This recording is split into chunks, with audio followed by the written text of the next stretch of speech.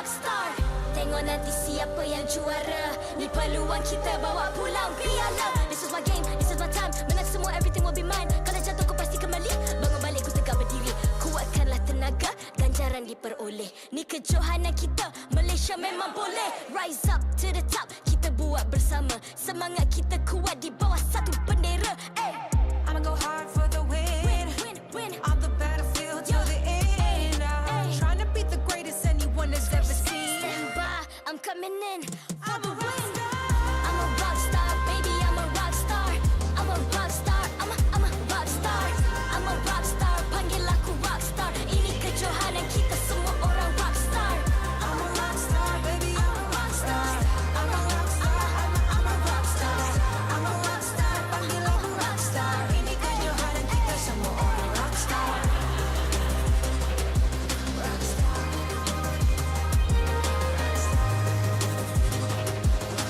Ini kejohanan kita semua orang rockstar. I'm a rockstar, baby, I'm a rockstar. I'm a rockstar, I'm a rockstar. I'm a rockstar, panggil aku rockstar. Ini kejohanan kita semua orang rockstar.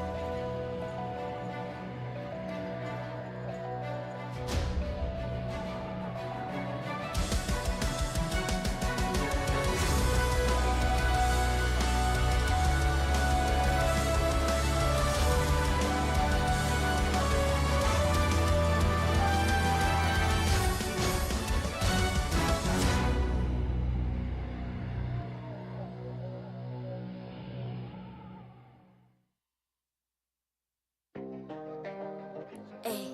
Ay. I'm a rock star. Yeah. Rockstar. Ay. I'm a rock star, baby, I'm a rock star. I'm a rock star, I'm a rock star. I'm a rock star, panggil aku rock star. Ini kejohanan kita semua orang rock star. Kita rockstar, kita buat saja gaya kita. Makin panas apinya sudah membara.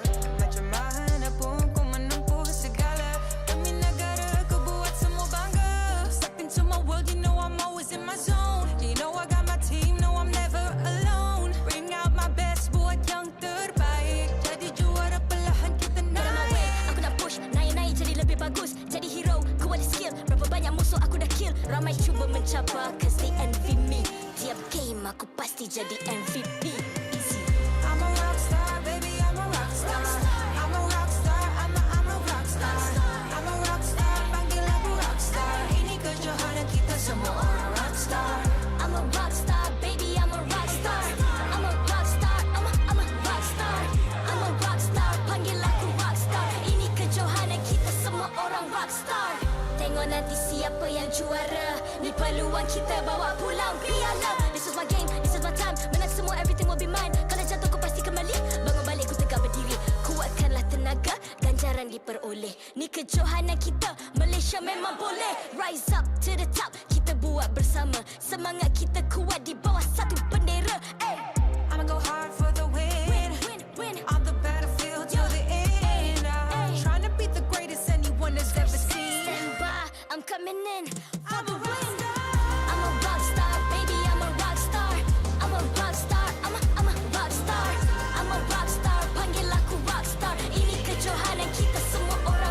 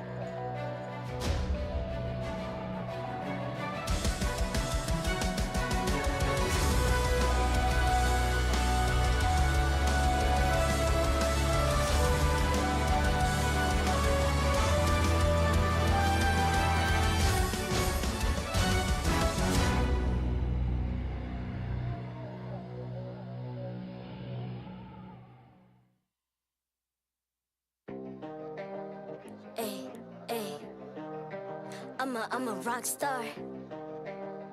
Yeah, yeah. Rockstar. Ay, ay, ay. I'm a rock star, baby, I'm a rock star. I'm a rock star, I'm a rock star. I'm a rock star, panggil aku rock star. Ini kejohanan kita semua orang rock star. Kita rockstar, kita buat saja gaya kita. Makin panas apinya sudah membara. Macam mana pun kau menempuh segala. Demi negara kau buat semua bangga. Step into my world, you know I'm always in my zone. You know I got my team, no I'm never alone. Bring out my best, buat yang terbaik. Jadi juara perlahan kita Get on my way, naik. aku nak push. Naik-naik jadi lebih bagus. Jadi hero, ku ada skill. Berapa banyak musuh aku dah kill. Ramai cuba mencapai, cause they envy me. Tiap game aku pasti jadi MVP. Easy. I'm a rockstar, baby, I'm a rockstar. I'm a rockstar, I'm a rockstar. I'm a rockstar, panggil aku rockstar. Ini kejohanan kita semua orang rockstar. I'm a rock star, baby, I'm a rock star. I'm a rock star, I'm a rock star. I'm a rock star, panggil aku rock star. Ini kejohanan kita semua orang rock star. Tengok nanti siapa yang juara. Ni peluang kita bawa pulang piala. This is my game, this is my time. Menang semua, everything will be mine. Kalau jatuh kau pasti kembali. Bangun balik ku tegak berdiri. Kuatkanlah tenaga, ganjaran diperoleh. Ni kejohanan kita, Malaysia memang boleh. Rise up to the top, kita buat bersama. Semangat kita kuat di bawah satu bendera. Ay. I'ma go hard for the win. Win. On the battlefield till the end. I'm trying to be the greatest anyone has ever seen. Stand by, I'm coming in for I'm the a win. rockstar. I'm a rock star, baby, I'm a rock star. I'm a rock star, I'm a rock star. I'm a rock star, panggil aku rock star. Ini kejohanan kita semua orang rock star. I'm a rockstar, baby, I'm a rockstar. I'm a rockstar, I'm a rockstar. I'm a rockstar, panggil aku rockstar. Ini kejohanan kita semua orang rockstar.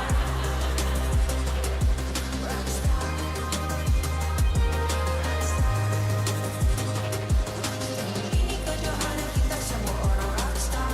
I'm a rockstar, baby, I'm a rockstar. I'm a rockstar, I'm a rockstar. I'm a rockstar, panggil aku rockstar. Ini kejohanan kita semua orang rockstar.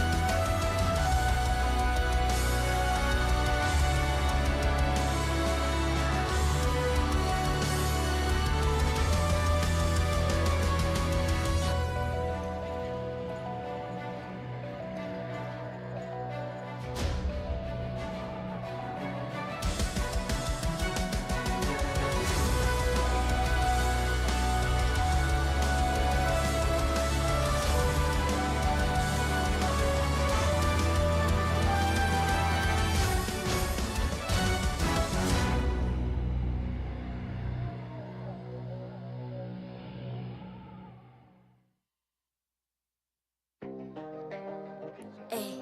Ay. I'm a rock star. Yeah. Rockstar. Ay. I'm a rock star, baby, I'm a rock star. I'm a rock star, I'm a rock star. I'm a rock star, panggil aku rock star. Ini kejohanan kita semua orang rock star.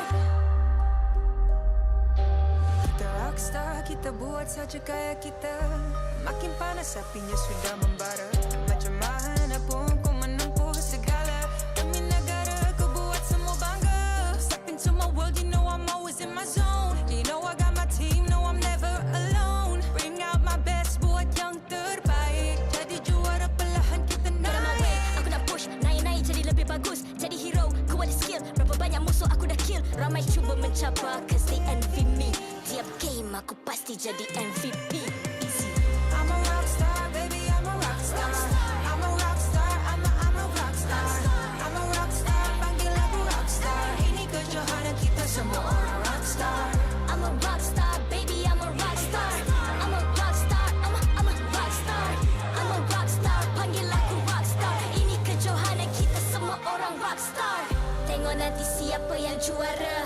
peluang kita bawa pulang piala. This is my game, this is my time. Menang semua, everything will be mine. Kalau jatuh kau pasti kembali. Bangun balik ku tegak berdiri. Kuatkanlah tenaga, ganjaran diperoleh. Ni kejohanan kita, Malaysia memang boleh. Rise up to the top, kita buat bersama. Semangat kita kuat di bawah satu bendera. I'ma go hard for the win. Win. On the battlefield till the end. I'm trying to beat the greatest anyone has ever seen. Stand by, I'm coming in for the win. I'm a rock star, baby, I'm a rock star. I'm a rock star, I'm a rock star. I'm a rock star, panggil aku rock star. Ini kejohanan kita semua orang rock star. I'm a rock star, baby, I'm a rock star. I'm a rock star, I'm a rock star. I'm a rock star, panggil aku rock star. Ini kejohanan kita semua orang rock star. Rock star.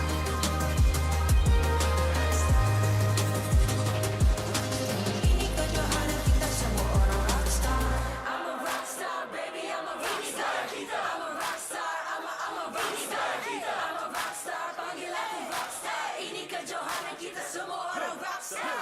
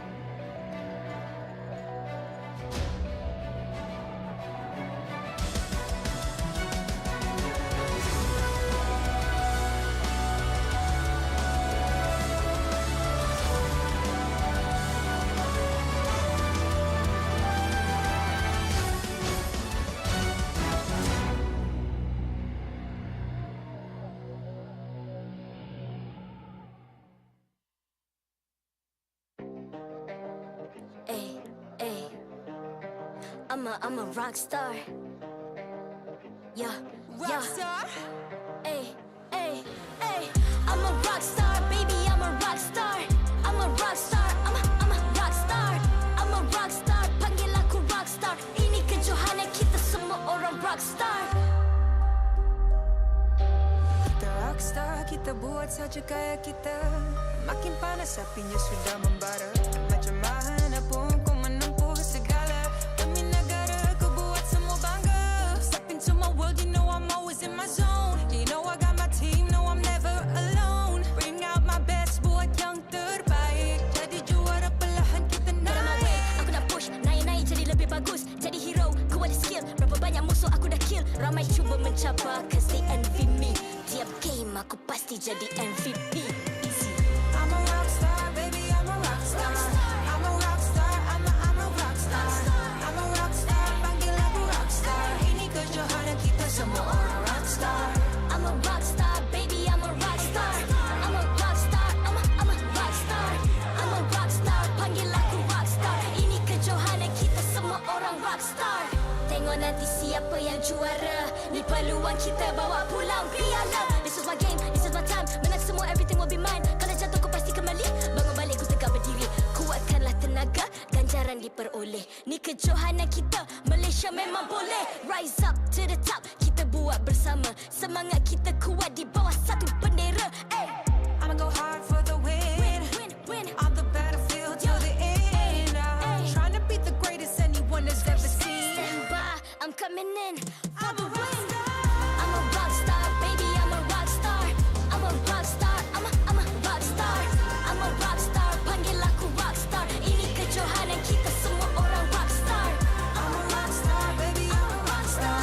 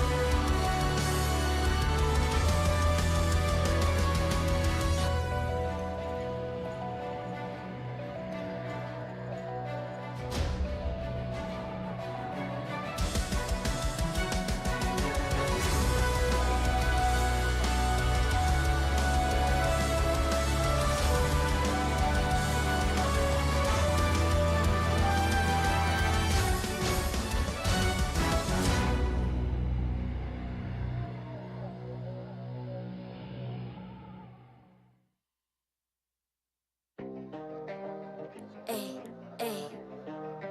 I'm a rock star. Yeah, yeah. Rockstar? Ay, ay, ay. I'm a rock star, baby. I'm a rock star. I'm a rock star. I'm a rock star. I'm a rock star. Panggil aku rock star. Ini kejohanan kita semua orang rock star. Kita rockstar, kita buat saja gaya kita. Makin panas apinya sudah membara. Macam mana pun ku menempuh segala.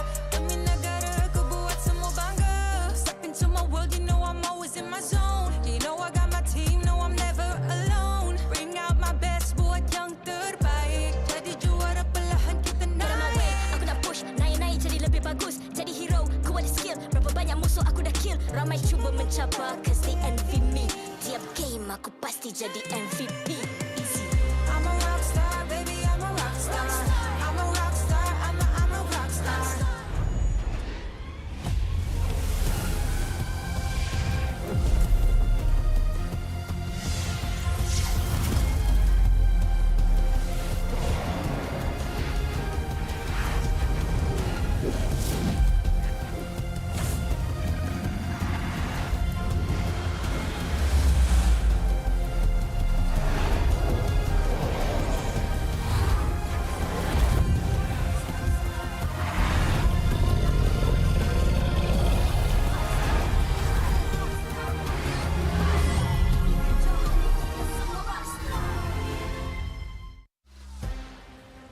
Selamat datang ke Red Carpet MPL Malaysia musim ke-12 Grand Finals. Anda bersama dengan saya Rose, host anda. Dan guys, tengok sebelah saya ada siapa? Ada saya, lalang kegemaran seluruh MPL Malaysia Season 12, Poji Lalang. Wow, dah tukar nama Confident tu penting. Alright, so hari ni Boji, ada apa? Kita ada Grand Final, kita ada Red Carpet dan kita ada macam-macam lagi event yang ada dekat sini. Alright guys, dan bukan tu sahaja, kita ada board ni untuk signing. Alright, so can we please have our marker pens please? I'll give you the honors lah, okay? Yes, okay, thank you sebab kita orang baru dalam Kan, yeah. Alright, so since kita ada Poji, guys, I'm pretty sure my co-host tak nak kalah. Mestilah dia bawa a special someone, obviously. Wow, besarnya. Tak nak letak lalang ke? Boleh lah kan? Uish, Misi Malaysia. Ui, panjangnya. Asal ada bunga lagi. lalang. Oh, lalang. Alright, okay, my turn. Okay, jadi untuk semua tetamu yang berada dekat rumah, sekarang ni kita ada Grand Final dan juga yang paling seronok sekali, kita ada Red Carpet yang akan mengalu-alukan semua player yang dah pun berjuang daripada week 1 sampai week ke-6. Dan sekarang, Grand Final, segala-galanya mungkin berakhir di sini. Cuma ada 2 sahaja penentuan, sama ada SMG ataupun Homebois. But before anything else kan, I think it's time for me to invite my co-host of the day. Give it up for Lafel dan juga Sanjna.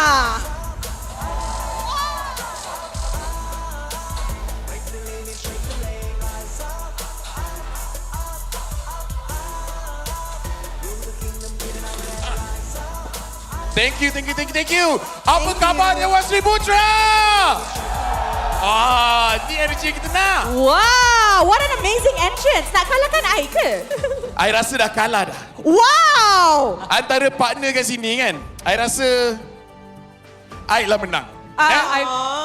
Tak apa. You want to know what? We What? may have won in terms of partner, but I think we win in terms of outfit. Look at us. Ini baru dinamakan sepasang. Ni pun sepasang juga. Ya ke? Tak ada Bronze bling-bling, and gold. bling pun. At least dekat sini kita boleh cakap dah macam pergerakan tangga. 1, 2, 3. Faham? Faham. Alright. Okay, guys. Sekejap. Aku pun nak sign juga. Ya, betul lah. Where's my pen? Ada The dekat pen sini. is here. Jadi tak apa, tapi saya nak tanya soalan lah dekat Sanjna. Ya. Datang meriah-meriah ni macam shine bright like a diamond. You know it. Girl, you're looking good, okay? Thank you. Now, introduce yourself untuk semua orang yang baru nampak you in MPL. Hi semua, my name is Sanjna Suri and I'll be your host for today, one of the hosts. Alright. Oi, Lafel, don't snake the sorry, pen. sorry. Tak boleh buat gini. Pasal macam, Oi, Kenapa nak bau dia? jangan. Bagi Okay. Sanjana sign pula. Alright, so untuk semua orang yang tak tahu, kita tinggi. I dengan Lalang akan jadi red carpet host anda, tapi Lafel dan juga Sanjana akan jadi stage host untuk red carpet event ni. So maksud tu dorang akan buat interview atas pentas. Ya ke? Yeah. Kalau tak nak macam mana? Kalau tak nak, jangan cari pasangan I. Actually kan, dah macam ni kan. Based on kita orang punya appearance, I rasa kita naik atas stage lah. See you guys later. Hold on. Lafel. Come back. Producer dah ajak naik atas No. gila. Come back. Apa hal? Lafel, ingat apa? Dah 3 kali best talent tu, you own the stage ke? Hello, this is my stage we're talking about, okay? Yes, girl. Alright. Rafael, kita ada satu special award. Special? Yes. Awak nak cakap yang saya ni... Bukan. Don't Mental even illness ke? continue. Bukan. Jangan continue. Shout out kepada mental health by the way. Sebagai tanda apresiasi. Apresiasi? Bahasa Melayu, bahasakan budaya bangsa. Alright, guys. Penghargaan. So, kita ada... Kejap. Sabar. Dah nampak. Dah nampak dah, tapi tak apa. Orang lain belum nampak. So guys, mari kita tengok kenapa Lafel won the Best Cosplayer Award untuk musim ke-12. Balik kepada casters.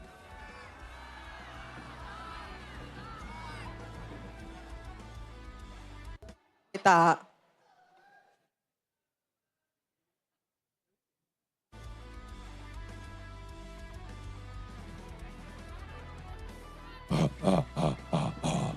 Tremble.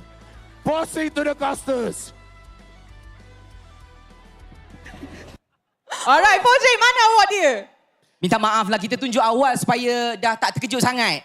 Kenapa award ni macam nak cari gaduh Sanjana, thank you very much. in your opinion- Mana tepukan untuk saya? Guys, tepuk lah! Best cosplayer kot! Sanjana, in your opinion, which cosplay did you prefer? Was it the Kagura or was it the Hellcat?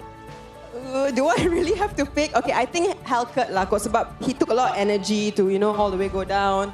Like he's doing right now. Tapi tu skin basic je tau. Alright, I Oh, think... yeah. Kalau dia pakai yang skin yang lagi special, mungkin lagi meriah. Okay, tak apa. I kena jaga Lafel kejap sebab dia dah... Saya minta maaf kepada semua yang Yes.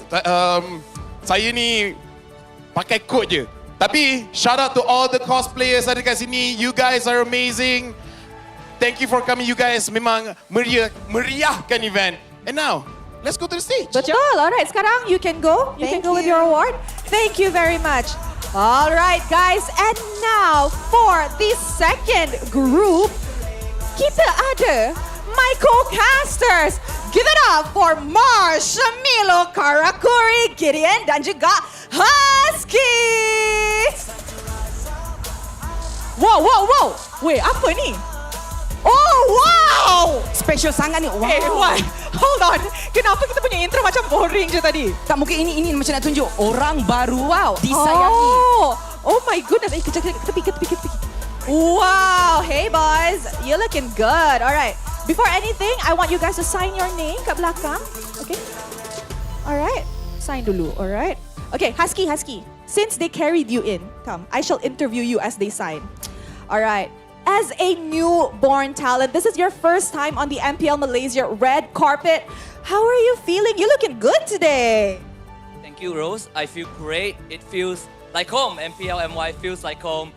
Ini merupakan season kedua saya lah. Season pertama back in season 5. Dan I just want to say, saya sangat bangga dengan pasukan Malaysia. We have come a long way. Made the best team win today. Moto season ini, misi Malaysia. Jadi haraplah pasukan Malaysia kat M5 akan menunjukkan prestasi yang menakjubkan. All the best to all the players playing today. I can't wait to cast the grand finals. Jap. Dia bukan English caster? Tak, itu nak menunjukkan macam saya cakap tadi. Bila kita membudayakan bahasa tu, kita boleh bercakap dengan yakin, percaya diri dan yang paling penting sekali, dia sangat-sangat handsome hari ni. Alright guys, before anything, pose for the camera kejap. Oi. Kita punya... Okay, you know what I realise? Kita as talents kan, kita ingat kita je ke yang akan jalan red carpet ni? Panjang sangat, Mars! Dah, cukup. Sabar. Pose for the photo dulu. Dia memang tak nak stop. Boleh. Alright. Lagi sambung. Okay. Oh, wow. Alright, guys. Pose for the camera first. Alright, ada siap ada pose. Aww. Okay. Cute lah. Comel lah. Alright, guys. Korang ingat, korang tak ada award juga ke? Lafal je. Mana boleh? So, for the best sponsor mention by talent untuk musim ini, kita akan bagi side award ni kepada Mars. Terkejut kan?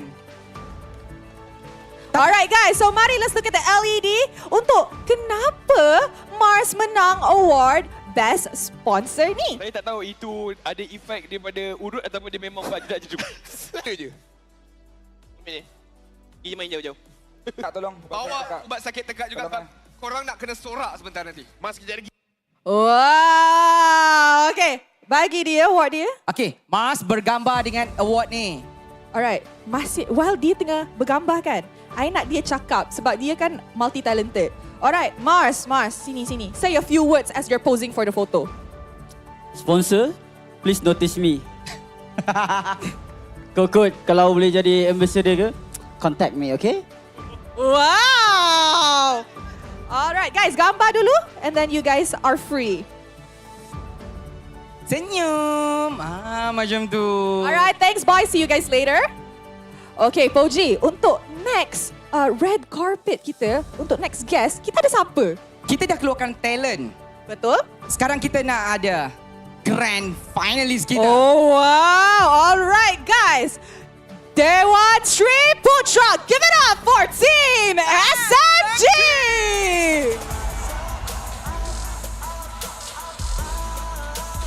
Wow, looking good, boys! Looking good! Mungkin nampak dah cukup rehat, dah cukup bersedia. Right. Okay, guys, I want you guys to sign. Okay, nampak cukup rehat. Miko, I want you to dance. Please. No. I want you to do the body roll thing. Wow, let's go! Miko, come on, Miko. Come on. Posing. Yeah, come on. People want to see. While the rest are signing. Yeah, go. Give them to sign. Alright. So guys, nampaknya kita punya second grand finalist semalam. They look happy. They look super duper alive.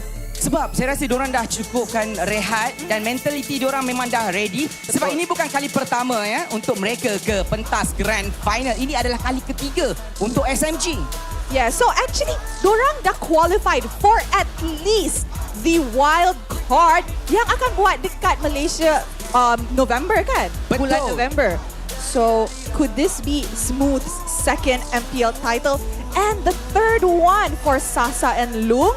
Alright guys, dah sign? Okay, look at the camera and pose. Pose. Okay, buat gaya sikit. Buat gaya. Yeah, freestyle guys, freestyle. Alright, thank you so much Team SMG. Good luck for the grand finals later. Terima kasih datang lagi. Macam tu. Macam rumah terbuka.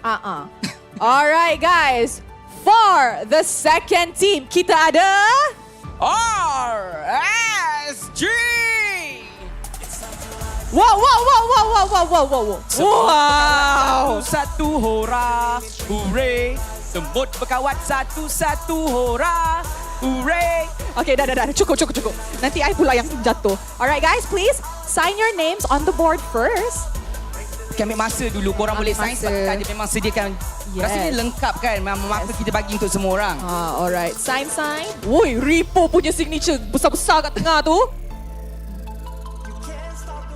Alright, Ripo, sini Po. Okay, so actually bukan talent sahaja ada special award untuk musim ni. Kita akan bagi special award kepada Ripo. So, nak tahu tak award apa? Alright, mari kita tengok screen. Kenapa Ripo ada dapat special award? Untuk menundukkan Selangor Red Giant, King of Taunting berjaya menunjukkan siapa yang berjaya untuk melakukan tertahan di dalam wilayah ini. Momen kita memberikan kepada Ripo dan juga kepada fans RSG MY untuk celebrate. Sesungguhnya ini antara momen manis untuk RSG MY.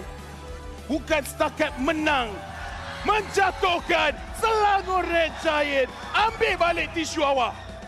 Tak cukup. The best EXP laner international. Ripo berhak counting. Ya, Ripo dah menyenyapkan sorakan Ibambe daripada pasukan Tim Hak. Dan sekaligus berjaya mengutip 3 mata penuh buat pasukan RSG Malaysia. Wild charge beliau yang terakhir berjaya untuk mengunci pergerakan game ini.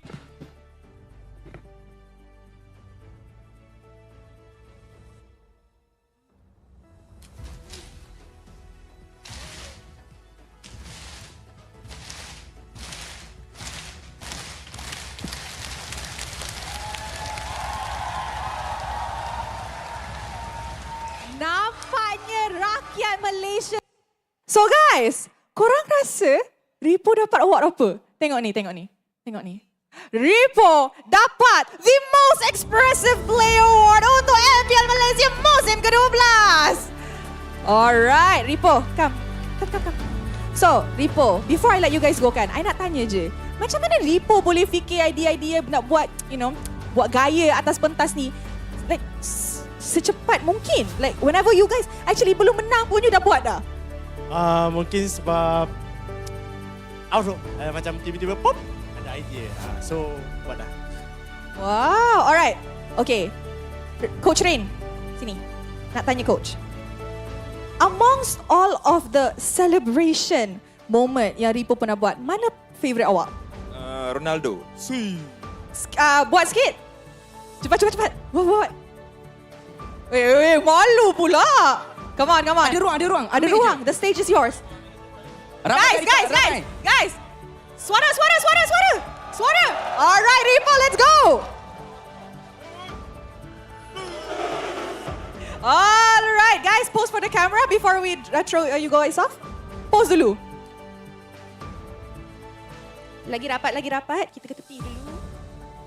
Okay guys, buatlah gaya sikit. Jangan ada serius sangat. Pose.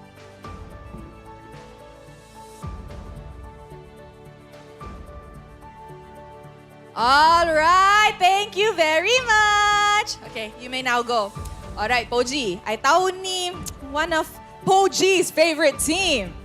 Dan ini bukan sahaja saya punya favorite team. Ini people's favorite team juga sebenarnya, Rose. Okay, so since it's your favorite team, how about you invite them?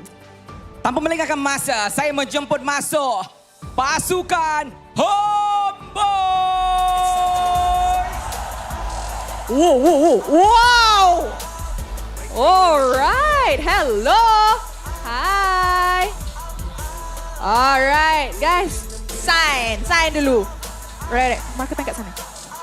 Jadi boleh ambil masa dulu untuk Jadi kepada semua penonton yang berada di dalam dewan dan juga berada di rumah, ini adalah grand finalis kita yang kedua dan mereka akan merebut tempat ke M5 ataupun wild card. Yes, sekarang dorang dah secure at least wild card. Tapi kita semua tahu, Homebois nak apa? Homebois nak ke M5. Alright. Okay, so korang ingat pasukan lain je ke yang ada special award? Mestilah Homebois pun ada special award. Yeah, of course. Daddy pun terkejut. Alright, untuk mendapat tahu apa yang special award Homebois dapat, mari kita tengok video dekat LED.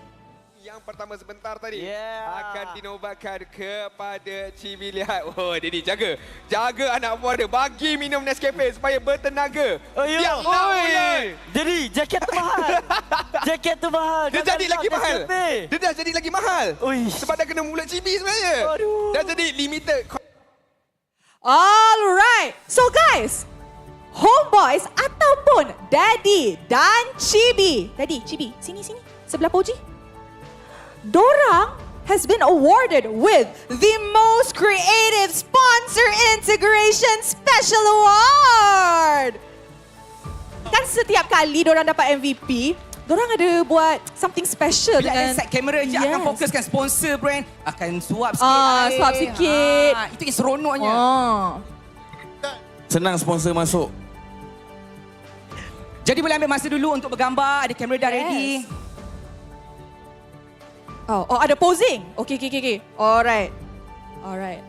In 3, 2, 1. Wow! Sekali lagi. In 3, 2, 1. Oi, style! Alright. Thank you very much, Homebois. Jumpa korang nanti dekat Grand Finals. And congratulations on your award. Okay, bye. Alright. So, kita dah invite 3 pasukan. Alright, I'm pretty sure we want to see more. Tapi, sebelum tu, how about kita invite KOL Import? KOL Import? Yeah, from MPL Singapore, give it up for Jace and Abstract. Nampak tak? Datang ada gaya tau macam tu. Fresh from MPL Singapore, gracing their presence in MPL Malaysia, we have the casters from Singapore. Okay, guys, take your marker pen and sign your name onto the board. Memang penuh kasih sayang, tak nak lepas dah. Fiancé pun dah lepas. Kan? Tapi tak apa, boleh sains dulu. Dan sebab kita nak tanya-tanyalah sikit sebab kita dapat jiran yang jauh datang daripada Singapura. Jadi kita nak tanya-tanyalah sikit macam mana MPL SG dekat sana. Meriah ke tidak? Seronok ke tidak? Kalau dibandingkan dengan Malaysia. Alright, ada cloud lagi. Wah, comel-comel. Banyak gaya diorang. Emote ke tu? Alright, Abstract. Come on over here. All right, first of all, thank you very much for becoming one of our panelist guests yesterday on the English panel. So, I want to ask you, when is the playoffs of MPL Singapore? It's going to be happening in 2 weeks from now, which is the 20th to 22nd. That's where the 22nd come from, because 22nd is the grand finals. I see. All right, for Jays, what are the top teams? Because I know we have a team here in Malaysia that has a team there. And their team in Malaysia has entered the grand finals. Actually, they're like really promising. They're like the top 4 teams in MPL Singapore right now. They're none other than Homebois Singapore themselves. So there's actually another cousin of the Malaysians in Singapore right now. Dan sebenarnya saya juga orang Malaysia juga. Huh? Serius ah? Juga orang Malaysia juga. Really? Okay. Kau tengok. Tak. Taya. Alright. Take a photo first. Okay, senyum. Senyum, Posing smile. sikit. Alright. Looking good. They're looking so good. Tapi tak macam datang tadi kepit terus kan. Alright. Okay, don't fight. Okay, Bye guys. Thank you. See you guys later, alright? Jadi sekarang ni kita dah pun selesai, ada KOL jemputan, players dan juga talent yang sedia ada. Dan sekarang ni kita nak tahu apa jadi dekat Lafel dan juga Sanjuna dekat atas stage tu. Hello. Hi guys. Hello, terima kasih banyak Rose dan juga Poji, dan saya dekat sini saya ingin minta maaf kepada siapa yang single atau siapa yang jadi tadi Abstract, tolong jangan ni jangan buat orang lain geram. Tapi Sanjuna dekat atas ni, dekat atas stage, best gila view kat sini. Memang best gila sebab it's the first time I feel for me lah You get to see the audience, the cosplayers, the players, the KOLs, all in one view. Best gila. Tapi kita dekat atas ni, diorang interview orang yang nak sign. Dekat sini kita nak interview Dream Team nominees untuk Best EXP. So berikan tepukan kepada Ripple, Sepat dan juga Smooth naik ke atas pentas. Berikan tepukan. Ini adalah nominees untuk Best EXP Laner. Di mana saya sebenarnya nak tanya pada Ripo. Ripo, season kali ini kita boleh nampak EXP Laners memang impact besar dekat dalam game. Sepanjang season ni, apa struggle yang paling besar dekat lane EXP? Paling struggle? Mungkin dari jobs desk EXP, lepas tu macam objektif-objektif yang perlu diambil lah oleh EXP. So memang berat lah sebenarnya dekat EXP. Jadi boleh katakan macro play EXP season kali ni jauh lebih berat. I nak tanya Sepat pula. Who do you think is the best EXP laner honestly? Untuk tahun ni? I think Alip. Smooth. Smooth. Wow. Alright, That's dengan so ni kind. kita nak tanya Smooth. Smooth, you punya muka memang nampak macam orang humble. Semua setuju muka dia nampak macam orang humble. Sekarang ni, Sepat pun cakap, mungkin awak jadi best EXP laner. Orang muka humble macam ni, boleh ke cakap, ya, saya yakin, saya best EXP laner? Okay, saya macam ni sebab saya tak nak terlalu, apa orang kata, overconfident dengan tak nak terlalu rush. So, saya kena santai-santai je. Alright, dengan ni berikan tepukan kepada semua best EXP laner nominees kita. Terima kasih banyak. You guys boleh pergi ke belakang balik. Thank you so much. Humble-nya diorang. Diorang ke atas stage, time main. Tahu tak apa, sekarang Award terkeluar pula.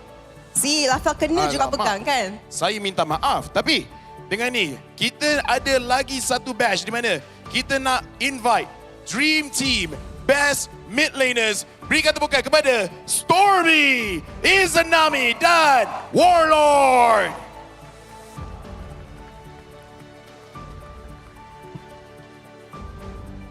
Alright, sementara ada dekat sini, saya akan gunakan kuasa untuk tanya pada Stormy dan juga Izanami.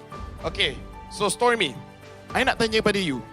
Season ni, antara hero kuat you Valentina. Semua orang asyik tak nak ban Valentina you.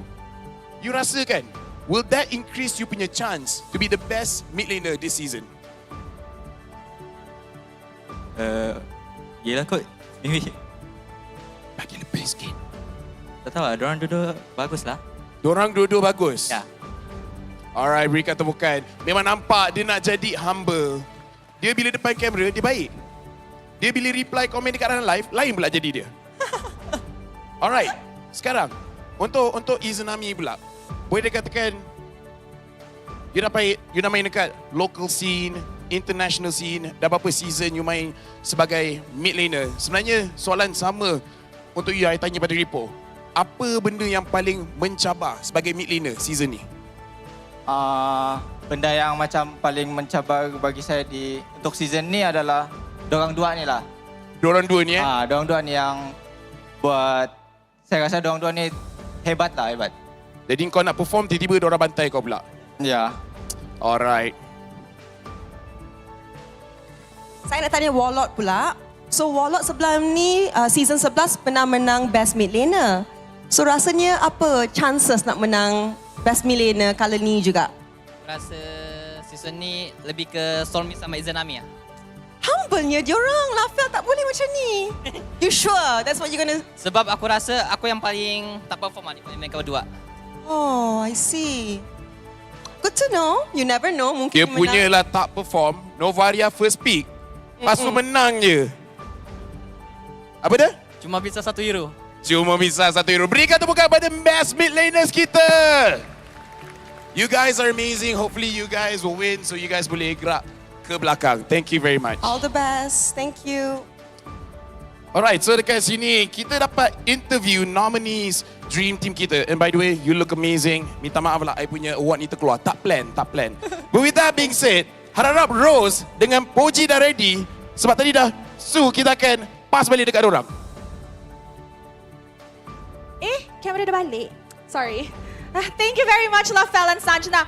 Okay, so kita dah nampak dah two of our Dream Team nominees. Betul. Tapi mestilah kita kena ada talent untuk cast Grand Finals ni. Kalau tak, siapa yang nak bercakap laju-laju. Betul. Ada hint tu. Ada hint tu. Ada hint. Alright guys, so for my fellow co-talents, give it up for Riz, Pew Pew, Sunfrost, Staffa, IC Baby 12, Adin dan juga Sid.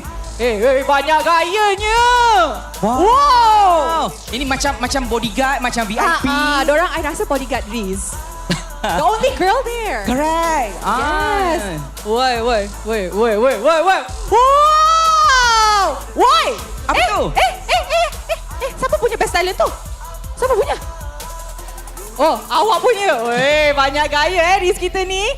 Wow. Alright, sini. Sebab tu ada marshal keliling jaga. Okay, tak apa, boleh ambil masa sign dulu kan. Kita dah mengalu-alukan kedatangan Alright, sign first guys. talent dan juga caster kita. Yes. Tapi Rose, mungkin kita boleh interview dulu Sid kat sini. Sini. Nanti. Alright, Sid, weh. Banyak gaya hari ni. Sabar, tu bukan mic. Alright, how are you feeling? Apa fashion team awak hari ni? Bodyguard. Datang-datang sini dia suruh jadi bodyguard sebab kena handle Riz. Sebab Riz pasti macam nak rap. Oh, dia pandai rap? Ya ke? Alright, Sid, I nak tanya something. Alright. Ramai orang cakap awak banyak improve daripada season lepas. Season ni orang cakap banyak improvement. Banyak? Alhamdulillah, tu rezeki pada Allah lah kalau saya banyak improvement. Thank you. Tapi jangan lupa untuk support MPL Malaysia musim yang ke-12. Alright. Okay, semua dah sign? Oh, Sid je belum sign. Okay, Sid je belum sign. Tapi guys, kita actually ada award untuk section ni, untuk segmen ni, untuk talent pool ni. So, korang ready nak tengok video ke tak? Macam tak ready je. Oh, okay. So, guys, actually award kita untuk kali ni ialah the best speed caster. Technically, siapa caster yang paling cepat nak rap? So, kita ada 2 nominee dekat sini. Alright. Kita ada Riz Pew Pew dan juga Sunfrost. So guys, I nak korang, okay, cheer. If I say Riz, korang rasa Riz sepatutnya menang, korang cheer. Kalau I cakap Sunfrost yang sepatutnya menang, korang cheer. Boleh? Alright. Dewan Sri Putra. Is it gonna be Riz Pew Pew? Dewan Sri Putra. Is it going to be Sunfrost? Wow. Tapi rasa macam tak cukup lagi sebab mungkin ada yang macam tak nak jerit, tak nak bagi semangat sebab tak tahu lagi apa yang cakap diorang ni speed caster sangat. Yes. Jadi kita boleh tunjuk ada klip-klip yang membuktikan kedua-dua caster ni memang sangatlah laju. Tapi korang kena cast. Yes. I akan bagi mic kat korang dua. Korang kena cast apa yang kita tengok dekat LED. Oh, korang boleh nampak live casting. Alright, so Sunfrost dulu. Riz dulu. Ladies first. Alright guys. So, dia tengah nervous ni. Jangan nervous. Girl power, you know? Let's go Riz. Okay. Mari kita tengok video dekat LED and let us hear Riz with her live casting. Let's go.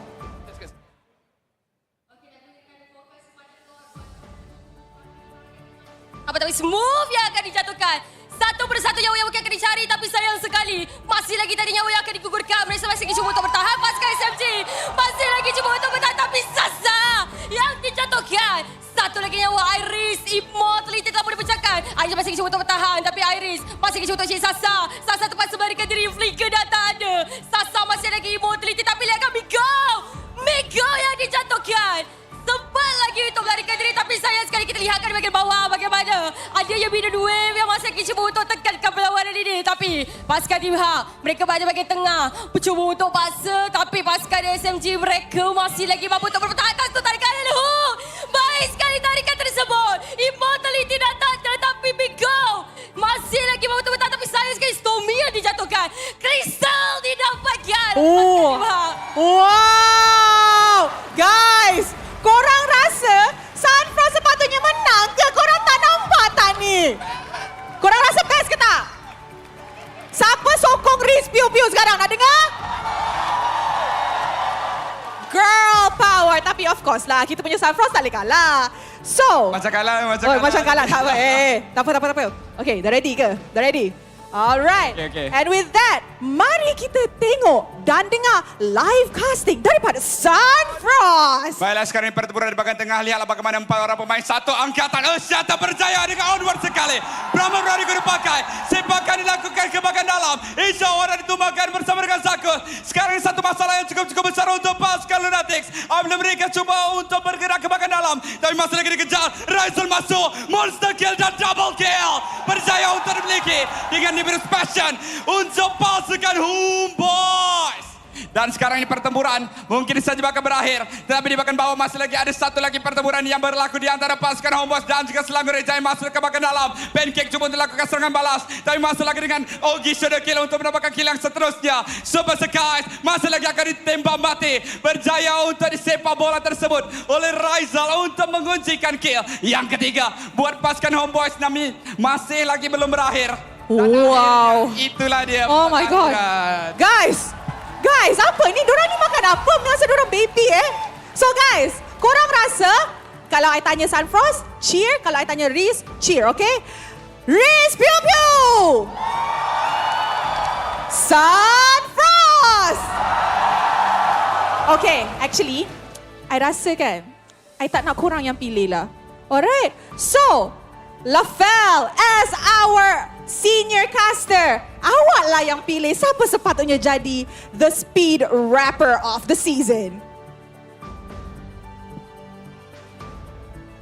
Dekat sini, saya jiwa rakyat. Undian anda penting. Riz, tangan tu henti gerak-gerak. Nampak sangat nervous. Siapa rasa rap lebih laju daripada Riz Pew Pew? Siapa rasa rap lagi laju daripada Sunfrost? Selepas ni, tangan jangan goyang-goyang kerana yang menangnya adalah Sunfrost!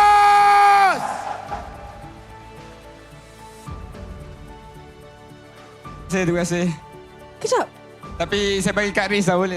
Tak. boleh. Kenapa? Tak. Sebab kita pun ada untuk Riz. Guys, tepuk tangan kepada newborn talent kita. Play-by-play caster yang I say is super amazing. Alright, smile dulu. Riz masih shaking lagi sampai sekarang. Alright guys. Guys, semua talent pose for the camera. Lepas tu kita show it over. Korang tak ada. Okay, pose. Jap, I nak ikut lah. I pun talent kan?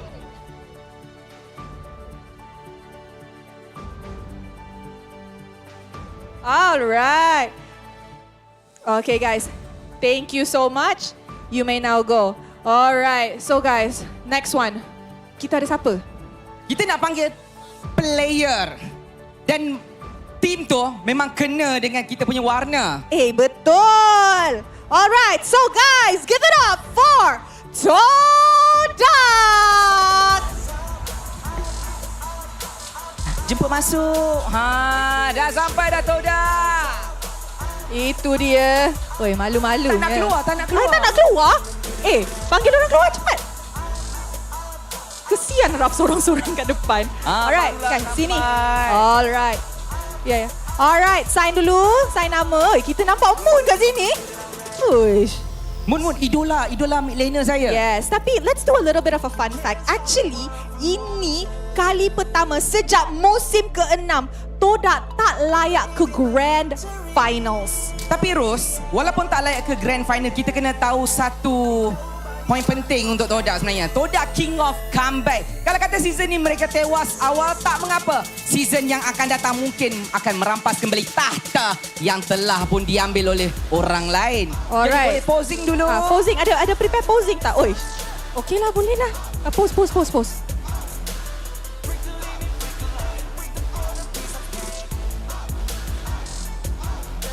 Alright, thank you so much, Todak. Alright, you may now go. Terima kasih.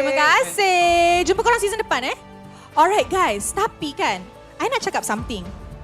bukan Todak sahaja pasukan yang kita akan invite. Sebab kita ada Selangor Red Giants, gergasi merah MPL Malaysia musim ke-12.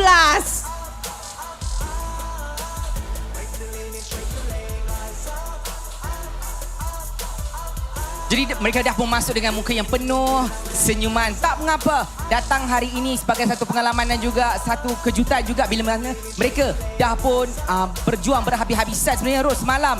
Kan nak dapatkan satu slot yang sangat-sangat berat. Tapi tak mengapa sebab itu akan jadikan sebagai satu batu loncatan untuk mereka berjuang dengan lebih ganas lagi di season yang akan datang. Betul tu. Tapi bukan pasukan lain sahaja yang ada special award. Can I please have Gorgeous and Pancake? Gorgeous and Pancake. Oh, Gorgeous is not here? Oh, I see. Okay, Gorgeous is not here. So, kita akan bagi kepada Becky lah his award. Okay, you're gonna be his stand-in. Wakil lah. Yes. Alright, so actually, we have a special award for both Pancake and Gorgeous. Alright, so Gorgeous dulu, okay? Gorgeous dapat award yang, how should I say this? How should I say this, Poji? Dia the most dramatic. Wow, dramatik ke? How about kita tengok video kenapa kita bagi dia ataupun kita panggil dia sangat dramatik? Goyang. Jap. Ada ikan. Ada ikan. Ikan todak.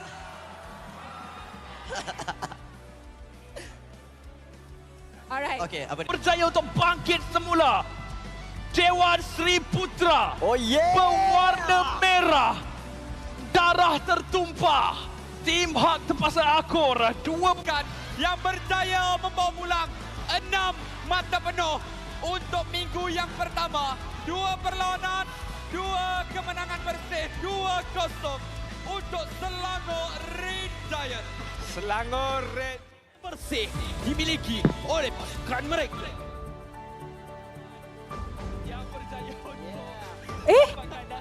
Tu Pancake tu dah bukan Gorgeous lah. Oh, banyak gayanya dua budak ni. Untuk Pancake. Okay. So actually, saya dah cakap kan, Pancake also ada award. So Pancake, you are getting a special award as well, which is the most creative sponsor integration.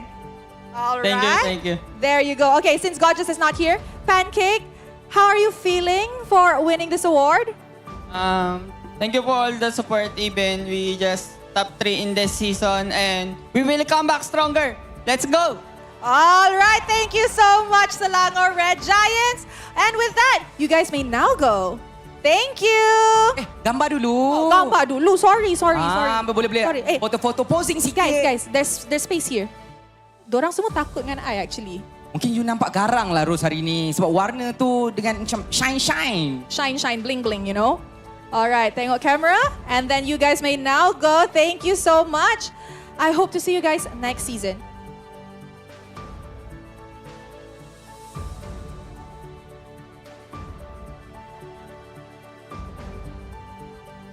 Jadi sekarang kita ada tetamu undangan special sebenarnya untuk masuk ke dalam arena red carpet kita, Ros. Okay guys, ni I nak korang bagi sokongan yang lain macam. Sebab nanti dorang ada special performance untuk orang yang tengok dekat Dewan Sri Putra. Saya bagi hint sikit lah. Okay. Tahu tak lagu ni kan? Tak tahu. Ya aku sakit, aku push rank sampai pagi tak mitik, oh no. Jangan macam salah je. Tak apa, kita jemput masuk ke dalam Kids Santai dan juga Seksi.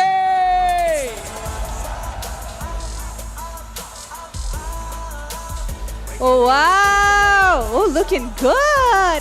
Hello. Okey, jemput masuk bang sini. Jadi boleh sign dulu. Kita ada marker kat sini, boleh jemput sign. Lepas tu kita nak tanya-tanya soalan sikit lah, Ros kan? Ya, betul. Alright guys, sign. Dulu. Alright, sign. Okey, boleh sign dulu. Lepas ni kita nak tanya soalan sebab saya nak tanya kat diorang main Mobile Legend ke tidak? Kan? Ataupun diorang akan buat lagu bertemakan Mobile Legend ke? Mungkin lagu Rockstar tu selalu kan? Okey, jadi Seksi saya nak tanya sikit boleh? Sizer. Wah, nak cara sebutnya pun susah. Minta maaf bang, saya sekolah kebangsaan. Okey, Sizer. Okey bang, saya nak tanya sikit lah. Apa ilhamnya untuk lagu Malam Pagi? Abang main Mobile Legend ke? Main. Saya main Mobile Legend. Jadi abang push rank sampai pagi, stres buat lagu macam tu? Tak ada, mana ada, tak ada. Saya Malam Pagi tu datang daripada cinta, betul cinta. I see. Okay, tak apakah. Thank you very much. Jadi sekarang saya ada lagi satu soalan nak tanya dekat Kid Sante. Satu-satunya rakyat Malaysia yang mengaku dia anak lelaki Syaruhan. Jadi untuk abang Kid Sante, sorry sikit. Abang tinggi sangat bang. Saya nak kena jengkit ke? Okay tak? Saya nak tanyalah bang. Untuk hari ni abang akan perform lagu apa ke kan? Ataupun abang akan bermain dengan player ke dekat atas tu nanti? Look, kalau kita nak main sama-sama boleh, tapi takut semua orang kalah lah. Oh, itu satu statement ni. Tak, gurau je. I belum mitik lagi ya. Jangan bantai ya. Okay. Alright guys, so thank you very much. Thank you so much for coming. We will see their performance nanti. So untuk semua orang dekat Dewan Seri Putra memang untunglah korang. Alright, so with that, mari let's show it over to Lafel and Sanjna. Ada apa atas pentas tu? Kenapa banyak sangat gaya? Kita kat sini kena banyak gaya. Sebab dia punya dress up ni buat kita rasa insecure. Ya, I tak tahu Lafel kenapa kena tengah posing ni. But you don't have to. You look good yourself. Thank you very much. Tapi dekat sini, kita nak menjemput ke atas pentas nominees untuk Legenda Award. Jadi, berikan tepukan kepada Cikgu Guys, Moon, Smooth, Sasa dan juga Zorn.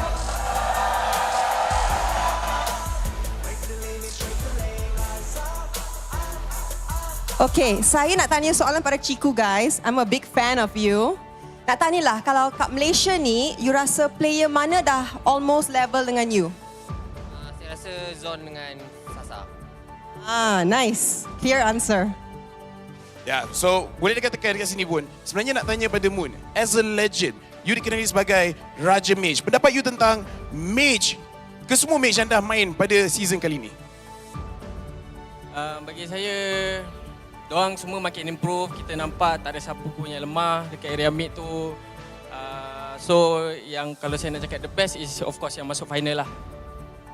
Alright, thank you very much. Dan pada Smooth, sebelum ni ada yang panggil Lord Smooth, tapi sekarang you memang antara the best player dekat dalam MPL Malaysia. Jadi, adakah you expected untuk nominate as Legenda? Tak expect pun nak nominate ni sebab bagi saya achievement saya tak cukup tinggi lagi. Mungkin ada yang ESP lain lebih baik seperti Ripo mungkin.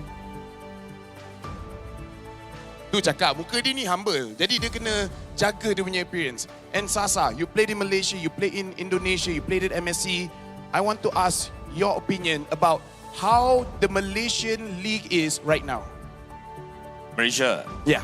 Now, the best already lah. The best already, berikan tepukan. Okay, and I nak tanya Zon. Zon, sepanjang season 12 ni, apakah pengajaran yang paling bernilai yang Zon dapat?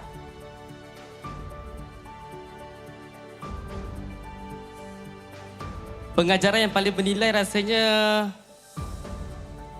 apa ya? Sekejap. Apa ya? Sekejap. Recall bila perlu. Dalam season ni rasanya paling penting tu confident lah.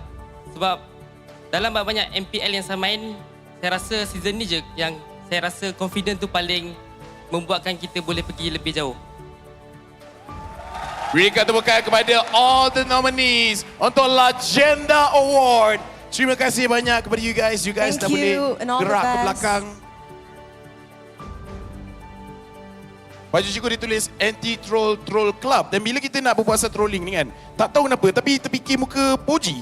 Jadi saya rasa macam kalau nak tengok muka troll, kita kena pass balik kepada Rose dan juga Poji. Kejap, I nak cakap terima kasih pun macam I rasa offended sikit Cakap nak troll. Apa saya troll? Ingat muka I.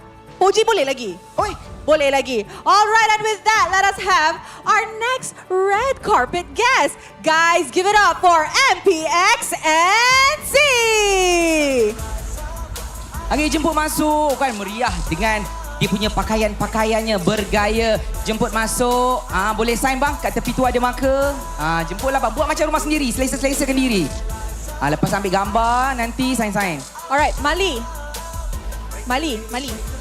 Hai Mali. Okay, Mali, kita actually, masih diorang tengah sign, kita actually ada award juga untuk MPXNC. Alright.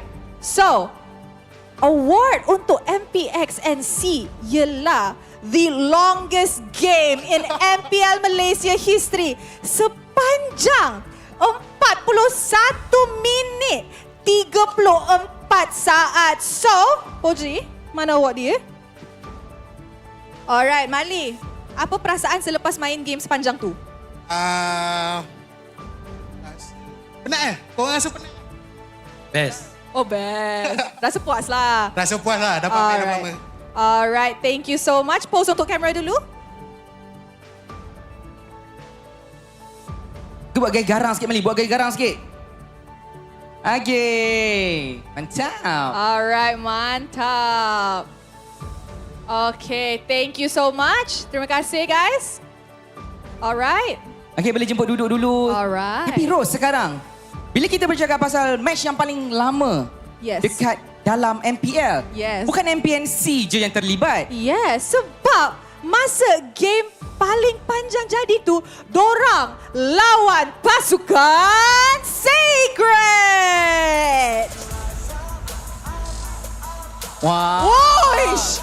Banyak gaya. Kita ada Tengka, Madin dan juga Maima. Hello. Alright guys, sign dulu. Okay, boleh jemput sign macam Maima. biasa. Maima, sini. Sini Maima. Boleh sign dulu, tak apa Maima, sign dulu. Ini kita boleh tanya-tanya sikit lah. Okay, boleh. Berkenaan dengan game paling lama juga ni. Maima, come. I nak tanya. Alright, Maima. Kalau MPXNC dapat special award, mestilah Team Secret pun ada. Sebab korang yang lawan dorang masa tu kan. Ya, So guys, kita punya special award untuk pasukan Secret is also the longest game in MPL Malaysia history. Alright, so Maima, selepas main game yang lama macam tu, apa jadi dekat Team Secret? Korang rasa penat gila ke? Penat sangat ke? Apa yang jadi? Ke best juga? For me, memang all of the team memang exhausted lah. Lagi-lagi kita boleh tengok lepas game tu ada one of our player memang letih sampai dia speechless and nangis. Alright, tapi it's okay. Next season, we still hope to see you guys here. Thank you very much to Team Secret. Guys, pose for the camera dulu before I send you guys off. Okay, Poji, we're coming towards the end. Tapi mestilah kita ada a few more guests sebelum Ada lagi? end. KOL. Ada. Okay, so KOL Kita tengah sikit, kita ke tengah sikit. Kita ke tengah jap. Susah nak berjalan dengan dress I. Saya takut jalan laju, takut saya pijak. I takut jalan laju sebab nanti I jatuh. Tidak apa. Okay, untuk sekarang ni kita nak jemput siapa Rose sebenarnya? Okay, actually kan, sebelum tu, I nak cakap dulu, KOL ni, dorang sangat-sangat penting in building our community. Sebab dorang yang, kalau tak ada MPL, korang mesti tengok stream-stream kan online. Dorang lah yang macam backbone of the community. Wow. Entertainment community. Tapi kena tahu juga apa maksud KOL tu sebenar. Key Opinion Leader. Key Opinion, kunci pendapat ketua. Tak, bukan. Bukan? Jangan kunci. Ni direct sangat translation awak. Jadi apa maksud sebenarnya? Mungkin ada orang yang tak tahu ataupun ada yang nak jadi KOL untuk dalam KOL MPL. ni ialah content creators. Technically, dorang yang buat content. So with that, let us invite Yoni Maisara, Pakcik Gaming dan juga Ombong. Ha.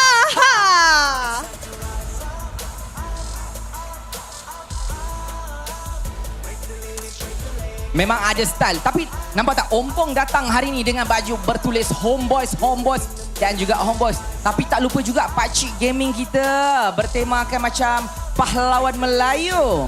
Alright, boleh sign dulu kan. Lepas habis itu kita nak tanya sikit. Okay, masih Yoni tengah signing kan. I nak kacau Yoni sikit. So, Yoni, in your opinion, adakah MPL MY Season 12 lebih sengit daripada Season 11? Untuk saya punya pendapat, memang season ni lagi sengit. Dan saya dah cakap dengan Daddy tadi, andai kata Homebois menang hari ni, saya insyaAllah akan ikut Homebois ke Filipina M5. Wow, alright guys. KL group, let's pose for the camera dulu sebelum I send you guys off. Saya ingatkan dia cakap kalau kata dapat pergi MPL dia nak botak. Oi, jangan. Macam Nazar, orang kata Nazar. Ha. Alright. Wait, pose sikit. Banyak gaya sikit. Oh, tu dia. Alright. Nampak KL kita comel. Tapi, okay, thank you guys. Thank you so much. Thank you so much. Alright. Tapi yang lagi comel tu, kita punya best cosplayer of the season ialah Helker. Awak ni berlebih Awak ni memang berlebih. Tapi saya rasa yang lagi atraktif dia adalah dia. But for now, saya nak you guys semua memberikan semangat sebab kita nak interview kita punya nominees untuk MVP of the season. Berikan tepukan untuk Chibi, Loliel, Demon Kite, Super Skies, dan Sam.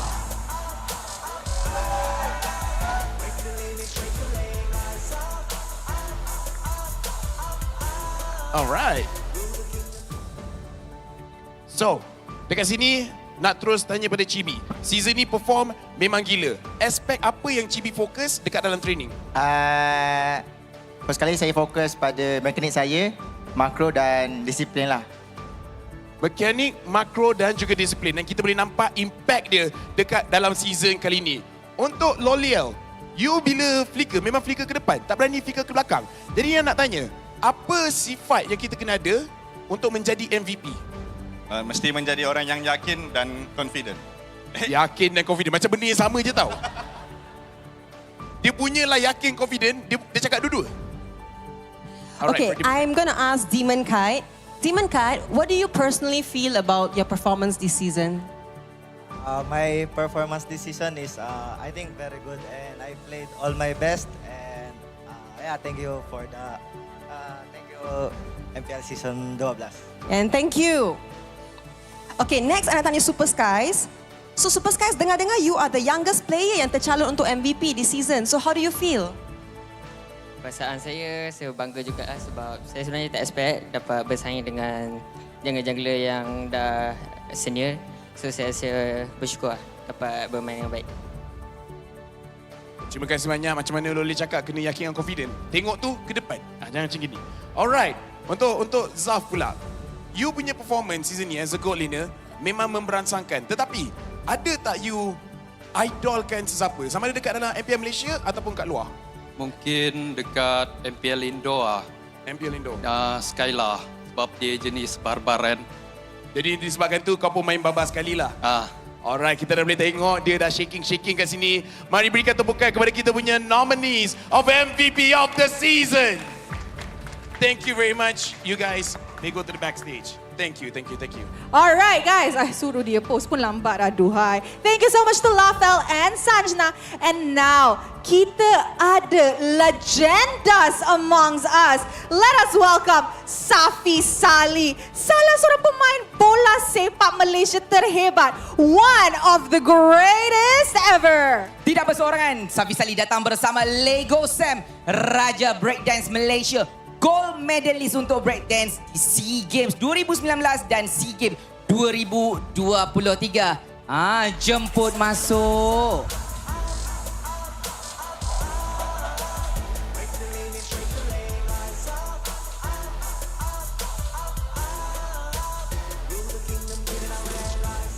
Okey, boleh jemput Sain dulu. Lepas habis Sain, kita ada 1-2 soalan.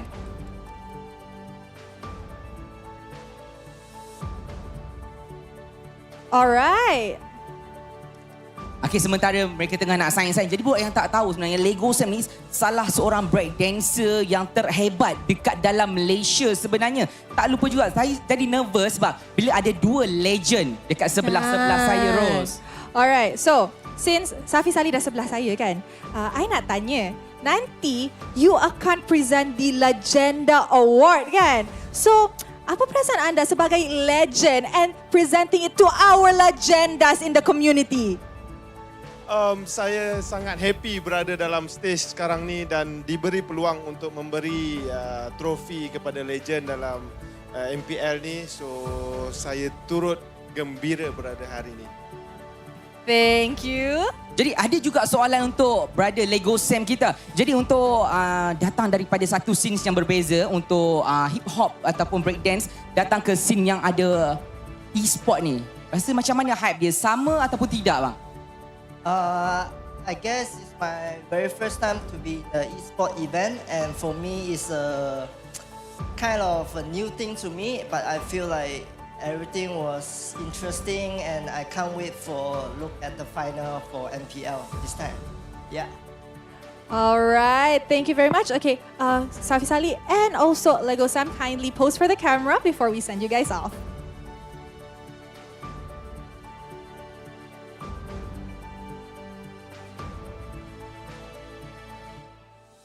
All right, thank you very much. We shall see you guys later.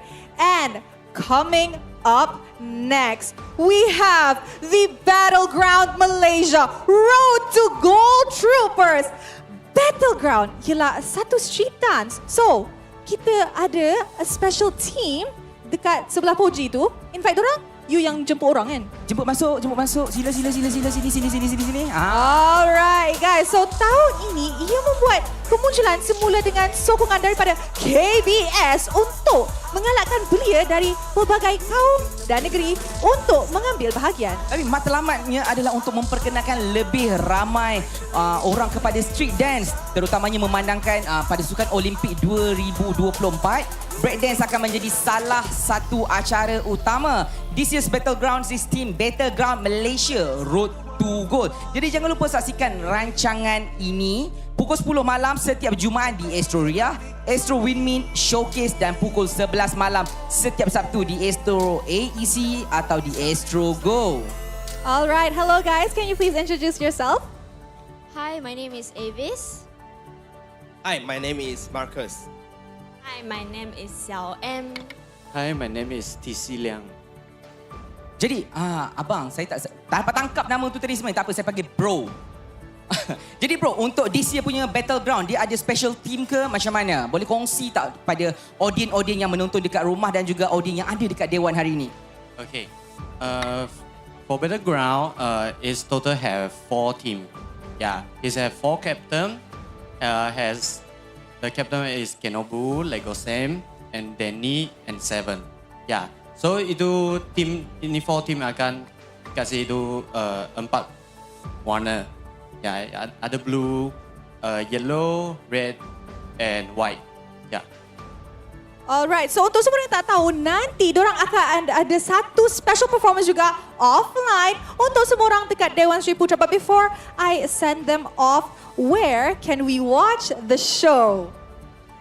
Watch us on Astro Ria, Astro Vimin, and Astro Showcase, or you can stream to Astro Go. All right. Okay, pose for the camera before we send you guys off. Wish. Ada style. Ada style. Kenapa Poji tak ada Ni macam nak break your back only. All right, thank you so much. Thank you. I'll see you guys later on stage. Thank you so much. Alright, so seterusnya kita ada siapa, Poji? Kita ada satu pasukan yang dengan tagline yang cukup special, Rose. Red is my blood. Jadi jemput masuk untuk Red Esports. Oh, hey. Dia ada style tu. Yes, alright guys. Okay, jemput say sign your dulu. name.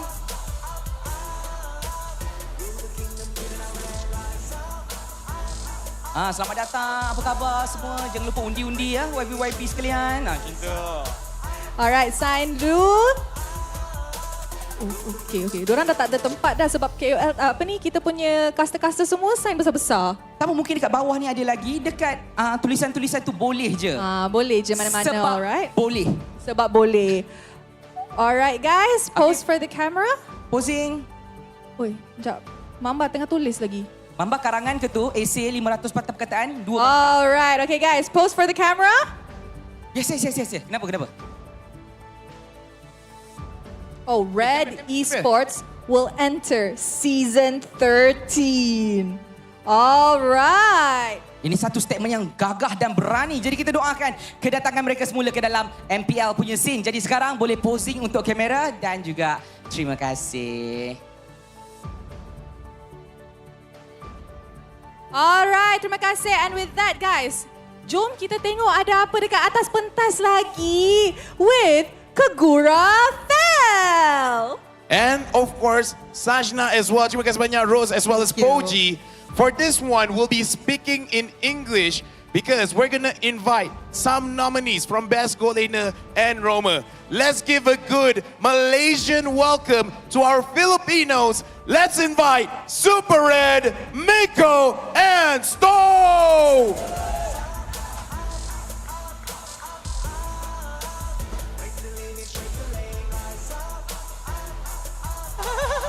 Sekadar guys, excited sangat, terus nak keluar.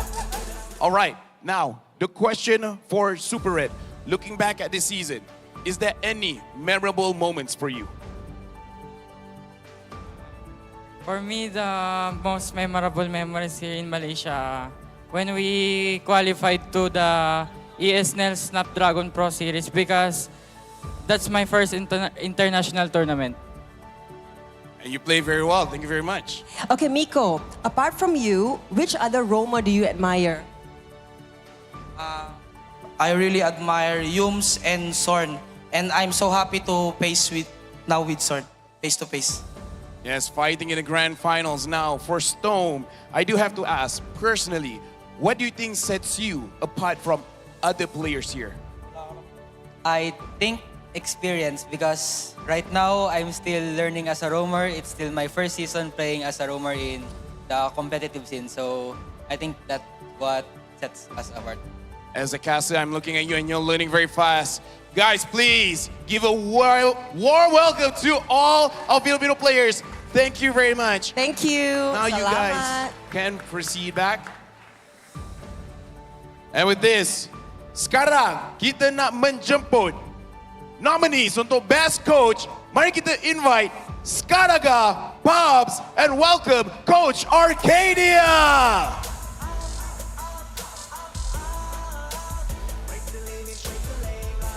Okay, kali ni betul. Kali ni betul, Skadaga. Alright, dekat sini sememangnya banyak players macam kembali kepada mereka punya prime. Soalannya, macam mana style you coach pasukan RSG? Mungkin lebih ke arah gameplay ya. Karena gameplay dengan chemistry. Karena ada beberapa player yang berbeda negara kan. So aku fokus dekat itu saja. Alright, fokus pada gameplay dan chemistry sebab nak make sure semua main elok sama sendiri. Dan Pubs, you dah 3 kali masuk pada playoff sebagai coach. Nak tanya, dalam personal life you, ada tak sesiapa yang influence you punya perjalanan sebagai coach? Semuanya bermula daripada sokongan ibu bapa saya lah, keluarga saya, dan ada seorang yang paling sentiasa menyokong saya iaitu bakal tunang saya lah.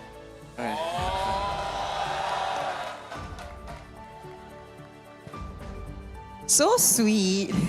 Okay, Coach Arcadia pula, what strategy do you implement to keep your players motivated and focused even during challenging times? For me, there's no really secret strategy. In my coaching style, usually when we face challenging times, I just remind my players to focus on the moment. Not overthinking, not looking at the past, not looking in the future, but rather focusing what is in front, what's on the moment. So, you know, we can execute what we want. All right, thank you very much. Wise words from the coaches. Berikan tepukan kepada mereka. Thank you very much. Thank you so much. You guys can go proceed to the back. And with this, I think it's time to pass it back to Rose and Boji. Take it away. And welcome back. You're still with me. And of course, Poji. So, up next, we have another group of KOL. Ni nama-nama besar tu. Yes. So, guys, let us have Nana Nak Stream, Uncle Chicanuk, Prof Mint, dan juga Sultan Rick. Wow, jalan dia macam Madongsok Malaysia. Ada Sultan Rick, memang awak lah orangnya. Memang awak lah orangnya. Alright, guys. Wow, belum apa-apa dah post. Alright guys, come on over, sign your name onto the board. Okay, jemput, sign dulu. Oi, cantiknya Nana nak stream. Jemput, sign. Sign.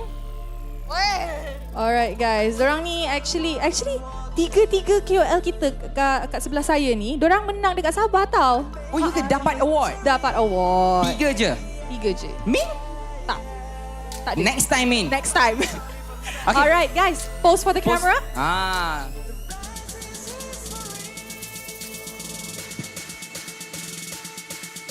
Alright, stylenya. Alright, thank you very much guys. Thank you.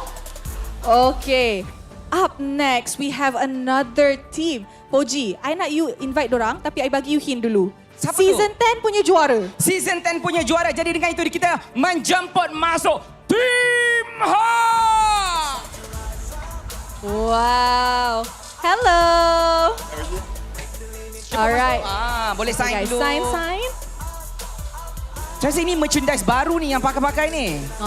Okay, sign dulu. Stylenya dorang. I like their jackets actually. Poji, you suka kan jaket dorang? Nak satu? Nak satu. Okay, boleh jemput saya. Sebab dorang ramai kan. Okay, boleh tanya Aiman dekat situ. Alright, okay guys. Tanya harga. Tanya harga. Alright, dorang tengah sign. Lepas ni dorang nak ambil gambar. Boleh post lah, minta post yang ganas. I minta post yang ganas tau. Minta post yang ganas. Okay, boleh ah, boleh. Iris dah. In character. In character. Okay guys. Pose ah. Alright. Okay. Oh, kat tengah. Okay. In 3, 2, 1. Pose for the camera.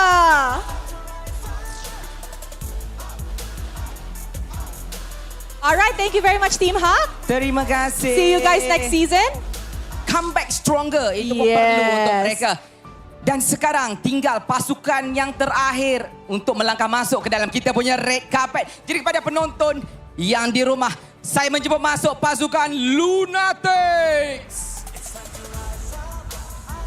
Alright, hello boys. Wow, banyak gaya. Alright, ke sini. AJ ada style. AJ ada sign dulu. Sign dulu. Dia sign tu macam keperluan sebab kita nanti nak copy, kita buat loan palsu, guna sign diorang. Oi, jangan. Awak ni banyak gaya. Alright guys, pose for the camera. Selepas korang sign, pose nak style sikit tau. Korang punya entrance dah style. Nampak ganas macam sebab Lunatics kan dia punya logo tu macam musang kan. Yes, alright. 1, 2, 3. Oi, aku tu. Alright, terima kasih Team Lunatics. Tak jaga cute je. Tu. Garang tapi cute. Okay, mari kita invite the final batch of KOLs gracing us this MPL Malaysia. So, with that, give it up for Bang Joel, Mama Jess, Acai dan juga Fancy Freaks. Wah. Wow.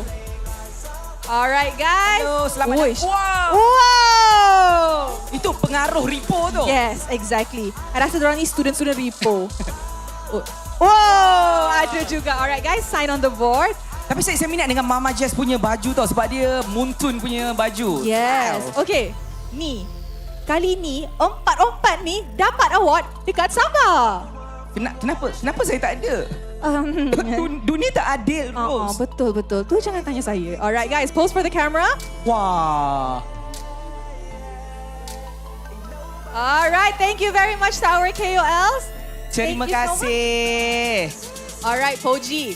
So, finally, kita dah habis dah red carpet ceremony kita. Dah habis dah? Dah habis. Jadi apa lagi yang kita nak sajikan kepada penonton yang berada dekat Dewan dan juga yang ada dekat rumah sekarang, Rose? Macam biasa, sebelum Grand Finals kita akan bermula, kita akan ada awarding ceremony. So with that, let's go for a short break sebelum awarding ceremony kita akan bermula. So, jangan pergi ke mana-mana because you are still with MPL MY.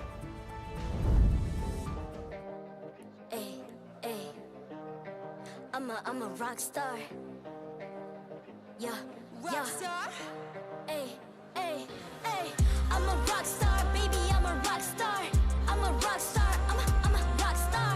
I'm a rock star. Panggil aku rock star. Ini kejohanan kita semua orang rock star. Kita rock star, kita buat saja gaya kita. Makin panas apinya sudah membara. Macam mana pun ku menempuh segala. Demi negara ku buat semua bangga. Step into my world, you know I'm always in my zone. You know I got my team, no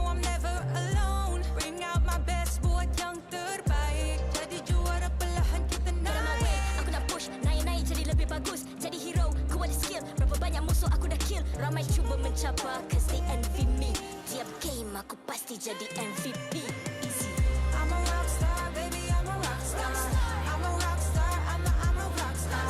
I'm a rockstar, panggil aku rockstar. Ini kejohanan kita semua orang rockstar. I'm a rockstar, baby, I'm a rockstar. I'm a rockstar, I'm a rockstar. I'm a rockstar, panggil aku rockstar. Ini kejohanan kita semua orang rockstar. Tengok nanti siapa yang juara. Ni peluang kita bawa pulang piala. This is my game, this is my time. Menang semua, everything will be mine. Kalau jatuh kau pasti kembali. Bangun balik ku tegak berdiri. Kuatkanlah tenaga, ganjaran diperoleh. Ni kejohanan kita, Malaysia memang boleh. Rise up to the top, kita buat bersama. Semangat kita kuat di bawah satu bendera. Ay. I'ma go hard for the win. Win. On the battlefield till the end. I'm trying to beat the greatest anyone has ever seen. Stand by, I'm coming in for the win. I'm a rockstar, baby, I'm a rockstar. I'm a rockstar, I'm a rockstar. I'm a rockstar, panggil aku rockstar. Ini kejohanan kita semua orang rockstar. I'm a rockstar, baby, I'm a rockstar. I'm a rockstar, I'm a rockstar. I'm a rockstar, panggil aku rockstar. Ini kejohanan kita semua orang rockstar.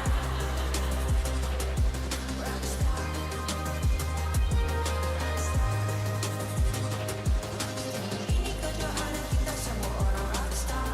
I'm a rockstar, baby, I'm a rockstar.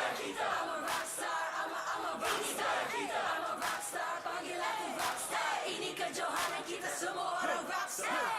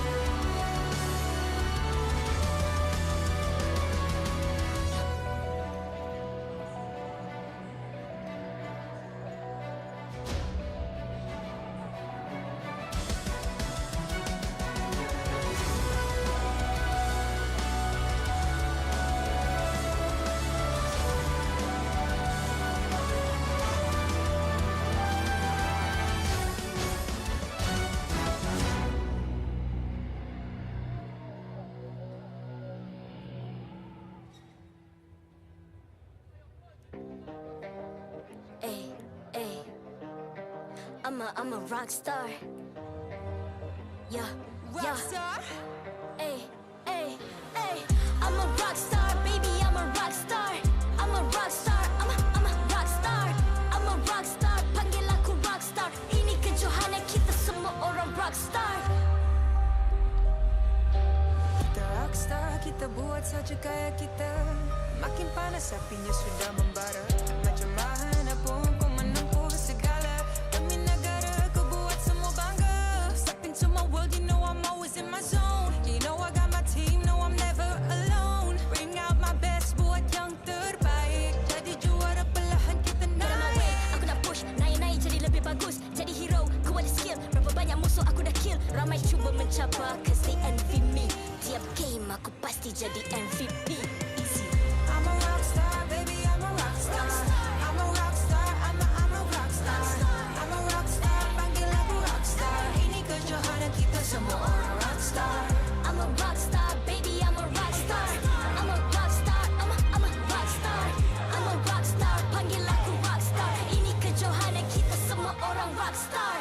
Tengok nanti siapa yang juara. Ni peluang kita bawa pulang piala. This is my game, this is my time. Menang semua, everything will be mine. Kalau jatuh kau pasti kembali. Bangun balik ku tegak berdiri.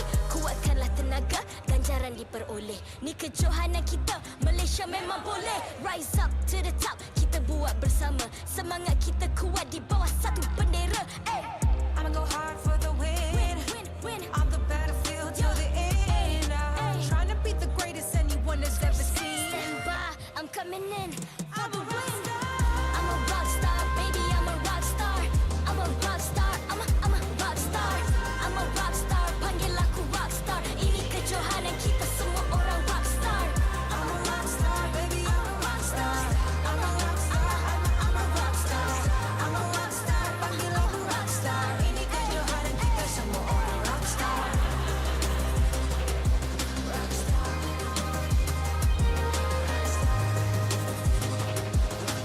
Ini kejohanan kita semua orang rock star. I'm a rock star, baby, I'm a rock star. I'm a rock star, I'm a rock star.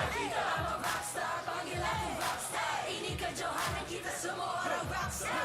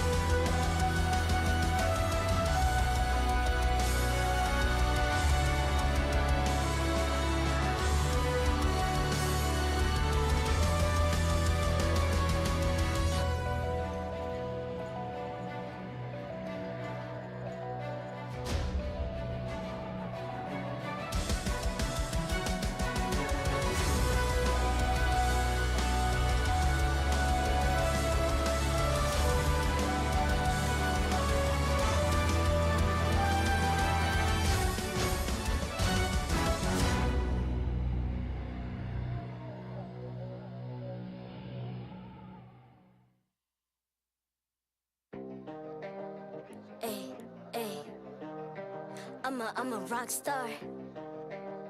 Yeah, Rock star? Ay. I'm a rock star, baby, I'm a rock star. I'm a rock star, I'm a rock star. I'm a rock star, panggil aku rock star. Ini kejohanan kita semua orang rock star. Kita rock star, kita buat saja gaya kita. Makin panas apinya sudah membara. Macam mana pun kau menempuh segala. Demi negara kau buat semua bangga. Step into my world, you know I'm always in my zone. You know I got my team, no I'm never alone. Bring out my best, buat yang terbaik. Jadi juara perlahan kita Get on my way, naik. aku nak push. Naik-naik jadi lebih bagus. Jadi hero, ku ada skill. Berapa banyak musuh aku dah kill. Ramai cuba mencabar, cause they envy me. Tiap game aku pasti jadi MVP. Easy. I'm a rock star, baby, I'm a rock star. I'm a rock star, I'm a rock star. I'm a rock star, panggil aku rock star. Ini kejohanan kita semua orang rock star. I'm a rock star, baby, I'm a rock star. I'm a rock star, I'm a rock star. I'm a rock star, panggil aku rock star. Ini kejohanan kita semua orang rock star. Tengok nanti siapa yang juara. Ni peluang kita bawa pulang piala. This is my game, this is my time. Menang semua, everything will be mine. Kalau jatuh kau pasti kembali. Bangun balik ku tegak berdiri.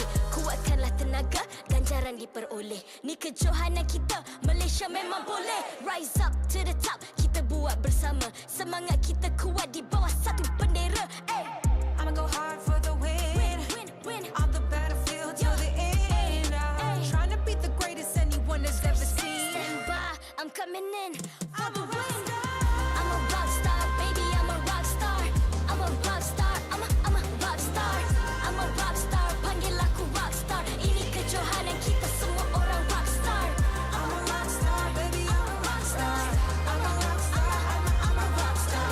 I'm a rock star, panggil aku rock star. Ini kejohanan kita semua orang rock star.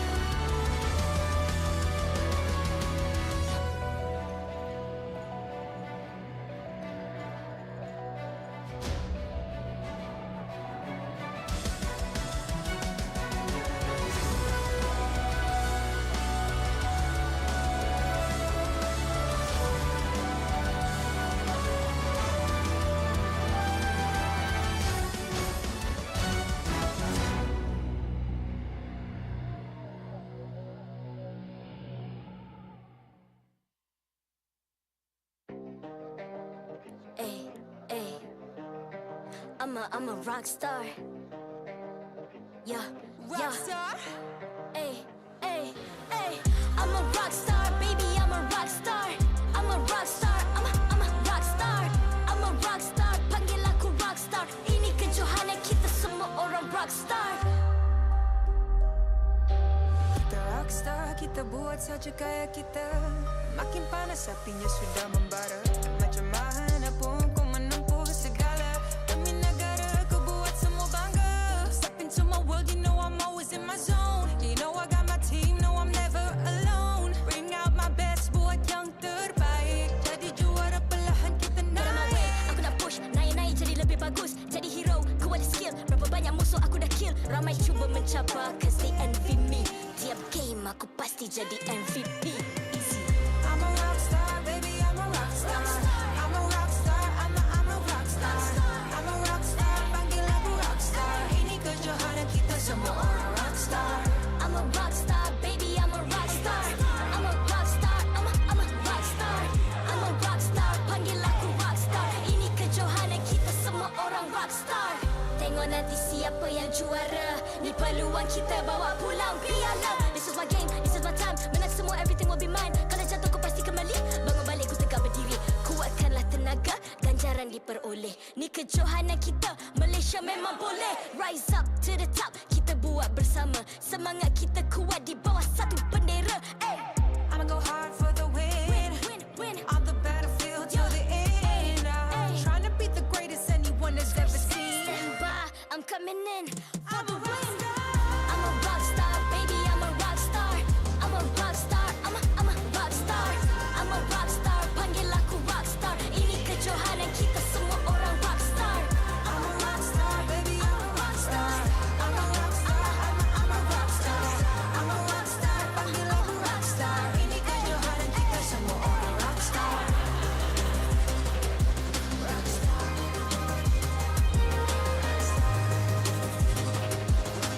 Ini kejohanan kita semua orang rockstar. I'm a rockstar, baby, I'm a rockstar. I'm a rockstar, I'm a rockstar. I'm a rockstar, panggil aku rockstar. Ini kejohanan kita semua orang rockstar.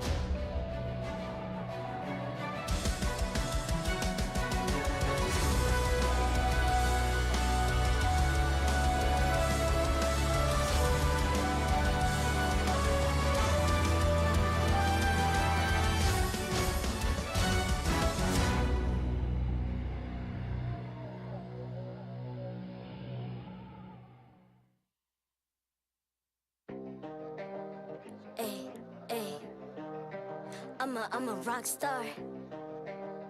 Yeah, rock star. Ay, ay, ay. I'm a rock star, baby. I'm a rock star. I'm a rock star. I'm a rock star. I'm a rock star. Panggil aku rock star. Ini kejohanan kita semua orang rock star. Kita rockstar, kita.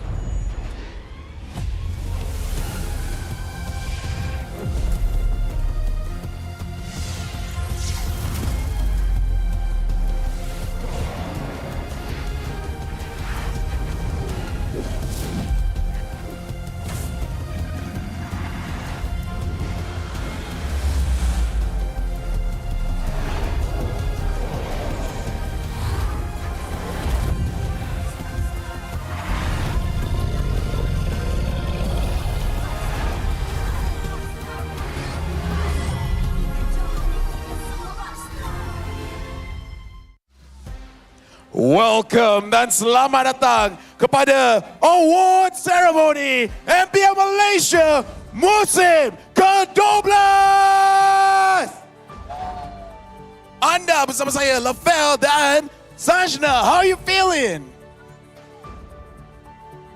Dia punya feeling so excited. Mike, henti kejap. It's alright. So, just tolak atas.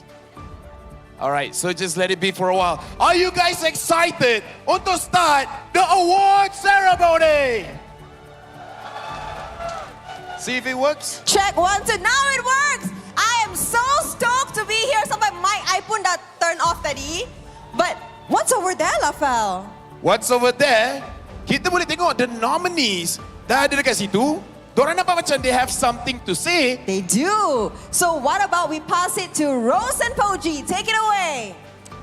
Hello semua, selamat datang kepada the awarding ceremony. Mestilah ada Rose dengan Poji. Kalau tak, this is not a grand finals. So, Poji, are you excited for the awarding ceremony? Saya sangat-sangat teruja, excited in English. Sebab kita ada banyak nama-nama besar untuk dapatkan award ni. Tapi semua benda ni diundi kan? Yes. So, to kickstart our awarding ceremony, let us throw it back to Lafel and Sanjna. Take it away. Alright, so dekat situ kita boleh nampak the nominees. Seperti mana Yus ni cakap, are stoked. Speaking of which, I dah ready nak start the award ceremony. How about you? I am born ready, Lafel. So let's start with MPL MY Season 12 Best Rookie of the Year. Alright, so kita akan tengok Best Rookie of the Season. And the nominees. Alright, the nominees here are Yura of Team Ha, Hide of MPXNC, Yuna from Team Lunatics, Raf from Toda, and Kian from Team Lunatics. Alright, and with that, sebelum kita jemput pemenang Rookie of the Season, kita nak menjemput VIP kita, Mr. Kevin Tan, Senior Manager, ENG Hair Care dari Head and Shoulders. Guys, berikan tepukan. Pemenang Rookie of the Season akan menang 1. Asus ROG Phone 7 Ultimate dan 1 year worth of Tigreal Cool Menthol 650ml shampoo bersama dengan 12 botol. And the winner is Yura from Team Ha. MPL MY musim ke-12 terdapat banyak player baru yang sangat berbakat. Malah sebagai seorang mid laner, Yura dari Indonesia telah menunjukkan kemahiran mikro dan juga makro yang cemerlang. Dia berjaya mencatat 164 assist pada season kali ini dan mempamerkan dia adalah salah satu pemain mid laner yang terbaik di MPL Malaysia sekarang. Yura telah buktikan dia adalah rookie yang paling tersinar musim kali ini. Congratulations. Congratulations, Yura. Alright, boleh ambil gambar dulu? Please, take pictures.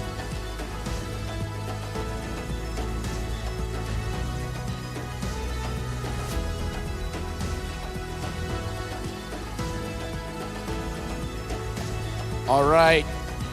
Congratulations lagi sekali. Thank you very much. We would like to invite the VIP as well as Yura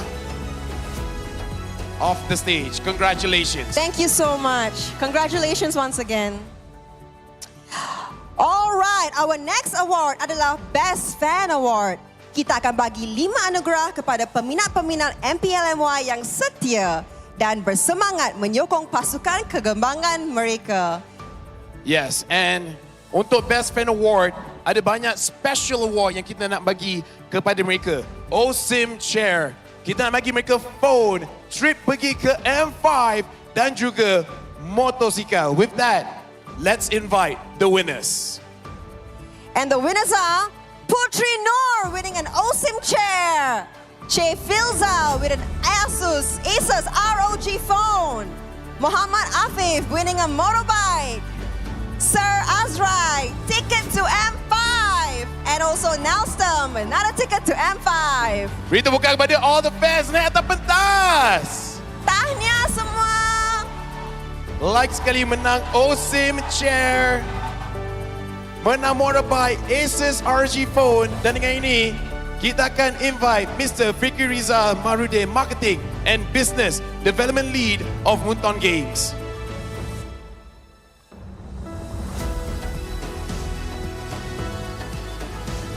Lagi sekali tahniah kepada semua pemenang dekat sini.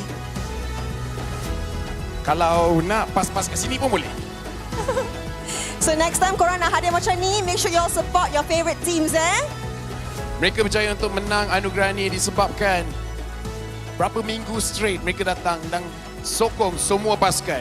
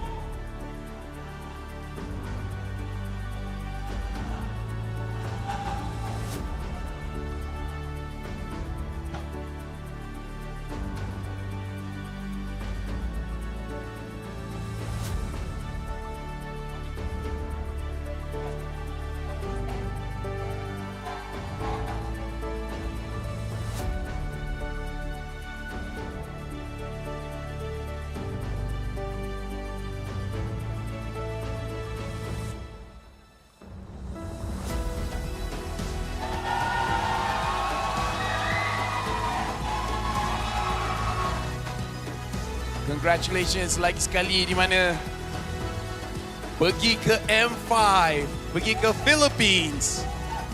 Mai ambil gambar Mamai.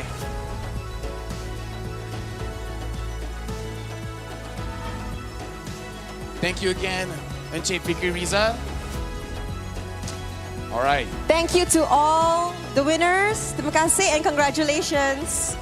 Alright, thank you. And again, congratulations. Selepas ni, kita ada the best gameplay award di mana untuk 6 minggu ada banyak spectacular performance daripada kita punya players. Before anything, let's check out this video. Tidak sempat dibuka. Inilah kesilapan yang tidak seharusnya dilakukan. Tapi Rizal sekarang ini masih lagi dominate.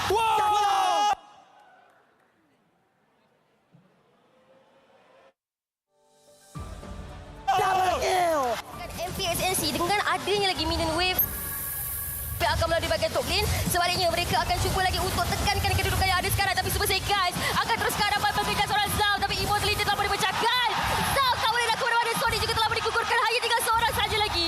Terpaksa juga menyelamatkan dirinya terlebih dahulu. Tapi sekarang Storm nyawa yang agak rendah cuba untuk dikejar. Tapi Storm masih lagi mampu untuk mempertahankan diri. Tapi Storm baik sekali. Tapi nampaknya tiada sebarang masalah membalikan diri. Di sini kita boleh nampak betapa sukarnya Melboy nak lakukan apa-apa. Tapi Saksa tak henti. Tapi nampaknya pasukan SMG mereka terus paksakan dan Emal telah pun digugurkan. Tapi Stormy Divine sebenarnya ada menarik beliau. Tapi serang penutup bagian. Double kill dia kepada Smooth. Dan Stormy mampu lagi untuk melarikan dirinya. ENG Malaysia darahnya akan tumbang terlebih dahulu ataupun Toda. Ya, Toda yang seakan-akan memfarah tetapi dia dibantai. Dengan sangat bagus. Tapi mulakan fight dengan bagus. Swings berjaya untuk melarikan diri dan berjaya. Balik. Tapi penalti zone yang dibuka cuba untuk mencari ruang yang ada. Rauf daripada belakang cuba terperangkap ruang yang ada. Zaku sampai dijatuhkan. Finding itu cuba untuk dikejar. Finding itu yang agak rendah. Finding itu juga telah ditumbangkan. Bila tengok balik gameplay dia rasa goosebumps. Tapi untuk kita memberikan pemenang kita first akan invite our VIP Miss Chloe Lu from Garnier Man untuk naik ke atas pentas untuk present the award di mana pemenang akan menang satu Razer Black Shark V2 Pro wireless gaming headset dan juga products daripada Garnier Man. And the winner is Rizal! Week 1, gameplay terbaik musim ini berlaku awal dalam minggu pertama. Homebois menentang RSG MY di mana Rizal dengan tampilan Claude yang luar biasa telah mengubah situasi 1 lawan 3 yang sukar menjadi keuntungan dan memenangkan game yang penting untuk Homebois. Tanya kepada Rizal.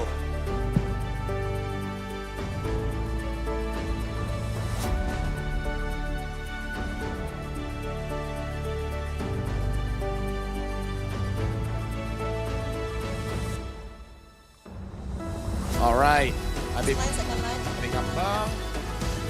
3, 2, 1. Alright. Congratulations kepada Rizal and thank you very much Miss Chloe Lu untuk memberikan the award. Alright, now sudah sampai masanya untuk mengumumkan Dream Team Award. And because Dream Team ni, I'm sure ramai orang excited untuk tengok siapa yang jadi best mid laner, EXP, Roma dan sebagainya. Tapi sebelum kita mulakan the award, I dah boleh nampak dekat sana, Rose dengan Poji macam dah bersedia untuk interview with the nominees. Apa yang diorang nak cakap? Alright, terima kasih kepada Lafel dan juga Sanjna. Kita tahu kita ada 6 kategori in the Dream Team. Tapi with us right now are the nominees for the best EXP laners and of course the best junglers. So let's start with the EXP laner dulu. Okey, kita ada dekat sini ada Abang Smooth kita, Ripo, King of Taunting dan juga Sepat Kuito. Jadi kalau kita boleh nak dengar sikit lah, Ripo, bau-bau macam nak taunting tak dekat diorang untuk award kali ni? Tak ada, mungkin Sepat yang menang. Jadi Sepat ada nak tampar ke macam mana? Tak ada, saya rasa Alip yang menang, Smooth yang menang. Terlalu humble, jadi mungkin untuk Smooth. Apa yang jahat sikit je?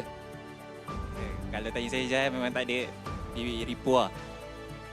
Alright, okay, tapi sebelah saya kita ada the Dream Team Jungler nominees. With me here, we have Demon Kite ataupun Demon kita. We have Super Skies and of course, Chibi. Alright guys, so Demon Kite, what do you think makes you better than these two? Anong, sa tingin mo, bakit mas magaling ka kaysa sa dalawang to? Siguro kasi mas consistent ako sa kanila sa regular season. I tanya, kenapa dia rasa dia lagi hebat daripada korang? Dia cakap, sebab regular season, dia lagi konsisten daripada korang dua. Alright, untuk Super Skies pula. Kita tahu Super Skies ni adalah satu pemain yang sangat-sangat muda. Do you think you being young adalah satu advantage? Sebab diorang cakap kan, lagi muda mekanik lagi tinggi. Bagi saya, mungkin lah kalau lagi muda, lagi advantage sebab lagi fresh kan. Alright, dan soalan terakhir akan jatuh kepada Chibi. Alright, Chibi, siapakah idola awak dan macam dia jadi inspirasi anda sebagai jungler?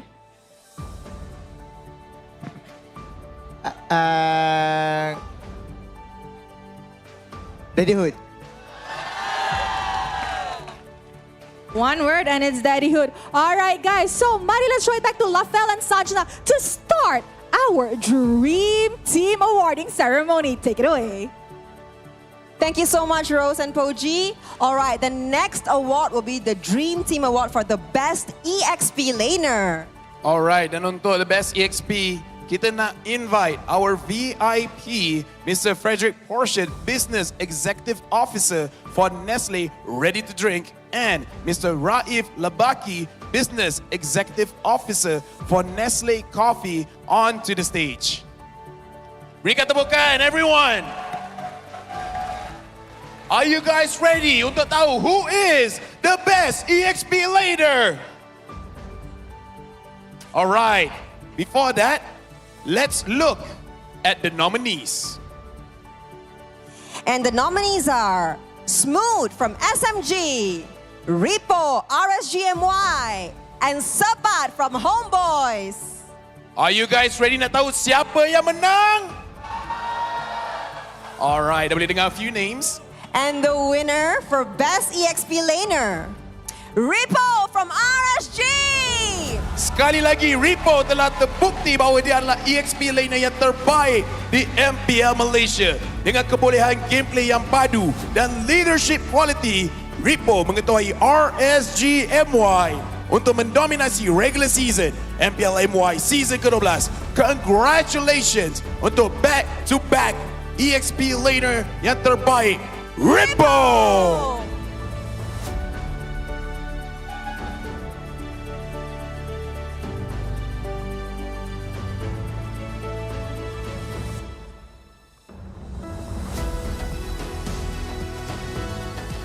All right, get ready to take a picture.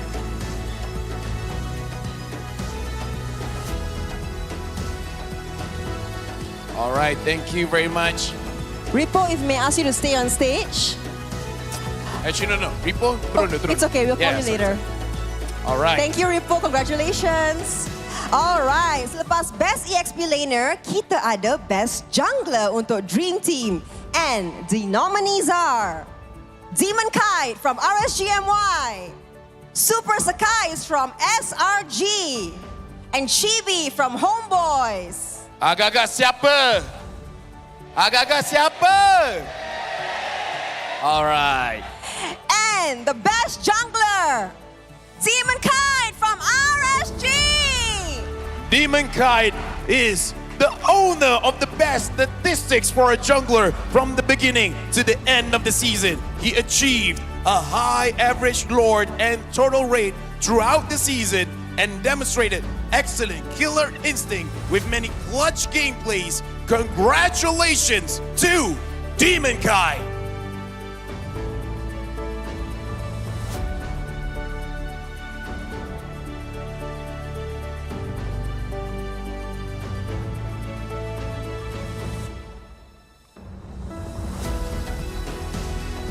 All right, let's take a picture.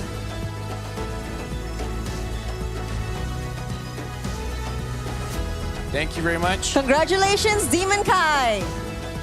All right, thank you very much, Demon Kite. You may exit here. Again, congratulations. Next Dream Team position to announce adalah mid laner. And calon catur kita adalah Stormy from SMG, Izanami from RSGMY, dan Warlord from Homebois. Personally, for me, this is very difficult. Banyak yang mid laner kat sini, kawan-kawan saya. Are you guys ready to see siapakah mid laner terbaik season kali ini? And the best mid laner goes to Stormy from SMG. The Mage Prodigy, the KDA machine of Malaysia telah buktikan bahawa dia adalah mid laner terbaik untuk MPL Malaysia musim ke-12. Ini adalah kali kedua dia memenangi anugerah ini. Kali pertama masa musim ke-10, setakat ini dia telah mencapai 299 assist dalam 35 game. Tahniah kepada 2 times best mid laner, Stormy!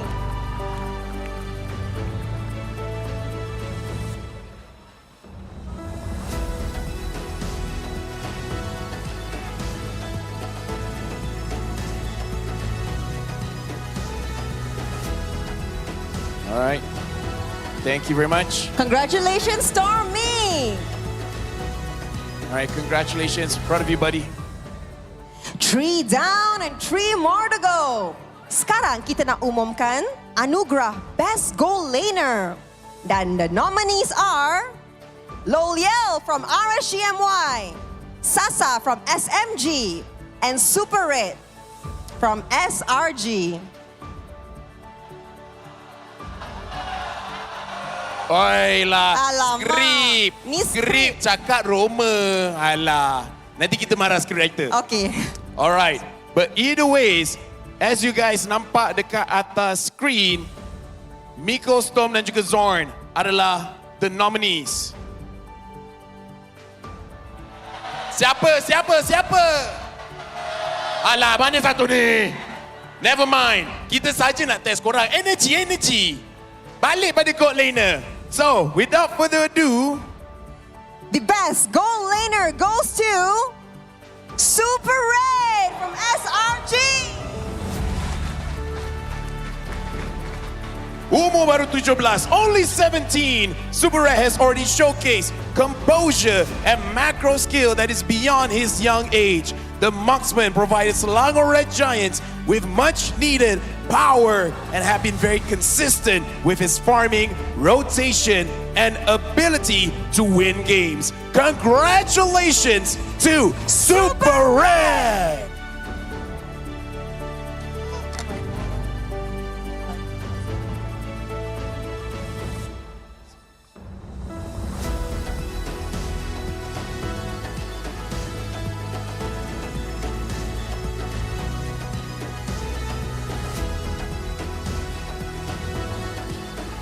All right, congratulations. Congratulations, Super Red. All right. Test. All right. Now, untuk kita umumkan award yang seterusnya, mari kita tengok nominee dulu just to be sure. Okay. Okay. So now we have the Roamer Dream Team Award and the nominees are Miko from SMG, Stone from RSGMY, and Zon from Homebois. Siapa? Okay, you know what? Let's go with it. And the winner is Batolatu Zon from Homebois. Satu-satunya pemain yang telah bermain dalam semua 12 season MPL Malaysia, Zorn memainkan peranan penting dalam mengangkat pasukan Homebois kepada next level. Dibekalkan dengan kebolehan mechanical skill yang hebat dan pengalaman yang luas. Ini adalah kali kedua Zorn memenangi anugerah ini. Tahniah kepada Zorn.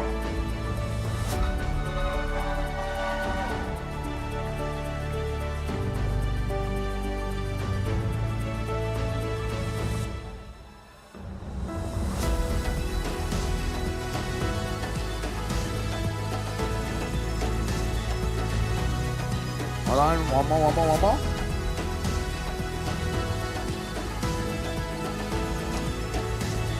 Congratulations, Zorn. Congratulations, 2 times best Roma kepada Zorn. And the last award of the Dream Team is Best Coach. And let's take a look at our nominees. And the nominees are Coach Skadaga from RSGMY, Coach Pops from Homebois, and Coach Arcadia from Selangor Red Giants. Jujurlah, rasanya siapa? Tak dengar apa?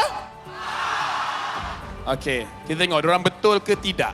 And the best coach goes to Coach Skadaga from RSG. Walaupun import dari Indonesia, Skadaga sudah akrab dengan MPL Malaysia kerana dia telah aktif di sini sejak MPL Malaysia musim ke-7. Sebagai head coach, Skadaga telah membantu mengubah pasukan RSGMY kepada pasukan yang lebih meningkat sejak musim lepas. Tahniah kepada Coach Skadaga.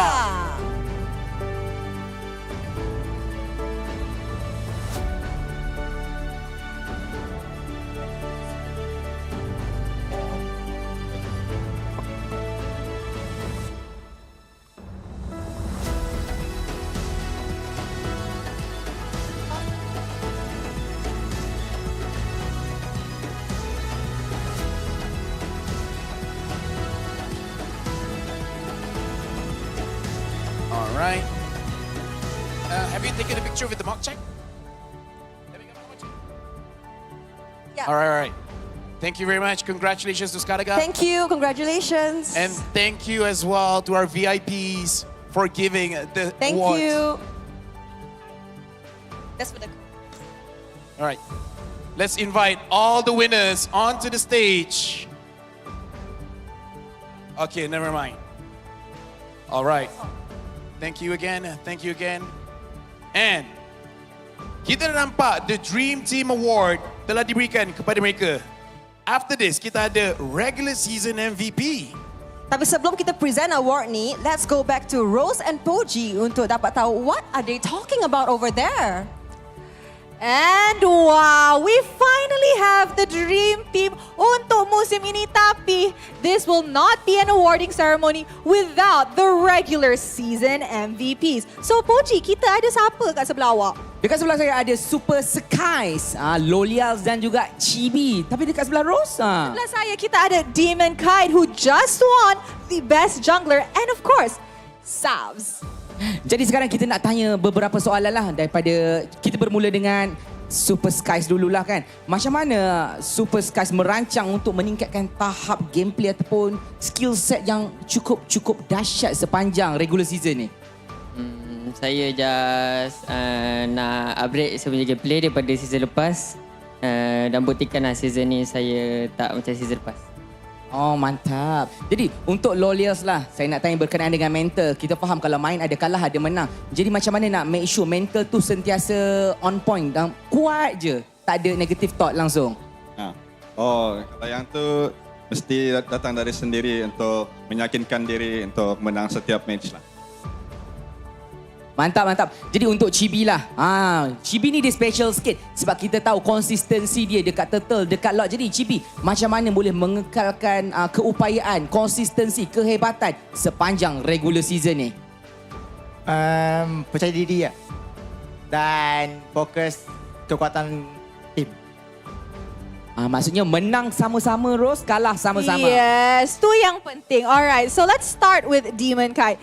Demon Kite, you're the only import in this regular season MVP nominees. May extra pressure ba? Wala, parang same lang po ng paglalaro sa PH. Kung ano yung nilalaro ko sa PH, yun din yung pinapakita ko dito. So, I tanya dia, sebagai the only import in this nominee lineup, dia rasa extra pressure ke tak? Dan dia cakap tak. Macam mana dia main dekat Philippines, itulah cara dia main dekat MPL kita. Alright, so Zavs, kita tahu MPNC did their best untuk musim ini, tapi Zavs masuk regular season MVP nominee. Macam mana Zavs nak handle criticism dari netizen? Macam mana Zavs handle criticism dari netizen? Kalau daripada netizen, saya tak berapa kisah sangat pun sebab saya dah try hard dari season lalu kan. Sekarang baru first time dapat regular season MVP ni, kita tengok macam mana. Alright, first time and most certainly not the last because Savs is such a promising player. So, untuk mendapat tahu siapakah regular season MVP kita, mari let's show it back to Lafel and Sanjna. Thank you so much, Rose and Poji. Indeed, our next award will be the best MVP for the regular season. Alright, walaupun kita baru saja berbual dengan mereka, tapi mari kita tengok the nominees untuk Best Regular Season MVP, Zav, Lolial, Chibi, Demon Kite dan juga Super Skies. Sekarang ni dekat screen juga boleh nampak mereka nampak very ready. So, without further ado, mari kita tengok who's the winner. But before that, kita akan invite our VIP Mr. Desmond Tan from ROG untuk naik ke atas pentas untuk berikan award ini. Berikan tepukan.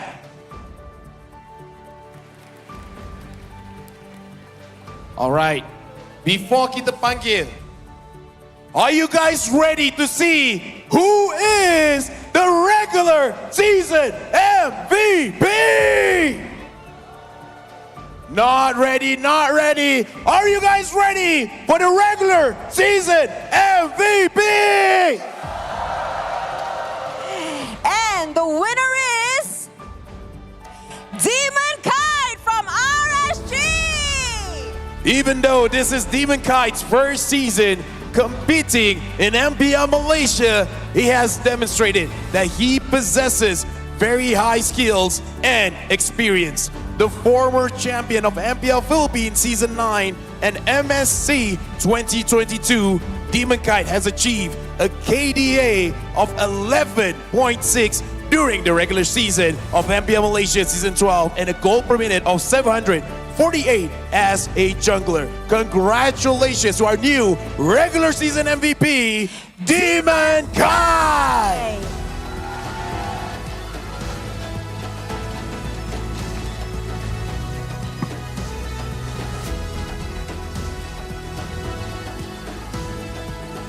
All right. Before that, Demon Kite, since you are the regular season MVP, I would like to ask you a question. A very short interview. Come here in the middle of the stage. All right. Let me hold this for you. So, Demon Kite, how does it feel playing for MPL Malaysia Season 12 and becoming the regular season MVP? I feel so good because in a long time playing in PH, I didn't get any award in regular season. Only here in Malaysia. Only here in Malaysia. Beri tepukan kepada Demon Kite! Again, congratulations. Here's your mark check again. You may proceed. And after this, kita ada special kind of award. We do indeed. Sekarang kita tinggal 2 anugerah saja lagi, and the next one would be the Best Talent Award for MPL MY Season 12. Alright. Lafel, ada nggak you dah menang 3 kali? Dah. It's no big deal. Untuk ni, mari kita tengok ke LED. Who are the nominees?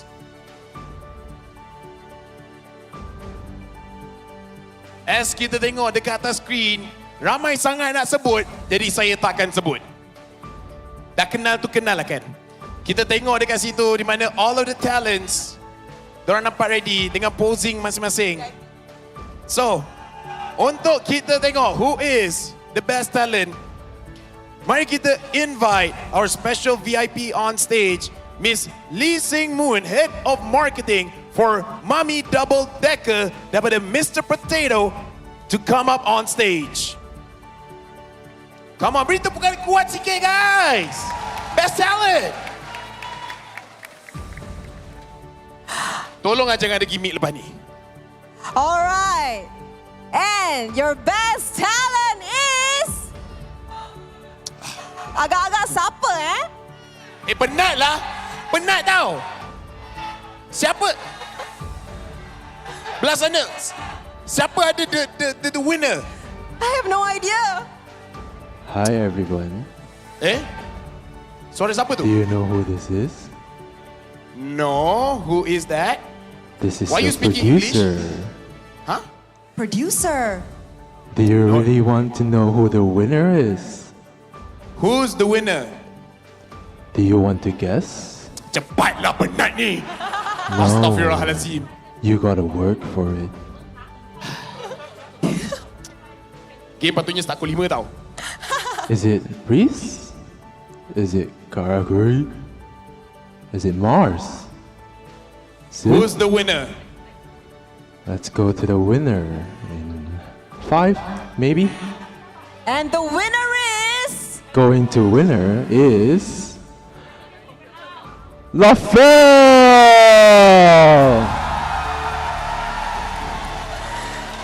For the 4th time! Congratulations, Best Talent! LaFell! Perjalanan LaFell sebagai seorang talent MPL MY bermula pada musim keempat.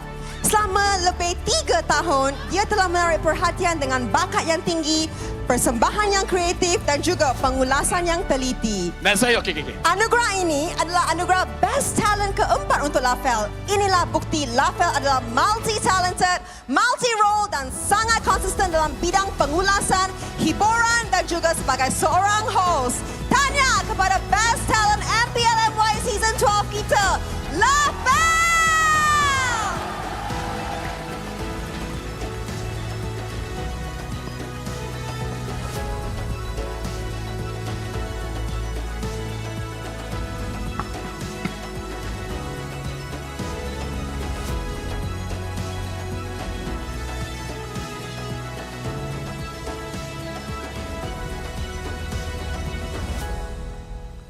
Terima kasih.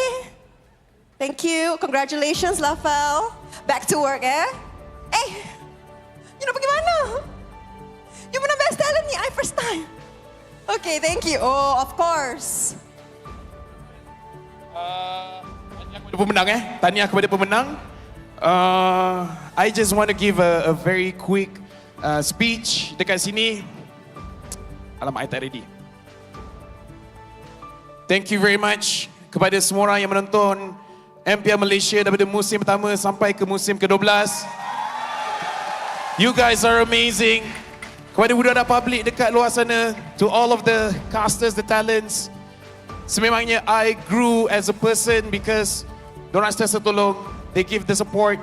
Thank you to the production team and Munton untuk percayakan I to do the job very, very well. Thank you very much. Nafas dah tak ada. Thank you.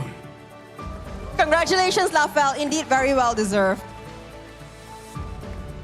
Okay, back to work, Lafel. Alright. So, award seterusnya, kalau kamera nak fokus kat sini pun boleh ya. Kita akan tengok The Legenda Award. Di mana award ni special sikit. I rasa we're doing a good job. Tapi I rasa kita kena invite someone special untuk dapatkan award special ini. Indeed. To present this prestigious Legenda Award, we would like to invite two Malaysians living legends, Safi Sali dan Lego Sam. Dua legenda dalam bidang tersendiri. Kita ada Safi Sali, legenda bola sepak di Malaysia, dan Lego Sam, seorang legenda breakdance Malaysia yang telah memenangi beberapa pengiktirafan antarabangsa. Legends, the stage is yours.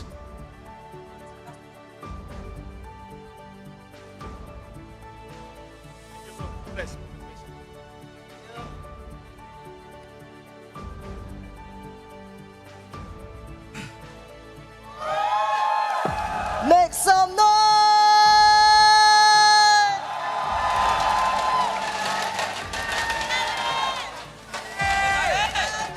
Assalamualaikum dan selamat petang.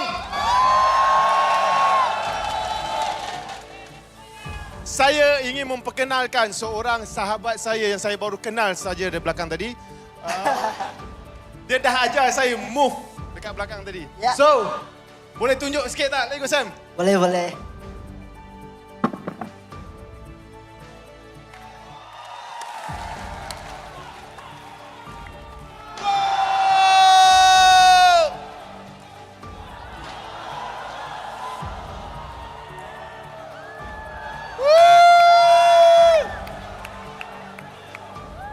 Bagi tepukan gemuruh! Tadi saya try buat macam tu tapi space tak cukup. Mesti beli insurans dulu. Okay. So, thanks for the introduction. Saya pun nak memperkenalkan seorang kawan. Barulah tadi. So, ini Safi Sali. I hope everyone you already know him. So, salah satu seorang pemain bola sepak yang legendary di Malaysia. So, I dengar dia boleh score gol dari mana-mana pun. Boleh tunjuk sikit ya? Ada bola tak? Siapa yang bawa bola? So, tapi semua mesti tahu saya punya emote. Apa dia? Malaysia! One more. Malaysia! Boleh! Thank you guys. Okay, seriously, saya sangat bersyukur berada dalam atas pentas ni dan event yang sebesar ini. MPL dah season ke-12. So, saya dengan Lego Sam akan menyampaikan special award pada hari ini. So, from what I know, MPL Malaysia has only give out this award once in a year. So, and now it is really our honor to be able to present the second Legend Award. So, jadi tanpa membuang masa, mari kita tengok calon-calon kita.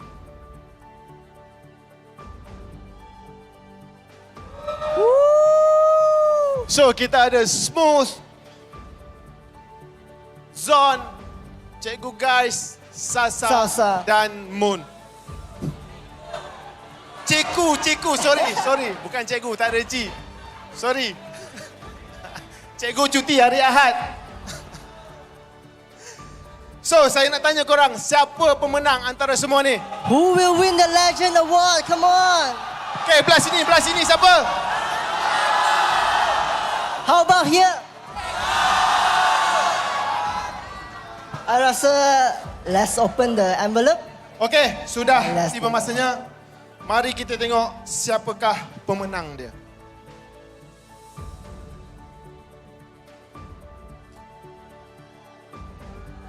Jonas. 1, 2, 3. Sasa SMG!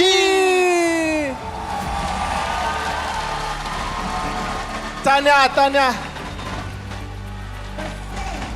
Yang sangat tinggi sejak tahun 2019. Sasa telah mewakili Malaysia dan berjaya di peringkat antarabangsa termasuk memenangi MPL Indonesia musim ketiga dan MSC 2019. Sejak kembali ke MPL MY Season 8, Sasa telah mengubah Team SMG menjadi sebuah pasukan yang digeruni. Berkali-kali Sasa telah membuktikan kesan dan sumbangan dia kepada arena pertandingan MLBB Malaysia. Tahniah kepada Sasa!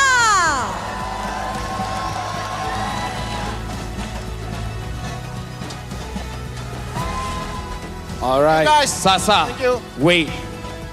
First nak cakap terima kasih banyak bang Sama. for doing the award. Thank you, Lego Sam. Thank you so much, legends. I could do what you do, just not in the suit, you know. So No, it's okay. Next time. next time, huh? Next time. All right. Thank you very much. Give it up to our legendas. Now, Sasa.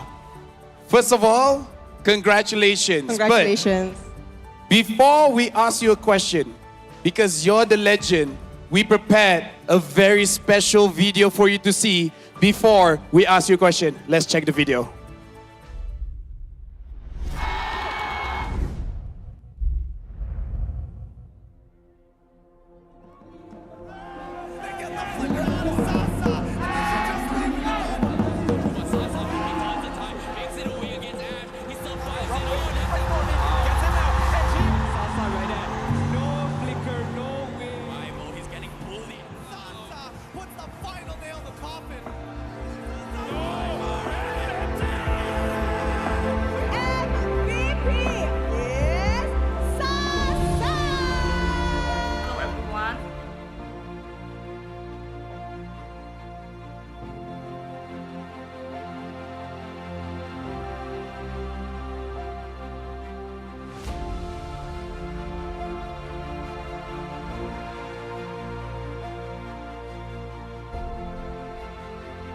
Ada makanan di depan mata.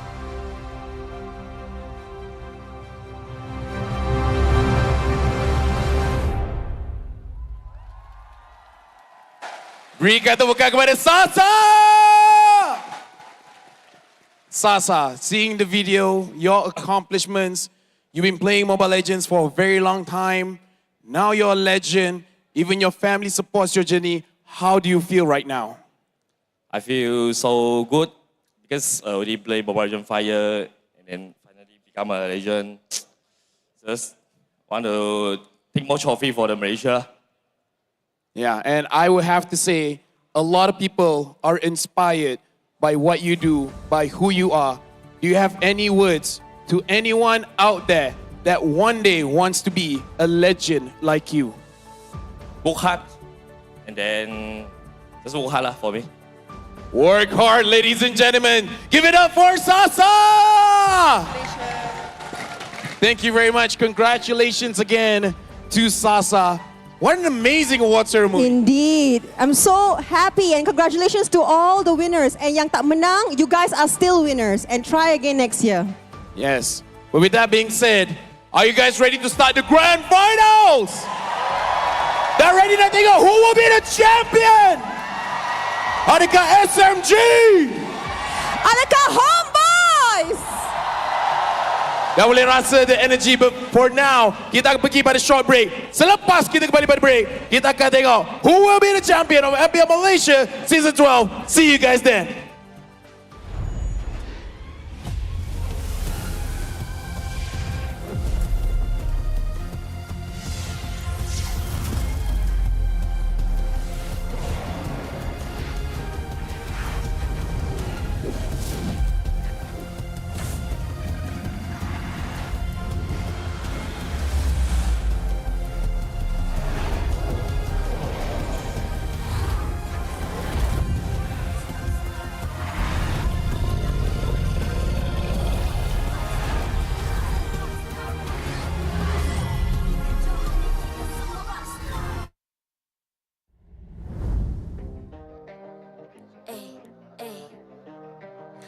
I'm a rock star.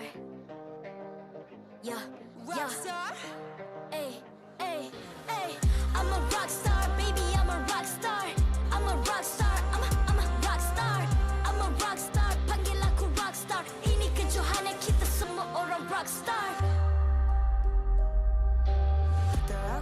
kita buat saja gaya kita. Makin panas apinya sudah membara. Macam mana pun ku menempuh segala. Demi negara ku buat semua bangga. Step into my world, you know I'm always in my zone. You know I got my team, no I'm never alone. Bring out my best, buat yang terbaik. Jadi juara perlahan kita naik. Aku nak push, naik-naik jadi lebih bagus. Jadi hero, ku ada skill. Berapa banyak musuh aku dah kill. Ramai cuba mencapai, cause they envy me. Tiap game aku pasti jadi MVP. Easy. I'm a rockstar, baby, I'm a rockstar. I'm a rockstar, I'm a rockstar. I'm a rockstar, panggil aku rockstar. Ini kejohanan kita semua orang rockstar. I'm a rockstar, baby, I'm a rockstar. I'm a rockstar, I'm a rockstar. I'm a rockstar, panggil aku rockstar. Ini kejohanan kita semua orang rockstar. Tengok nanti siapa yang juara. Ni peluang kita bawa pulang piala. This is my game, this is my time. Menang semua, everything will be mine. Kalau jatuh kau pasti kembali. Bangun balik ku tegak berdiri. Kuatkanlah tenaga, ganjaran diperoleh. Ni kejohanan kita, Malaysia memang boleh. Rise up to the top, kita buat bersama. Semangat kita kuat di bawah satu bendera. Ay.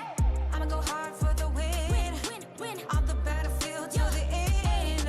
Trying to beat the greatest anyone has ever seen. Stand by, I'm coming in for the win. I'm a rockstar, baby, I'm a rockstar. I'm a rockstar, I'm a rockstar. I'm a rockstar, panggil aku rockstar. Ini kejohanan kita semua orang rockstar. I'm a rockstar, baby, I'm a rockstar. I'm a rockstar, I'm a rockstar. I'm a rockstar, panggil aku rockstar. Ini kejohanan kita semua orang rockstar.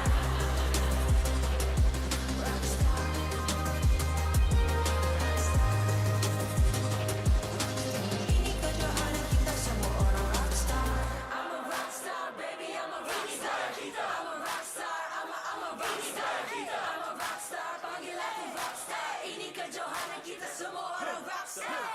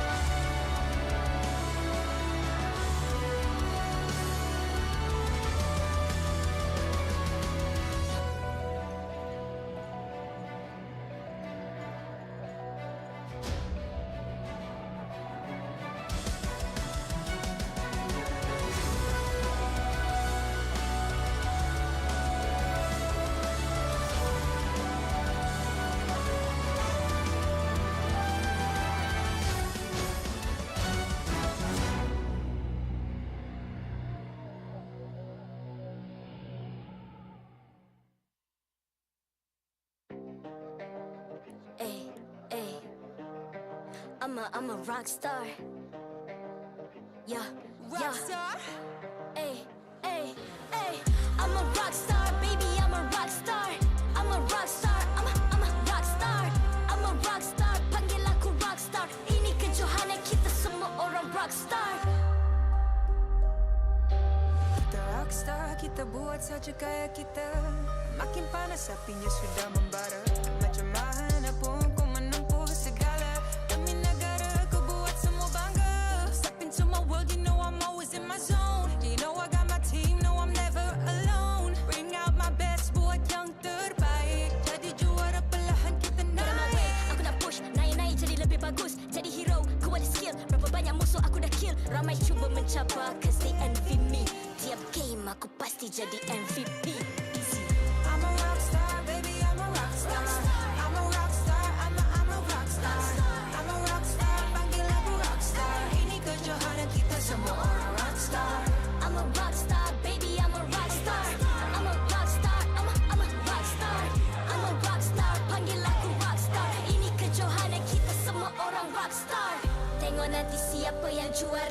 Ni peluang kita bawa pulang piala. This is my game, this is my time. Menang semua, everything will be mine. Kalau jatuh kau pasti kembali. Bangun balik ku tegak berdiri. Kuatkanlah tenaga, ganjaran diperoleh. Ni kejohanan kita, Malaysia memang boleh. Rise up to the top, kita buat bersama. Semangat kita kuat di bawah satu bendera. I'ma go hard for the win. On the battlefield till the end. I'm trying to beat the greatest anyone has ever seen. Stand by, I'm coming in for the win. I'm a rock star, baby, I'm a rock star. I'm a rock star, I'm a rock star. I'm a rock star, panggil aku rock star. Ini kejohanan kita semua orang rock star. I'm a rock star, baby, I'm a rock star. I'm a rock star, I'm a rock star. I'm a rock star, panggil aku rock star. Ini kejohanan kita semua orang rock star. Rock star.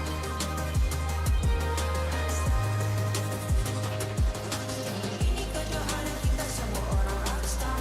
I'm a rock star, baby, I'm a rock star. I'm a rock star, I'm a rock star. I'm a rock star, panggil aku rock star. Ini kejohanan kita semua orang rock star.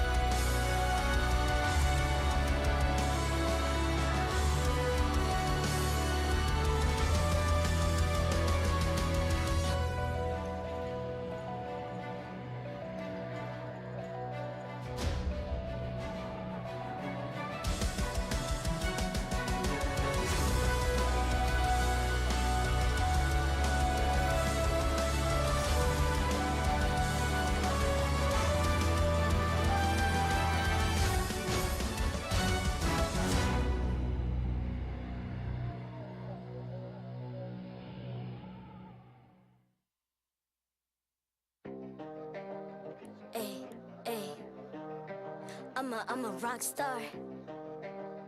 Yeah, rock star. Ay. I'm a rock star, baby, I'm a rock star. I'm a rock star, I'm a rock star. I'm a rock star, panggil aku rock star. Ini kejohanan kita semua orang rock star. Kita rock star, kita buat saja gaya kita. Makin panas apinya sudah membara. Macam mana pun ku menempuh segala. Demi negara ku buat semua bangga. Step into my world, you know I'm always in my zone. You know I got my team, no I'm never alone. Bring out my best, buat yang terbaik. Jadi juara perlahan kita naik. Get on my way, aku nak push, naik jadi lebih bagus. Jadi hero, ku ada skill. Berapa banyak musuh aku dah kill. Ramai cuba mencabar, cause they envy me. Tiap game aku pasti jadi MVP. I'm a rock star, baby, I'm a rock star. I'm a rock star, I'm a rock star. I'm a rock star, panggil aku rock star. Ini kejohanan kita semua orang rock star. I'm a rock star, baby, I'm a rock star. I'm a rock star, I'm a rock star. I'm a rock star, panggil aku rock star. Ini kejohanan kita semua orang rock star. Tengok nanti siapa yang juara. Ni peluang kita bawa pulang piala. This is my game, this is my time. Menang semua, everything will be mine. Kalau jatuh kau pasti kembali. Bangun balik ku tegak berdiri. Kuatkanlah tenaga, ganjaran diperoleh. Ni kejohanan kita, Malaysia memang boleh. Rise up to the top, kita buat bersama. Semangat kita kuat di bawah satu bendera. I'ma go hard for the win. On the battlefield till the end. I'm trying to beat the greatest anyone has ever seen. Stand by, I'm coming in for the win. I'm a rock star, baby, I'm a rock star. I'm a rock star, I'm a rock star. I'm a rock star, panggil aku rock star. Ini kejohanan kita semua orang rock star. I'm a rock star, baby, I'm a rock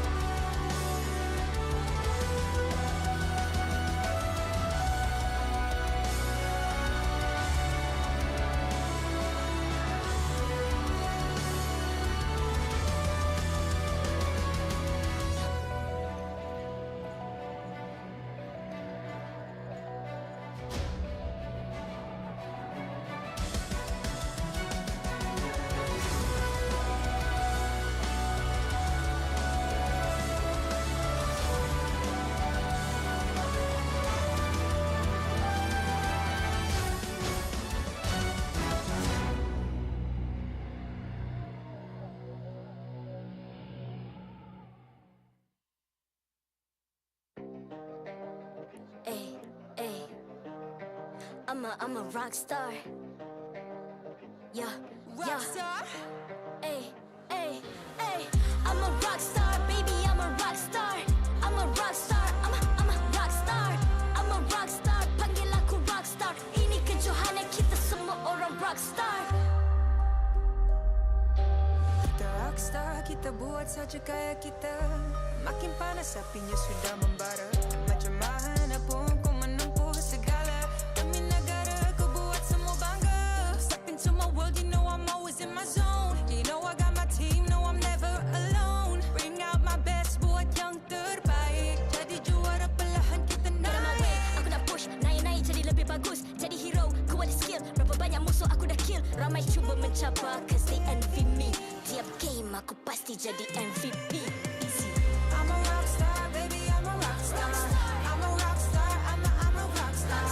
I'm a rockstar, panggil aku rockstar. Ini kejohanan kita semua orang rockstar. I'm a rockstar, baby, I'm a rockstar. I'm a rockstar, I'm a rockstar.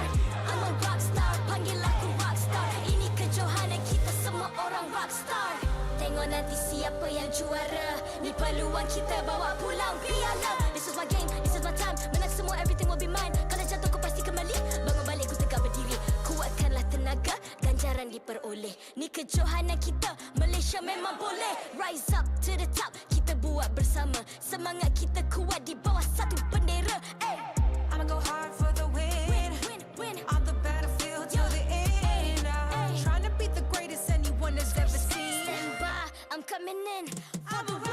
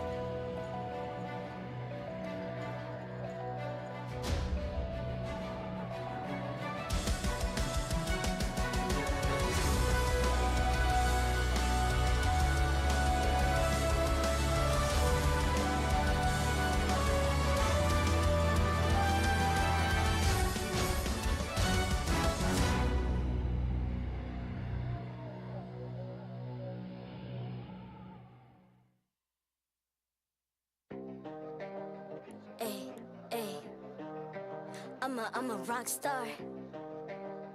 Yeah, rock star. Ay, ay, ay.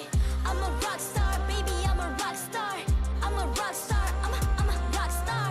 I'm a rock star. Panggil aku rock star. Ini kejohanan kita semua orang rock star. Kita rockstar, kita buat saja gaya kita. Makin panas apinya sudah membara. Macam mana pun kau menempuh segala. Demi negara kau buat semua bangga. Step into my world, you know I'm always in my zone. You know I got my team, know I'm never alone. Bring out my best, buat yang terbaik. Jadi juara perlahan kita naik. Get on my way, aku nak push, naik kuat di skill. Berapa banyak musuh aku dah kill. Ramai cuba mencabar cause they envy me. Tiap game aku pasti jadi MVP. Easy. I'm a rockstar, baby, I'm a rockstar. I'm a rockstar, I'm a rockstar. I'm a rockstar, panggil aku rockstar. Ini kejohanan kita semua orang rockstar. I'm a rockstar, baby, I'm a rockstar. I'm a rockstar, I'm a rockstar. I'm a rockstar, panggil aku rockstar. Ini kejohanan kita semua orang rockstar. Tengok nanti siapa yang juara. Ni peluang kita bawa pulang piala. This is my game, this is my time. Menang semua, everything will be mine. Kalau jatuh kau pasti kembali. Bangun balik ku tegak berdiri. Kuatkanlah tenaga, ganjaran diperoleh. Ni kejohanan kita, Malaysia memang boleh. Rise up to the top, kita buat bersama. Semangat kita kuat di bawah satu bendera. I'ma go hard for the win. On the battlefield till the end. Trying to beat the greatest anyone has ever seen. Stand by, I'm coming in for the win. I'm a rockstar, baby, I'm a rockstar. I'm a rockstar, I'm a rockstar. I'm a rockstar, panggil aku rockstar. Ini kejohanan kita semua orang rockstar. I'm a rockstar, baby, I'm a rockstar. I'm a rockstar, I'm a rockstar. I'm a rockstar, panggil aku rockstar. Ini kejohanan kita semua orang rockstar.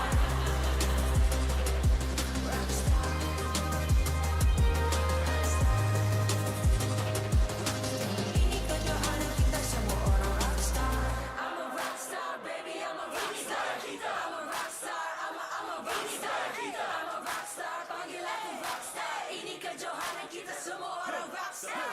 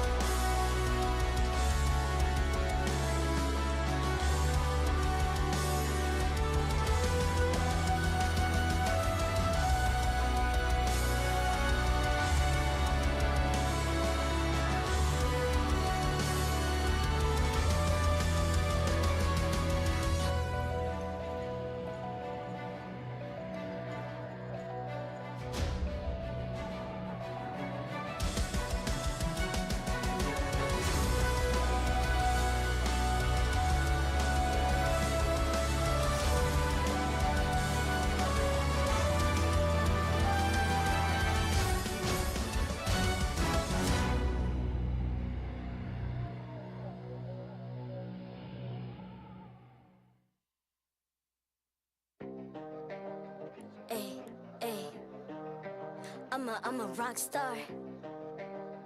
Yeah, rockstar. Ay. I'm a rockstar, baby, I'm a rockstar. I'm a rockstar, I'm a rockstar. I'm a rockstar, panggil aku rockstar. Ini kejohanan kita semua orang rockstar. Kita rockstar, kita buat saja gaya kita. Makin panas apinya sudah membara. Macam mana pun ku menempuh segala.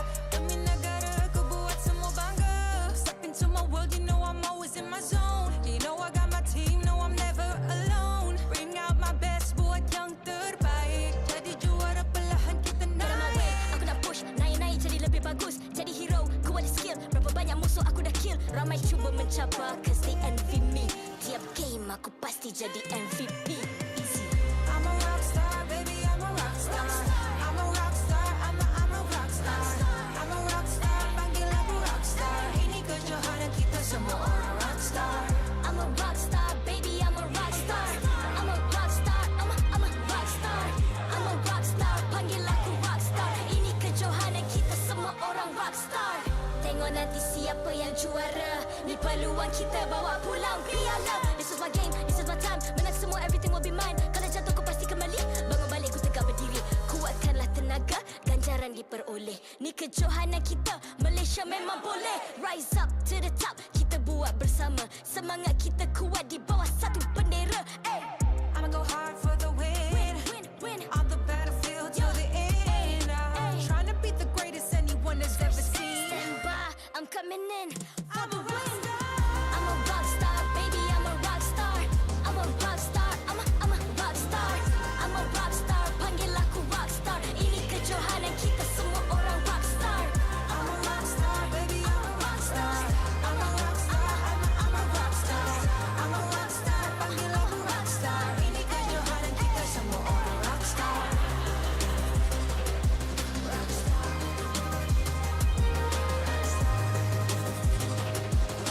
Ini kejohanan kita semua orang rock star. I'm a rock star, baby, I'm a rock star. I'm a rock star, I'm a rock star. I'm a rock star, panggil aku rock star. Ini kejohanan kita semua orang rock star.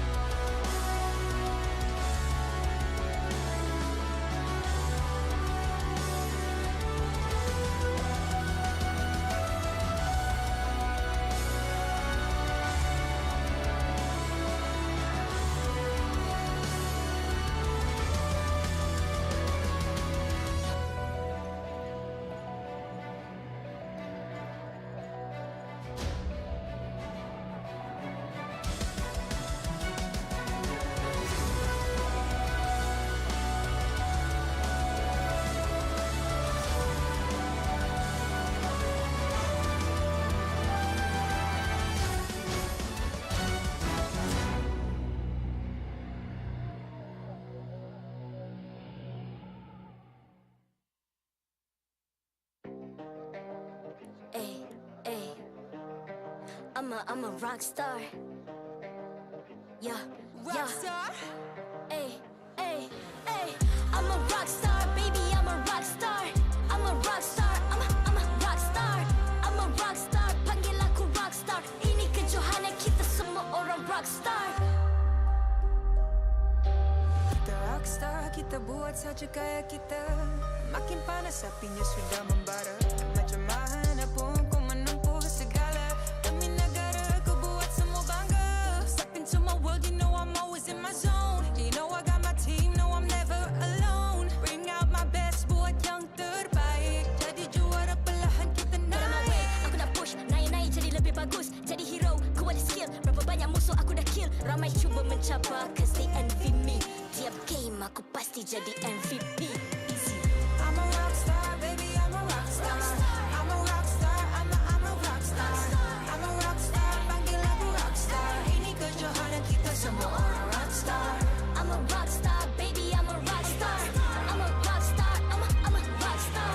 I'm a rock star, panggil aku rock star. Ini kejohanan kita semua orang rock star. Tengok nanti siapa yang juara. Ni peluang kita bawa pulang piala. This is my game, this is my time. Menang semua, everything will be mine. Kalau jatuh kau pasti kembali. Bangun balik ku tegak berdiri. Kuatkanlah tenaga, ganjaran diperoleh. Ni kejohanan kita, Malaysia memang boleh. Rise up to the top, kita buat bersama. Semangat kita kuat di bawah satu bendera. I'ma go hard for the win. On the battlefield till the end. Trying to beat the greatest anyone has ever seen. Stand by, I'm coming in for the win. I'm a rock star, baby, I'm a rock star. I'm a rock star, I'm a rock star. I'm a rock star, panggil aku rock star. Ini kejohanan kita semua orang rock star. I'm a rock star, baby, I'm a rock star. I'm a rock star, I'm a rock star. I'm a rock star, panggil aku rock star. Ini kejohanan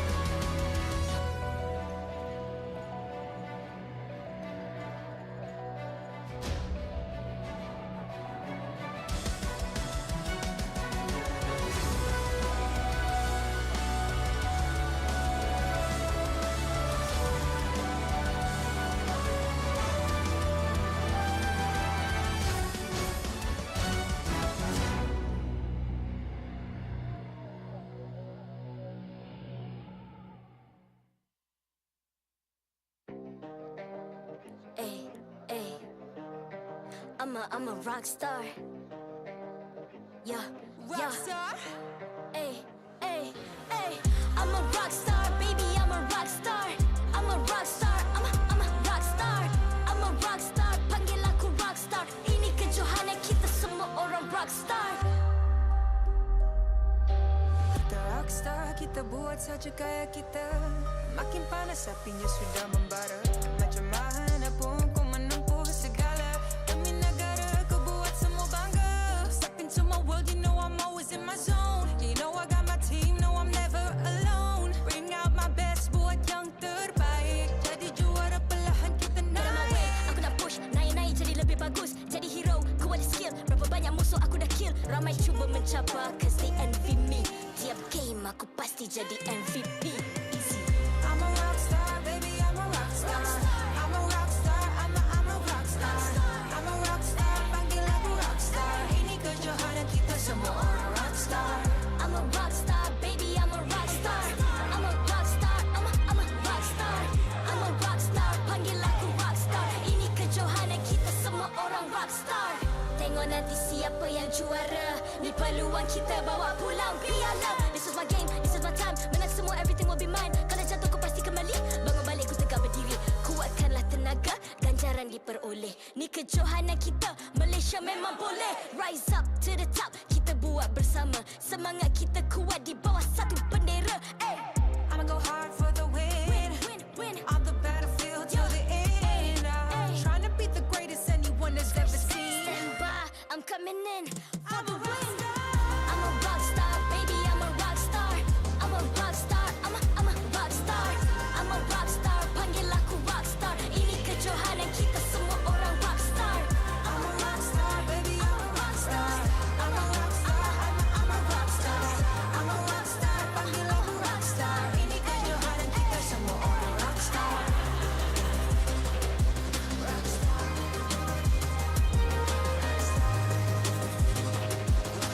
Ini kejohanan kita semua orang rockstar. I'm a rockstar, baby, I'm a rockstar. I'm a rockstar, I'm a rockstar. I'm a rockstar, panggil aku rockstar. Ini kejohanan kita semua orang rockstar.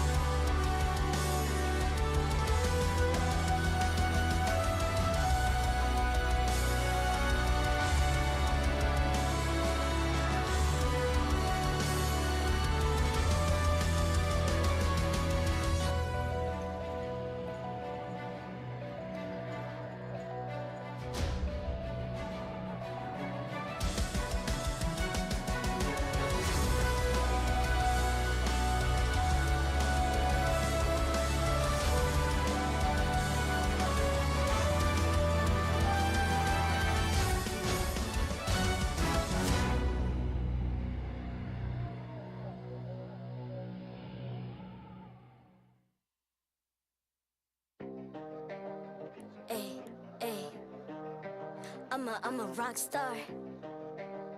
Yeah, Rockstar? Ay, ay, ay. I'm a rock star, baby, I'm a rock star. I'm a rock star, I'm a rock star. I'm a rock star, panggil aku rock star. Ini kejohanan kita semua orang rock star. Kita rockstar, kita buat saja gaya kita. Makin panas apinya sudah membara. Macam mana pun kau menempuh segala demi negara.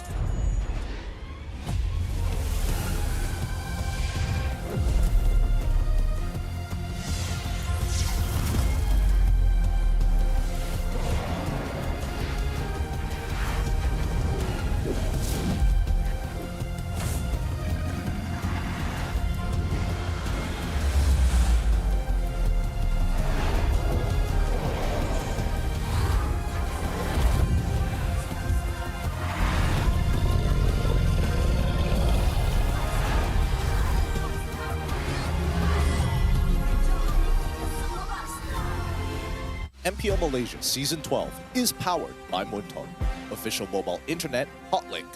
Score an epic MLBB skin for only RM1 with Hotlink. Summon your legends, unleash your style. Lightning-fast gaming experience with Hotlink all new prepaid. Now with 5G. Visit the Hotlink booth today. Grind on. Confirmlah Nescafe. Never stop fighting. Grind on. Power up with only Nescafe. Thank you to all our sponsors for your support in MPL Malaysia Season 12. Ini adalah perlawanan terakhir untuk musim kali ini. Ini adalah perlawanan di mana kita menentukan siapa menjadi juara, siapa yang akan wakil Malaysia pergi ke M5 di Philippines. Ini adalah perlawanan Grand Finals MPL Malaysia musim ke-12. Selamat datang everybody. Anda bersama dengan saya Rose dan juga kita ada Lafel sebagai host anda untuk Grand Finals ini. Sememangnya kita berada di atas pentas, merasa semangat daripada Flame Boys, merasa semangat daripada Team SMG. Sebelum kita mulakan perlawanan, kita nak uji tenaga fans semua. Jadi, Homebois, are you ready? Adakah anda bersedia? Homebois!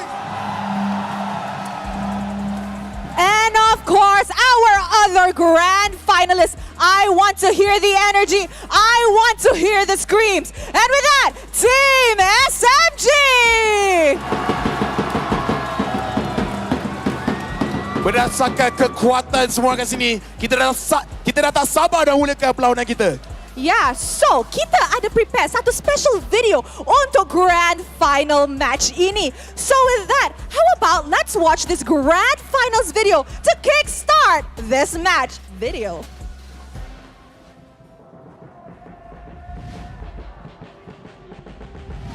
Homebois bermula pada MPL Malaysia musim ke-7 di mana 6 season mereka bekerja keras. Selama 6 season mereka cuba dan gagal, cuba dan gagal.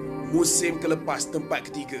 Kali ini satu lagi match untuk mereka capai impian mereka untuk menjadi juara MPL Malaysia dan juga tiket ke M5.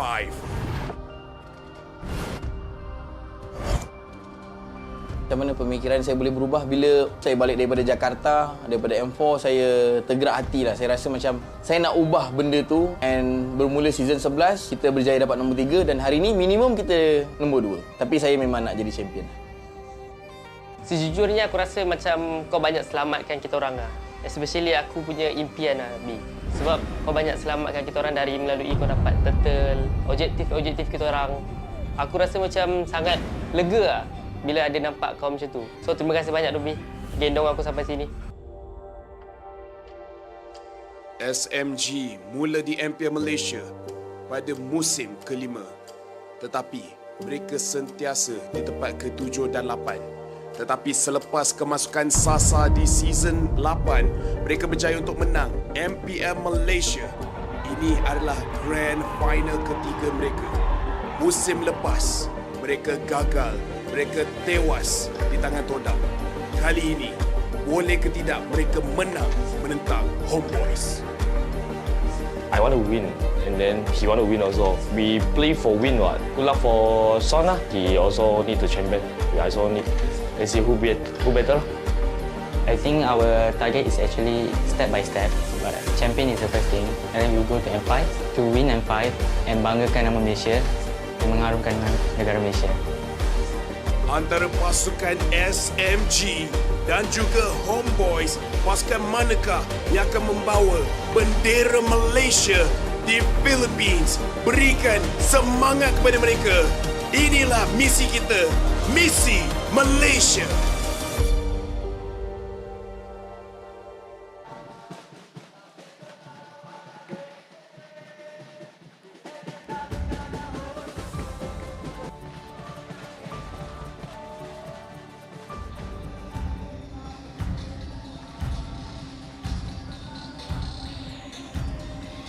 First, kita jemput EXP leader dari kedua-dua pasukan frontliner untuk setiap team fight, backbone setiap pasukan. Tepukan gemuruh untuk Sampat dari Homebois dan Smooth dari SMG. EXP manakah akan lebih bersinar hari ini? Berikan sorakan.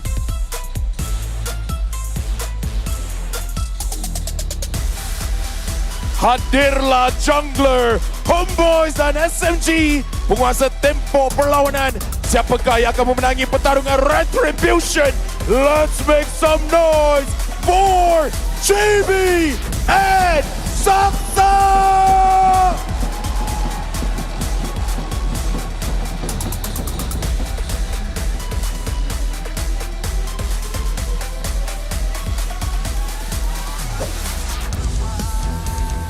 Next, kita ada mid laners kedua-dua pasukan. Magic damage dealers terutama yang penting dalam memenangi team fight. Let's cheer for them. We have Warlord and Stormy!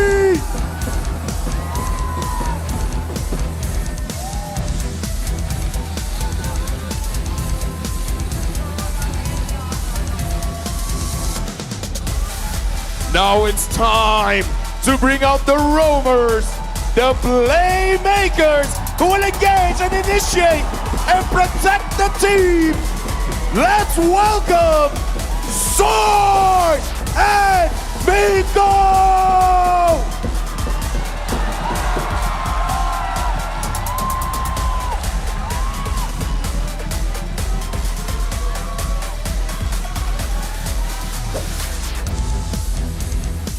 Saatnya untuk menyambut gold laners, damage dealer utama, pendorong pasukan.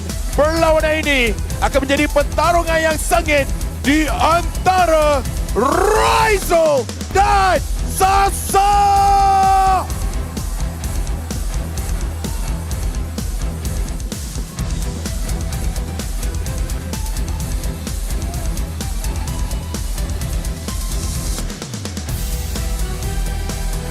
Seterusnya adalah para analis dan juga jurulatih, tulang belakang dan mastermind setiap pasukan. Mari kita bersorak untuk Coach Pops dan Saiful dan Coach Pau dan Lou.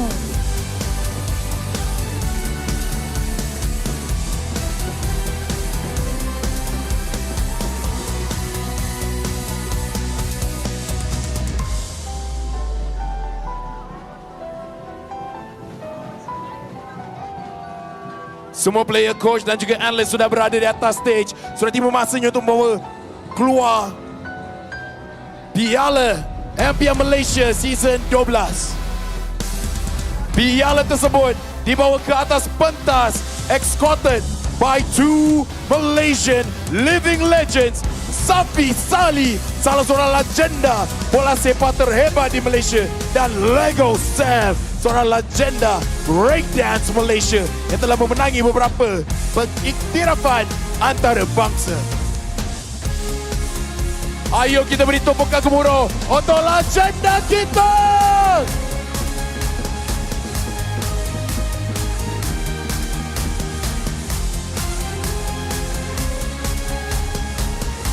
Thank you to our legends, Safi Sali dan juga Lego Sam. Sekarang, bolehkah saya meminta semua yang hadir di Dewan Sri Putra untuk berdiri dan menyanyikan lagu kebangsaan kita, Negaraku. Sila semua orang bangun untuk menyanyi lagu Negaraku.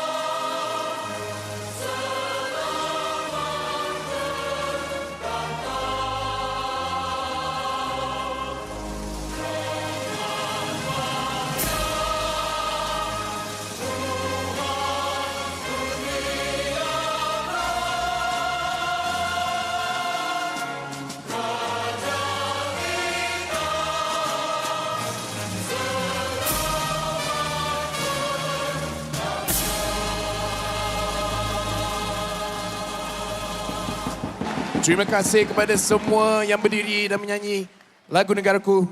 Sila duduk dan juga perasan dekat tepi itu ada T4.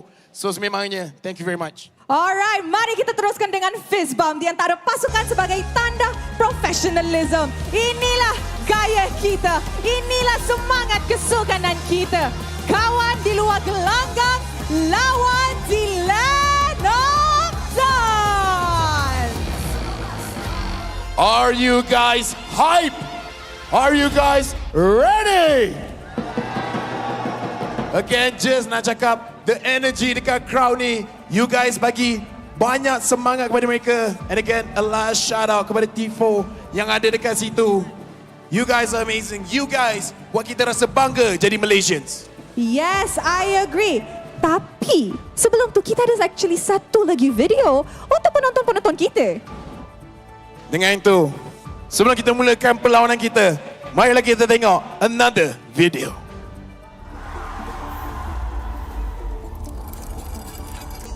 Selamat datang ke MPL Malaysia musim ke-12 bersiaran langsung dari Dewan Sri Putra Bukit Jalil. Selamat datang ke MPL Malaysia musim yang ke-12. Satu kemenangan, satu kekalahan akan mengubah segala-galanya. Hari ini adalah Grand Final antara pasukan Homebois menentangkan Team SMG. Siapakah jadi juara MPL Malaysia musim ke-12?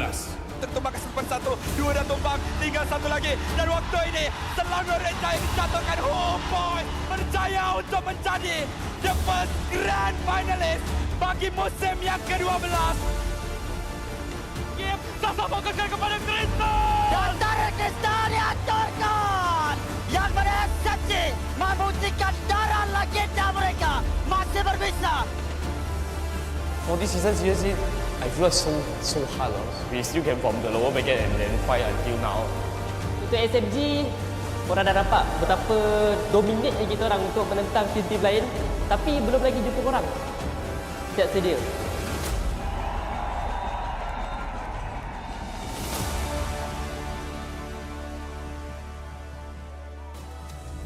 Good show, boys.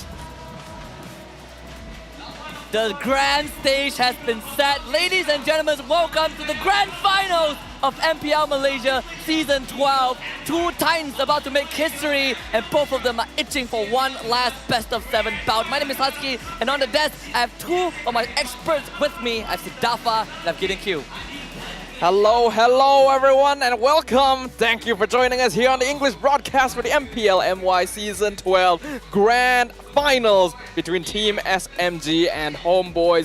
And this is certainly a momentous occasion as we do have some pretty different teams up on stage this time. Yeah, honestly, the stories write themselves here at MPL MY, a team that has been looking for a championship run for 3 years straight. And Team SMG, they've represented us once before, and they're looking to try and do it again. And best part, both teams have members who have played a huge role many years before and have won a trophy. Zorn won a trophy, Paz won a trophy, Smooth and Sasa have won trophies. So this is a battle of not just two giants, but also a roster of two legends, right? Sasa, he just won the Legends Award today. Let's see how he's gonna fare. But I'm gonna start with you first, Adrian.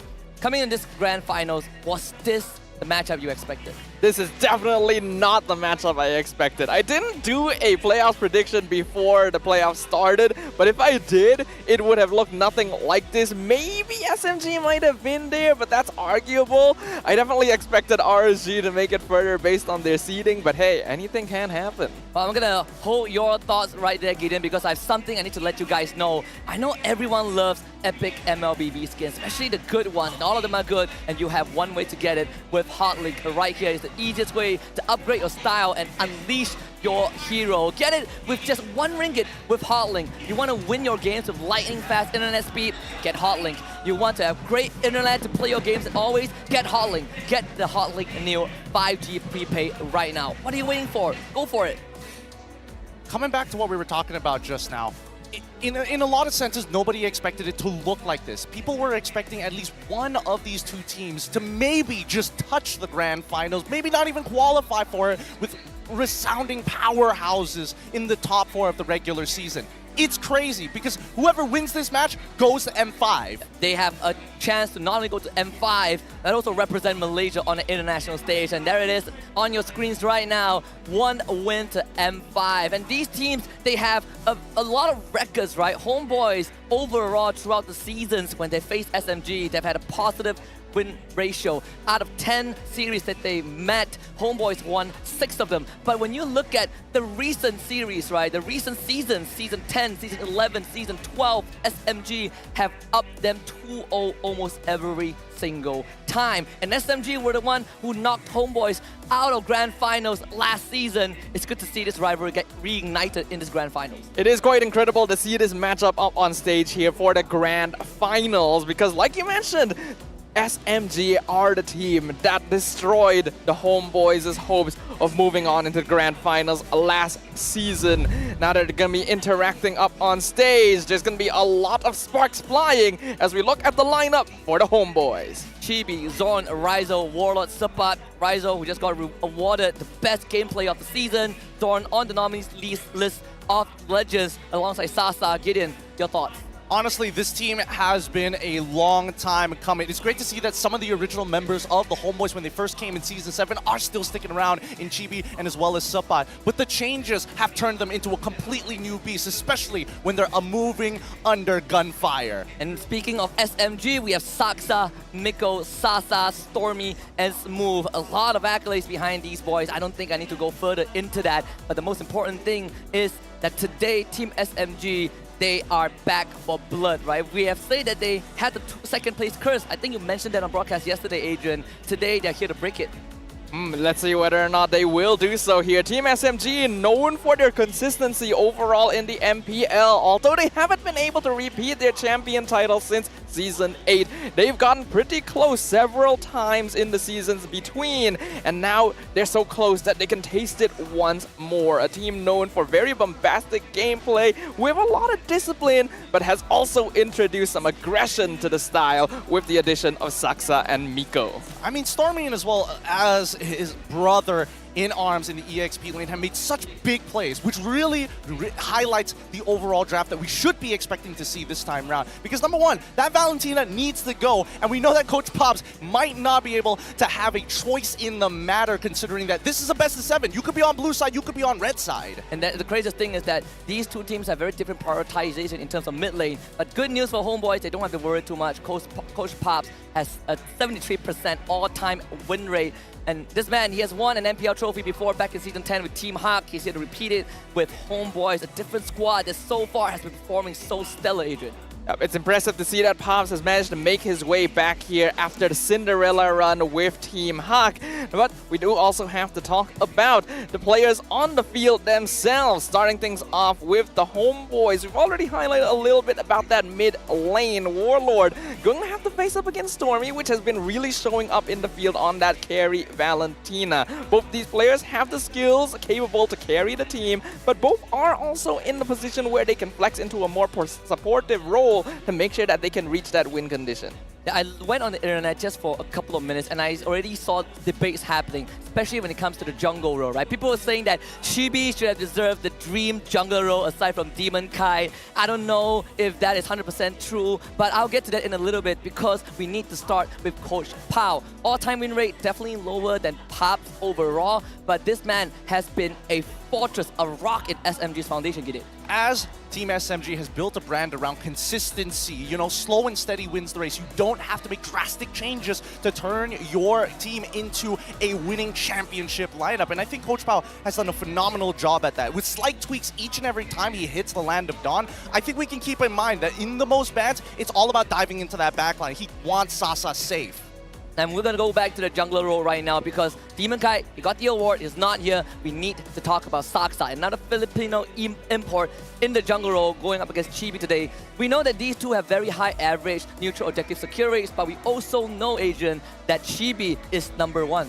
That is true. There's been a lot of debate over that top jungler position between Chibi and Demon Kite here. So Saksa has definitely been left out of the equation a lot of the time, but he still achieves a certain degree of consistency. Even if he's not the flashiest player, he will get those turtles, he will get those lords, as long as the team is around to set those team fights up. And you can expect that Team SMG will be able to move together pretty solidly to achieve that game plan. I think the greatest strength coming in from Saksa that people kind of tend to look past is the fact that when he's in these lord dances, he's great at actually maintaining aggro of the Lord while still maintaining a line of battle for his team during these fights. And I think, you know, being able to dance around that, to juggle the aggro of both your opponents as well as the Lord is an important skill, especially in the meta that we're in. And the only thing that SMG fans hope for today is that for SMG, don't dance around too long, because we saw how that went. We're going to talk about the hot topic for this Grand Finals. This is Homebois' first best of 7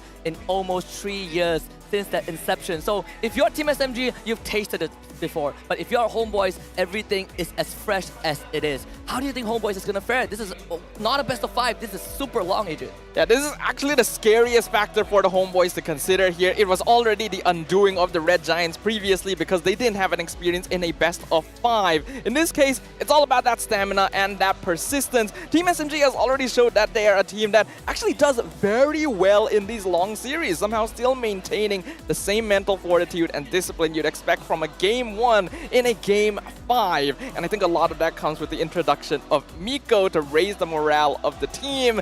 We'll see whether or not Homebois can match that. I'm going to quickly just point out before I pass it to you, Gideon. Team SMG played 10 games yesterday. Homebois only played 3. Do you think that's going to have an effect on the morale and the stamina for these two teams? I think, honestly, it's more invigorating for Team SMG. They have worked so hard. They played more games than anybody else here in this playoffs to get to this point. I think they want it more than Homebois. Homebois, they're coming from an angle of which this is the first time that we're going to make this one shot count. Which is pretty crazy, because Homebois, even when they beat RSG, they beat RSG, that one was also pretty straightforward, right? It was a 2-1, so Homebois collectively only played 5 matches, which is, you could put it in a best of 5, but for SMG, they played 12 matches. That could be 7-0 in a best of 12 if that format even happens. I wanted to also talk about the XP lane a little bit. Sapat and Smooth. I'm a bit surprised, Adrian, that when we look at the hero choices for Smooth that they put on the screen, it shows Paquito. He doesn't play too much Paquito, but we know the 2 series winning heroes that he got yesterday was Terizla. That is true. And it's interesting to see how Paquito as a hero has kind of dropped off the map here in MPL MY, especially when you consider that Paquito was his signature when he debuted into the MPL. So you'd expect that to show up a little bit more on the side of the Homebois, but it does seem clear that nowadays the EXP lane is anticipated to be the primary initiator in a lot of team fights. So we'll find out how that progresses as we enter the draft for game number 1. Well, with that being said, game number 1 is on its way in our first game of this best of 7 series. Keep in mind, it's going to be a long one, so buckle in, get your snacks ready as the draft has begun. We've already seen the Lancelot, the Terizla, as well as the Edith banned out for the side of Team SMG on the blue side, with Homebois responding with Matilda, Kaja, and as well as Baxia on the red side. The first question is, never mind, it has been answered. I was wondering if SMG would stick with Valentina opening like they've always done, but the Angela gets picked up the first time in a very long time, because this is a team that likes to ban the Angela first phase, Adrian. What's actually even more interesting is the fact that Team SMG has changed up the way they're banning, right? Throughout yesterday, all 10 games, they banned the same 3 heroes almost every single time in the first phase. And that was the Fanny, the Lancelot, and the Yu Zong. But this time, only the Lancelot is actually removed from the pool, and more focus is put towards those EXP lane initiators here. So perhaps more respect over to Sapat, and they lock in the Angela, which doesn't make this quite interesting. Well, we see Bruno and as well as Novaria instantly locked in for the side of the Homebois. I would say that Homebois want to get a bit of a feeler for Team SMG here in game number 1, especially since these are 2 heroes that, again, very comfortable for both Warlord and Rizel. Very successful heroes nonetheless. Warlord has been given first pick Novara just as much as Stormy has been given first pick Valentina. And it's one of the heroes that a lot of teams, when they go up against Homebois, they do not give enough respect to, and they got punished for it, Adrian. So now you look at Team SMG, are they going to lock in that Baksha? Well, Baksha was banned. Are they going to lock in the Fredrin or the Martis for Saksa again?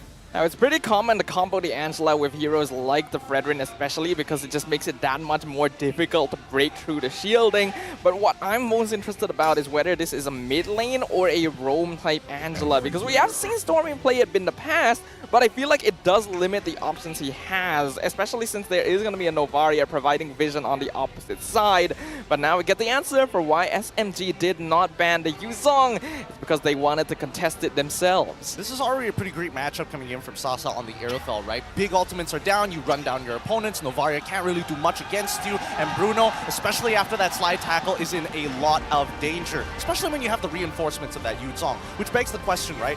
Homeboys, what do they do now? Are they looking for a more dominant EXP laner to maintain that control? Because I know that they have answers specifically for Fredrin. I do like the Kufra pick. I was thinking the exact same thing, right? One of the main problems we saw when SMG went up against SRG yesterday was SRG did not have any lockdowns for Sasa's Irithel. While Zorn has been incredibly proficient on that Kufra, you not only give Homeboys some way to keep the goal laner of SMG at bay, you also take it away from Miko if the Angela is going to go mid. Yeah, I think this makes a lot of sense here. What is the most important right now for the Homeboys is to make sure that their team fight has a certain amount of peel. They already had that with the Astral Echo, but they need a little bit more, and the Kufra definitely provides that, since Team SMG is going to be running at them pretty hard. Angela Iritel and Angela Yuzong are both very potent duo combinations. Team SMG, they ban out the Hellcat. This obviously needs to be respected against Chibi, but it also messes up their team fight very heavily because they want vision to dive. I think as of right now, I'm curious to see what Homeboys is going to go for their fourth pick, because that's going to predetermine a couple of things. Number one, whether Team SMG is going to get their hands on that Valentino, or are we going to see Stormy back on Angela once more, putting a lot of his faith in the rest of his teammates and making sure that they survive. And we also saw how teams, not just Homeboys, have evolved to put this Paquito in the form of fifth pick, especially when you're on that red side, because it does give you a bit more of that flexibility. And they already saw the matchup for Sapat in the XP lane. It's going to be the Yuzong. Fredrin gets banned out last by Homeboys, Adrian. Alright, more focus towards the jungle pick. This is basically putting a situation where the last really viable jungler in the meta is going to be that Martis, and we know that Homeboys has first pick, second phase, so they may want to lock out all the Saxa's known comfort heroes overall. Definitely not a bad idea, considering that it's pretty common for Team SMG to lock in Saxa's hero within the first phase. We'll see whether or not the decision to switch up the way they're drafting here in Game 1 is going to affect them. If that Martis does get taken away by Homeboys, Gideon, what other options are there for SMG? Well, I think that's where it's going to get a little bit tough, because then it really shows that Homeboys have a very clear strategy to play towards the gold lane side as much as they can. If they can get that early snowball and basically unlock Ryzel, they will dominate for the next 8 minutes of the game. And I don't think that's something that Team SMG wants, right? They want to play around those level 4s. They need a way for the mid lane to have some form of control. I'm feeling that this Angela is going to get pushed into the support position. It does feel like there's a chance to trickle down to the assassin hero pools right now, Adrian, for SMG. The assassin hero pools. We know that Lancelot would be the most popular, but it's already gone from the pool.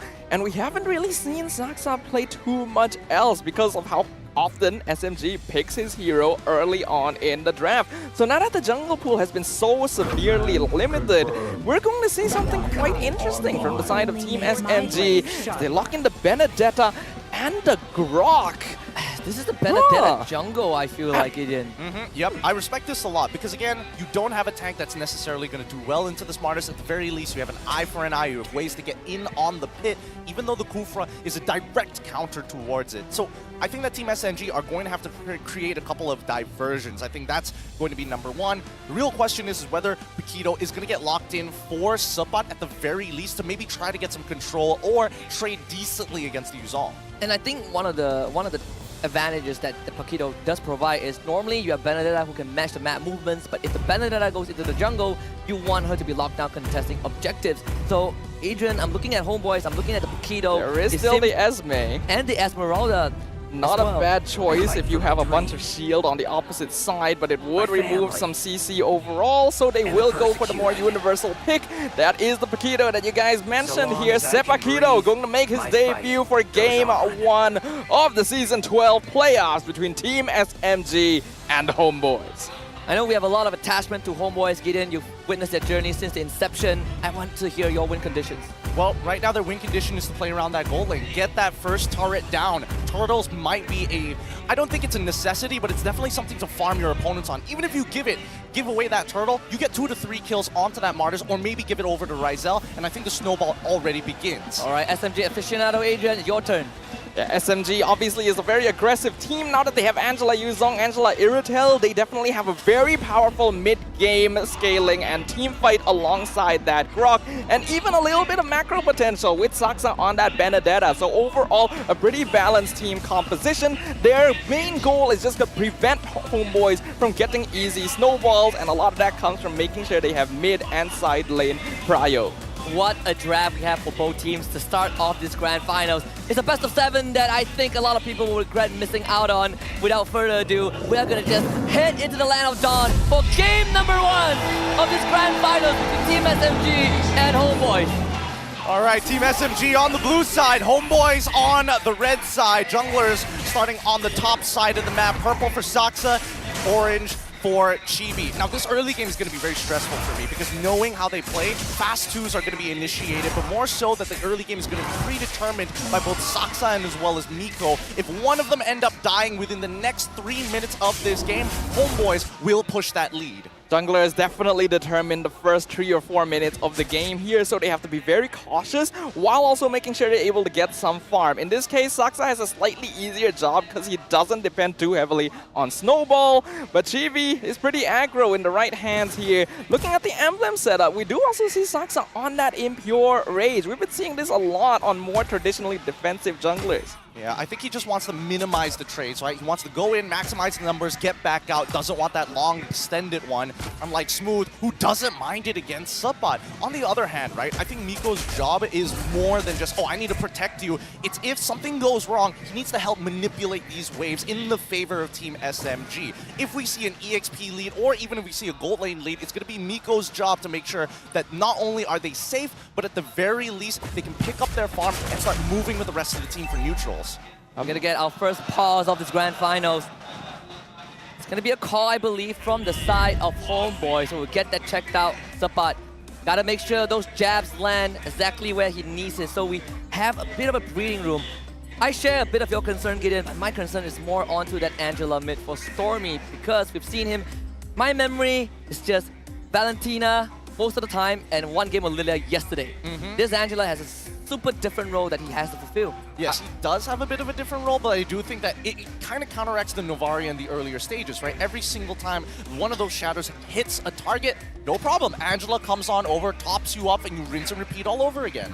We do also know that Stormy has played Angela before. This is not new, this is not rare. It is actually a hero that he's quite commonly put on if it is available for the side of Team SMG, so I have no doubt that he will be fairly comfortable going on it. The difference is, while other Angela players will typically play a more defensive role coordinating with the team, Stormy is more of the aggressor. He wants to set up these team fights the moment he knows this is an opportunity to go in. He's going to jump in on top of Smooth, most likely to start off the game and start creating havoc. Yeah, but up till that point, I think I agree with you with the sentiment of he needs to kind of be aggressive in the earlier stages, right? You're Angela. You win out at least 80% of your trades every single time. I heal myself, I deal damage to you. I've got good range, and I've got Puppet on a string to keep you quote-unquote away, and if you overextend, you get instantly punished.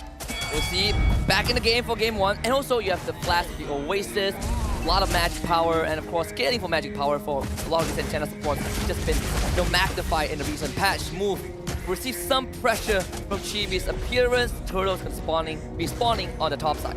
We get to see Stormy's more aggressive preference as well in the choice of emblem, going for that Impure Rage rather than something like, say, focusing Mark to help out the rest of the team, because he wants to contribute on that damage, knowing that he is going to be a mid laner for the side of Team SMG. For now, though, that first turtle is going to be contested. Neither Rome has hit level 4 yet. Stormy's going to try and keep Miko away with the help of Warlord. But the Homebois is very consistent in securing neutral objectives, and this is why the control is so good. But Smooth will try to disrupt that with the Black Dragon form straight towards the back to try and push Chibi away. Saksa uses Electro Final Pro. He does need help with the hard guard, but it doesn't really matter. Again, Chibi just quick on the trigger finger, needs to get out though. Thorn knocks 2 of them into the wall, and Subbot with the KO punch. But Chibi ends up going down first blood. Saksa on the run. Subba wants to chase him. Can't find the Benedetta. And Zorn is now in no man's land. They will try to catch him. He has the eye of the Cyclone. Flickers to safety. Takes the tower shot. But Zorn is out. Some nice maneuvers there from the side of the Homebois. Being able to secure the turtle going to be pretty huge right now, but losing Chibi is not ideal overall. They have to be careful about taking battles of attrition here, because having Stormy on that Angela means that SMG can stay in these fights way longer overall, at least in the initial stages of the game. For now though, they're able to cut their losses pretty well and even gain a net worth advantage because of Smooth's presence, allowing Sabat to get some tower gold. I mean, as expected, we were waiting for the hard card to get locked onto Smooth specifically to make sure that this fight was going to be good. I think Zorn did a very good job at minimizing the overall damage that Team SMG was applying, but at the end of the day, that turtle went over to the Homebois. They secured no kills whatsoever, so we're not expecting a conversion. Team SMG, on the other hand, I am starting to get a little concerned for Saksa. It does feel like he is struggling to kind of find the space to in between those windows between when Zorn does not have that bouncing ball. And that is a threat that you highlighted, right? Benedetta in the Kufra is always going to have this direct counter interaction. Homebois will focus a lot of that attention on that top mid side. They're going to leave the gold laners to their own devices, and this is kind of one of those few lanes where Rizzo is very familiar with. Yeah, the Bruno into the Iritel has been played many times this season overall. Zorn is in the position to make sure SMG can't do anything funny in the gold lane, and that's important. The 4-man rotation down here, and they're not able to achieve much with it. I think it's fine. At the end of the day, Team SMG needs to mirror Homebois. They know what their early game plan is going to start looking like, and it's about the war of attrition. Homebois need to bait out this hard card somehow and minimize the overall damage. Oh god. Oh man, Saksa tries to go for the ice frame, gets knocked up anyway. That's an early hard guard expended. Miko puts down the wall, Smooth. Doesn't have much help because he traded early with somebody. Can try to turn on the Zorn. Zorn taking a lot of damage. Chibi trying to save him, but it's not possible. Zorn ends up falling, and SMG now have the man advantage. A very good rescue there from Team SMG. The wall charge was definitely a bit slow to make sure that Saksa wouldn't get stunned, but the hard guard is more than enough to keep him topped up. And again, that battle of attrition, and Zorn unfortunately too far ahead, and Homebois not quite enough damage yet to really dive into Team SMG, even without the hard guard onto Yuzong, so they just had to sacrifice their roam there. I think at the end of the day, Team SMG needed to get something. There was way too many ultimates. Wait. Thinking about it, Saksa again. Zorn trying to keep him away as fast as possible. Saksa wants to get in to get the turtle. This time he will find it. Saksa with the retro finger finds the secure. Chibi with the decimate will take out Miko instead. Chibi looking to look for more. Saksa not the easiest target, so Chibi will settle for some extra XP.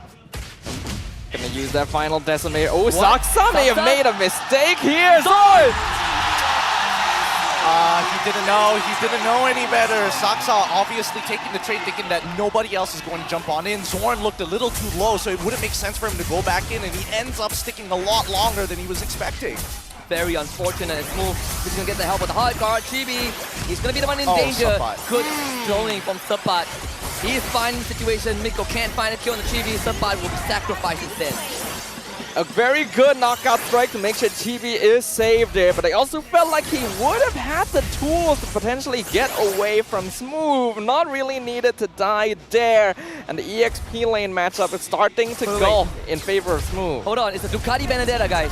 Yes, we it saw is. the Ducati Iratel yesterday. Finally get to see the Ducati Benedetta, and so far it's been looking cool. Like the fadeaways have been looking great, the eye for an eye has been looking extremely nice. More importantly, so that final blow. Whew, where's the sexy bike? Stuff. I do believe that ultimate says champion on the effect there, so maybe a sign of what Team SMG are looking for here. The Berserker's Fury completed on Rizzo means that the Bruno can really start participating in team fights, and I'm hoping that that is what the Homebois will do. Getting even some assist gold on the Bruno at this stage is going to help massively in terms of getting that snowball rolling. What an even game we have so far, right? Both teams neck and neck. One turtle, each third one spawning bottom side. I think for the time being, right, for the next 13 seconds here, it's about posturing. How much information can you really get? They have a rough idea of where Chibi is going to be, but I think they need to figure out where Zorn is. Oh. Yep, and he's going to find Miko just as the power of nature expires. Miko drops without being able to do too much. Smooth will come in. That electro final blow from Saksa to get the actual echo onto everyone on TSMG. But Smooth will fire double kill with the help of Stormy and the hard guard. It's going to be the third on the list. He's going to get knocked out. Smooth still alive. Stormy saving him.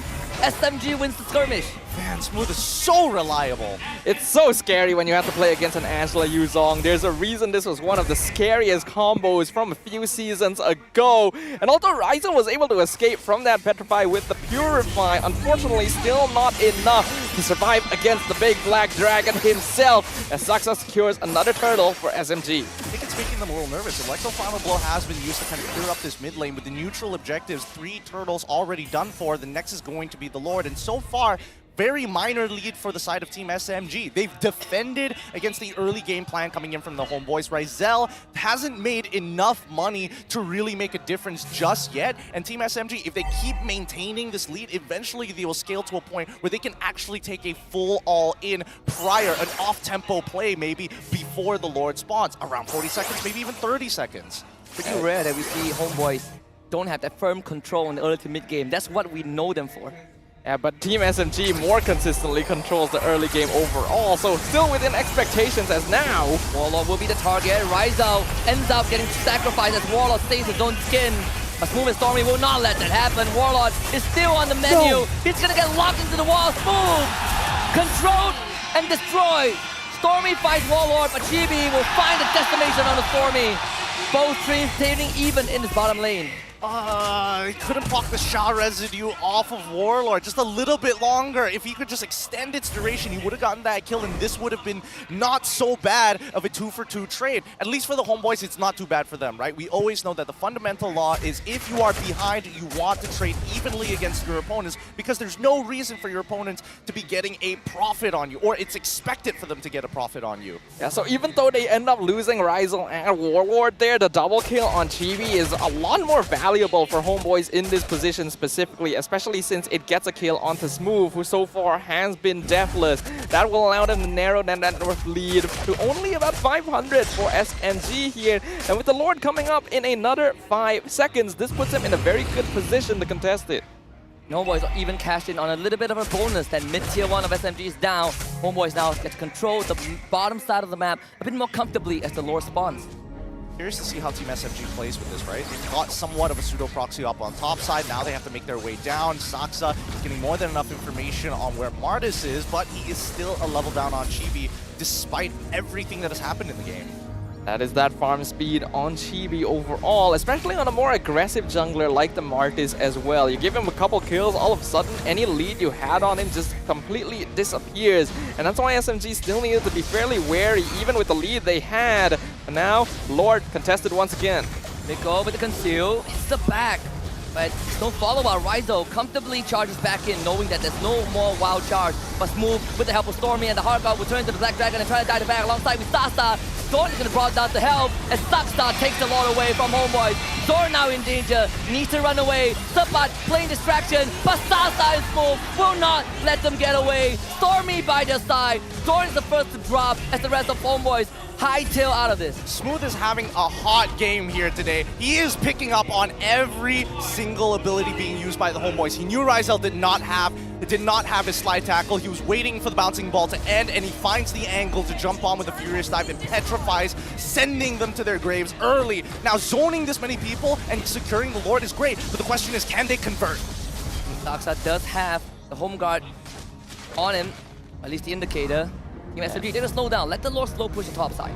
I am liking the pressure that Team SMG is putting on right now, though. Even though they ended up dropping a couple kills to Chibi earlier, they've already regained that net worth lead thanks to a very nice Lord take. You would think it appeared kind of disjointed with a very early initiation by Miko, but the role was clear. Just zone Homebois up the Lord so that Saxa can get it for free and then decide whether to continue the fight after that. And when you have Smooth with the Heart Guard, answer is always yes. Change of event, what a breath of fresh air, especially if you're an SMG fan. Orange buff, good attempt from Miko, but Ryzel will secure it. All tier 1 down for Homebois. Now, 4,000 gold lead slowly dwindling as Homebois are looking to reclaim their territory once more, but they've already received a good amount of damage, right?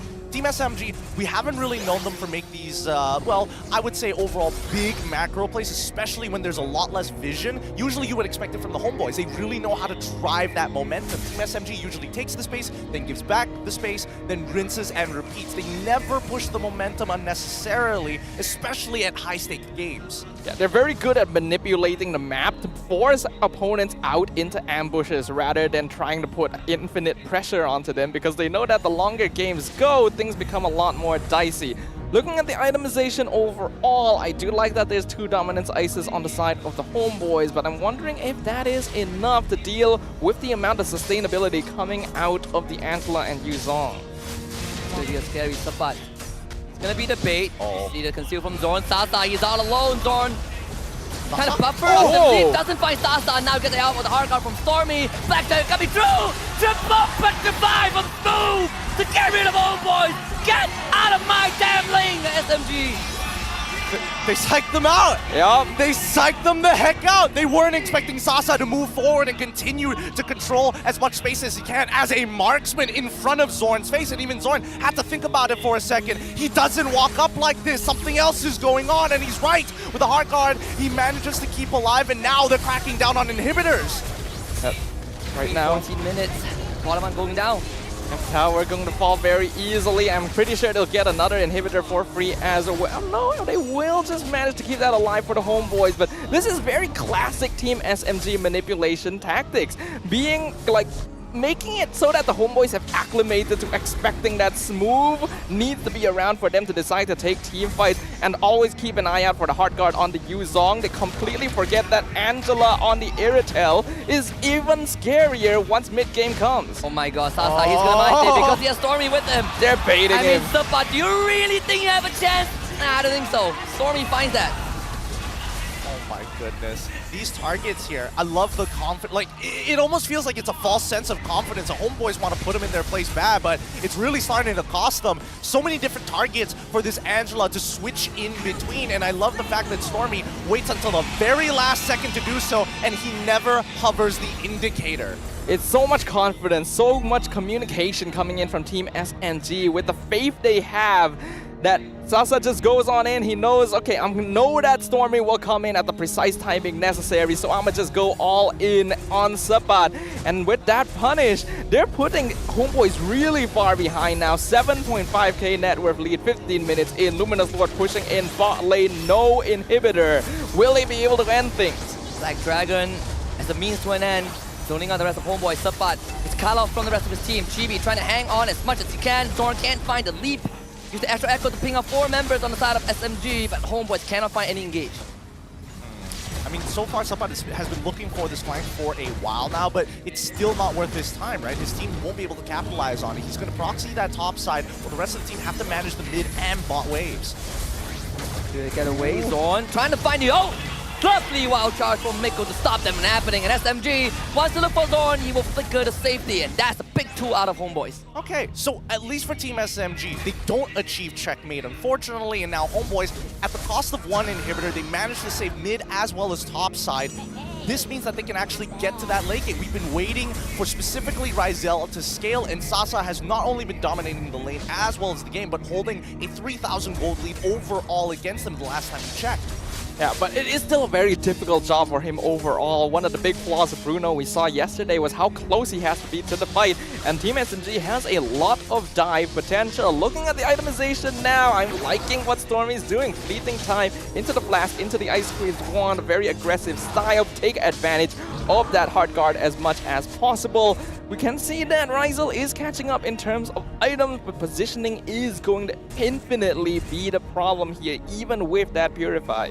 I think Homeboys feel like just slightly uncomfortable, right? Because no matter what, it comes down to, yes, this is a macro play, but we trust in your individual decision-making. And I think Team SMG is really taking advantage of the individual decision-making with the help of the hard guard. Now, Smooth, on the other hand, it feels very straightforward. He should be the target almost all the time for this hard guard, but I think Sasa has come to a point where now he can run down as many targets as he can. All he needs to do is open up the doors. If Zorn uses his bouncing ball a little too early, that's their go. It's a difficult decision to make for the Homebois, and they have to be able to adjust to these situations on the fly. Now that both Smooth and Sasa are going to be threats in any team fight they decide to take, the utilization of their cooldowns and the resources they have has to be perfect to overcome the difference that SMG has been able to create. Look at this positioning of both teams. Only the junglers are on the top side. Lord will be spawning right about now. SMG, they will call dibs on that objective first. And Saksa, actually, it's going to try and man-fight Chibi because Miko and Sasa are here. Chibi starting to get run down. Rizzo with some massive damage, but it's not enough. The hard guard again, saving Sasa. And with Chibi gone for 40 seconds, Lord is on the board. Oh, man. Oh, this is not looking good. A lot of the ultimates came out from the side of Team SMG. Homebois might be able to do something here if they can just create space for Rizal to get free autos in. If we had any doubts up until now that Stormy wouldn't be able to play a hero like the Angela, I think those are assuaged. But ooh, 3 shot. Beautiful. Whoa! Destroy Smooth. Zorn just finding the opening. Homebois now wrestle back control. This is exactly what we were looking for, right? Just get that space for Rizal. He has the damage now. He knows he has the damage, but if he steps up too far forward, he's going to die to Smooth specifically. And because of the number of ultimates, the amount of battle spells they use and committed onto Chibi's side, they can hold this Lord hostage until he's back up and ready to retribute it. Definitely unexpected how much damage that was able to do here, but ideally that would have caught SMG by surprise during a team fight rather than a gank. This will give them time to adjust, whereas if it was a bigger fight, they may have been able to take more kills with it. For now though, in terms of gold distribution, pretty even overall on the gold laners, so Rizal not too far behind. Taksa's gonna get caught out by Zorn, and if he goes out, this could be over the hard. Give me a life. Shows up and ends up dying. Name of that, he popped at the wrong time, allowing Chibi to get the Lord, and Zorn again with the re-engage. Warlord finds a double, and Homebois have been reinvigorated. Oh, right on brand. Right on brand for the Homebois. They know how to push a lead. They know how to punish their opponents, and they do so beautifully against Team SMG. And I think overall, it was honestly a very scary moment. If that immortality animation just happened a little bit quicker, Saksa might have won the 50-50. Yeah, absolutely. And now they're looking to push things in and end the game potentially with the Lord down bot lane. Move with the Black Dragon form, and Miko already used the Wild Charge to try and damage the wave, but the Lord still coming in from the bottom end. Homebois, they're looking to open this up with a win, and they're gonna go straight for the crystal. No one can stop them! And Homebois takes the game 1 in his finals. This is it. This is why we have Super Sundays, Super Championship Sundays here. Each move punished well, everything cool, calm, and calculated. That's what we want to see from our potential M5 representatives. Beautifully done there from the Homebois, able to keep their minds clean and not focus too hard on what they've already done wrong this game. Once Rizal hit that timing, he hit like a truck, and unfortunately Team SMG may have been itemizing a little bit too aggressively due to the advantage they had, resulting in some very easy 3-shot kills. I mean, Team SMG, they missed the one opportunity they had to actually close out the game, and I think Homebois played that defense so very well on that second Lord push. It could have honestly turned around, but Team SMG, they had to force it. Yeah, and we saw kind of the top lane dance between SMG and Homebois. The bot cuts the top wave, SMG can't push top side. The red Chibi cuts the mid wave, no one can push the mid side. And of course, in true Homebois fashion, in true legendary fashion, it was Zorn that opened up the doors for Homebois to potentially take a game 1, and indeed they did, and Zorn was the one who finished it. A really clean game there coming in from the Homebois when it did look like the odds were very much against them from the very beginning. I'm interested to see who is our MVP. It's going to be Chibi for game number 1 on this Martin. It's a bit of a great start and a rough mid-game. The recovery in the late game, stellar as always.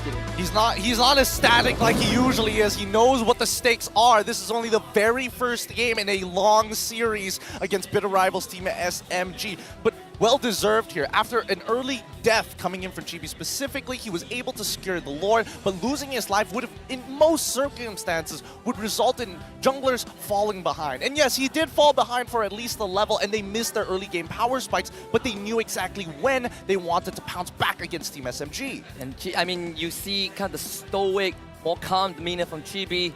he's one step closer to realizing that dream. 3 more games to go for Homebois, but this is where we see if SMG can bounce back in game number 2. We'll get to that in a little bit because SMG's mental has always been a point of discussion. For now, we're going to check in on Team Homebois' discussion in game number 1 in the upcoming mic check to hear what they were talking about behind the scenes.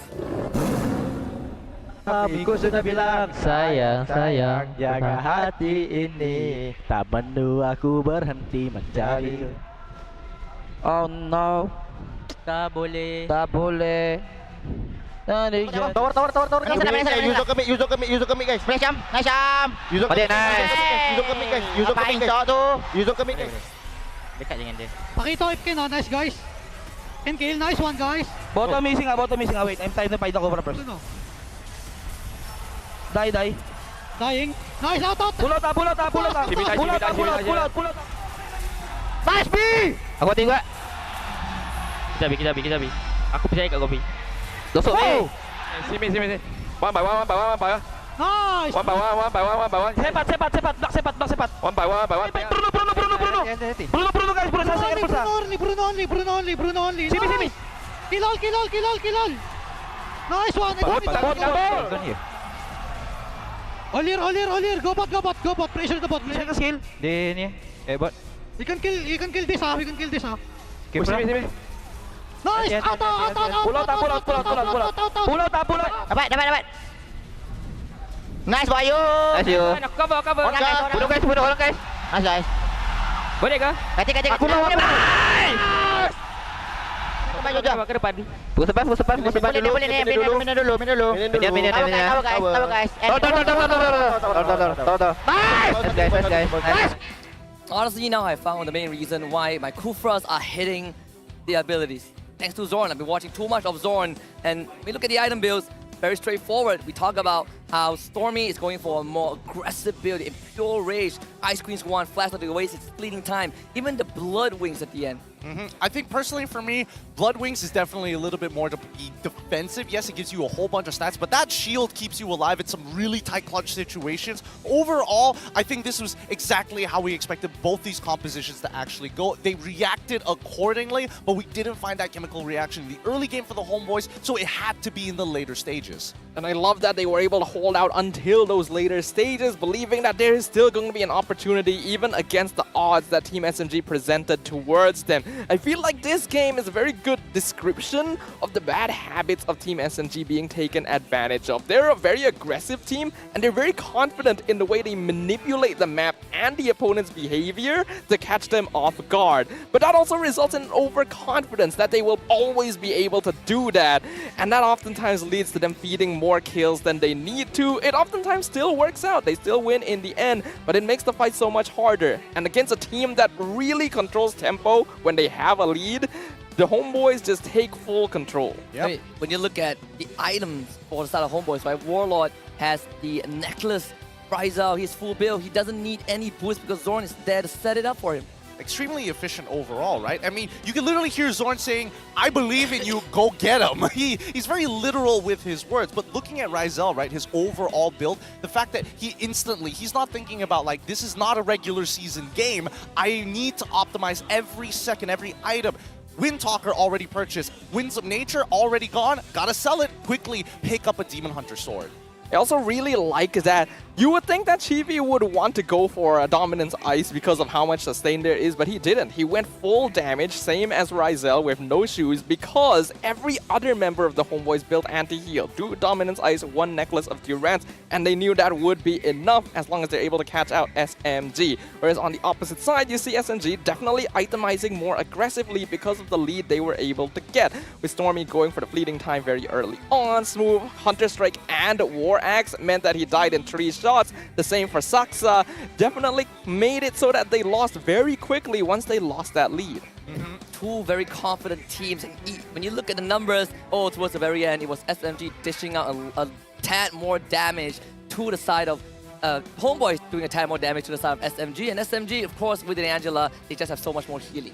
Yeah, it really was. I mean, even in the items, we're seeing that Smooth was going for a more aggressive build because most people wouldn't want to actually go for a second item, War Axe, immediately after. But he decides to do so because he knew that early to mid-game, when he has Black Dragon form as well as the Heart Guard, he can do some crazy things. And that's what we saw in the mid-stages of the game where Homebois, if they clumped up too close together, Petrify gets so much value, he's able to chunk out the backline, and if you try to run away, the Shroud Residue is going to pop you off anyway. So it helps that Stormy is taking this fleeting time. He knows his team can kill, and he knows he can get multiple Heart Guards off to increase their tempo. It's risky though going for this, especially on Team SMG. They play aggro, they control early mid-game very well, but they're very slow to end games. And the Homebois are very fast to clear out the objectives once they have a lead. We can see in the highlights here that although SMG were in full control early on, the results of the game show different. And that is something that both of you gentlemen have kind of brought out time and time again, right? Every now and then we talk about the inconsistencies of SMG. We talk about the tendencies of them to drag out a lore dance, to drag out a game, that overconfidence. Certain qualities are on Homeboy's side as well. They're also very confident players, but I think the one distinction is also Homeboys being a lot more decisive and they know what they can get out of this. They play on the edge, Adrian. That is true. I like the decisiveness overall here, being able to make those decisions quickly and adjust based on the situation as well as take advantage of mistakes is pretty big. But I do still have to point out that their early game was pretty much in shambles. Team SMG collapsed on them very hard. They weren't able to play around these kills, and it's only because they ended up making mistakes afterwards that they were able to come back. Well, I mean, first things first, I think both teams made some very decisive decisions. I think Team SMG has prepared very hard against the Homebois and specifically around the early to mid stages of the game. If not, they probably would have gone to their old ways of playing a scaling composition overall. So, well done to the side of Team SMG. I think that at least for the Homebois, they are aware. They're aware that the preparation is done for the early game. I'm not sure if they're going, well, Pobs in particular, is going to tweak their draft accordingly, or maybe or not they're looking for stronger synergies amongst their draft. Just like Adrian pointed out during the draft, right? The drafting, the ban sequence in particular has been altered for both teams. Say SMG, they're very, very used to just banning the same 3 heroes as long as they are winning the games. Whereas for Homebois, they directed their attention over to Saksa and forced that Benedetta pick into the jungle. So it's definitely interesting to see how much prep has been done by the coaches. But we also want to thank you guys for helping us reach this milestone, our current PCU milestone, 290,000. That means we have officially passed our highest PCU from MPL MY Season 11. So you guys can grab that redeem code. It's quite cheeky over Season 11 there for you guys to get a little bit of extra stuff. And thank you very much for joining us here. Game 1 has already shown this will be a very entertaining series. It will be. It will be. And hopefully we can continue breaking records here, because right now this is a, well, I would almost imagine as a brand new chapter for the MPL MY. We don't know how the internationals are going to look like just yet, but at least living in this moment, it's great to see that these two teams in particular are the ones who are going to be doing so. Yeah, and I think it's already enough time to let it sink in. The fact that a new era is already dawning on us. We had to wait a couple of days after SRG took out Todak. That was the end of an era, and everyone was wondering who is going to be the one that sits on the throne. And the fact that SMG are here to do better than Season 11, which was to win the second trophy, and Homebois having their first ever best of 7 Grand Finals appearance. There's so many things to look forward to, but of course, we do want to take to the stage for the host, talk to some of these people about this Grand Finals. Terima kasih banyak kepada casters, dan as you guys can see, saya dekat atas pentas bersama dengan YB Said Sadeh. First of all, how are you feeling, YB? After watching the game, I'm fired up. You're fired up? Ni betul effect Flame Boys. Now, first of all, I just nak cakap the audience here, dorang panggil I YB lah, Fel. YB? Just saying lah. So, I nak tanya kan, what qualities yang I kena ada untuk jadi YB Mobile Legends? Saya rasa daripada sudut pakaian dah kalahkan saya. Sudut gaya pun dah kalahkan saya. Jangan hamba sangat. Cuma kena menang dulu lah, bro. Kalau saya kawasan MUA, bro, kawasan Mobile Legends lah. Saya orang Johor Bahru.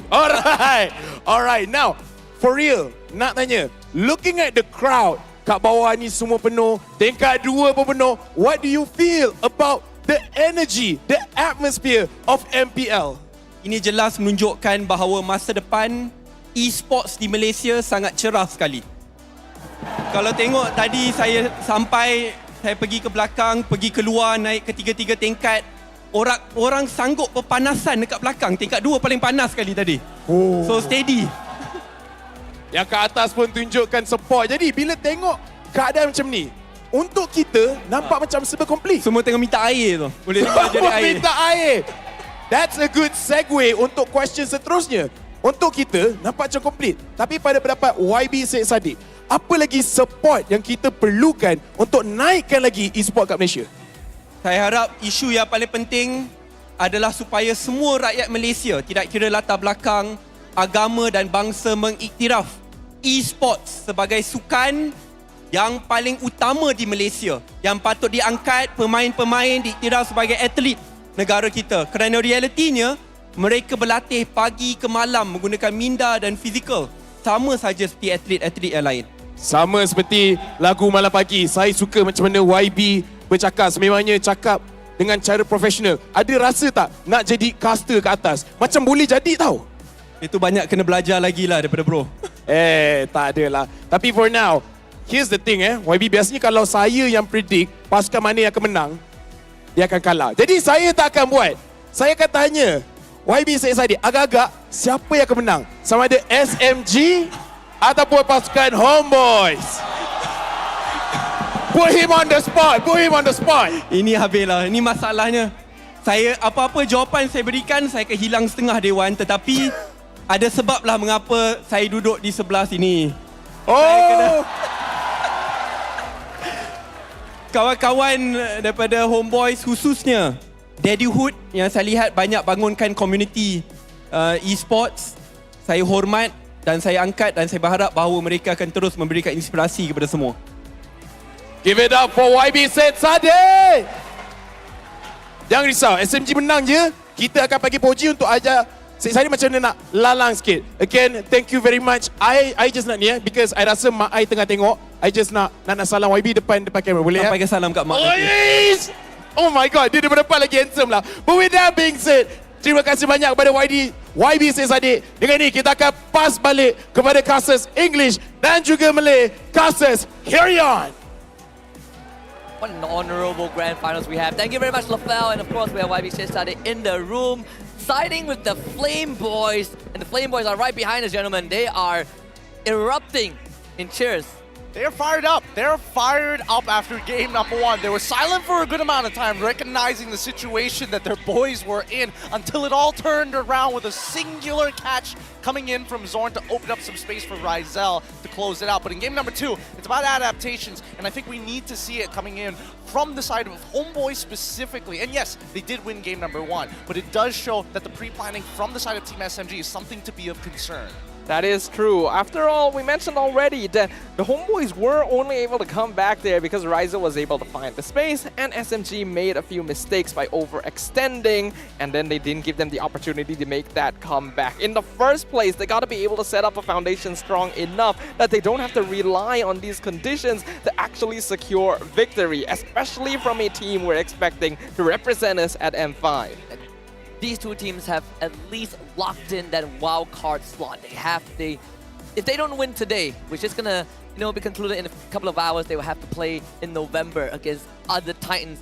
But again, SMG's lingering nightmare has always been how do we play out that late game, right? It's Homebois, they're very consistent with it. I want to hear about adjustments, starting with you, Adrian.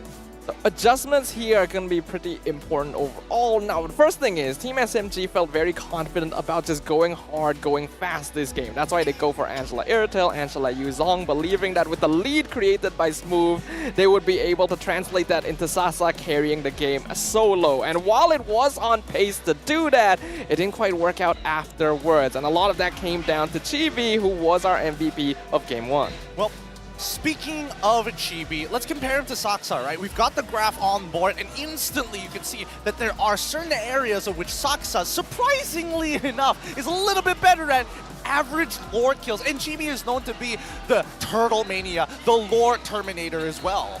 I have only one way to justify this.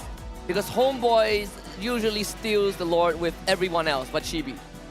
Warlock That has is done it a few true. times. Sampan has done it a few times. I don't believe this stat as much as it's up there, alright? No disrespect to Sasa. He's a great player, but it doesn't do Chibi justice. Right? Look, to be fair, I thought you were going to go with the angle of the fact that Team SMG had to play more games, so there's technically more Lords to pick up. That as well, that as well. That as well. Look, the average GPM is going to be significant here because we've seen Chibi throughout this playoffs. He is hitting level 15 at 12 minutes into the game, which is an absurd amount when you're thinking of like a professional setting. People who play this game in and out every single day. And when you're talking about retributing and stealing turtles, GB is that guy. There's only 3, and right now, Saksa and GB, dead even. The craziest thing is that they are even, and Saksa has played 7 more games than Chibi. Just yesterday Just as well, yesterday. right? Literally just from yesterday.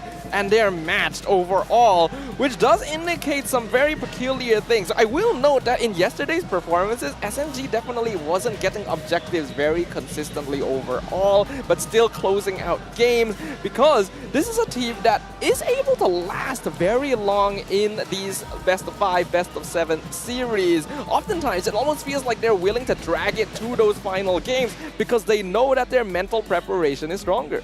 Well, mental preparation is stronger. They literally have a mental coach or a sports psychologist, as most people would like to call them. And it really does help it out. That's why you see the writings on their hands, things to remember when they get into the game itself. So we had Repta on us, with us yesterday, and Repta also mentioned, right, in the Philippines, it's very normal for a team to have 1 or 2 guys who are the morale boosters, right? In the team of players, every time the teammates are down, these guys are the clowns, the people who light up the room. And Miko definitely plays that role for SMG.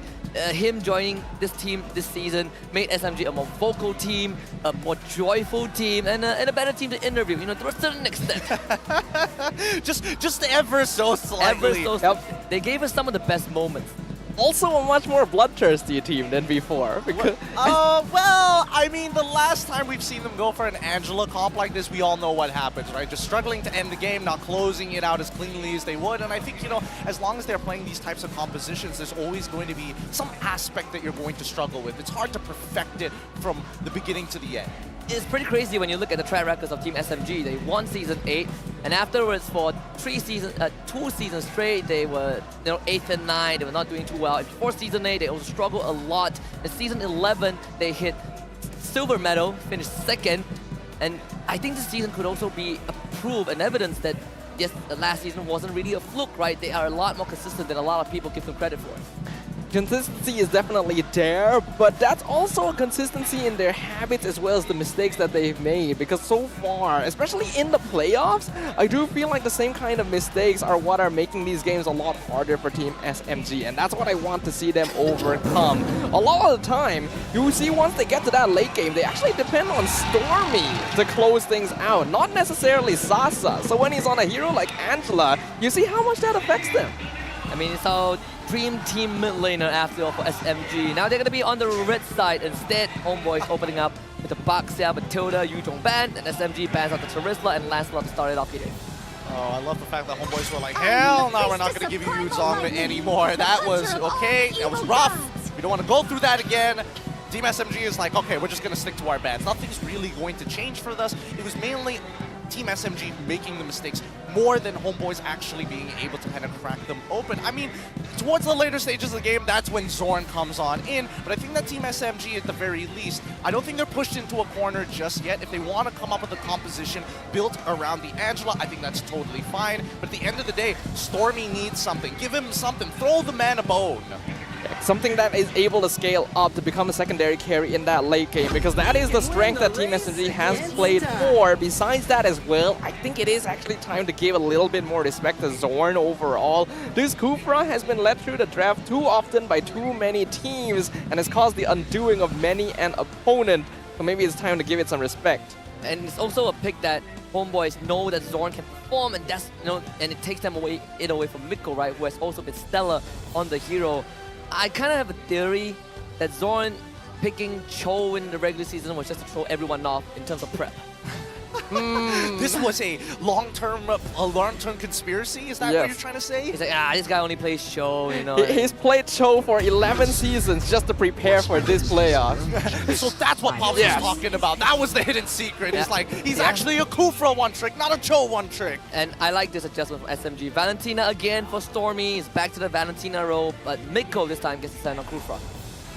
Okay, I like this. We're already taking the Kufra away, and this will finally force Zorn onto something a little bit different. And like we mentioned earlier, give Stormy a hero that can scale up to that late game. The Valentina still being one of his more consistent heroes overall, while also making it a little harder for the Homebois to draft, depending on what ultimates can be let through. Well, I mean, one of Homebois' biggest strengths overall as a team, especially when we come down to the drafting phase, is the compositions are looking to punish EXP as well as junglers. They were trying to punish the jungler hero pool in game number 1, but this is where they start to set up the pitch. They get the classic Cho, one-trick man, give it to him, his weapon of choice in pub games, and how he built his career on, but also back it up with the Farmis. I mean, the fact that the Homebois only played 3 games yesterday and won all 3 games with a Kufra is it's a pretty big statement, but I do like this Farmis pick as well because they played Farmis 2 times yesterday.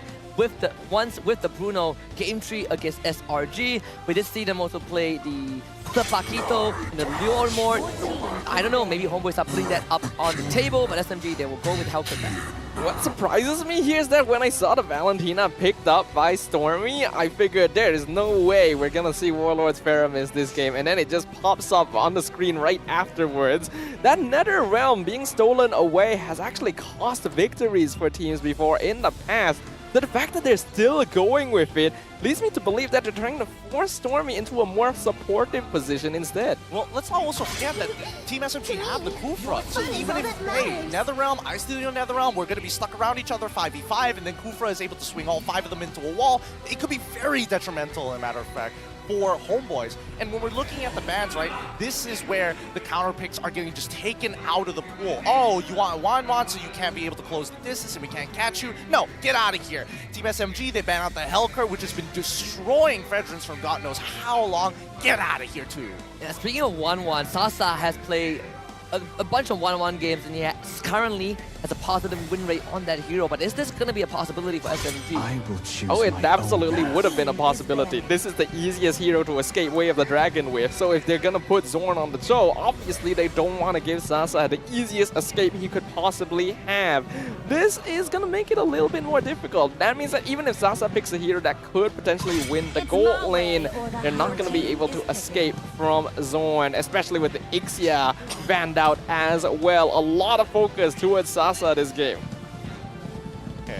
Okay. I mean, Homebois technically could have banned the Irithel, which would have been really good because in the later stages, it really punishes the farmers and people kind of grouping up from the AoE, from the heavy crossbow. But I think, you know, Ixia is not bad. They have the Bruno on their side. They want that winning matchup. They want to play to their strengths, but they've been playing all season, so it really fits their MO. I think it's precisely because of that they're trying to force Sasa to play the Irithel. I think there's a lot of confidence that Zorn will be able to catch him because oftentimes Irithel will depend on their innate movement speed to get out of sticky spots, and if he go for it, it means they have to go for Purify instead of Sprint. Well, I mean, he did do it in game number 1. I wouldn't be too surprised if he did it again. What I'm curious to see is whether or not Zorn is actually going to play this Cho, or is Homebois actually flexing it for an EXP Cho and then looking for something else? Man, EXP Cho, I love it. I see it a lot in my games, but I don't... Maybe not damage variants. I definitely not that. I do not like the win rate, but we do see Sasa on the Claude. So it means a smooth hero is left up for last pick. A part of me am looking at the Benedetta again, right? It doesn't really feel all that bad for this game. Maybe even an export for SMG. Yeah, export, Benedetta, all pretty good. Teresa's already banned. Lapu Lapu is something they're quite confident with as well. But Homebois will stick with what works. They grab the Martis as well as the Paquito again for Chibi and Sabat. So far, this is going to be a pretty strong team fight composition as well as ganking. But SMG does have a lot of tools.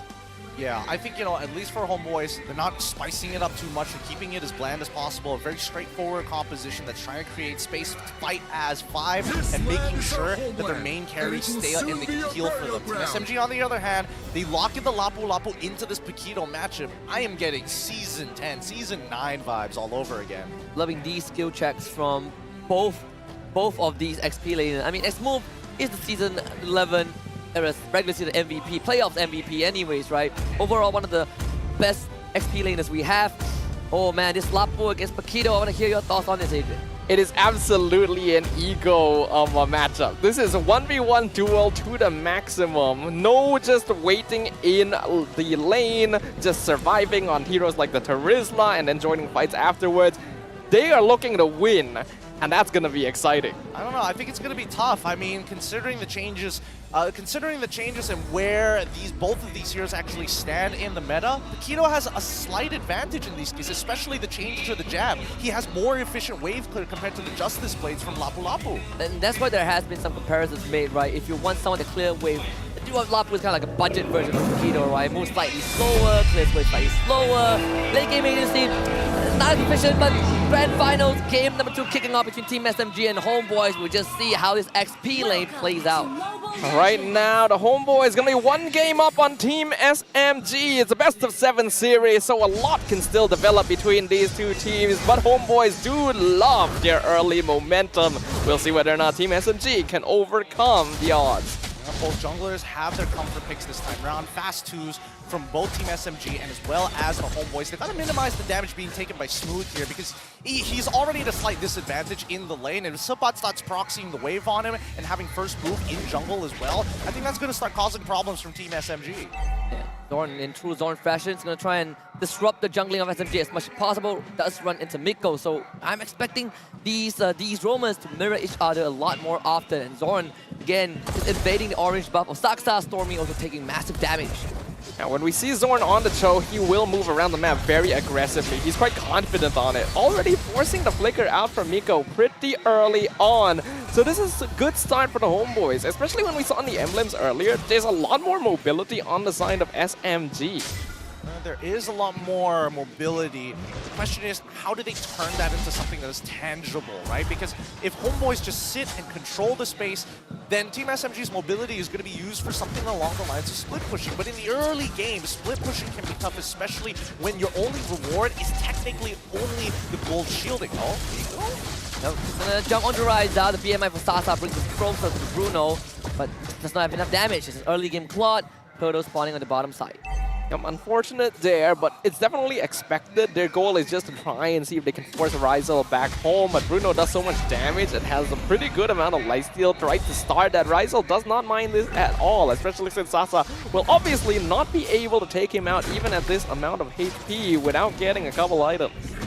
Zorn taunted up. Miko is going to see it, and Miko's going to hit for it just a little bit. He'll keep Zorn at bay, but Stormy gets found out, got a flicker, Smooth jumps in, the Bravest fighter, and now needs the Raging Slash, but it's Jimmy who finds the first turtle. Saksa shows up, Wall with the meta round to keep his teammates alive, but Serpent ends up falling. First Blood Frost move, and he'll be decimated by Chibi. Miko knocks Chibi up, but Miko now needs to get away. Doesn't have the flicker just yet, so he'll be delivered and handed to Chibi. Double kill for the Martins. Just great synergy coming in from both Warlord as well as Chibi. Just a quick pull into the Mortal Coils to knock him even further back into enemy lines, and you're gone. No chance, no corner. There's so much displacement on the side of the Homebois lineup. It's not just those. Even a knockout strike could have been annoying for Miko to deal with here. And we can see that Smooth is having some trouble in the EXP lane against Sepan already.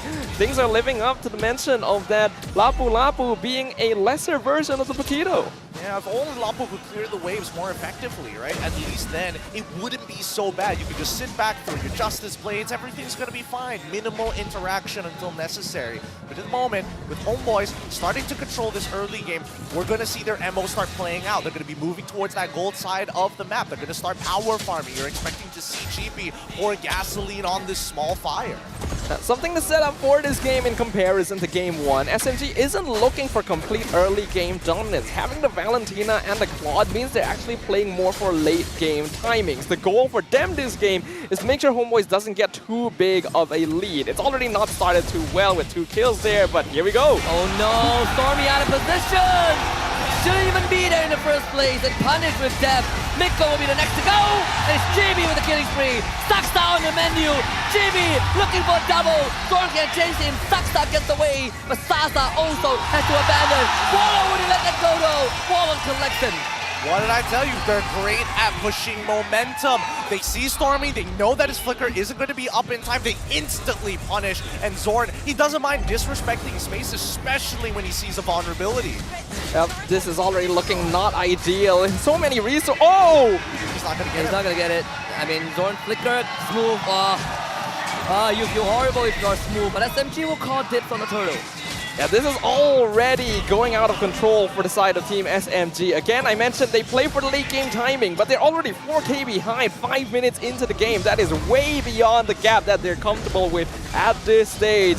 The Homebois, like you mentioned, they are the definition of a team. You give them an inch, they'll take a mile. Find a knock on Sapa, knock him into the wall, and Smooth alongside Saxa will get the job done, but Chibi will easily walk away with a turtle. Now Smooth jumps to the back with a raging slash. Wallow is on the menu, lovely stuff from Chibi. Wallow will not survive, though Sasa collects the kill.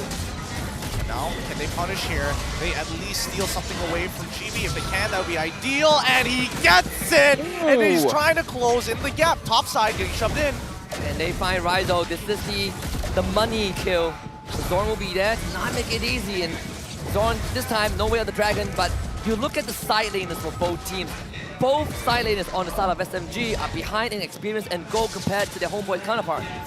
Yeah, but I don't think that's going to matter too much because that earlier exchange actually reduced the net worth difference to a gap that's more comfortable. So SMG does need to keep up that momentum if they want to make sure they remain relevant until that late game timing. In terms of itemization, things are still progressing pretty ordinarily. Demon Hunter Sword for Sasa as well as the Enchanted Talisman for Stormy.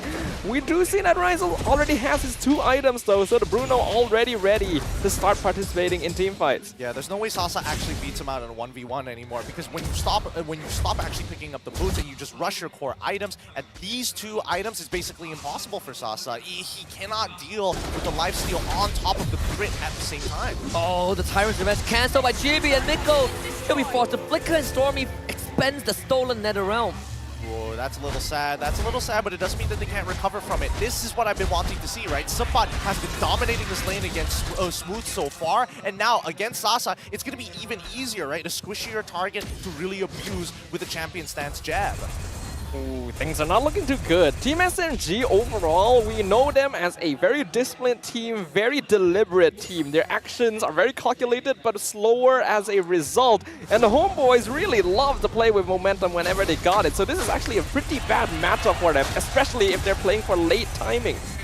Man, Zorn does the Shunpo and the crowd erupts. That's the state of the game we're at right now. SMG on the turtle again. So far, Chibi has gotten the first 2. SMG Saksa, he's gonna juggle around, dance this objective. Dear God, how does Chibi do it? How does he get so far ahead of enemy junglers? He's already level 11 at 7 minutes, not even 8 minutes of the game, you know? This turret is gone. Oh, Zorn still wants more. Warlord looking to pull Saksa back. There's no way to save him. They can at least get a trade. Saksa will dash to safety. Chibi looking to potentially get the kill, but Saksa dips into the bush. This is scary. This is very scary. The Homebois have so many ways of initiating, and here we go again. Kick onto Mikko. Warlord is there. Pull back into the jaws of Chibi. An easy kill for the Maris. Saksa now contested at the purple buff. Smooth will show up. Stormy trying to help him. Mid-tier 1 under threat. Saksa can't really contest this purple buff. Chibi will easily steal it away. The snowball continues for Homebois. Rather disgusting Rizel, already with a wind of nature here. The man is a living sentry turret. He just needs to stand still and start letting the rest of the Homebois kind of pull their enemies, pull Team SMG into his range. They have so many tools to pull as well. Knockout Strike, Wave the Dragon, Shadow Stampede, even the Ashura Aura. SMG cannot control their positions in teamfights at all. And that's very important to the way that they want to play. They thrive in controlled chaos, but they can't do that if that chaos is in control of the opposition. comes their opposite. Oh no. Is he gonna get kicked? No, nobody is nearby. Thank goodness. I quickly had to look at the minimap to see where exactly the big damage dealers were. And Rizel is getting oddly close. Sasa playing with fire. The bait ain't gonna be bitten by Homebois this time. He puts the butt on the Paquito in this position. Those side lanes are gonna be under constant threat, and SMG, they're forced to stick together. And that means Sasa doesn't get to do much, doesn't get to farm much. Yep. Homebois MO inactive right now. 7.7k lead for them, 9 minutes into the game. And I think we're about to hit that time where GB is slowly getting closer and closer to level 15, and he should hit it prior to the 12th minute of the game. And I think, you know, from this position, Homebois, they've done this a million times during the regular season, and they continue to do it in playoffs as well. This is a very difficult position to actually weasel your way out of from SMG's side. And unlike the previous game, Homebois are not the type to take things slow enough for the enemy team to make a comeback. They really want to end games when they have leads as big as this, and that is terrible news for the side of Team SMG. Sasa is not close enough to his power spike yet to defend against this. Just so far behind, right? Like, it comes down to the few early game interactions that really start to snowball this out of control. And I think from Team SMG's perspective, right, now you're thinking about high ground defense. That's what you're just wishing, man. Oh, if only this. Oh! No! He is just so fast. The nerves on this man. I will take this opportunity to highlight, when is the last time we have seen Zorn in a grand final? It has been a long, long time, despite his legendary status. It was with Geek Fam in Season 4, if I remember correctly. If I'm recalling this correctly. I remember gassing the game, but it's been a while. I mean, he also mentioned this is his most confident season, right? It's like homecoming to Zorn. You can see it. The legend in the Oh my God! There he is! What a kick, Saksa! He is dead! Ball coming in on the top side, SMG got a hold on, then around used by Warlord, both disintegrates under Rambo Rizel. Top inhibitor falls, Rizel was more, Mitko on the run, Game 2 on the line, oh boy! Who extend the lead with a 2-0! Perfect execution from the Homebois. We were literally singing his praises, and Zorn shows us up once again. The Casper curse working in reverse for this man in particular. 2 straight wins for the Homebois. Momentum on their side. He's just showing off. He's just showing off. He's like casual 4-man knock up into a quick way of the dragon onto the key target. Absolutely crushing it right now. This is going to give a huge boost of morale for the Homebois. We talk about legends on stage. We have legends in the crowd. We had solos with Panjahat, with so many people watching. Homebois getting another step closer towards that dream. So many storylines to be written. The grand revenge against SMG for Season 11. The redemption arc for SMG, just humiliating them in the regular season. And right now, they're about to serve that dish up ice cold. Need 2 more games to do it. I don't know about you, but Cho into Miko's Kufra, Zorn smurfing here. He support gapped Miko so hard this game. This is the only Cho into Kufra matchup that I would not mind. Yeah. It's so one-sided when it's supposed to be a counter against Zorn.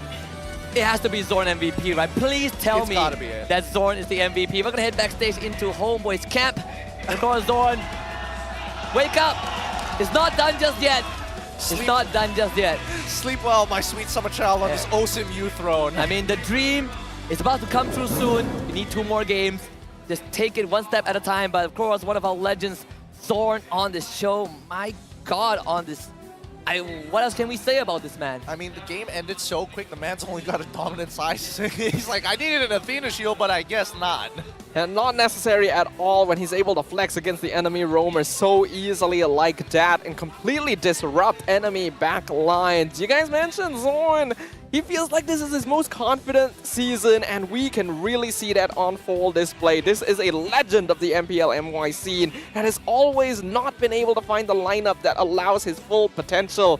But now we see it. Yeah, it's disgusting, right? Homeboys throughout this game have multiple winning lanes. We're probably going to discuss about it even further because, again, I'm more surprised that Warlord wasn't punished hard in this matchup. Man, this Faramis didn't even have to use that Nether Realm too defensively, right? He's there, and Warlord's Faramis, full damage, lethal ignition. He's not afraid in being in the front line. Such a breath of fresh air for a guy who gets first pick Novara almost most of the games. Yep. We had this video during Malaysia Day about Zorn. I'm going to go into that in a bit because right now I really want to hear the hype, the joy for Homeboys.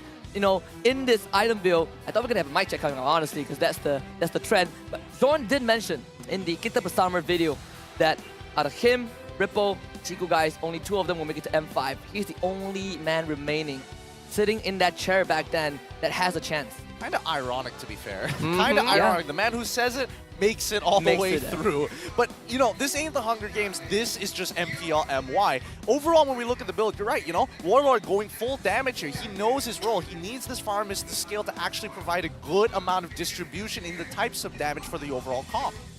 And that definitely contributes pretty heavily in making it so that Team SMG aren't able to itemize in time to deal with the Homeboys. Then they just up the momentum, they take it running speed, and don't allow them to reach their win conditions. Team SMG unfortunately may have gone too greedy of a late game lineup here against a team that wants to end games as consistently early as possible. Well, here's the thing, right? I don't think that Team SMG actually wanted to be greedy. I think they wanted to slowly scale into the game and use their mobility to actually kind of edge out some form of an economy lead against the Homeboys because, look, Rizel doesn't ever bother buying boots in a composition like this. Subot has a winning lane with the Paquito. Chibi knows for a fact on this Martis, he is confident for the first turtle fight, and if they get that first kill, he's basically got the next 8 minutes of the game. What's worse is that with this Bruno, there's no way for Sasa to realistically win the matchup after he's gotten the Haas Claw and as well as Berserker's Fury, so screw the boots, get that quick, make sure that they lock this game down. I mean, the fact that Homeboys have 3 out of 5 winning matchups is a bit too ridiculous, right? SMG can't let this happen. I want to touch on that XP lane again because we had this discussion. Paquito into Lapu Lapu, very volatile, ego challenge. But I was looking at the Benedetta for the entire time, and if you're SMG, would that Benedetta have made any difference? Well, I think Benedetta would only make the difference in terms of dragging this game out. I think, you know, Smooth made a proactive decision to say, hey, I want to be able to be relevant in these fights. Benedetta does good, but I don't think it does good enough once we start getting into later stages, and I basically get too tapped if I go try something crazy like a damage build on Benedetta, not having to take Hunter Strike and then go full tank after. But it's also true that Lapu Lapu doesn't offer the tools necessary to actually deal with what the Homeboys are bringing in, right? If you want AoE to deal with the Call Altar, then Benedetta has that as well. And if you talk about the only thing it doing is extending that game, we literally talked about how Team SMG wanted to extend this game until Stormy and Sasa would reach more of a peak. Great that you bring that up. This is why Lapu Lapu actually, for the early stages, once he hits level 4, is pretty darn strong, right? And obviously, you would want the Benedettas in like the final blow, plus Petrify to get that huge engagement, but Lapu Lapu has that table turn capability. He's able to not only tank the damage without the items because of his natural kit. Damage reduction is very powerful. Okay, take a look at the numbers for game number 2, because this one I 100% believe will be a landslide. And on our screens right now, ooh, the damage dealt absolutely disgusting from the side of SMG, and for Homeboys, SMG, they had no chance to resist at all. I mean, Homeboys, we knew that this is a winning lane. I mean, we got to compare the losing team this time around. And back to the Lapu Lapu point, he's dealing as much damage as Stormy on a Valentina. Sasa, who is trying to scale up as quickly as he can, securing 2 out of the 3 items for the Trinity build. But still, that's the damage that we're expecting to see from Smooth's side. But if it was Benedetta, I don't think it would be as high. It's true that it wouldn't be as high, but I don't know. The thing is, Team SMG has a lineup that wants to extend the game, like you mentioned. And to do that, they gotta be able to control the momentum somewhat. They don't have to go for kills, but they gotta be able to control fights. And a lot of that comes down to whether or not Saksa can survive and whether Miko can peel or initiate. Yeah. And they were getting outplayed every single time. I mean, it was that Miko factor. We needed him to peel and initiate it, but Zorn was just, he's doing too much. He's dodging everything. Yeah, I mean, the way that Zorn played this entire game made Miko look bad. I mean, that's the best way to put it. And also, yesterday we touched on a little bit about the nerfs onto this quad, right? The fact that Sasa just doesn't get to clear waves as efficient is making his life even harder into an already difficult matchup of this Bruno.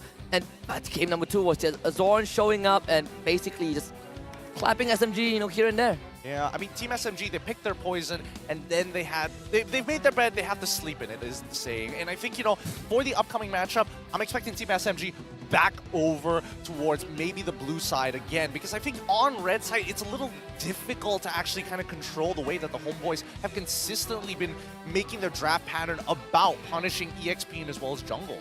Yeah, I think it's time to shift up some of those bans overall. I think if they're able to let through heroes like the Baxia, like the Edith, it may give them some opportunity to contest for heroes that control that early game a little bit better. Maybe prioritize like the Lilia again for Stormy to slow down and peel against the Homebois because they know they want to run into them.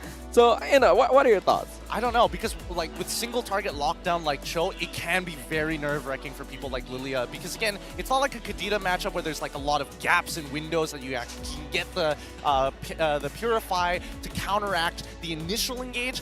I think that the way that they need to look at it right now is, again, high skill cap heroes, just take it out. Force Zorn to play something simple. We have something for you guys as well. We're talking a lot about Mobile Legends Bang Bang. We talked a little bit about the wildcards and M5. Well, guess what? This is good news because M5 wildcards will be free entry. You can come and watch us in November 23rd, 26th in Kuala Lumpur. The pre-registration will kickstart on the 4th of November. Location will be announced soon, so that one is still a secret, but at least you know it's time and when to start booking a slot. Ooh, that's legitimately news to me. I didn't know that entry was going to be free overall. Just like this one. Yeah, I hope that's going to be exciting news for all of you guys, because it's not often we get something like that here in Kuala Lumpur. We're going to make sure to stop by no matter what. Of course, we're seeing literally every other MPL region, and some may consider the minor regions, but they're growing fast and at an exponential rate. If this entire year hasn't convinced people that, teams like Mongolia, teams like even Mina have looked has surprised more people than they have, disappointed them, I think, we got to watch our backs here. And the fact that we got to talk to some of the MENA talents that they're inspired by other regions and SEA really says a lot about Evolution. But we're going to go to courtside with our courtside reporters because, again, this is Grand Finals. We want to hear what the crowd has to say. Let's throw it over to the side of the court to see what is cooked up. Hello Malaysia. Pertembungan semakin hangat. 2-0 berbalas di antara Homebois dan juga SMG. Dan saya, side host kegemaran, kesayangan, disayangi, dicintai oleh semua awet-awet di Malaysia. Poji Lalang. Dan tidak lupa di sini ada juga Sanjana, Yoni Zahri dan juga Sultan Ray. Hai guys. Okey, jadi kat sini kita nak tanyalah sikit beberapa soalan untuk anda berdua dekat sini. Yang pertama lah, kita nak orang yang baru lepas menang award. Jadi kalau bolehlah, kita nak kongsi sikit dah. Rick, macam mana perasaan ataupun hype-nya dekat sini? Kita tengok kan, sebab orang ramai sangat yang menjerit.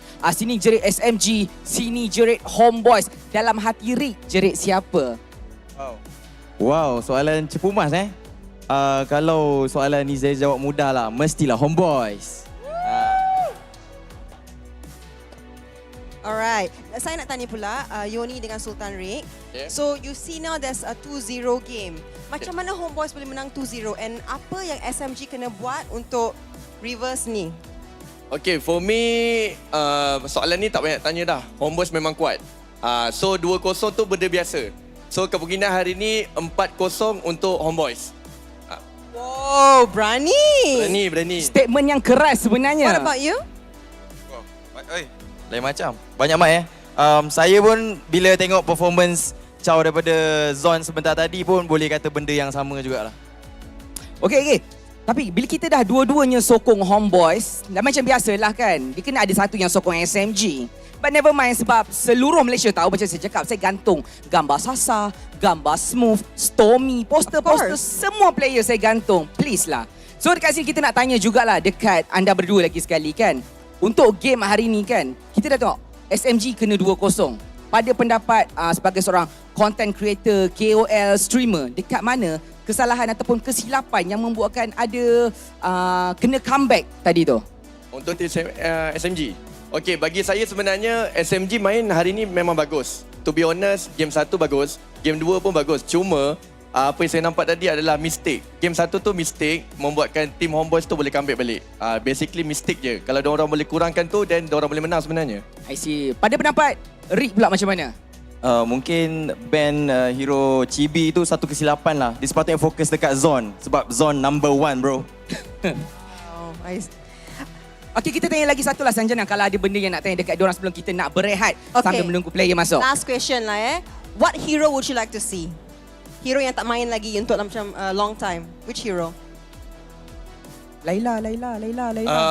Kalau boleh untuk game ketiga ni, saya nak Rizal main Layla lah. Layla. Bagi Chibi main Hellcat please. Please SMG please. Oh. Let's see if it happens. Tapi sebab kita nampak Hellcat macam mana pun akan kena ban sebab betul itu dinamakan respect ban. Tapi tak mengapa, mungkin ini adalah pendapat peribadi daripada mereka. Dan sekarang sambil-sambil kita nak menunggu game yang seterusnya, kita berehat sebentar. Jadi tunggukan saja keputusan selepas ini. Bye-bye.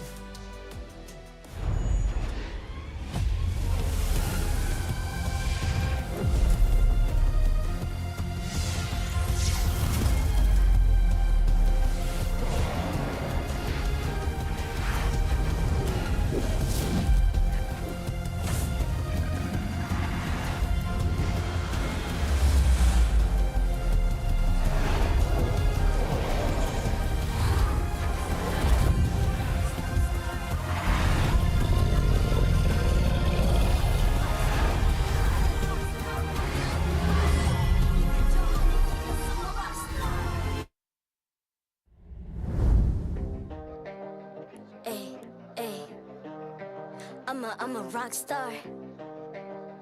Yeah, rock star. Ay. I'm a rock star, baby. I'm a rock star. I'm a rock star. I'm a rock star. I'm a rock star. Panggil aku rock star. Ini kejohanan kita semua orang rock star. Kita rock star, kita buat saja gaya kita. Makin panas apinya sudah membara. Macam mana pun ku menempuh segala. Demi negara ku buat semua bangga. Step into my world, you know I'm always in my zone. You know I got my team, no I'm never alone. Bring out my best, buat yang terbaik. Jadi juara perlahan kita naik. Aku nak push, naik-naik jadi lebih bagus. Jadi hero, ku ada skill. Berapa banyak musuh aku dah kill. Ramai cuba mencapai, cause they envy me. Tiap game aku pasti jadi MVP. I'm a rock star, baby, I'm a rock star. I'm a rock star, I'm a rock star. I'm a rock star, panggil aku rock star. Ini kejohanan kita semua orang rock star. I'm a rock star, baby, I'm a rock star. I'm a rock star, I'm a rock star. I'm a rock star, panggil aku rock star. Ini kejohanan kita semua orang rock star. Tengok nanti siapa yang juara. Ni peluang kita bawa pulang piala. This is my game, this is my time. Menang semua, everything will be mine. Kalau jatuh ku pasti kembali. Bangun balik ku tegak berdiri. Kuatkanlah tenaga, ganjaran diperoleh. Ni kejohanan kita, Malaysia memang boleh. Rise up to the top, kita buat bersama. Semangat kita kuat di bawah satu bendera. I'ma go hard for the win. Win. On the battlefield till the end. I'm trying to beat the greatest anyone has ever seen. Stand by, I'm coming in for the win. I'm a rock star, baby, I'm a rock star. I'm a rock star, I'm a rock star. I'm a rock star, panggil aku rock star. Ini kejohanan kita semua orang rock star. I'm a rock star, baby, I'm a rock star.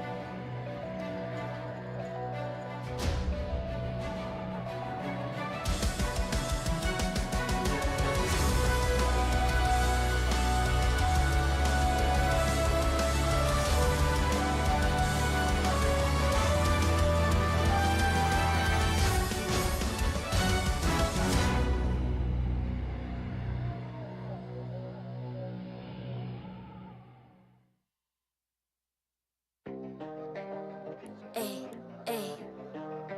I'm a rock star. Yeah, yeah. Ay, ay, ay. I'm a rock star, baby. I'm a rock star. I'm a rock star. I'm a rock star. I'm a rock star. Panggil aku rock star. Ini kejohanan kita semua orang rock star. Kita rockstar, kita buat saja gaya kita. Makin panas apinya sudah membara. Macam mana pun kau menempuh segala. Demi negara kau buat semua bangga. Step into my world, you know I'm always in my zone. You know I got my team, know I'm never alone. Bring out my best, buat yang terbaik. Jadi juara perlahan kita naik. Aku nak push, naik-naik jadi lebih bagus. Jadi hero, ku ada skill. Berapa banyak musuh aku dah kill. Ramai cuba mencapai, cause they envy me. Tiap game aku pasti jadi MVP. Easy. I'm a rockstar, baby, I'm a rockstar. I'm a rockstar, I'm a rockstar. I'm a rockstar, panggil aku rockstar. Ini kejohanan kita semua orang rockstar. I'm a rockstar, baby, I'm a rockstar. I'm a rockstar, I'm a rockstar. I'm a rockstar, panggil aku rockstar. Ini kejohanan kita semua orang rockstar. Tengok nanti siapa yang juara. Ni peluang kita bawa pulang piala. This is my game, this is my time. Menang semua, everything will be mine. Kalau jatuh kau pasti kembali. Bangun balik ku tegak berdiri. Kuatkanlah tenaga, ganjaran diperoleh. Ni kejohanan kita, Malaysia memang boleh. Rise up to the top, kita buat bersama. Semangat kita kuat di bawah satu bendera. Ay. I'ma go hard for the win. Win. On the battlefield till the end. I'm trying to beat the greatest anyone has ever seen. Stand by, I'm coming in for the win. I'm a rock star, baby, I'm a rock star. I'm a rock star, I'm a rock star. I'm a rock star, panggil aku rock star. Ini kejohanan kita semua orang rock star. I'm a rockstar, baby, I'm a rockstar. I'm a rockstar, I'm a rockstar. I'm a rockstar, panggil aku rockstar. Ini kejohanan kita semua orang rockstar.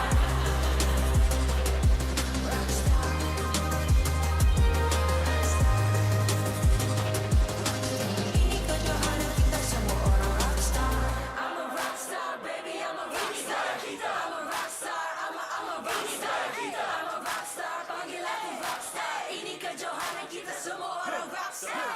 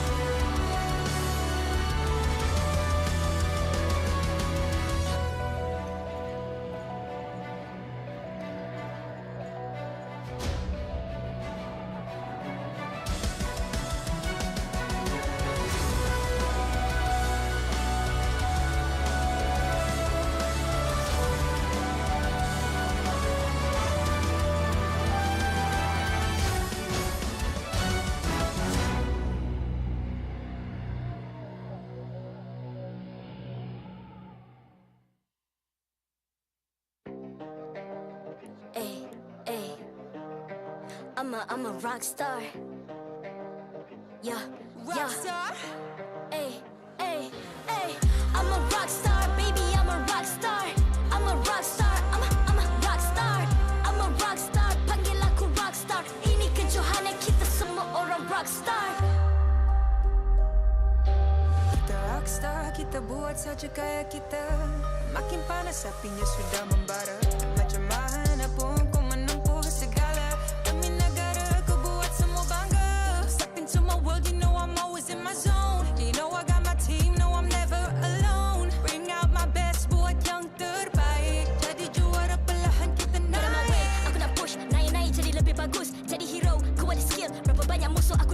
Ramai cuba mencabar cause they envy me. Tiap game aku pasti jadi MVP. Easy. I'm a rock star, baby, I'm a rock star. I'm a rock star, I'm a rock star. I'm a rock star, panggil aku rock star. Ini kejohanan kita semua orang rock star. I'm a rock star, baby, I'm a rock star. I'm a rock star, I'm a rock star. I'm a rock star, panggil aku rock star. Ini kejohanan kita semua orang rock star. Tengok nanti siapa yang juara. Ni peluang kita bawa pulang piala. This is my game, this is my time. Menang semua, everything will be mine. Kalau jatuh kau pasti kembali. Bangun balik ku tegak berdiri. Kuatkanlah tenaga, ganjaran diperoleh. Ni kejohanan kita, Malaysia memang boleh. Rise up to the top, kita buat bersama. Semangat kita kuat di bawah satu bendera. I'ma go hard for the win. On the battlefield till the end. Trying to beat the greatest anyone has ever seen. Stand by, I'm coming in for the win. I'm a rock star, baby, I'm a rock star. I'm a rock star, I'm a rock star. I'm a rock star, panggil aku rock star. Ini kejohanan kita semua orang rock star. I'm a rock star, baby, I'm a rock star. I'm a rock star, I'm a rock star. I'm a rock star, panggil aku rock star. Ini kejohanan kita semua orang rock star. Rock star.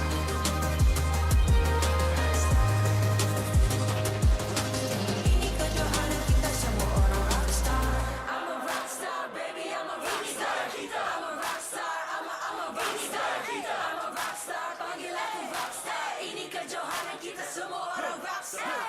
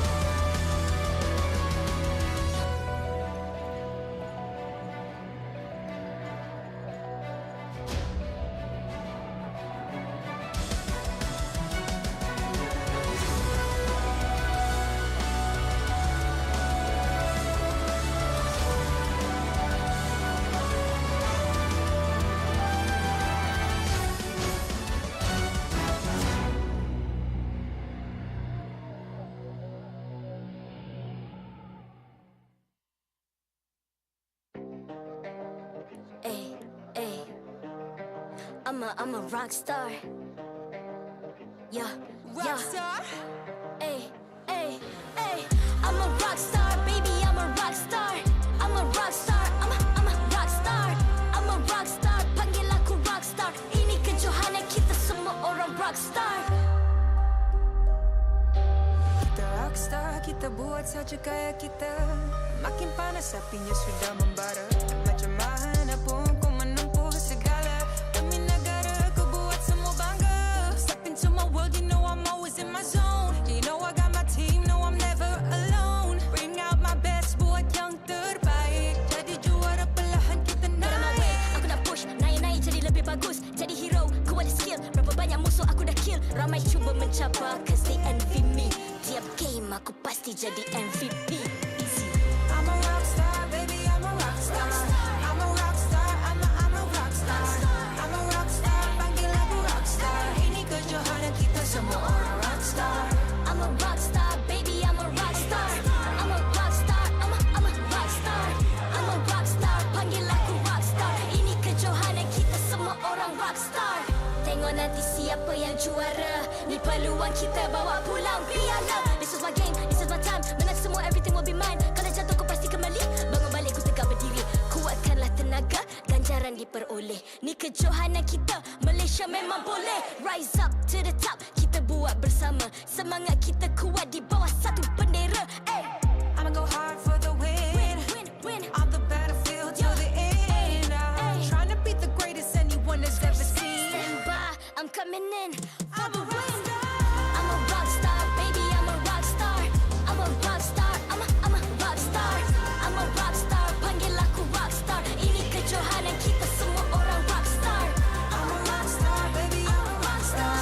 I'm a rock star, I'm a rock star. I'm a rock star, panggil aku rock star. Ini kejohanan.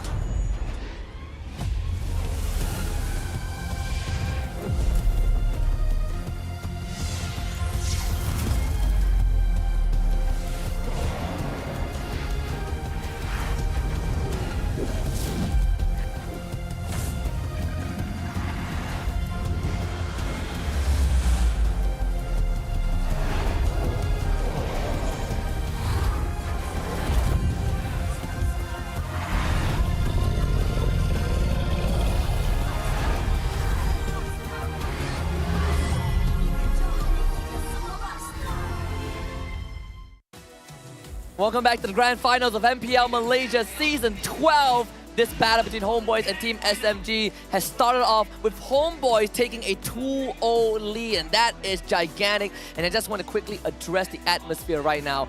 Flame Boys are behind us and they are hyped up. When I look across the aisle to the SMG side, it's dead silence, guys. I'm kind of glad that we are on the Homeboy sides, and honestly, for addressing the crowd, we're almost spilling at the seams here. The barriers are being broken. People are coming through the doors still.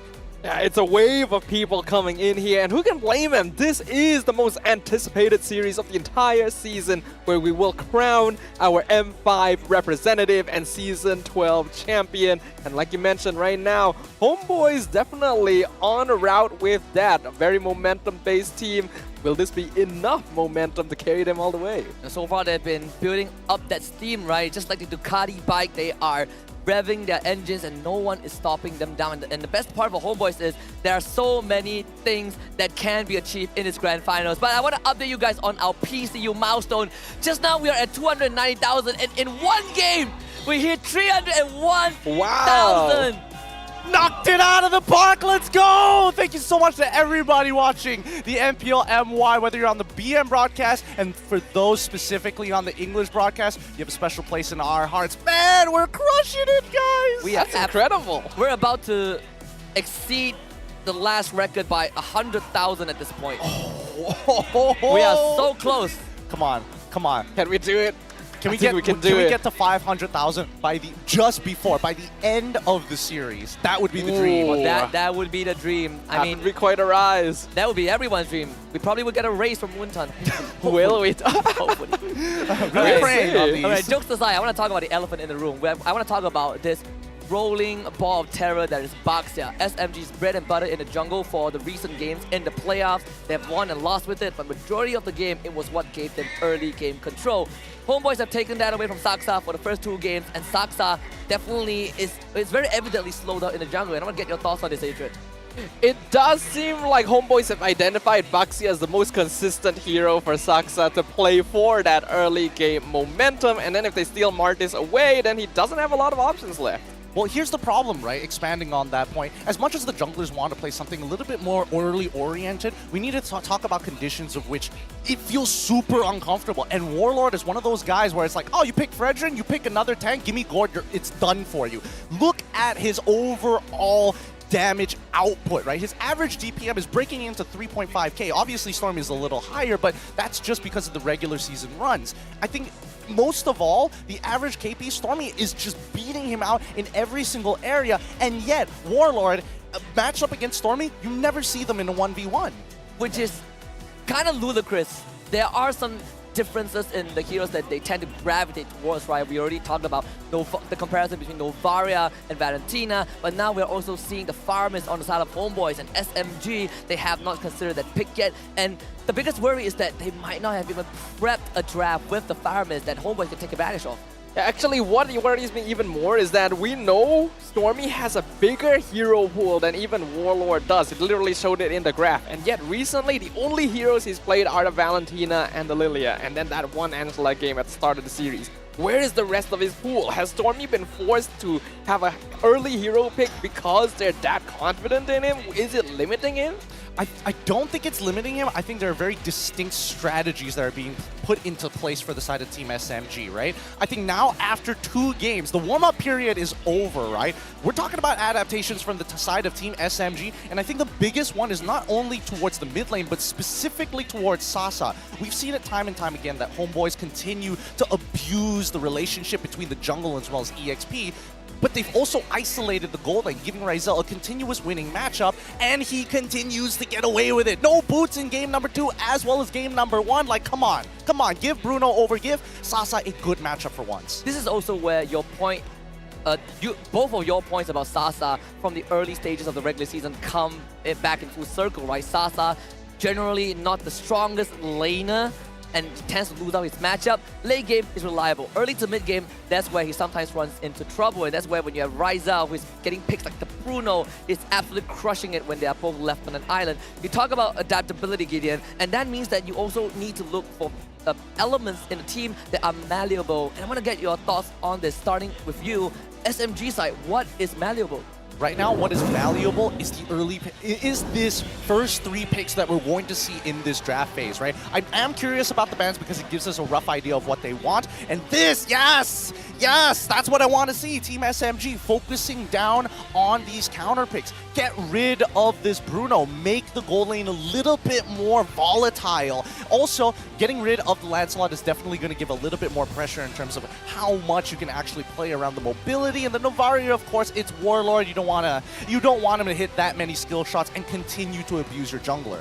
Definitely like that they've shifted things up here. Lancelot does seem to be their most consistent concern overall, but unlocking that gold lane for Sasa will make things a lot easier for him, because even if you were to put, like, say, Ryzel on a early game hero like the Brody, it still doesn't scale quite as hard as the Bruno overall, so this will give them more options. And we see them start things off by drafting the Terizla. Yes. Ooh, man, this fan, I want to say this fan, but if Poji's beside him, then Poji is the influence. And speaking about Poji, he said that we don't really have a chance to interview SMG fans yet. Everyone is gravitating towards the Homebois, and Poji said he has hung some pictures of SMG in his room. I think that's the curse. I think Poji needs to take down those photos so SMG has a chance to win. He's gonna hang up the Homeboy portraits? Probably. And like voodoo dolls. Terizla is a good start though. This hero has been banned 2 times this series so far, but again, Homebois is putting prioritization on Ryzel, Irithel. Okay, I like this a lot. I really do, because again, it's taking away a lot of the reliability of the gold lane and forcing him to kind of scale up.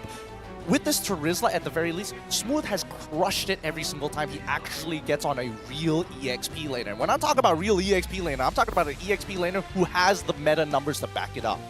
That is true. He does prioritize more of being that setter for the side of Team SMG. Unfortunately, we don't see a lot of split pushing from them nowadays because they want to take that momentum and run with it towards the early and mid game, try to create as much lead as possible, that the macro play just becomes difficult for the opponents rather than totally outplaying them on the map. Now, one thing I'm curious about is whether or not this Edith is going to be a good matchup against the Terizla in the EXP lane if they do decide to flex it that way. I mean, there's still the export on the table, right? That is always the direct counter to Terizla whenever he gets, when he gets the Ice Queen's one. A part of me was hoping that the Ferrin doesn't get revealed this early, because then Martis becomes an option for Chibi, and that matchup has almost all of the time go in favor of them. I mean, how can we forget about this? Sultan Rick, your wish has been granted. Hellcurd for Homebois. First phase nonetheless. This one is going to be really interesting, right? Because Team SMG, it's clear that they have an EXP strong side, and I think they have to start banning the counter picks for it. Get rid of the Paquito, get rid of the... also get rid of the Xborg as well. Just make this matchup easier. I mean, if they switch out the Paquito for the Benedetta, both kind of do the same thing, but there's just not enough bans to clamp down on everything. Yeah, it's difficult. It's like even if you get rid of like Paquito and the X-Borg, then Homeboys can just go for like say the Glue for example, because there's already pretty bulky heroes that they could grab on the side of SMG. The Homeboys though definitely feel very confident with what they've drafted. They're now going to be focusing on that gold lane matchup because Sasa's hero has not been shown. And I also like the interaction. Bruno gets banned, Irritel first pick.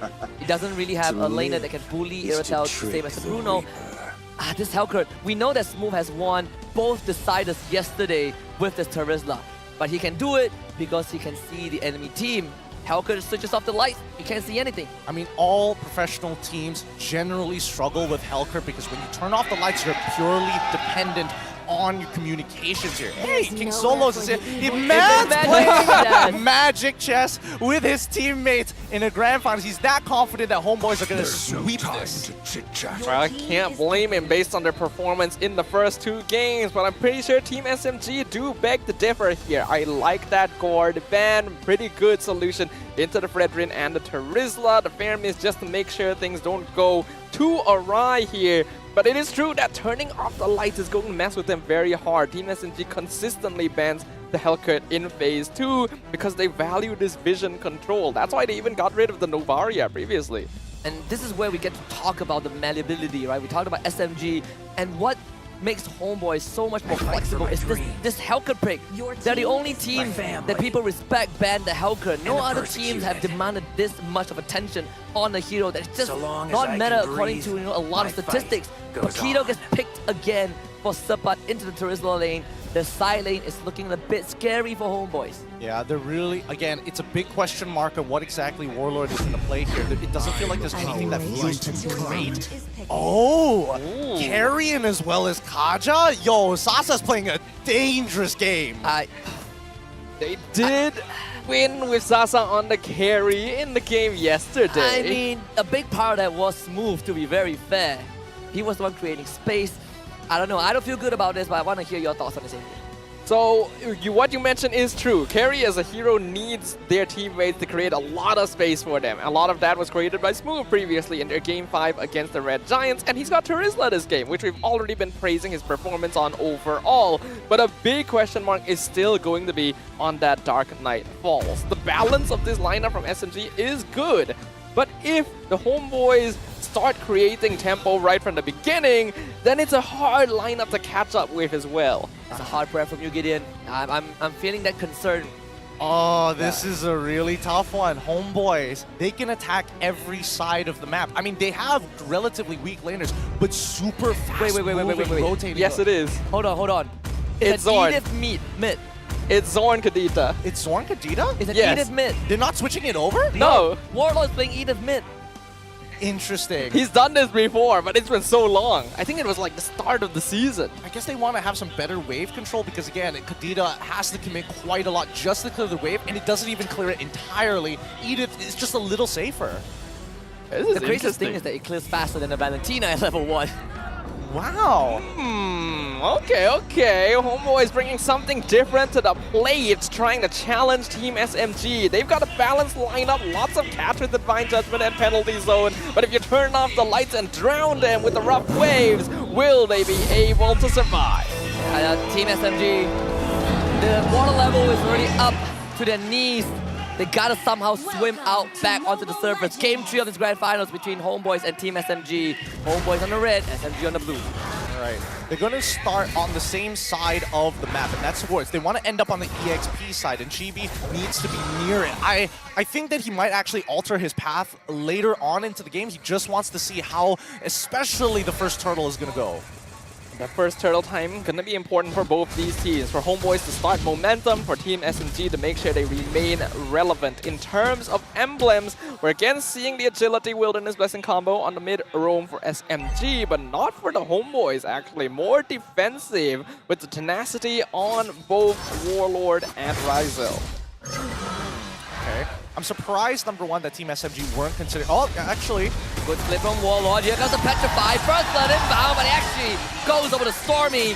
They go traded back. Homeboys, they're going to lose Warlord as well. But Chibi's going to show up, try to switch the lights off. Finds a double kill. Stormy goes down. Good trades, good trades. That's what we need to see from the Homeboys' side. If momentum is developed from the side of Team SMG, this game becomes so much more difficult to play, especially towards the bottom side of the map. However, on top side, Chibi, now that the gold is being invested into him, it means that they're investing more onto taking out Sasa specifically later on into this game. I'm expecting around, the 3rd, 4th minute, that's when he's going to go ham. The body's going to be in danger. Oh, no! Oh, Oh, no! no! Not like this, Saksa. He tried to big brain it and it didn't work out. How does that happen in a grand finals? Team SMG, we already praised their mental discipline for so long. He overthought it. He overthought it. That's the only thing I can say about it. GB's going to go back to power farming, and Saksa, he needs to take this turtle because what else is he going to do? Run halfway across the map to contest the full level ahead Chibi? Nah, he's taking what he can. Thankfully, Chibi won't be around to fight for this, so Homeboys, they're going to lose the first Here turtle, we go. but Chibi is just off the lines. Watch out, Sasa. Being forced to use the Purify to get out. Nicely done from Sasa. Nicely done. He knows the interactions. He can stop that silence going through with the Purify. And he's even dashing backwards to try and avoid the deadly stinger, which he did, only getting hit by one, but here comes Nico. Gonna grab Zorn, but man, Zorn made out of liquid. You just cannot keep him in place. He's so slippery, and I think Saksa definitely greeted that timing a little bit. They thought they could maximize the stacked CC, but Zorn with his fast fingers once again escaping from Miko's catches consistently this whole series. All right, SMG need to breathe right now. I mean, it's not like the game is completely in Homeboys' control anyways, right? They're going to attack Sasa. They know this for a fact, and there's 70 seconds left to kind of figure out those movements. We will see. Warlord GD on the top side. Nico is gonna get some intel. Sasa definitely needs some assistance. The next turtle is spawning on the bottom side. Homeboys are fine resetting. Yeah, I like that they're choosing to retreat from this potential gank instantly since they don't see Team SMG on the map. And good defensive play as well from SMG, knowing that something suspicious is going on the opposite end. We're seeing the first items being completed on both sides. That was a Demon Hunter Sword and Haas Claws for Chibi and Rizal respectively. That's a flip back, petrified inbound, lights that switched off. And that's already a kill going on to the Homeboy. Chibi in danger, Smooth will find a trade, Warlord ends up going down. Stormy picks them up, Subbot in the fight, Zorn will back up. Smooth with a penalty, flicker to get rid of Zorn. And SMG finds 3 kills at the cost of 2. Okay, Rizal's out of there. He needs to make sure that he's live. He didn't take Purify. He decided to take the sprint, which is a good idea. But Subbot, while he was rotating up, he tried to steal a camp, saw that the fight was starting, gets that mid... Oh, Rizal. Oh, Rizal. He's gonna go down, execute it.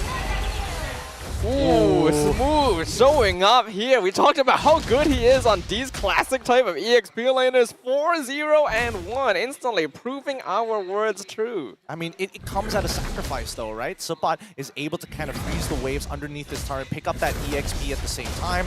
Proxy is already committed. Turtle gonna be contested here. Warlord already trying to delay Saksa in the turtle pit. Chibi still 1 level up ahead on the Predator. Warlord misses all his abilities, but the fight petrified Zorn! Stuns up 2 of them! Almost get the turtle and 2 kills! Make it 3! Double for Chibi!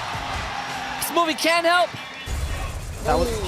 That's bad. That's such a disgusting combo, right? Warlord, he whips everything. They turn off the lights. He uses his ult, and they can't figure out where he is because he's ranged for him. And they can't even see the projectile stun coming at him. So now, this is the momentum that Homeboys were looking for, right? They've generated the lead that they're looking for, and it's time to unlock Rizal back to the MO. Yeah, this is the timing that's the scariest when you are playing against the Homeboys, where they really want to up the tempo and control as much of the map as possible. Now again, Team SMG has the tools needed to overcome this. Move 4-0, as well as a good amount of bulk.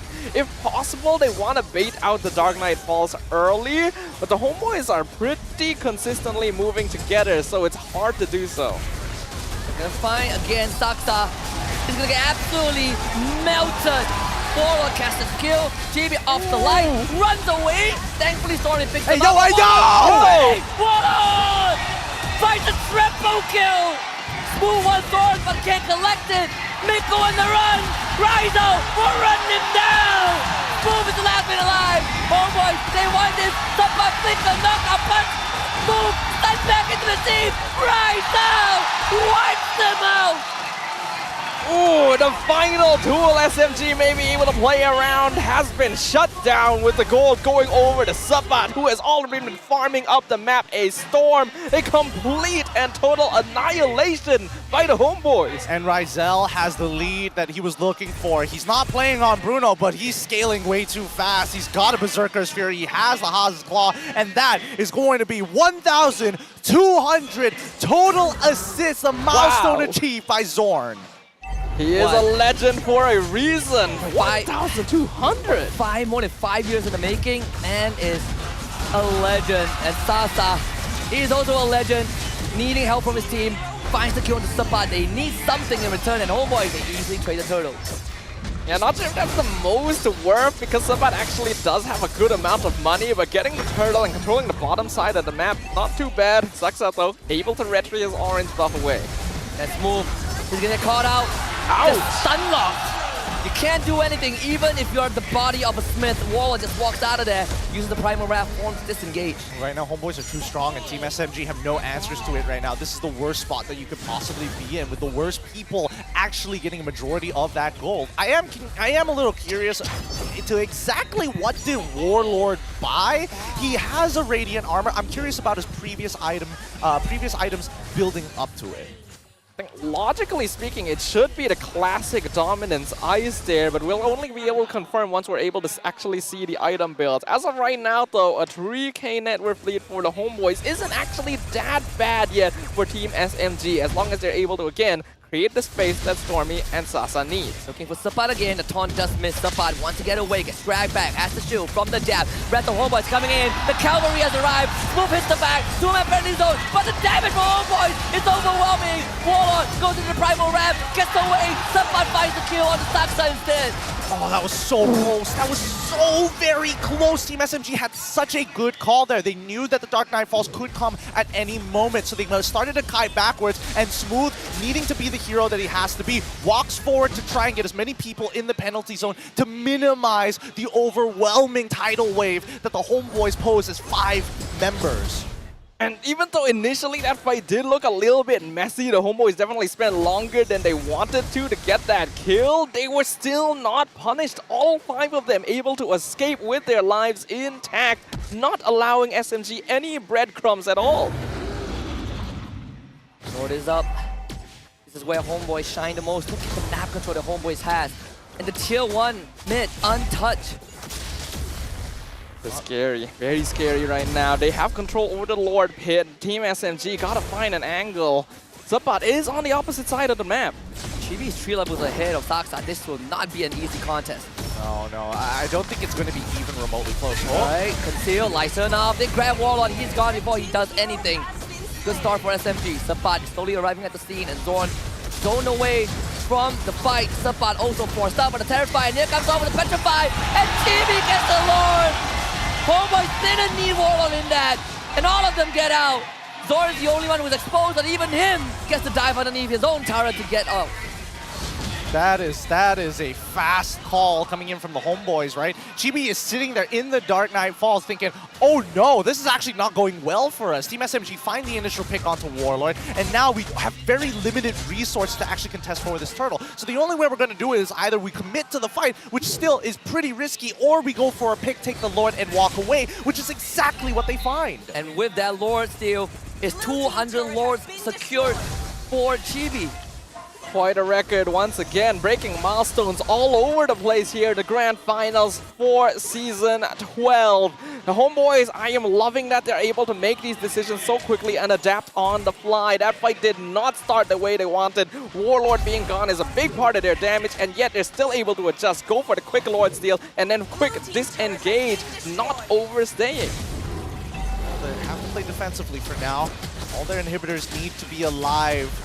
If they even lose a single one, Homebois could have a backdoor angle, and they have a lot of mobility to actually abuse. So considering that Sabat has been playing that 4-in-1 type of formation, making sure that he's controlling the waves on the opposite side of the map, just so that he can make first rotation and join them for these neutral objectives. I think Homebois, the plan is set into place, but the 7.4k lead is really what's hindering Team SMG. They lost the majority of the structures. The kill score not too far apart as well, 10 to 14. But in the first place, we already knew that it was going to be tough for Sasa, who's going to be the main source of damage to actually position against the Homebois. You turn the lights off, you have to think about where Chibi, where Warlord, where Zorn are all at the same time. And it's already been proven in the past that Sasa has difficulty in these sort of situations. And he can't even get back up from his team if they can't see anything. They have to walk up forward, and right now, if we're talking about people who can open the map, Smooth and Saksa, it's great to see that Saksa actually has an Athena shield. He might be able to actually prevent himself from getting bursted down, specifically from Zorn, but Zorn, he's got a Clock of Destinies. He's got a Clock of Destinies as well as a Genius Wand as a support Kadita. Yeah, this is not good. Zorn is actually the mid lane in this game. I think they forgot Pretty much. to swap roles. They're just like, oh, I just picked the wrong hero. Hey, Warlord, could you play the Eater? They both lock it in. No problem, man. They look at each other and it's just like, are you gonna pass me the hero? Are you how about and then they joked around too long and then went into game. Or what if Warlord requested it and Zorn just ignored it? Zorn stretching his fingers like, what? Huh? I didn't hear you. Huh? You're talking to me? Zorn? Oh, man. Can't carry over that. Chill game in game number 2 is so heavy. So difficult. Oh boy. But I think in this next 6 seconds, it's going to be tough, right? Team SMG need to play defensive, and I think they might have to sacrifice an inhibitor turret just to cross over that 42k threshold where we expect Team SMG to actually bounce back and get their main cores online. They don't see Zorn. Stormy has to be so careful here. Stormy was a fraction of a second late. Oh watch my out, God, Zorn. he's moving. He's coming in for the flank. Stormy, watch out. The lights are turned up. Saksa finds the wall for Zorn with the angle. Gets rid of Miko. Chibi will fall back, but Ryzer will start hammering SMG. But thankfully, SMG gets out with only one death. They got the Lord. Yep, they got it. It turns out you still have to be quite careful. Team SMG are starting to scale up here. They need to hit that 42k mark to become relevant. They're at 37. It's not too far off. So the Homeboys still have to be quite careful, even if they're able to turn the lights off, because the consistent damage coming in from SMG is quite a lot if they're not careful. Yeah, and especially since you have that big game changer, the Divine Judgment. If it finds its mark, it can be very brutal. It can be very brutal to try and take these lords, even when the Dark Knight falls. So I think at least for Team SMG, they've bought themselves an exact amount of time, and this is what they needed to bounce back into this game. It's one step in a process of many. The real question is, can they actually take control of the map and actually steal structures for themselves? They at least take this mid-tier 1. Homeboys will concede it. Sasa gets rid of that structure. Team SMG, they found some room to breathe, just like you guys said. Yeah, there is still notably going to be a timer on the side of the Homeboys lineup. Ryzo will basically be relevant the whole game, but everyone else will start to drop off at some point, which is why it's very important for the Homeboys to end the game within the next 2 or 3 minutes, ideally with the next Lord, because if they're not able to get too much of an advantage after that, SMG have a good chance of turning this around. Well, let's not forget that the high ground defense from the side of Team SMG is definitely lacking a lot more compared to Homeboys. It's not like it's the greatest in the world, but if we have to pit them 1-to-1, Homeboys overall should be able to make a better Lord defense in comparison to Team SMG. That is true. I can hear that rumbling behind us. Ooh, the Flame Boys. This is the most tense I've kind of felt from the Flame Boys themselves. And SMG posturing on the top side. Although it's going to check. See Miko, Homeboys, they're going to control the bottom side instead. Right. I mean, they're playing for picks right now. They don't really need to contest this upcoming Lord. They just need to win one big fight and guaranteeing themselves an inhibitor to set things up for that Lord. Because it's tough. It's not easy to deal with some of these tanks. Like Saksa has finally scaled well. Smooth can take a beating, but oh! There it is. They found Zorn. Warlord tried to save him. Zorn used the ultimate in time, and Jimmy gets rid of Stormy instead. Warlord is still alive. Can't get it out of. He already used this move though. He's gonna be chased down. Homeboys, they somehow turn it around with 2 kills.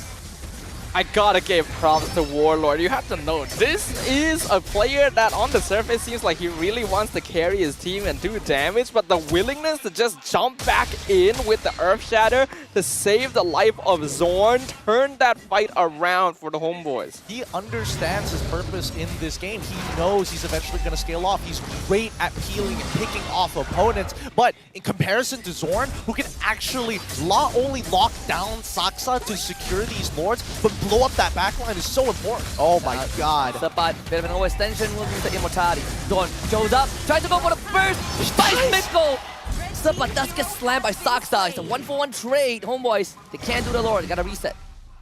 Not too bad though, all things considered. Sepa getting pulled that far away is basically a sacrifice most of the time, but they're still able to trade for Miko, which means that SMG isn't able to open up the map as safely for the next 20 seconds. And the problem is that they need Smooth's penalty zone to actually look for the counter engage. So it's like Saksa can sit on this lord, but he could potentially die. Smooth could open up the map, but if he goes, it's guaranteed lord for the side of the Homeboy. So right now, it's that constant push and pull. They're gonna lord dance until the backup arrives. Warlord is recall, found a reset, Miko will respawn. The bot will also come back at around the same time. The lord is more towards SMG side. Chibi, are they gonna check it? They're gonna find the Petrify again, full combo on this move. That is not enough. Panty's on to rise out. Oh, they found the most important target is Saksa. He's gonna drop them now. Saksa on the flank. And SMG have found that moment. 4 dead Homeboys. Huge. A catastrophe for the Homeboys right there, as that stun from Saksa cemented the victory, allowing the penalty zone to land onto Ryzel. The base is now broken open. Sapat, the only one left. We got a series on our hands, boys. Sapat can't hold on to this, and Sasa, he is gonna leave a mark. We're going to game number 4 with SMG taking game 3, and we're guaranteed 6 matches today. Oh, you can see how nervous Stormy is. He knows that in a lot of these fights, he's getting bursted down by Zorn time and time again. And the one time that he doesn't, he makes the difference. We have broken the Grand Finals curse though. How many seasons has it been since we haven't had that clean sweep? SMG putting up a fight against the odds, beating out on the momentum that Homeboys should have been able to carry all the way to the top. And it's good for SMG. They went down 0-4 last season without really dealing a blow. This season looks so much better. And remember, this was a team that had Homeboys numbers in the recent season, right? In the recent year and a half. They only faced off once in the regular season, and SMG won 2-1. This was a revenge arc for Homeboys, and SMG were able to pull through at the very end with this carry. We already talked about how risky the hero is to play overall. The fact that they were able to create all that space, overcome the threat of the Dark Knight Falls, the rough waves, everything else, is really props over to the side of Team SMG. They were able to play around their team fight very well. I'm curious to see that very last sequence all over again. I'm curious to see what exactly Stormy stole with the IMU, just to kind of get a better scope or grasp of the situation. Because again, people were all jumping into that one big choke point. Yeah, the fact that the moment they can't burst move, it was kind of over, right? And of course, Sasa, the other legend, and Miko just flexing his trophy beside him, and with a carry game number 3 on this carry. You wanted him to go past the 42k mark in terms of net worth, overall team net worth, and he absolutely did it. 3-1-9 on this carry. The goal is to reach that max item build on the carry. Once you do, you become so dangerous, especially since the Homeboys aren't particularly tanky in the first place. And as we can see in the item build, Sasa did reach that. In fact, not getting the shoes again, similarly to Ryzel. Once you reach that late game, relying on the Quantum Charge to mobilize and keeping a very good distance so that the Homeboys were forced to engage onto their front line instead. I think, overall Sasa has been doing a good job, but I'm curious of their comms. Yeah, and I'm curious to listen into what Team SMG were talking about in Game 3 that led them to this eventual victory and give them a guaranteed Game 5. I think. You still fight. This. Oh, target. Stormy. You go, come. That's it, guys. Nice job. Nice one. Warlord. TP. Nice, guys. Warlord. No free. Okay. Nice one. Aku sak merah. Nice guys. Teris dulu. Boleh bantai. Teris lagi L. Boleh. Aku terus dia. No flicker. Nice one. Aku kuat. Tahu je. Oh, mati jap. Retina. Aku buat. Die! Kajar. Fika. Dah fika. Kajar. Nice guys. Belakang boleh. Nice guys.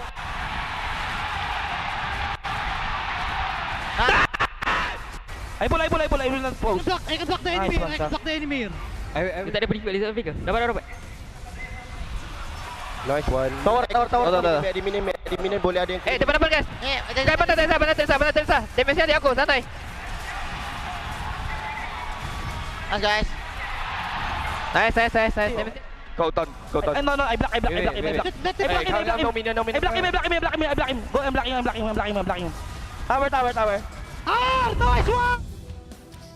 Nice one indeed. Just like Mikko said, there it is, game 3, Team SMG. Oh, it wasn't a dominant one. They were playing from behind for majority of the game. They were bullied, pushed around, but they were able to recover. The ability to recover from situations like that is one of the strongest strengths of Team SMG overall, being able to drag out these series while maintaining a certain degree of mental fortitude. We did see some mess-ups in the beginning, like that very obviously missed appraiser's Raph, but they were able to pull themselves back together and play for that late game. This time, no longer relying as heavily on that scaling. They have the tools like the penalty zone and the divine judgment.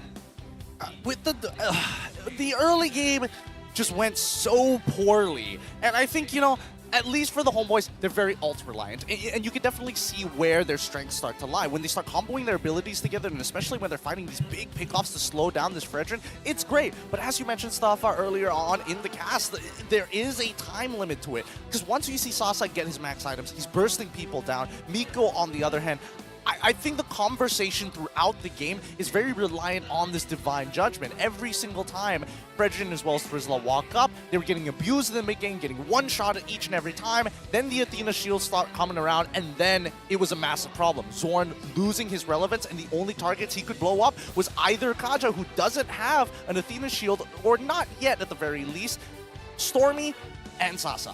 Yeah, and of course, SMG, they were able to get a pretty decent advantage, particularly for Smooth, right? He was 4-0 in the early game. That one got tampered a little bit thanks to Zorn and Chibi, who were just one-shotting him, but you already pointed that out. Athena Shield, once they stop one-shotting Smooth, suddenly SMG gets to counter-engage, and Sasa in that last fight from a flank angle cleaned up Homebois. I am pretty sure though, if Smooth wasn't able to start off with that 4-0, this game would have ended pretty quick for the Homebois, because that front line was very important. The fact that he's able to survive one burst from Chibi or Zorn plays a big role in allowing SMG to stay, because those burst windows, once gone, results in the Homebois not actually having a very continuous presence.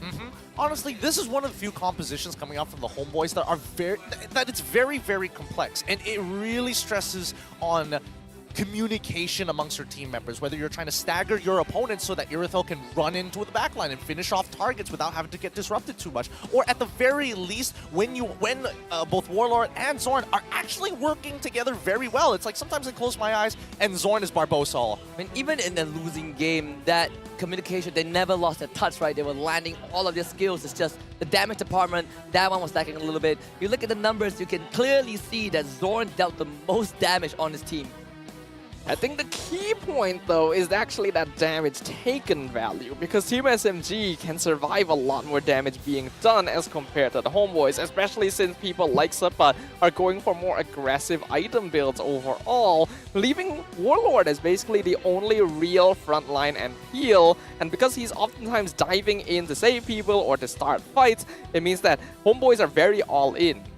And not many people have been able to beat Chibi on that Hellcat, right? So this is a minor achievement for Team SMG, and again, Sasa had a poor lane, like most of the games we've seen him in, but we talked about how late game, he knows how to recover, most damage dealt overall on his team, and Smooth still maintains that 100% win rate on the Terisla in the past few games. Now, this matchup between Sasa and as well as Ryzel, Irithel as well as Carry, honestly isn't as bad as what most people think, right? You would imagine that in this case that Irithel outranges the Carry. And to be frank, you are technically right, but the earlier stages of the game for this Irithel is really weak. Your auto attacks honestly are just tickling you half the time compared to the passive from that carry. 4 auto attacks, get that true damage, you back out. You throw that spinning light wheel, and if Rizal accidentally walks into it, he's basically dead.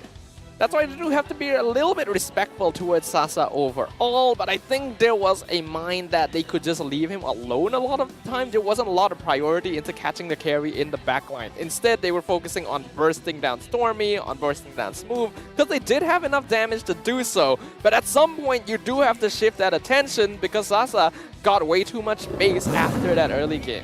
Yes, when we dive into highlights, you get to see that early game was just Homebois' territory.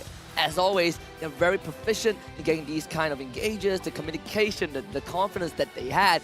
But it was also kind of the phase where Smooth was picking up kills and, like Siddhartha mentioned, accelerating his own lane to allow SMG to have a lot more time to work with. I think what's great is that the Homebois are willing to try and play for the trades. And I think, you know, trading early on for a lot of teams is like really uncomfortable. It's like, man, I'm losing so much in my lane. Homebois are like, don't worry about it, right? That's not the main win condition. At the end of the day, if we get more of these neutral objectives, if we win out these POIs, we will get to a point where we can actually start shredding down multiple targets. And that's where we start to see it really pay off in these fights, right? Now, these ends. Okay, here we go. The Dark Knight falls. Where is he? Okay, so it's not this sequence. I'm waiting for that final one to see what alt Stormy took. Yeah, I'm agreeing with you there. Can't really remember exactly which fight it was, because we are still seeing the points of the game where the Homebois were in full control, having a lot of damage. It might have been this one. It's this one. Okay, Stormy already used it earlier. Oh, he was Irithel. He became the Irithel. That's really interesting. Wow. So becoming Irithel to dodge out of the way just with the leap. He doesn't really care about the heavy crossbow in general, but at least closing out, creating distance for yourself to not get one shot, a pretty interesting way because most people would have taken the rough waves. That is interesting after all. Now, this is a mechanic I'm not honestly that familiar with, but I'm pretty sure that like when you take ultimates like the heavy crossbow, it doesn't like translate your magic damage into physical, right? No, that would be busted. Yeah, that would be insane. You're critting with magic, that's already a problem. A lot of things will be busted, just like our PCU milestone again. We have busted it across the roof. Damn, 326,000 already. Your dream of that 500,000, it might be a reality, Gideon. It's climbing, and it's climbing fast. Keep on sharing the stream. This is something that you don't want to miss when we're going to be crowning a new champion here in MPL MY. We had an additional 25,000 in one game. In one game? In one game, additional 25. It was 301,000. Now it's 326,000. Where did you all come from? I mean, there's 7 billion people on the earth, I'm just saying, so there's a lot of people to go around. Yeah, there's a lot of people to go around, but I think, you know, especially from the international audience, thank you so much for everybody watching out there and, you know, showing support and being curious about what's going on here in MY. And we also want to promote something from our neighbors, right? We had Abstract, we had Jay-Z, in fact, with us. And their playoffs is actually happening very, very close to us. The MPL Singapore Season 6 playoffs on the 20th to 22nd of October, 20th and 3rd at Suntec Cinema Atrium between Tower 1 and 2. So if you're in Singapore, drop by and watch it. And if you're not, you can always watch it online. Support our neighbors. We promoted MPL MENA yesterday. We promoted MPL Philippines. Now it's MPL Singapore because all these regions will eventually meet on the world stage in Philippines in December. Now, some people are going to think, oh man, but SG, they're so bad. Homebois have a sister team, and they've been scrimming them really hard to get the current Homebois here in MY to this polished state. And at the same time, because M-Series is happening, I want to let you guys in on something. 5th anniversary for the M-Series, the greatest 10-player vote will commence. So vote for the 10 greatest players, which will start on the 4th of November. Who do you think from Malaysia is one of the greatest? I personally, I believe I talked to you about this yesterday, Gideon. If Zorn is on the list, I will vote for Zorn. Hey. I gotta wait until next year. You gotta wait till next year, and hopefully he gets his name into that Hall of Fame. Who is yours, Adrian? I had a feeling you would pick Zyme Sempoy, but unfortunately, not it's this like year. a Zorn situation there. Like, logically, you'd go with Chiku because he has definitely been the MY player on the international scene for such a long time. But considering his performance this season, I feel like that's going to affect a lot of people's choices. Well, I mean, it shows my age when I'm thinking more towards Sasa. I saw him play in 2018. He was crushing it when he was with Onyx. Like, what can I say? That's He fair. was Kage for a reason. Which is pretty crazy. He played in Indonesia, now he came back, and now he's up against a Indonesian import on the side of Homebois, New Blood. Let's take a look at the power distribution between Riser and Sasa as we're on the topic. And look at Sasa. Look at Sasa. When we talk about average GPM, Riser definitely a bit ahead of Sasa, but average damage per minute actually in Sasa's favor, as well as hero pool agent. This is actually quite interesting here. I would have expected that Sasa would have higher GPM than Rizel overall, because he does tend to sit back in comparison, and Rizel likes to join fights fairly early on. So it's a very interesting factor to consider here, especially when you look at the graph. For Sasa, it's very balanced overall. I mean, he's a consistent player for a reason, but it also really shows that Rizel under the Homebois banner is very much momentum-oriented, right? The average damage is where I'm most surprised by that Sasa is able to not only overtake, but keep up. Because if we average it all out, when Rizel is having a good game, he does a lot of damage, but there are games where he doesn't do as much, and it reflects it here. I mean, you can say the same for Sasa as well, right? There are a lot of times where he just doesn't get to play the game and he doesn't dish out damage as a goal laner. But Homebois, they are still in the lead. They are still one game ahead of Team SMG. But it's good to see the Team SMG are a bit more reinvigorated, right? Because this is a team that wants to start crumbling. A lot of people start getting worried. But with that Game 3 win, I think you can ease that concern a little bit. Just a little bit. Just a little bit. Not too much here. My main concern right now is the fact that Homebois is going to have access to blue side once again. And we saw how these games have been going. Game 1 as well as game number 2, they're going to enact the exact same plan. I'm curious to see whether Team SMG actually have a solution for a red side start. Yeah, especially since it's very clear that the Homebois tried out a very different style of draft in that Game 3 and it didn't quite work out. So if they go back to what was consistent in the previous 2 games, then it's going to be a lot more difficult for Team SMG. Well, Game 3 was the first time Edith and Teresa went through, and it didn't go well for the Edith at least. But for Game 4, SMG back on the red side. You call it Gideon, Homebois take blue, that means Teresa has to be eliminated, but SMG also sticks with the Bruno and the Lancelot deck. Now the real question, even though Angela is available, do they first pick Novaria? Yes. Yes, I feel like in Homebois' mind, Pops would just say Novaria. It's not Angela. It's not Angela this time around. It's not even going to be taken away early, Valentina. They lock in the Edith at the very least because it got released compared to Game 1 and Game number 2. Game number 3 got let through, but I don't know whether Warlord is going to get access to it. Specifically, it can, well, now it can be triple flexed. We'll see. Edith is obviously a very safe hero overall. Previous game, they flexed it into the mid lane for Warlord. Didn't quite work out, so we might see it more in the hands of Zorn this time. As for Team SMG, previously they went for the Trisla as well as the Fredrin start. This time they can still go for the classic Valentina-Fredrin combo if they want to. Trying to figure out if there's anything else they gotta worry about. SMG, they do have kind of an opportunity to have a strong opening. Valentina still up on the table. But again, Angela, Irithel, we've seen this in Game 1, they do it again. Oh, man. Just showing your hand right at the very start. It's just like, this is the combo that we're going to play around. You figure it out from there. Angela Irithel, obviously very scary, but we've already seen the Homebois figure it out. Now, of course, that came with mistakes from Team SMG. Considering they're coming off of a victory, I don't think they're gonna make the same kind of mistakes again. So this poses a question over to the Homebois. They lost early game really hard with this. Of course, there's no longer the Yuzong to think about, so that gives them a bit more freedom to consider things. One thing is also they do not have the access, like you said, to Yuzong. Valentina, for in a long time, first time in a long time, taken away by Homebois. Brody also picked up by them.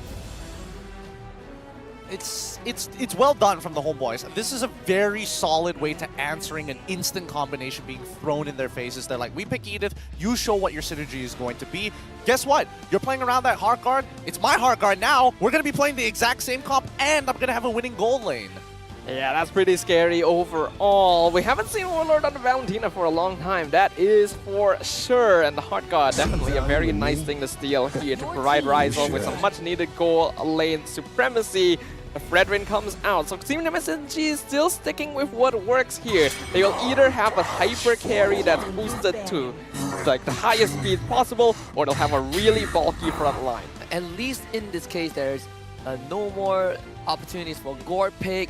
You're not seeing the Hellcurt in this game, so Fredrin doesn't have to worry too much about getting absolutely melted down unless for some reason the carry go through. But even then, it's not possible because Brody was already picked up by Homebois. See, this is exactly why Best of Sevens are so lovely to watch, right? You are seeing an adaptation in real time. The big problem was that they couldn't break the relationship of the early start from the Homebois because of the EXP jungle targeting, the way that they kind of use, they use Warlord as a Swiss Army knife utility. Oh, you pick a tank? No problem. We've got answers for that thanks to an early, thanks to a late pick mid laner. And now, forcing it out early, Team SMG have a very good idea, both taking out the Martis as well as the Hellcurt.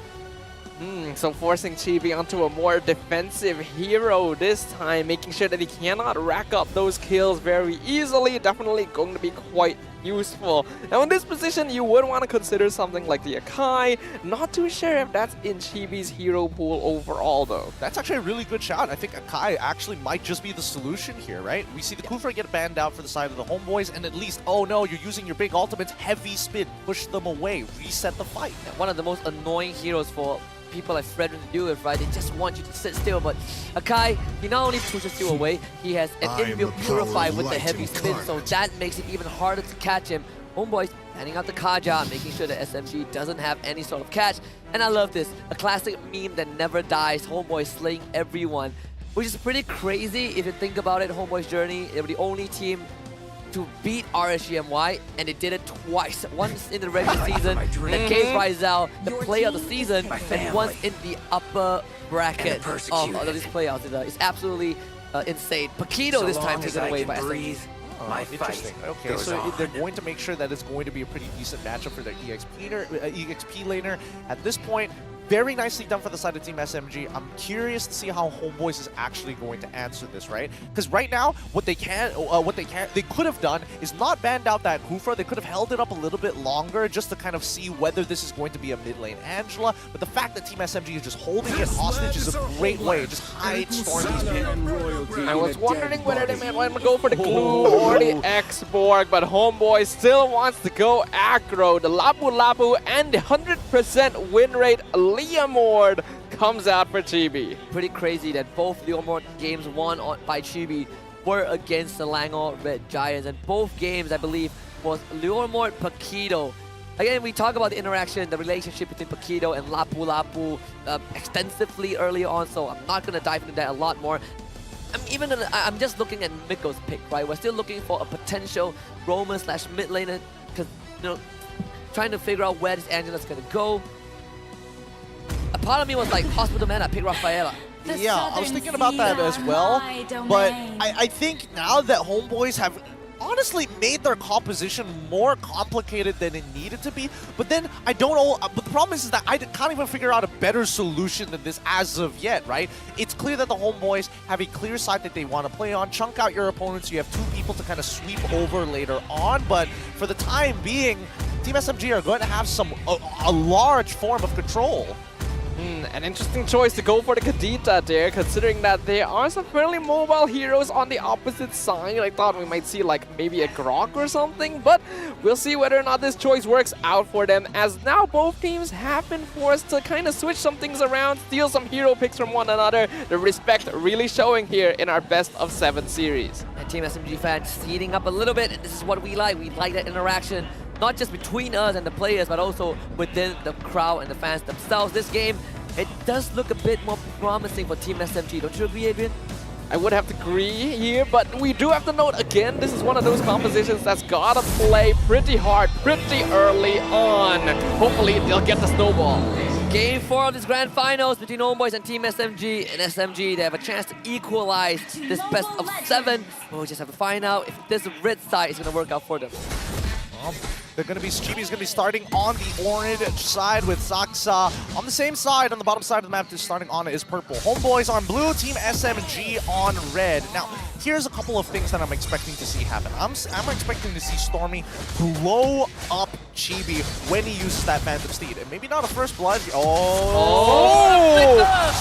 smart! Oh my goodness, Sabat! He will trade his life back, but Stormy will be forced away as well. Warlord, oh boy. He's thinking about it. There it is. There's no escape.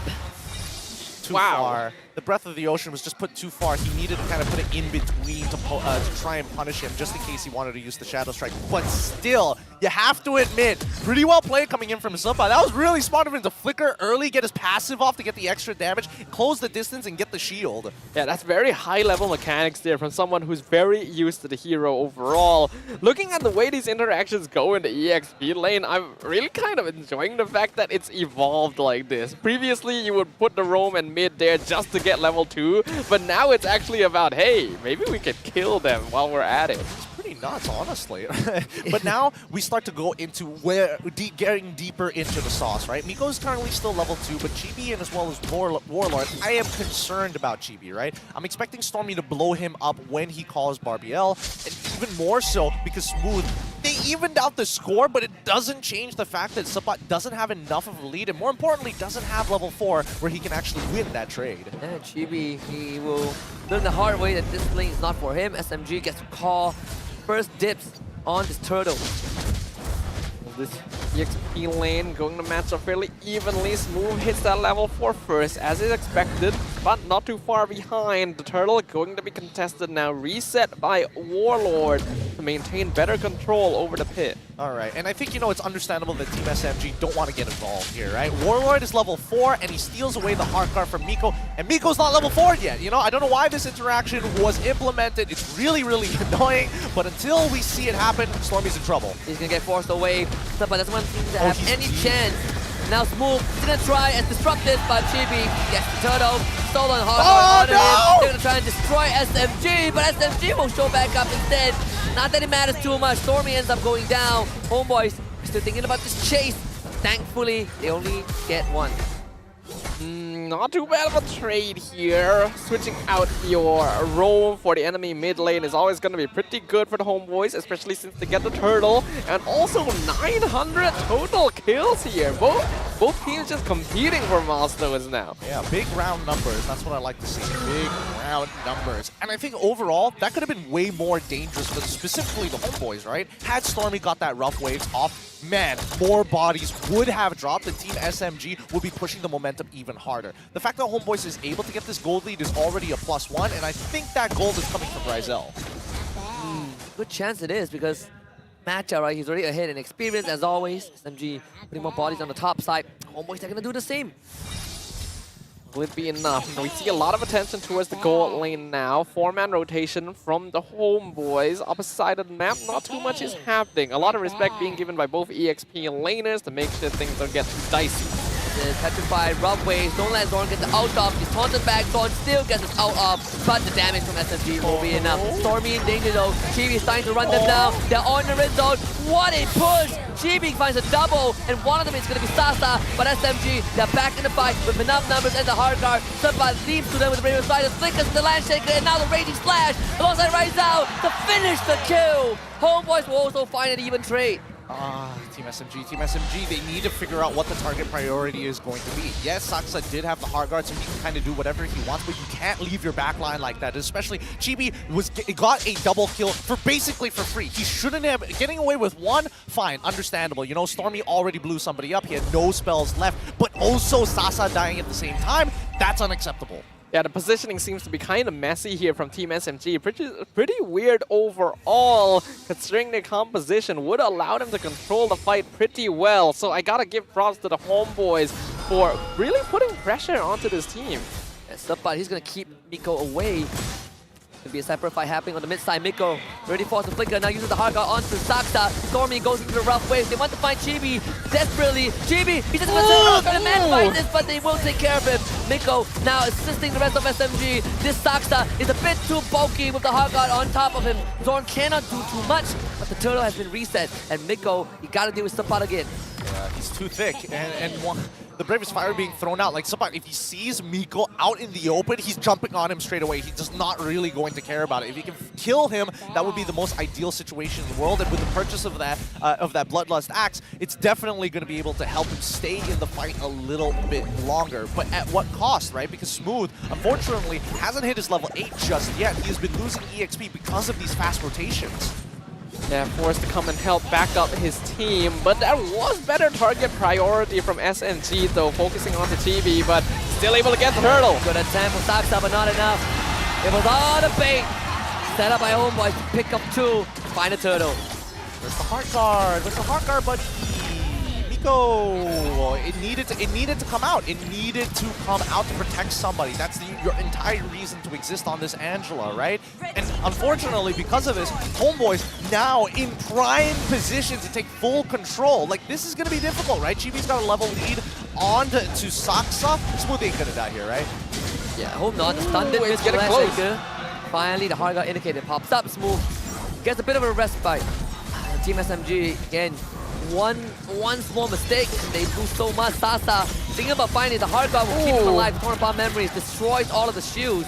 But at least SMG gets to protect the top side. How is Chibi power farming so quickly? He was 2 levels ahead just now, and yeah, he's gotten another successful invade off. He's 50% away to level 11. And it's barely even 7 minutes. And we have to note, Leomord does a lot of damage here. His farm speed is pretty insane considering he gets guaranteed crits when his target is below 50% HP. So that's definitely a lot more as compared to Saksa. Looking at the items, we do see the more economic choice of the Blade of Heptasis into Malefic Roar from Ryzel to get that snowball going. Thunder Strike only, surprisingly, on Chibi. He may be going kind of expensive here. Whereas Sabat, again, going for an aggro play. You do notice that on these types of heroes, he loves the Bloodlust Axe. He really, really does. And I think, you know, Sabat has been doing quite a good job overall in these fights in comparison to Smooth. Like, yes, Smooth is more designed to peel, but Sabat has been making some really good plays and allowing his team to find trades. The turtle will spawn. So far, Chibi has gotten all of the turtles this game, and SMG, they are struggling to fight for these objectives.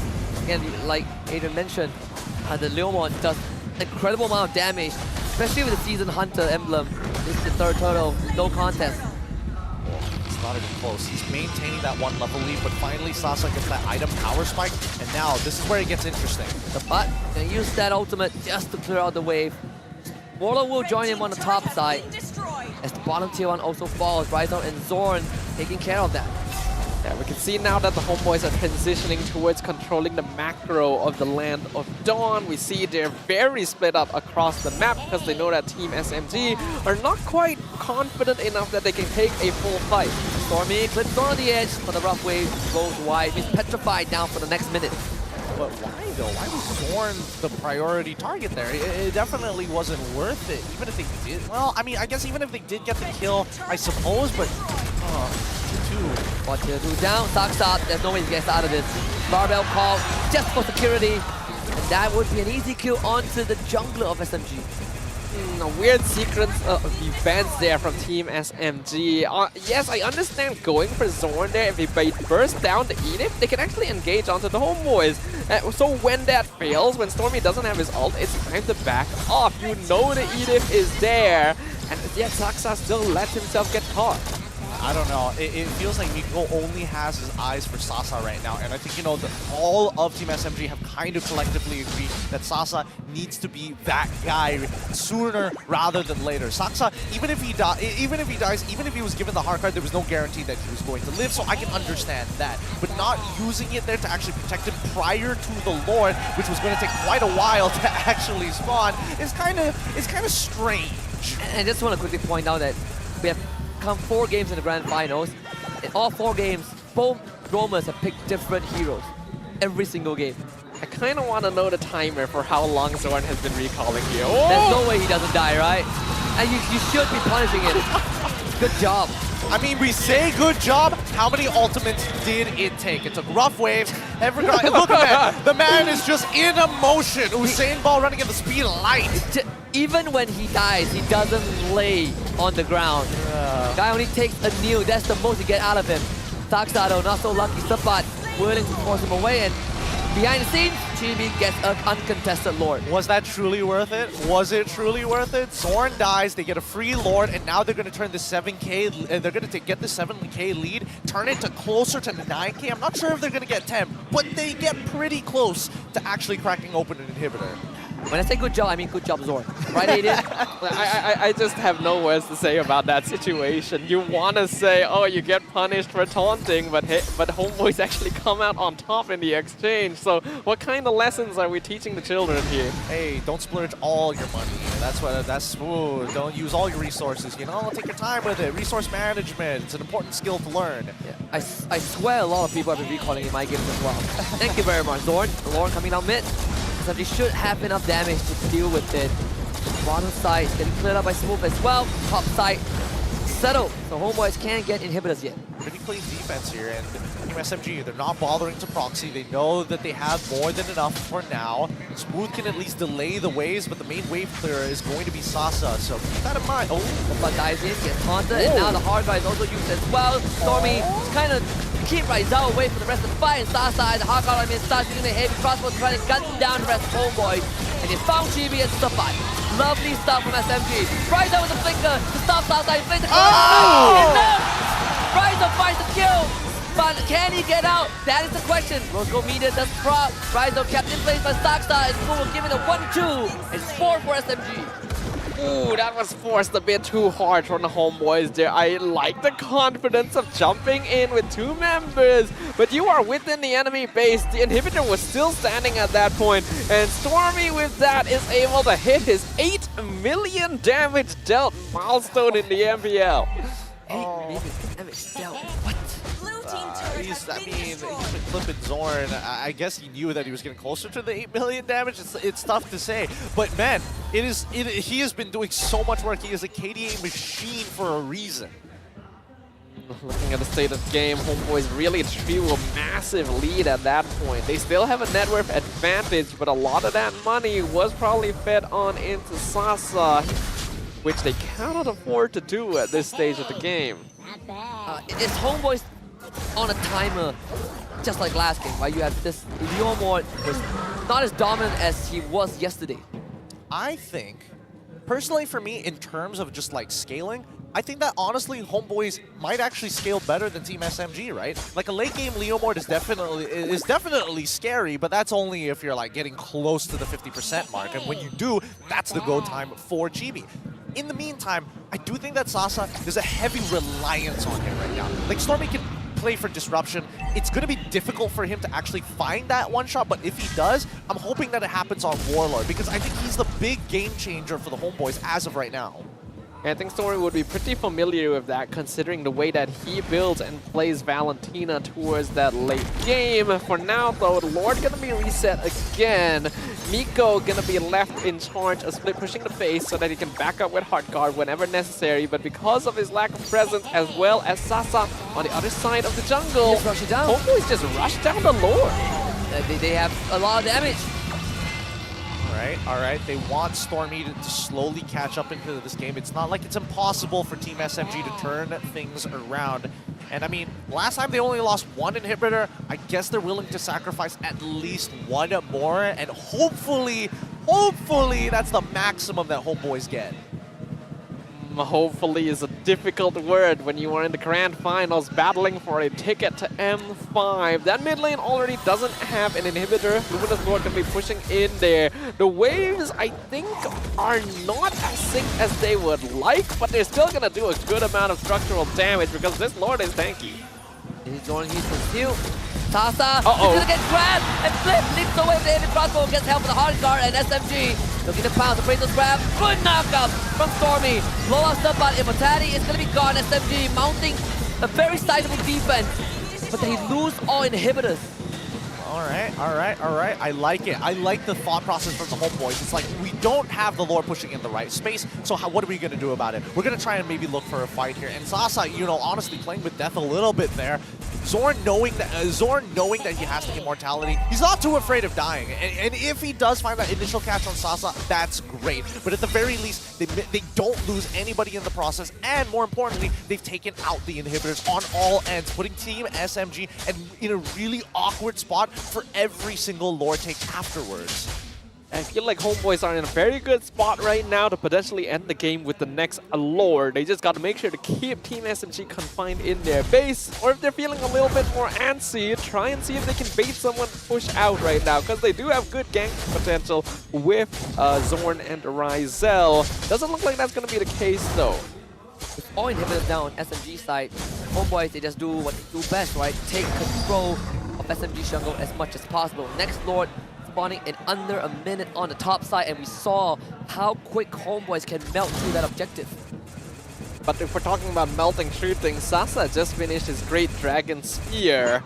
And with the Purify, he can always escape from one catch from the Homebois, which is almost always going to be that onwards combo, which means that this Iritel has already reached the point where it will shred through the entire Homebois lineup. Well, I mean, so Homebois got to layer that CC really, really well. They got to time it after that Purify. They need supply to be able to flicker forward to catch him off. Maybe even get a Terrify from Warlord to maybe set it up. It's a little tough to say, right? Because again, Warlord with the IMU has a good number of ultimates to steal. He can be defensive for the rough waves. He can be a little bit more aggressive with the hard guard to support somebody on his side of the team. If you want some mobility, yeah, just like how Stormy did it in the previous game, just take the heavy crossbow to jump out of the way if Saksa tries to close the distance. It's a difficult decision to make here. We'll see what Warlord decides to do. I do think that the hard guard is still going to be the most valuable one to go for at this point, but now they're challenging the Lord. Sasa, he has free space to hit. Saksa is going to lose half his health, but gets it back. Has a guard and helmet. Not a big problem. Lord down 60% health. Homebois keeping aggro on their end. Zorn, flicker forward, finds the catch, on smoke, corrects his strike, keeps him in place, hard guard, not used just yet, Miko holding to the ultimate, Stormy wants to find a target, can't get it, and now Sasa gets down from Miko, tries to run down the rest of Homebois, Chibi wants to collect a kill, will find it on the school, but sacrifices himself, Rise out, and the rest of Homebois are still around, but no junglers for Homebois. Okay. Interesting sequence of events here. I'm surprised that Chibi wasn't able to take out Smooth a little bit earlier there. But now that I'm looking at the items, yep, the anti-cuirass has already been purchased, so it definitely took a lot more effort. And it also does help that Miko was targeting his love taps in his direction to keep him a little topped up in the meantime. I feel like logically what Homebois could have done there, they already were able to bait out the hard guard heavy crossbow combo. So once that came out, they could have just backed off and re-engaged once the cooldowns were off instead of diving all the way in and sacrificing Chibi for the kill. But they are slowing down the Lord take regardless, so he's still going to be around. I don't know. I think re-engaging will cost them their lives because Stormy barely having used any of his resources at all. So I think that's what they were really concerned about, right? Because again, Ryzel, he is using the battle spell Flicker, but I don't think he wants to have to throw his body out there. The dance continues between these two. Homebois dragging the Lord towards their end. This is not an easy Lord. It's a bit tankier, a bit more durable than the ones that have felt. Team SMG, they will have smooth playing on their bottom side. Wave is pushing in SMG's favor, and now Zorn again gets the flip on the Saksa. Sampai shows up, Landshaker stun, it's gonna be there, but Sasa starts to run them down with the heavy crossbows. They are all losing their health bar. Saksa still alive. Chibi wants Stormy, but they will end up losing Sampai instead. Killing spree from Miko. Somebody! No! Chibi gets the Lord! Still! But would it matter enough?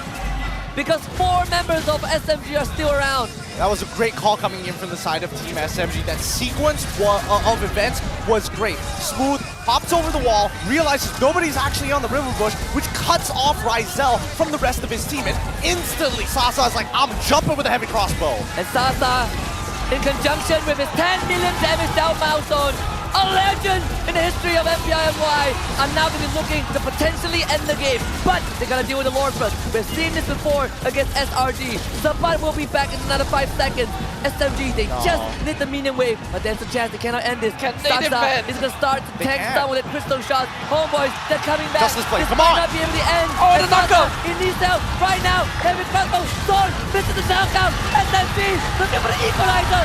Sasa. They do it! Homeboys! Stop them in their tracks. What a defense! Oh my goodness! This could be the greatest comeback. We're winners in the grand finals. What did I tell you? There was no way they could close that out. All ultimates being used. They're looking to close. Deja vu for SMG. Oh, a nightmare you don't want to relive. But oh boys, a one step closer to F5. What a reversal! What an incredible game from the Homebois! One more game. One more game. And the dream will be reality. Oh man! Everything, literally everything, thrown at them, turning this around. Sabat, he knew he was in trouble. That raging slash, he knew he was in the wrong direction, having getting pushed out of the way by Smooth. It all lined up. The nectar was too sweet for Team SMG. They thought they could even up the series. They could have made it back to 0. Just one more hit on the crystal would have done it. But the Homeboys surpassed the odds once again. We have seen this before. We saw this like what, 2 days ago against SRG. It was the same exact situation. SMG wanted to end the game without the Lord on the end, and they ended up getting swept instead. If you're SMG, you would think that God is not on your side. I can only believe so much, but man, oh, that's so unfortunate for Team SMG. After all the work, it was such a good call as well to get that fight. They just didn't secure the Lord, and for some reason, that was their downfall. I have Chibi securing the Lord with the last of his HP. You were with me when we... Wait, no, you were not with me. Or were you? You both were with me, right, when we saw this happen? I'm not too sure anymore. Mustafa was, I wasn't. I was not there. We saw this happen in front of our eyes. I have some slight recollection, but this is so fresh in my mind that I cannot think about anything else. We have hell of a grand finals, that is for sure. Let's head backstage and Homeboys camp to check out the MVP of that game.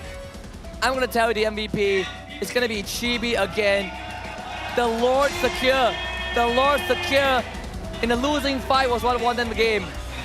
I cannot believe GB had the mindset to secure the Lord in that last fight and somehow did it 1v4 against the members of SMG.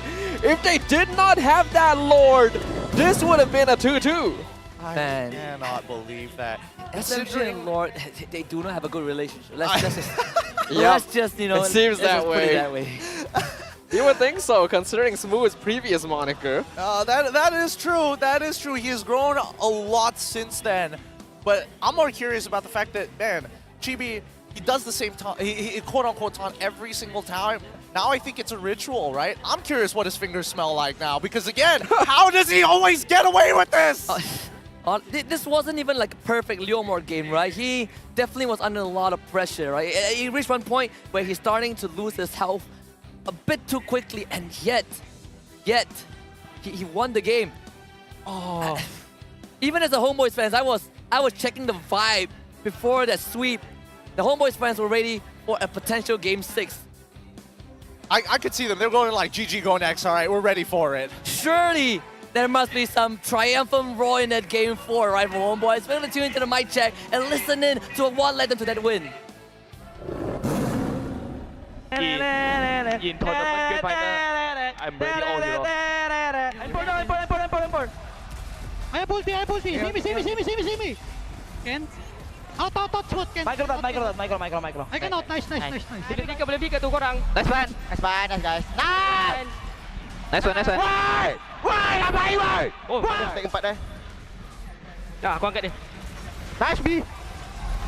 Mati dia. Ajar. Nice. Mate. Go bawah mid guys. Tip gua sekarang. Ni Okay. Mati gila budak ni. Mati. Serius. Asal? Kan betul. Nice Pan. Nice B.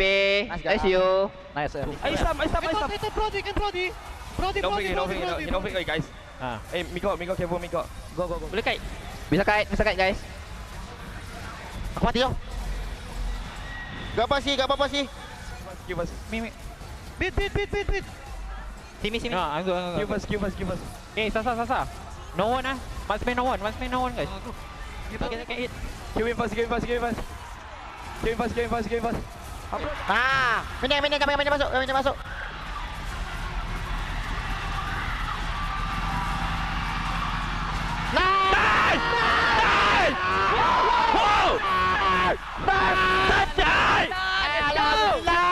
Nice, gila. Tahu lock. Alhamdulillah ya Allah. My goodness. We all saw that, didn't we? Paquito. Valentina Paquito? What? Have you ever seen that? Have you ever thought like, yeah, you know what? I'm going to use the Ion you on Paquito, and I'm going to take your knockup strike. Like, this is the one situation that called for it. How do you make the decision when your crystal is dying to steal the knockout strike to push the minion out of range? I mean, everything went right for SMG, just like you guys said, right? Zorn even missed his knockup. Yep. That should have been twice. it. He could have used it on the wave, but instead he chased Sasa, who runs and guns at the same time, so it wouldn't have mattered at all. As Warlord still stated, I mean, man, this imports, like, these imports, oh man. The presence of mind is out of this world. It's ridiculous. That was such a good play. Let's break down the item builds here, starting off with the Homebois, because let me tell you, at least for Sabat, he has had a much better Lapu Lapu game in comparison to Smooth this time, at the very least, if we're comparing both of these players. But overall, I would imagine that at the very least, right, Zorn, he's building to get as tank as possible, right? He's focusing mainly on making sure that he doesn't get bursted down too quickly with the anti-cuirass. I was curious that he didn't want to go for the blade armor instead. That is true. Only one blade armor on the side of the Homeboys, specifically onto Suppa. Now, no, it will only counter Sasa overall, so you can argue that they wanted to deal with the rest of the team instead. But once that late game came around, Sasa was the biggest problem. There was no way to stop him. I mean, you can barely touch Sasa, let alone kill him.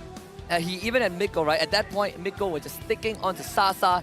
Sasa pops the high-V crossbow, starts to run down Homeboys. Let's take a look at SMG's item build, because this game, I don't know what else they could have done. It's full item. It's so difficult to say, because maybe if he saw his boots and got some other extra damage, maybe, but could they have done, like, I'm imagining if Smooth like switched to Windtalker, maybe that could have made a difference here. If Frederick sold one of his items, like, what could he even possibly sold? I guess the immortality at that point. It doesn't change the fact that there were no minions. It really doesn't. It is quite curious that at least for the Angela this game, I thought maybe it's not going to hurt him. He didn't take Wilderness Blessing. He decided to go for Bargain Hunter because some of these items are pretty expensive, right? The Blood Wings especially being at the top of the charts, the Ice Queen Wand, not exactly very cheap either, but the Flask of Oasis was only purchased 10 minutes into the game.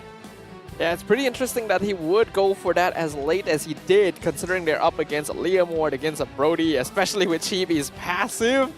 But I don't even know, right? Like, they were definitely playing for the late game timing because they know that Sasa will become a threat. Just look at the damage he's able to output. I don't know. Look at the hues, man. I can't get over how this game ended. It's so insane. It's insane is an understatement. It really is grand finals worthy. That moment is going to be remembered for a while, and especially for the fans here, the Homeboys fans. You heard that shout when it happened. I mean, if we had the award ceremony, not before the grand finals, but after, man, that could have been player of the season. That honestly easily. could have been. Oh boy, such great presence of mind as you mentioned. But yeah, the stats already tell the story, and I think there's nothing that they could really do about it. Just one unfortunate outplay, an unfortunate call, and I think that at least for the side of Team SMG, that has got to be crushing.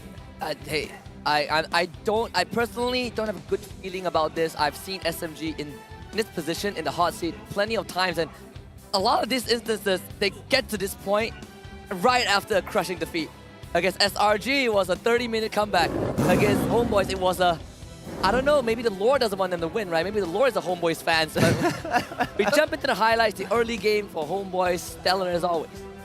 Yeah, man. Looking at the highlights, I mean, the way that the game actually progressed, I'm surprised that Homebois got away with so much. Like, specifically Chibi. I thought he needed to be targeted down because he's going to be generally rather weak in the earlier stages of the game. But Team SMG, honest to God, they took their time. This was one of the situations of, like, you know, what's that fable story? It is the tortoise and the hare, right? You know, taking your time getting to places, and especially with the explosive start that Chibi actually had, he snowballed very quickly out of control until this moment right here.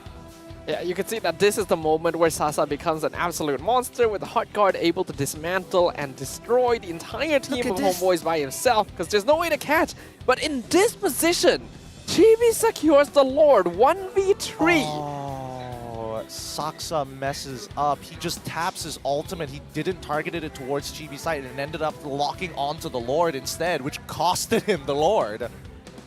I had a similar experience where I pressed my ult instead of retry, lost the Lord, and I will remember this for the rest of my life. The first sentence I saw in the team chat was, Aduh, Fredrin. That's so relatable, though. So I did the next best thing. I pressed surrender.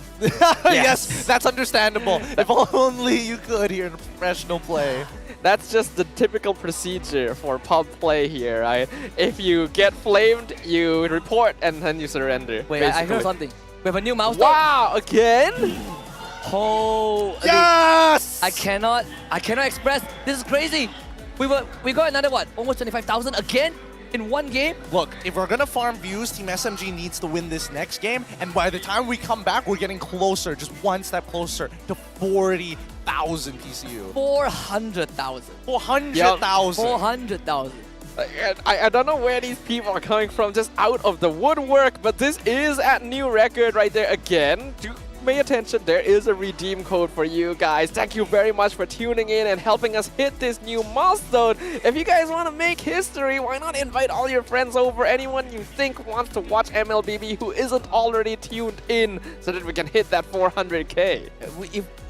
Not to the stadium as much as I want people to come here, because if we get more people in here, they're gonna flood behind us. I might need to share with them. People have been waiting and watching this game, waiting outside here, getting inside, watch the entire award ceremony, watch those games. They are tired of standing. They're literally sitting on the floor. I mean, we need to take a breather because that game was just out of this world. We're gonna toss to the side reporters to talk about the crowd with this game. Hello sekalian, dan sekarang bersama dengan saya lagi sekali Poji dengan manager pasukan SMG tu Benny. How are you, Benny? Masih okay lagi walaupun kalah game itu. Okay, so okay, I nak tanyalah beberapa soalan. Hope tak membebankan your team lah currently right now, because I nak tahu macam mana your team punya mental right now.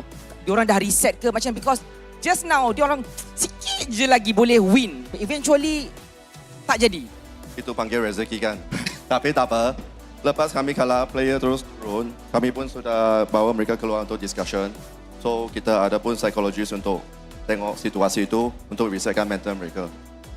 Reset atau tidak, sudah sampai last game kan. Correct, so, correct. Ya, kita kena all out sudah. Last game kalau Homebois menang, but kena faham juga cerita yang hampir sama, hari yang berbeza. Semalam dengan Selangor Red Giant pun macam tu juga. You all kena comeback, but then again you reverse ataupun you turn back the punya result, you come back against them. Adakah possible untuk SMG sekali lagi hari ini menterbalikkan keputusan? Apa pun akan berlaku. Seperti saya kata, moto saya one game at a time. Kita tengok game kelima macam mana. I see. So untuk sekarang, as untuk you as a manager. Yeah. Kalau boleh you nak shout out untuk to friends and family supaya diorang cheer lagi kuat, bagi semangat dekat you punya team.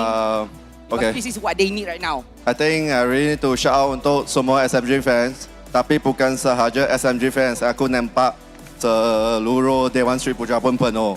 Homebois sana pun juga. Ini memang satu aku rasa pencapaian yang lebih bagus untuk MPL Malaysia untuk season ini. Tadi you pun sudah nampak kita sudah hit 359k kan? Sudah satu rekod sudah. Ya. Betul. And thank you very much. I pun tak nak tanya banyak. I know Boleh. you pressure dekat dalam dan sekarang kita akan ke sana. Tapi sebelum kita ke sana, alo nyom chong ye te itu pok mak no khma, pok mak mẹបងប្អូនមីងទាំងអស់អ្នកគេនៅខ្មាមើល MPL Malaysia ឥឡូវឲ្យច្រើនលេខនោះ400,000 500,000 តិចទៀតមើលឲ្យច្រើន support MPL Malaysia. And now go to Sanjana and Daddy Hood. Hi, I'm Sanjana and bersama saya we have the owner of Daddy Hood. Alright, Daddy Hood, situation semakin seru. Honestly speaking, game tadi you ingat Homebois tak kalah ke macam mana? Game tadi separuh daripada nyawa saya dah hilang. Tapi saya percaya anak-anak buah saya. Even itu diorang ada buat silly mistake. Pada saya, kelebihan kami ialah cepat reset lah. So what's the situation right now in the room with the analysts, with the players, with the coach? Okay, situasi kat dalam adrenaline rush. Dia terlampau hype. Tapi ya, kita tahu kita kena save energy sebab it's all about endurance, it's all about discipline. So kita tak boleh overconfident. Macam-macam boleh jadi. Satu lagi game insyaAllah baju RM1 mesti jalan. So kekuatan kami based on doa anda semua. InsyaAllah doakan. Kalau lambat habis, baju RM1-nya lambatlah sikit saya release. So insyaAllah saya akan buat yang terbaik lah. So doakan Homebois. Satu game lagi insyaAllah. Tapi saya nak shout out sikit boleh? Can I shout out sikit? Of course. Okay, saya nak minta maaf kepada semua yang datang tapi tak dapat masuk. Saya mohon maaf sangat-sangat. Hopefully next season, kalau MPL tahu macam ni punya pukulan, tolong buat dekat Dewan ataupun stadium besar sikit, boleh tak? Sebab kesian budak-budak. Kesian orang datang bukan dekat-dekat, orang datang jauh. Kepada Perbadanan Stadium Malaysia, tolong ambil berat pasal ni, insyaAllah. Kita akan buat yang terbaik untuk anak-anak buah saya kat atas, untuk orang-orang kat luar, dekat kemah. Yang datang tak dapat masuk, saya minta maaf banyak-banyak. InsyaAllah saya akan minta Munton belanja korang jersey Homebois lah, insyaAllah. Okay, Daddy Hood, last question. Any message to all the fans of Homebois here yang memang tak henti-henti support? Padahal baru cakap tadi mesejnya, tapi tak apa, saya cakap lagi. Oh, kat sini. Terima kasih semua yang datang, tak kisah SMG ataupun Homebois. Abang kesayangan saya, Abang Lord. So, terima kasih kerana sudi support. Jujur, saya cakap SMG tim yang kuat. Andai kata rezeki kami juara, kami berjanji, Flame Boys berjanji, saya sendiri berjanji akan turun support SMG di wildcard, insyaAllah. Andai kata rezekinya juara, insyaAllah. There you have it. Thank you so much, Daddy Hood. Alright, All the terima best kasih. to your team. Thank you. You Yang kat can luar. see situation semakin seru kat sini. It's so exciting. It could be the last game or it could be another many games. We will never know. So korang kena stand by, watch this game and support. And until now, we're going to take a quick break and we'll see you guys after this. Yup, bye.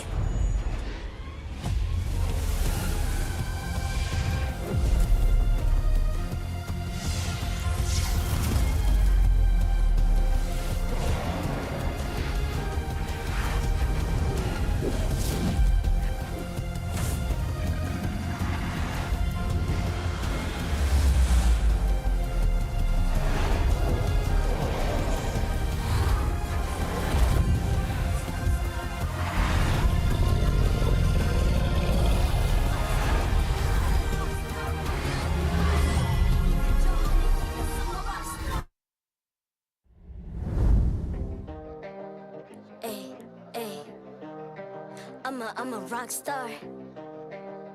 Yeah, rock star. Ay. I'm a rock star, baby. I'm a rock star.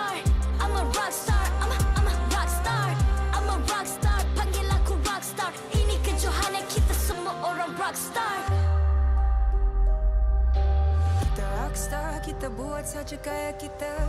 Makin panas apinya sudah membara. Macam mana pun ku menempuh segala.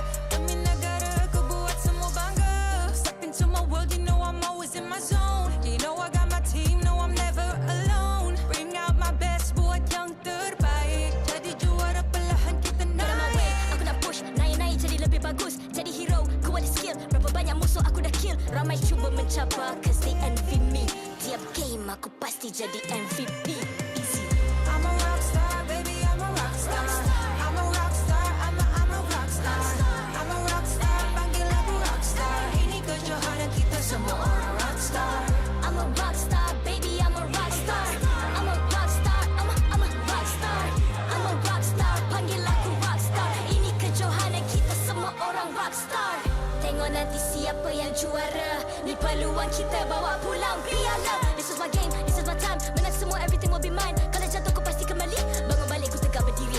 Kuatkanlah tenaga, ganjaran diperoleh. Ni kejohanan kita, Malaysia memang boleh. Rise up to the top, kita buat bersama. Semangat kita kuat di bawah satu bendera. Hey. I'ma go hard for the win. Win. On the battlefield till the end. Trying to beat the greatest anyone has ever seen. Stand by, I'm coming in for the win. I'm a rockstar, baby, I'm a rockstar. I'm a rockstar, I'm a rockstar. I'm a rockstar, panggil aku rockstar. Ini kejohanan kita semua orang rockstar. I'm a rockstar, baby, I'm a rockstar. I'm a rockstar, I'm a rockstar. I'm a rockstar, panggil aku rockstar. Ini kejohanan kita semua orang rockstar.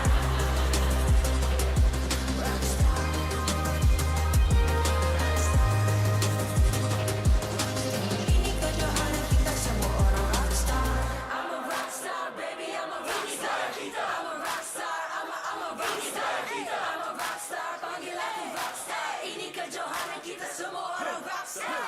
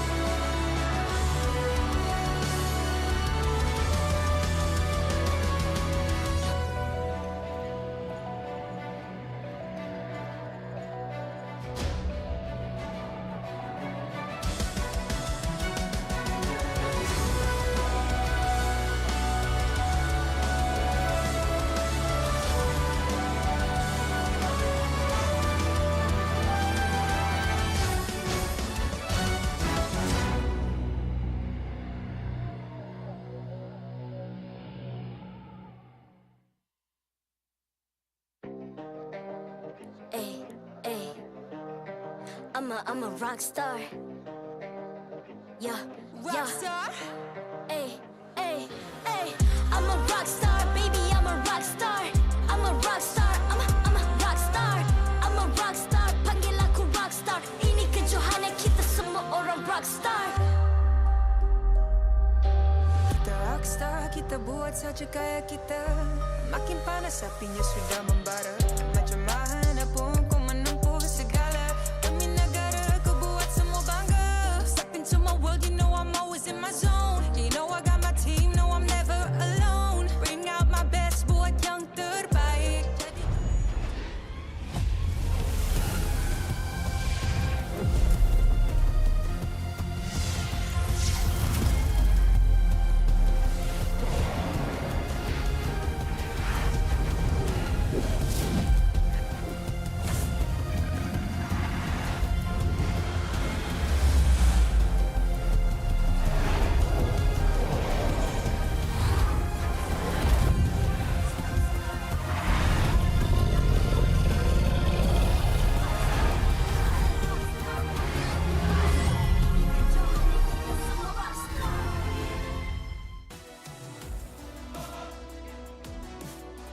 You can hear it, right? They're really going back there. It is deafening. This is the MPL Malaysia Season 12 Grand Finals.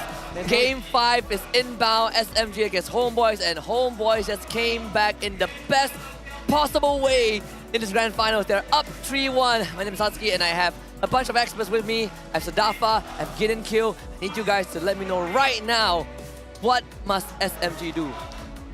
Oh, I'm still reeling from what happened in that previous game. Can you imagine being that close? I think, you know, a lot of it just comes down to securing the right objectives, right? I think right now Saksa is in a position where it's make it or break it. And I think that he needs to be able to actually contest Chibi on these neutral objectives. They cannot let him keep getting away with a lot of these motions and with the amount of lords he's taken away and costing them in terms of games. I mean, prior to this, we look at the power differential, right? Saksa has higher average lord secures, while Chibi just, you know, one-up him. And I want to talk to you guys about the stakes. The team that wins this Grand Finals goes to M5 directly. The team that finishes seconds will have to play the wild cards, which will be happening in Kuala Lumpur on the 23rd to 26th of November. Again, the tickets are free. You can start booking your slots from 4th November onwards. 8 teams across the world and emerging regions will be competing in this wild card stage. And we are also welcoming the region of China into this. Ooh, that's going to be very, very interesting. And it's not often an event like that gets to happen here on home ground.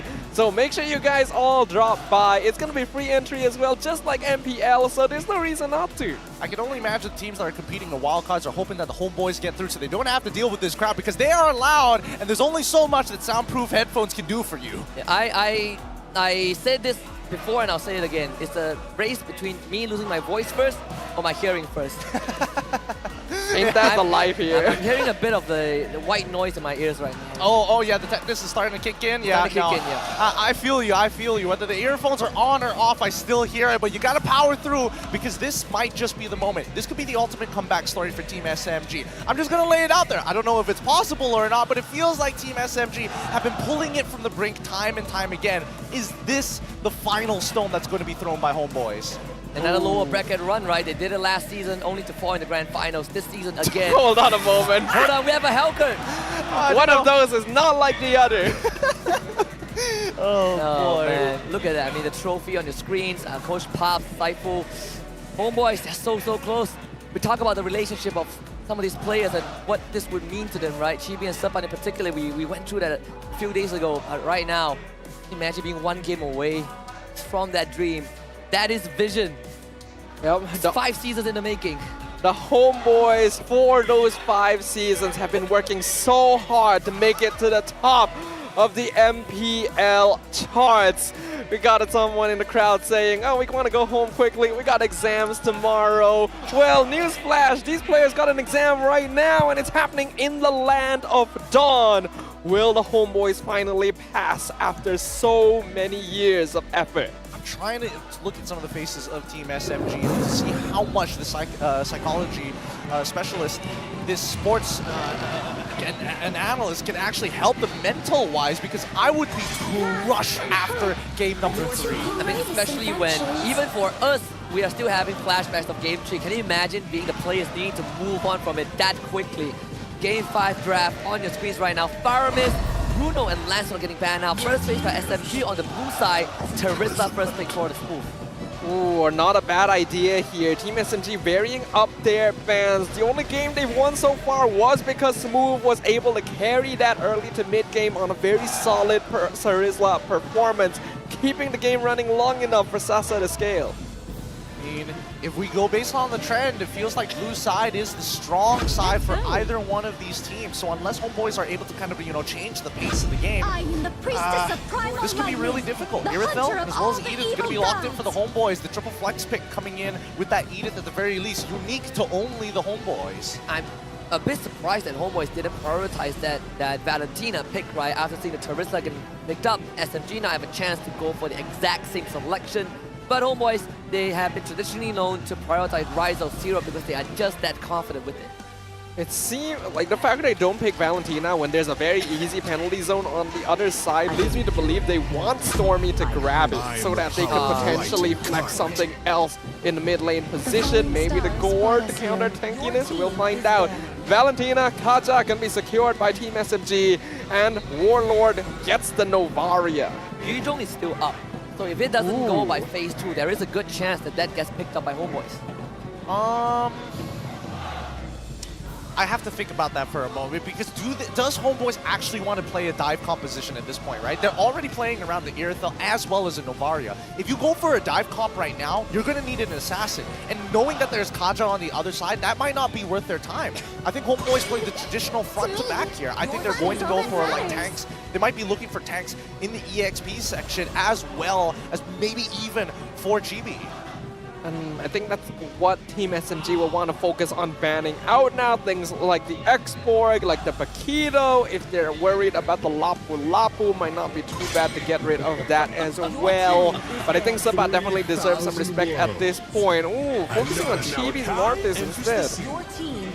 Okay, they get rid of the Akai as a follow-up, which only leaves the Fredrin. Team SMG, are they gonna... Can they turn this into an assassin v assassin battle? The Hellcrit is still up for Homebois. That is true. And they have the Novaria, right? So... Vision plus anti-vision. Scary, scary. Look at this crowd, look at this. The Homebois know how close they are. Their fans have supported them for so long. This is the team that has put the most effort into becoming champions in the recent seasons. Let's see whether their efforts will bear fruit. The Hellcat does finally get banned out here. That means the Exborg is actually open. Could be true as well, but you also are looking at the jungler, right? Fredrin is probably the only one left in the meta one. This one is funny. You have a great wife, she's the keeper. Yep, definitely a keeper. Definitely a keeper. If Homebois want to, they can start flexing. They can get crazy with their flexes, right? They can go for the Exborg flex here and honestly let Team SMG complete their comp before deciding on what you want at the very end as your jungler. Unless they have something in mind, because right now, Golden as well as the mid have already been picked up. He's still forcing the Leomord. Wow. Wow. That seems like a really bad idea on paper here. It's still 100% win. Oh, I love the meme. What a great meme. So accurate. But yeah, Leomord is really scary to play here, and not in the good way. You get caught by everything.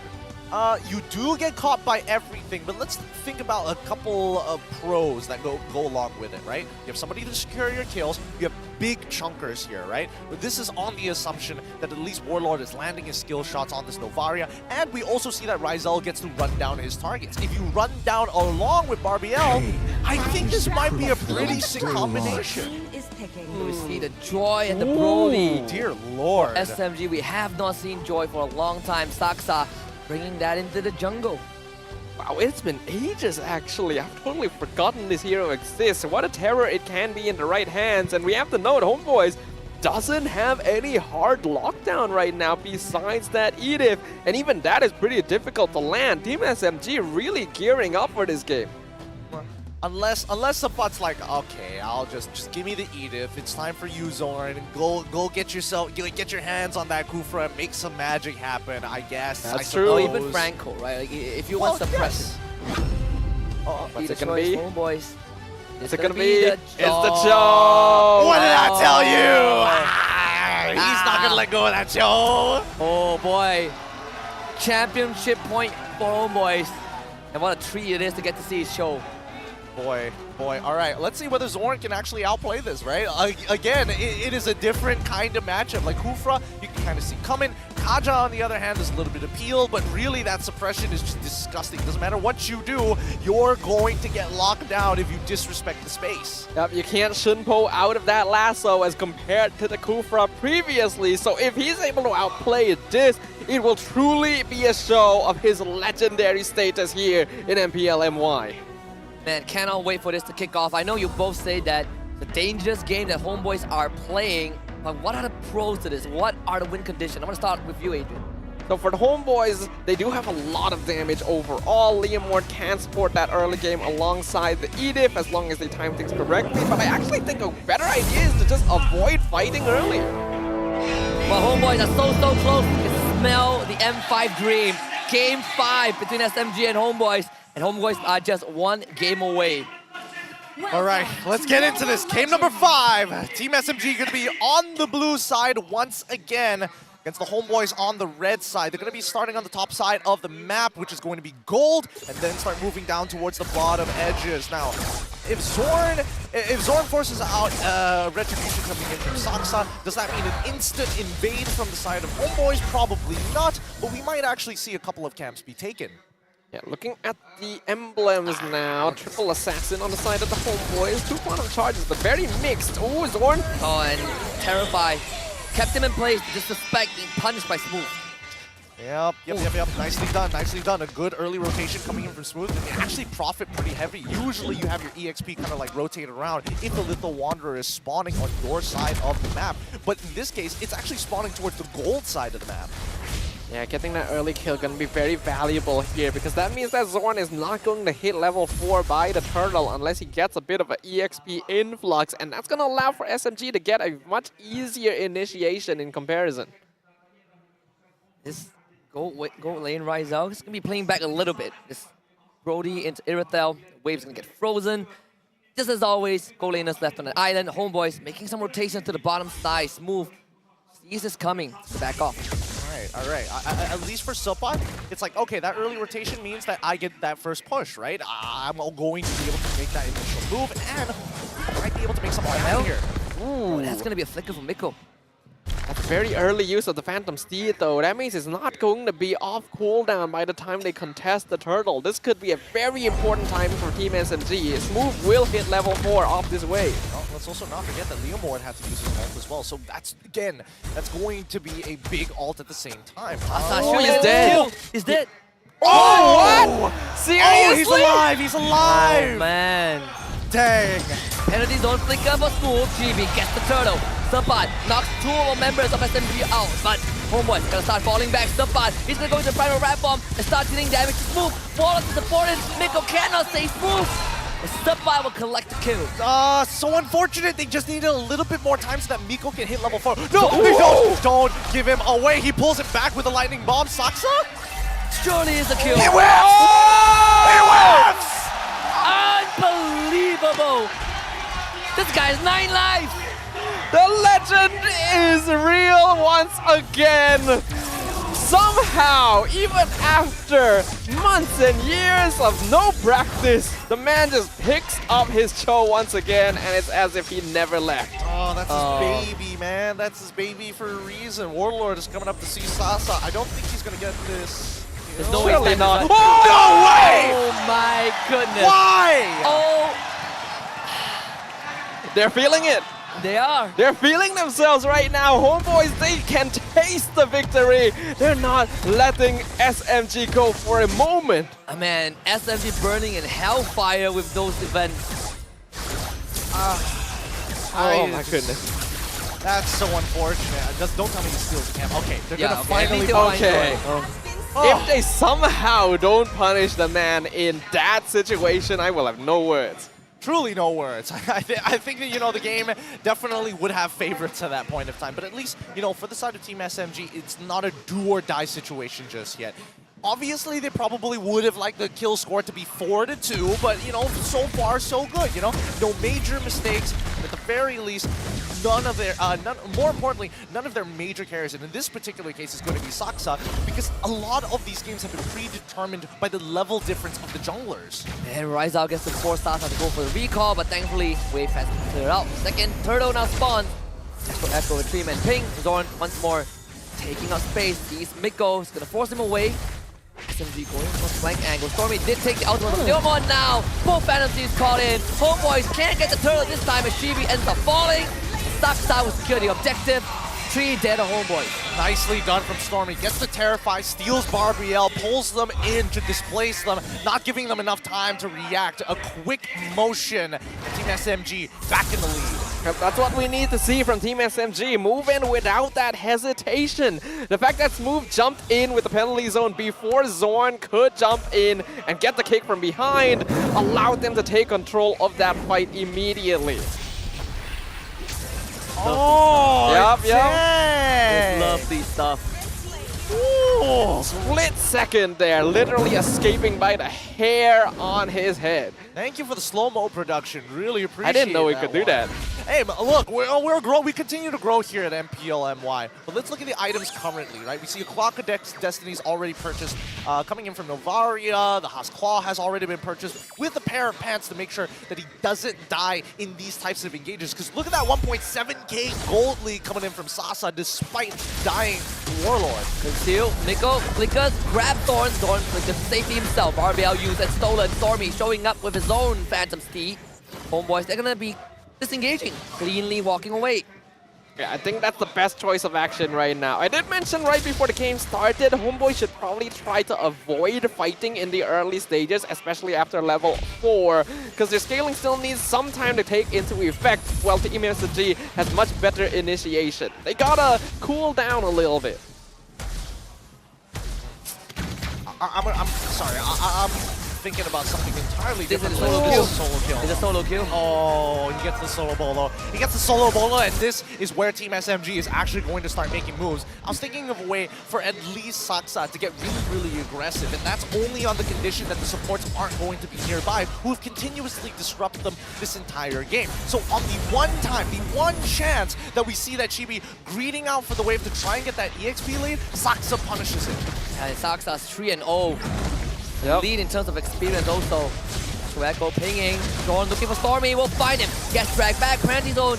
Lovely stuff for smooth supply will be around. But Saksa is on the mega kill streak. We're finally getting to see some life from Saksa. He has not been performing this series, but 4-0 on the Joy. It makes me wonder why this hero hasn't come out sooner. And Saksa is ready to go for more. Phantom Steed used by Chibi. Suppa can't hold on long enough. But Chibi still gets the come on! Oh my goodness, this man is a beast possessed on the jungle rope. But Sasa is going to do heavy damage in Volunteer 2. Honestly pretty surprised that Saksa didn't turn around immediately. I mean, they knew that Sasa had a push on the bottom side of the map, but it doesn't change the fact that Saksa could have easily walked in and challenged Chibi in this 50-50. If not, maybe had an advantage and maybe even get a free kill. Looking at the goal difference right now, we know that SMG does have that goal lead here, and that's a very comfortable position for them to be in. When you have the Brody, you want to snowball the E, and that goes doubly so if you have the Joy as well. The more lead you have, the more dangerous you are, and Homeboys are on the receiving end of that. Zorn already died 4 times, Chibi picked up twice, and on a Leomore, that is not good news. Zorn again needs to run. Miko can't find the grab this time. No way Zorn goes back for this. SMG wants top tier 1. Okay, this might be an opportunity for the Homeboys because they know that Miko doesn't have this flicker and they've got the timing on that. So Zorn has 106 seconds to make a flicker, wave the Dragonflame, and set things up for his team. But so far, Team SMG, they're playing really tight together. They know that this is a window for Zorn. They cannot allow him to do much. And Miko even blocking shots to make sure that Sasa continues to snowball.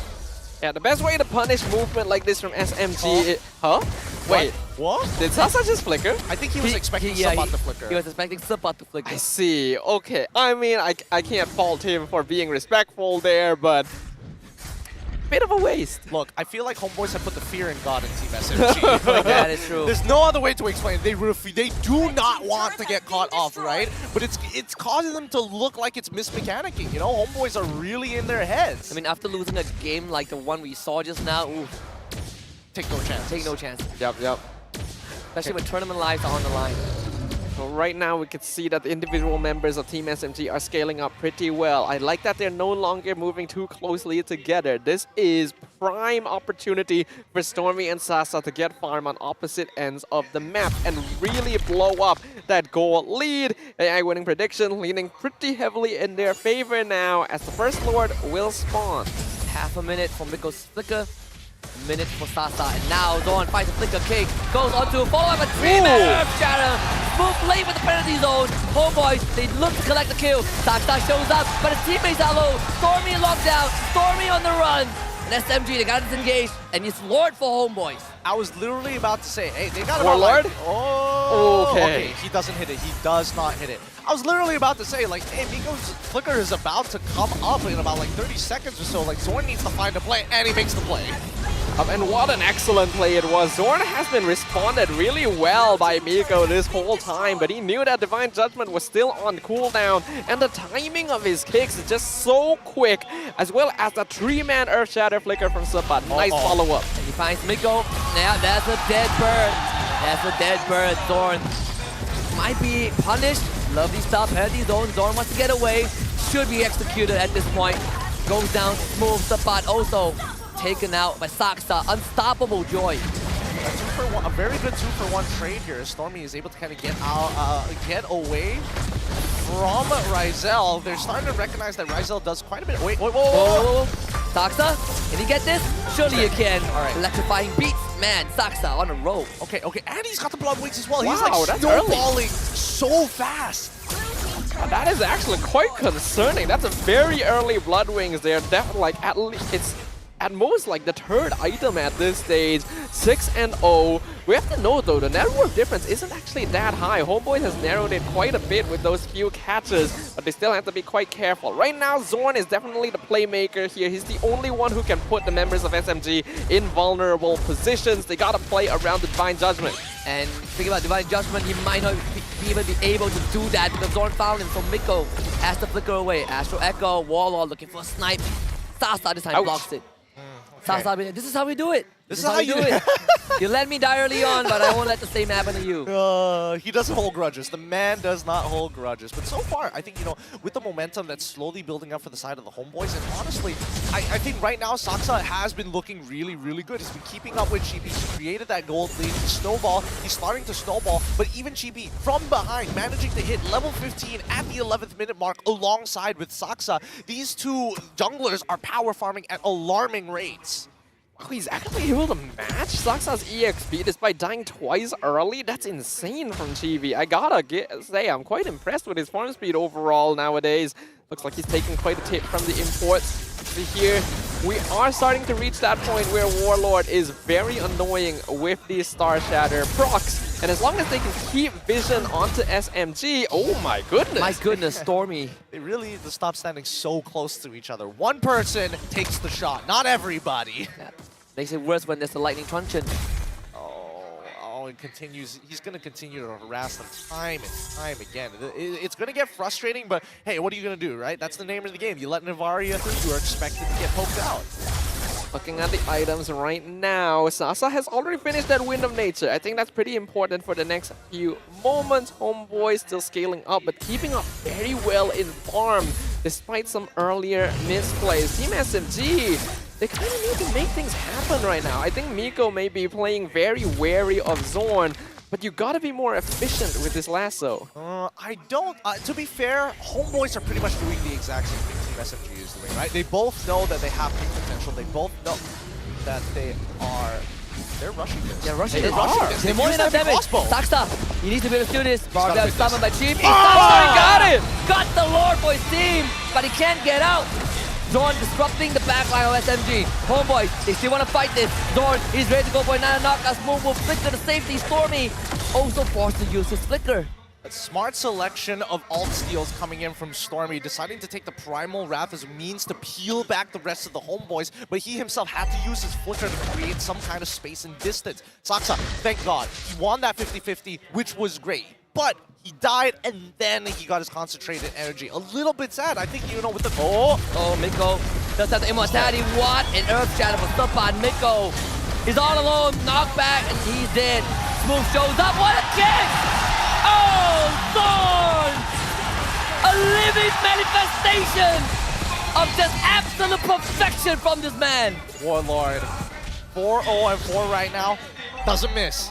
The man does not miss. He's hitting all the important shots. And now Ryzel, he's having the time of his life, right? He gets to run people down for free. Team SMG refuses to fight without all 5 of their members. They're not willing to take these smaller skirmishes. The tempo from the Homeboys is outmaneuvering SMG right now. Even after they were able to get a good trade of Saksa for that Allure, they instantly threw it away with an unfavorable fight by the Homebois in the bottom side. Again, Zorn finding these catches is massive. And now Rizal and Warlord are pretty massive in their own right.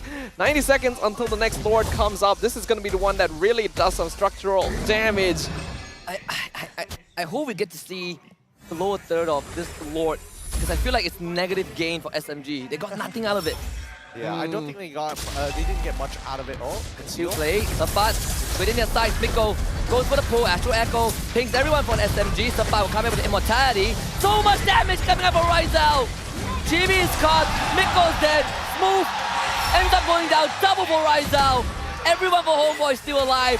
Sapat and Zorn, they will go for this. Stormy knocked out. Sapat will go for the kill. Stormy with the Terrify, but Zorn is going to chase him down. Surely he has enough damage. Zorn! Even the taunt Stormy, I do not want to and I do not care. I cannot believe he taunts in that situation. Leave it to him. The man literally said, tell the rest of your friends. Let the ones that are living know. It's just, these team fights are not in the favor of Team SMG. It's really tough that Sasa is getting chunked out a majority of the time, but they can't seem to kite back together, right? In terms of their overall peel, all they have is Smooth. If he doesn't get a solid penalty zone, it's really tough because Homebois will start swarming around him and start attacking the backline. Yeah, the follow-up from the Homebois is so quick overall. Normally, yes, when you see the EDF alone like that, just go for it. You got the Divine Judgment, should be able to burst, but Homebois just joined in so quickly that SMG were not able to respawn. That Astral Echo definitely helping out a lot in setting these fights up. And midway, favor of Homebois. Miko needs to get this. Oh, no! Plants his face in the wall, and this could be his undoing. Barbell summon, Miko drop low. They gotta get the kill on the Zorn, but it's not gonna happen. Smooth is dead. TV with a double. Stormy is the Irritel. Can they salvage this? Saksa able to do a number on the Homebois. It's not done just yet. Okay, a 2-for-2 trade. They know Zorn does. Oh, that was close. They know Zorn doesn't have that flicker, but also there's no guarantee to actually stick around on that Lord side. Rizal is going to start putting work into it, but they need to figure out where Saksa is. They see him down on that bottom side, and now this is where they need to calm down. Rizal. Hey,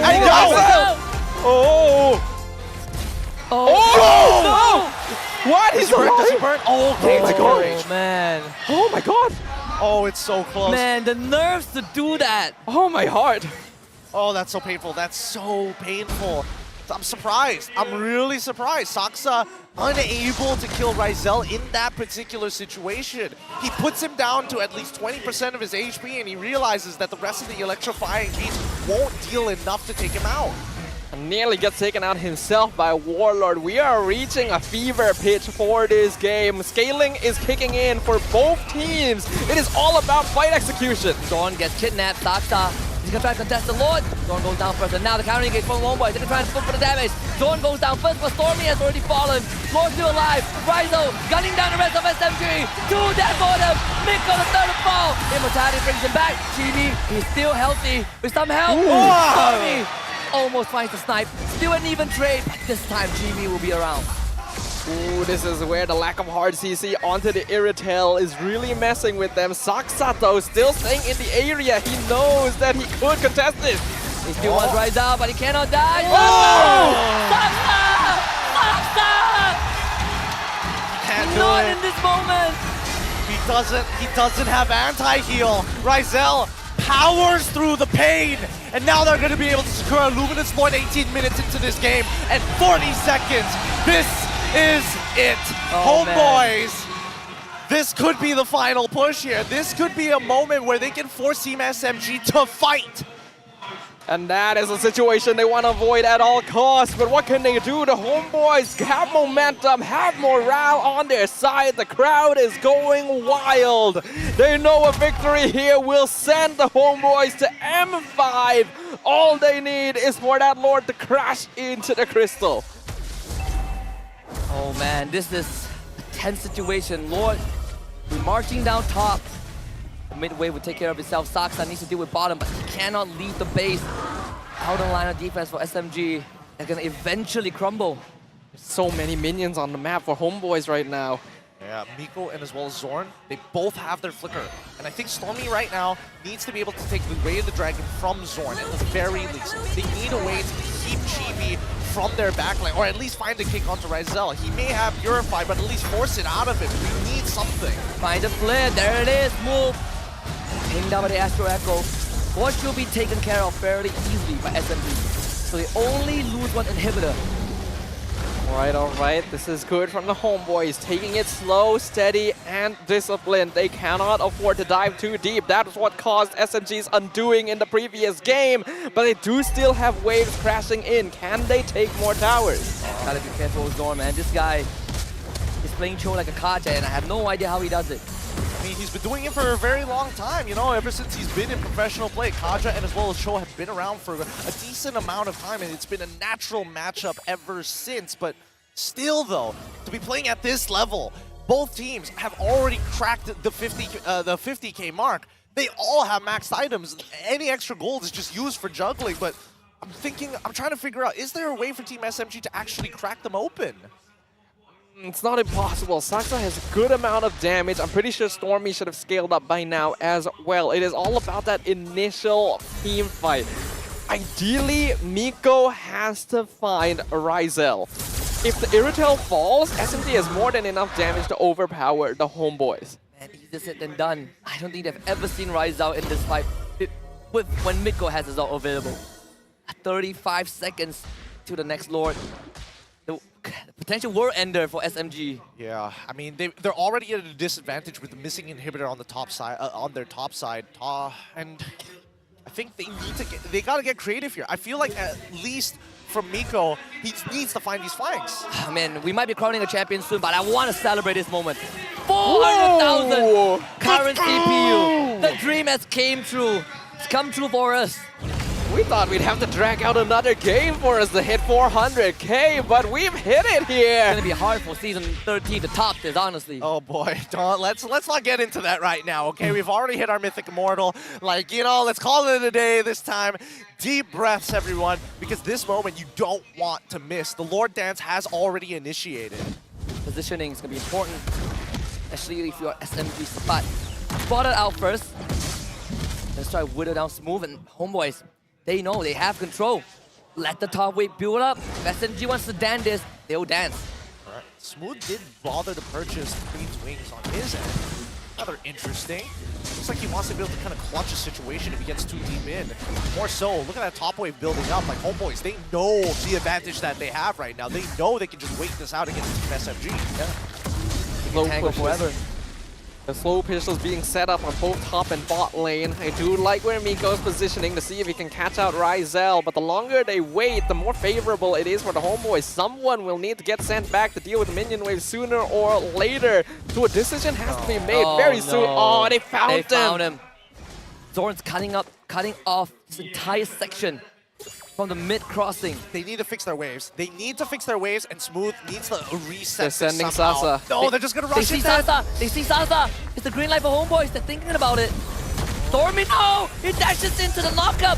Kick on the smooth. Miko and Sasa need to try to fight right now. Miko they found Rizel! Wants to rise out, but now they need the damage. Rizel running away. Stormy No! sees something. Oh! Stormy, kill.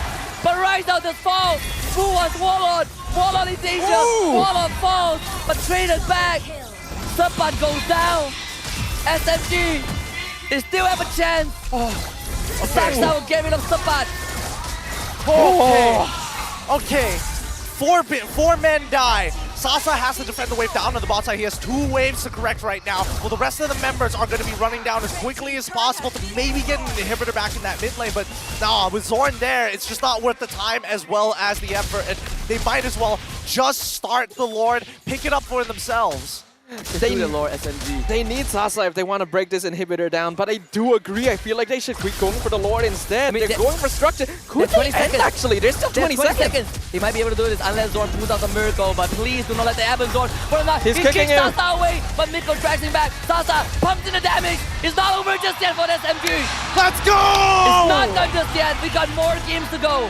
Clean ending coming up from the side of Team SMG. They got over their fears. They didn't want to go straight for the Lord. They went straight for the end, and that means they pull another game back. But keep in mind, this is on blue side. They just needed the win condition. They had to find Rizal with a divine judgment, and they did. Despite being spotted out in the bushes, despite sending Sasa to the opposite side of the map, they found him. The Purify wasn't enough to get him out of the danger zone, and the damage cut in for the side of Team SMG. 3-2. We have a series on our hands. Oh, that's got to be so annoying, but you can see the faces of Team SMG. These games are starting to get to them. The anguish, and more importantly, the fatigue is starting to set in. Miko, he's trying to keep himself calm. I just want to say, good recovery if you're an SMG player. After a devastating Game 4, and to come back with a win in this game, that is very, very admirable. Really is, really is. Oh boy. It's getting to me. Woo! Yeah, We we're in are for a all long run. exhausted for this one. It's not a game. It's not a grand finals. It's 4-0. All right. Let's not repeat season 11. We're doing really well. SMG is doing really well. SMG is doing really well, but they still have a long journey ahead of them. If they want to close out this series, they got to win the next 2 games. But first, one step at a time. Let's look at our MVP backstage here. Who's it gonna go to? This bad. Oh, he woke up. This Saksa joy. Wait for the equalizer, he says. He's calling for the 3-3. Have they cracked the code? Have they figured it out? I don't know, it just feels like it's been so long since we've seen Saksa on the MVP screen here. Where has this joy pick been? Why has it taken so long for them to pull it out? Look, the game, that's the thing about best of sevens. You come in with a game plan, you walk out having to figure out a new game plan on the fly. Impromptu. Basically impromptu. Think on the spot, but long series gives us access to the team's deep pockets. I'm just happy to see some of these picks that even we have forgotten and we have written off are showing back up in the game. Yeah, I haven't seen this many Leomore games in quite some time coming in from GB, but I'm very happy that at least Saksa, this mental coach coming in, the sports psychologist from Team SMG, really doing some wonders because, again, a lot of these games have been attributed to Saksa.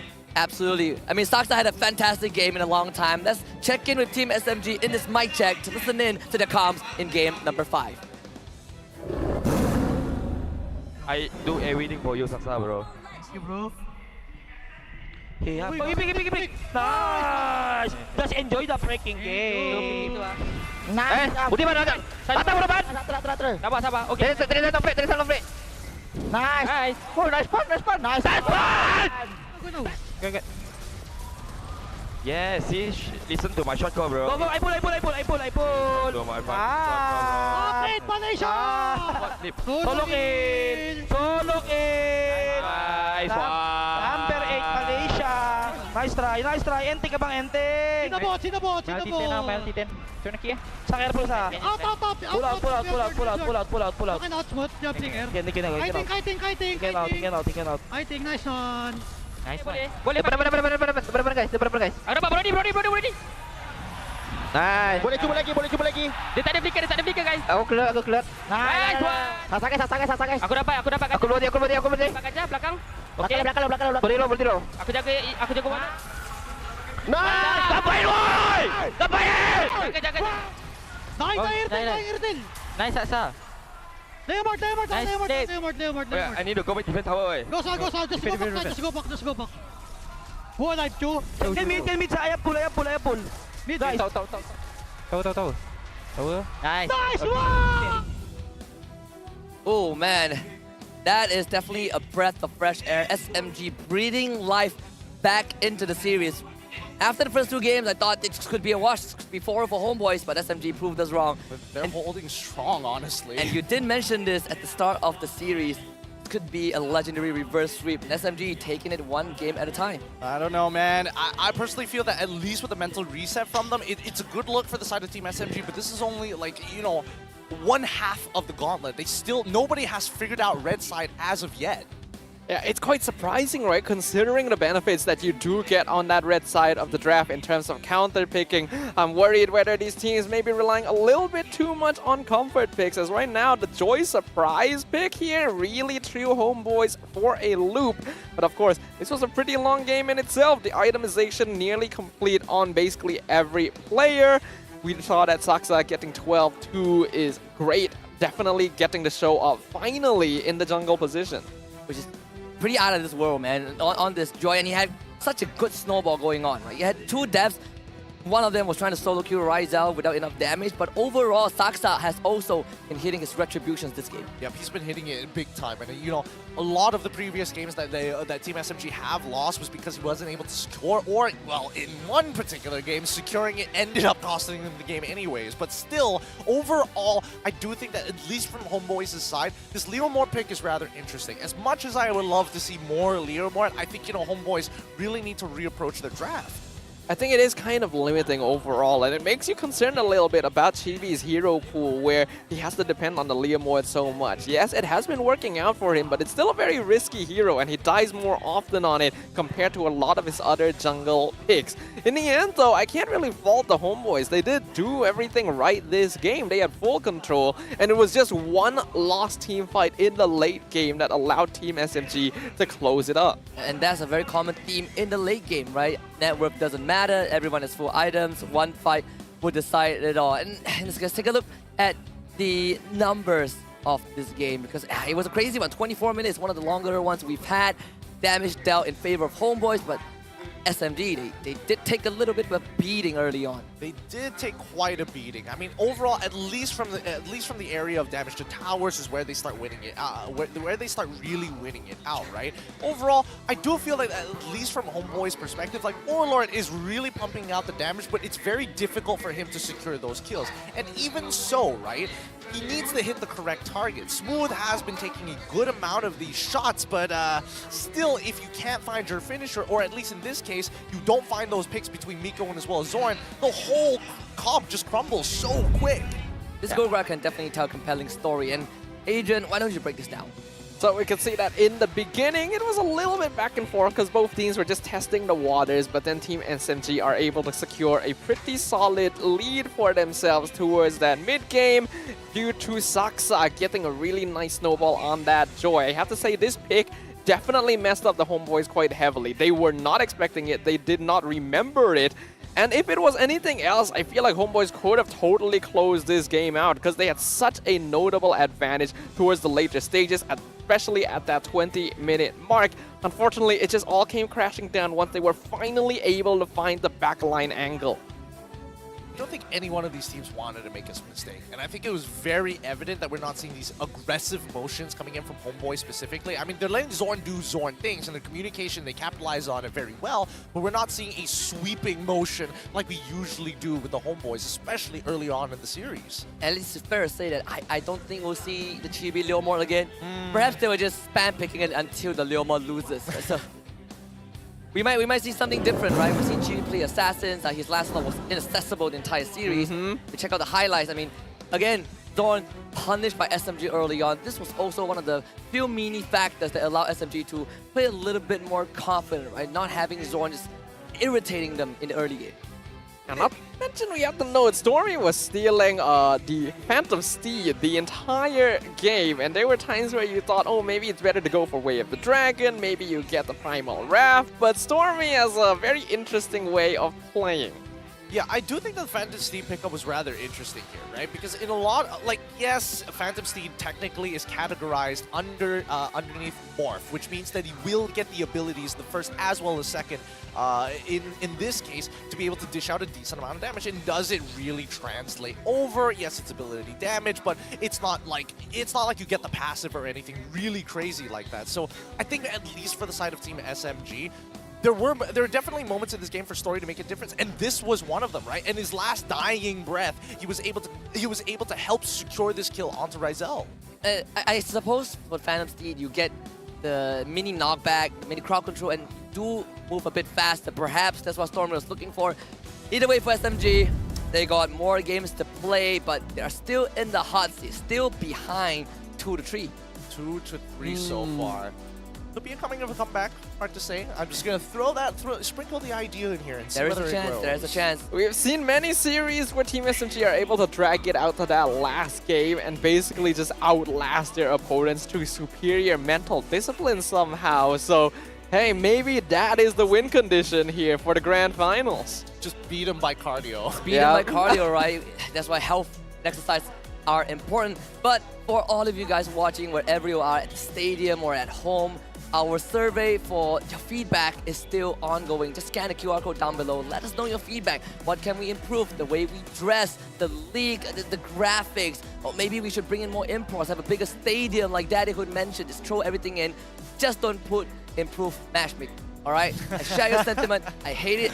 Sometimes I hate it. Not every time. Sometimes I hate it as much as you do, but there's only so much it can be done. That's not really related to MPL though, is it? No, a lot of people put improve matchmaking. Trust me. Really? Yeah. So what is your feedback for MPL? Understandable. Improve matchmaking because people pick Layla on my team. It's not related. Why are solos being paired up against 5 stacks? Things like that. You know, despite everything that has been going on, I'm just happy the fact that this series is going as high quality as it is, right? You ever get that brain rot after a long day? I felt like, especially for players who are playing at like a high level, this is exhausting. This is not easy to keep up for long periods of time. Even for the most veteran players, right? You start to have that mind fuzziness in your head, and you start making silly mistakes. And I know, Adrian, you pointed out something about SMG being a favorite team. Now they have another chance to win this, and at least it's kind of not the we go down without a fight 0-4, right? Now they get to play at least one more game. Yeah, I do like that we're able to see more gameplay here in probably the most competitive season of MPL MY to date. Of course, with every reward does come a price, and in this case, it is also the disintegration of my brain cells. Hopefully, I'm gonna be able to hold on here, considering the long day we had yesterday as well. But hey, I'm all for it. Let's take it all the way. Let's see what these teams have to bring to the table. Cut back to LTX versus Red in the regular season game number 2, just playing in the back of Stafa's mind. Which one was worse? Doing 10 games in a day or LTX versus Red? I'll take the 10 games any day. Any day, without question. Same. I vote for that as well. But Adrian, you did mention, when was the last time we had a non-4-0 finals? That's one of it, right? It's a good, it's a good moment to savor. Season 10, right? It's almost a year. Season 10. That was when Team Hawk won. I think it was like 4-2. Yeah, it was 4-2. I was thinking whether it was 4-1 or 4-2. I can't entirely remember. It's been some time. But now, at least from the Homeboys, can you imagine what they're feeling? Do you ever think that some of these guys are thinking in the back of the mind, it's just like, wouldn't it be funny if we just drop this next game? Oh boy. Oh boy. Honestly, you know what? Screw it. Do it. Oh wow, okay. Pick Leo more, right? Give us game 7. Let's not forget, the pressure is really rising. Like, from having a 2-0 lead against Team SMG, getting to match point with Team SMG at 1, you're feeling over the moon. You go Leo more twice, and finally it fails once, and now you're 1 game away before you get to that epic finale of a BO1. Yeah. Honestly, we say that God has favors, and he can't help you every single time. We also need to kind of look back at the coaching staff, right? They both teams have very decorated veterans on their end. We say about Coach Long and Coach Pao able to reset the mental of SMG. The fact that Miko and Sasa are kind of the mood lifters for the team, and it's good to see that even Sasa is becoming a bit more vocal. It's funny to imagine that Sasa is, the mood lifter for the team. The man has a stone face every time he's up on that stage, unlike Zorn, who's been a lot more expressive. If we're talking about Zorn, of course, he has really been a star this series and this playoffs. His win rate on that Kufra is absolutely insane, to the point that teams have to respect it all the time. His KDA, GPM, all rated pretty highly as a roamer, even though you definitely see him roaming around the map a lot of time rather than farming. A lot of that momentum that Homeboys are able to take advantage of is because he is able to create that space. It's been quite a long time since Zorn lost with the Cho. That's true. I feel like I look back at the records, I feel like he has not lost with Cho at all. I'm not 100% sure about that. Maybe he has, but it's been a long time. I mean, during week 3, week 4, when Homeboys were in that slump, he might have picked up a Cho and won those games. And well, one of the series was played by the Ani Barbosa. Oh, Barbosa, yeah. We'll put that aside. Yeah, we'll put that aside. His counterpart, Mitko on SMG, they struggled in the first 2 games, right? Getting outplayed even when he had a better matchup. Both roamers have some similarities, the Kufra being their favorite hero. Yeah, we did talk about how we wanted to see whether or not Zorn would be able to outplay Suppression here, being the strongest form of crowd control in the game. Unfortunately, Miko never really gave him that chance because his eyes were already always fixated on the other members of the Homebois. And when you are on a show, you will have to position very aggressively, so he couldn't really defend the backline against it. Man, the signatures are increasing on that flag. I don't know, did they pull it down so that people could sign it, or is it just me? No, it's just because, you know, the closer you zoom, the more you realize how many signatures are actually on it. But for now, we jump into game number 6. And this is where it all is going to be a make it or break it for Team SMG once again. Homebois are still on match point in Team SMG. They just need to take it step by step. Same bans for the side of the Homebois, but this time on blue side. Something that both teams have struggled to crack in terms of the draft. The SMG this time banning out the Terizla on the red side, wanting to give it away to Homebois. It's crazy to think that I believe both teams that SMG won was with the Terizla. In this grand finals. That is true. If that happens once, it's a coincidence. If it happens twice, it becomes a trend. And so Team SMG also respecting the value that the hero brings to the table. Homebois still can be prioritizing on that Edith. That's quite interesting. I think at the very least with the Edith, it's just a great flex pick, right? It's just like Valentina. You can't really go wrong with it. I mean, they kind of have not won with Edith today. They Edith mid, they Edith XP, they lost. Maybe Zorn on Edith will make a difference. Valentina Yudong goes to SMG.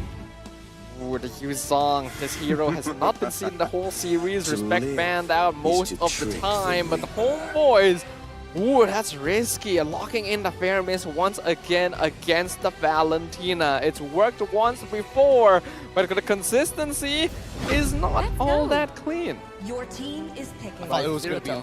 Honestly, I thought that was going to be Leomore for a second. I really thought it was going to be Leomore, but with There's still a chance that they pick the Leomore. That's true, unless... no, Team SMG aren't going to stray too far away from the bans, right? Ban Leomore? No. Nah, I don't think so. Not after like what we've been seeing so far. What else do they want to prioritize here? They could give Sasa a matchup right now, right? Just pick the goal laner for it. Yeah, he can just straight away go for Brody here. I don't think that there's anything too wrong with that, but the only issue is that as Sasa playing the Brody, you're the finisher, and you already see the farm miss on the other end, right? You're a little bit more incentivized to actually try and go for the show, but now this time, for the Claude, but Team SMG, they lock in the show. They're going to pick people off. And big goal show, okay. That seems risky here. Like, Zorn's show is very strong overall and is able to outperform a lot of situations. Miko, his show is solid overall, but considering the circumstances, this is quite the flex on Homebois. Right, looks like phase 2, same exact bans. These players have been, cleaning their hands, repowdering it up, so making sure that they're warming them up every single time to the point that whatever they wrote at the beginning of the series has already started to peel off. Yeah, the blessing can only stay for so long, right? Akai banned out by Homebois, taking away some of that displacement utility from SMG. We still have the Martis and the Fredrin in the pool, but after that Joy Benedetta jungle potential for SMG, I don't know. They have more options than I thought they would. Ufra banned by SMG. That's a smart idea, because so far, Team SMG want to deny this trope, but they also don't want to give power picks to specifically Zorn. And I think, this is what we were talking about earlier in terms of the way that Team SMG needs to approach this draft. First, you need to make Chibi feel a little uncomfortable, and then after that, you need to make sure that you find an overlap by hurting Zorn. By going for the focus onto Zorn, though, this definitely lets up some pressure onto Chibi overall. He can now go for heroes like the Martis if he so decides, which I think SMG is considering here. There's a chance that they lock it in to steal it away from Chibi to maybe force him back onto the Leomord again. We'll see. 1-1 is that final ban from the Homebois. SMG looking for still has the goal laner that they can pick up. Your team The Brody is an option, and leaving him for last. Keep Sasa safe until after the see Homebois draft. Martis gets picked up, does threaten Homebois if they want to give Chibi the Fred, which honestly this entire series he hasn't played a tank jungler. Closest one was a Martis.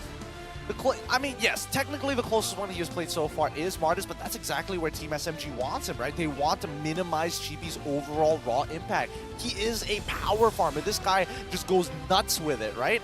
And I think at the very least, now that they've kind of gotten a formula going for the side of Team SMG, it looks pretty promising.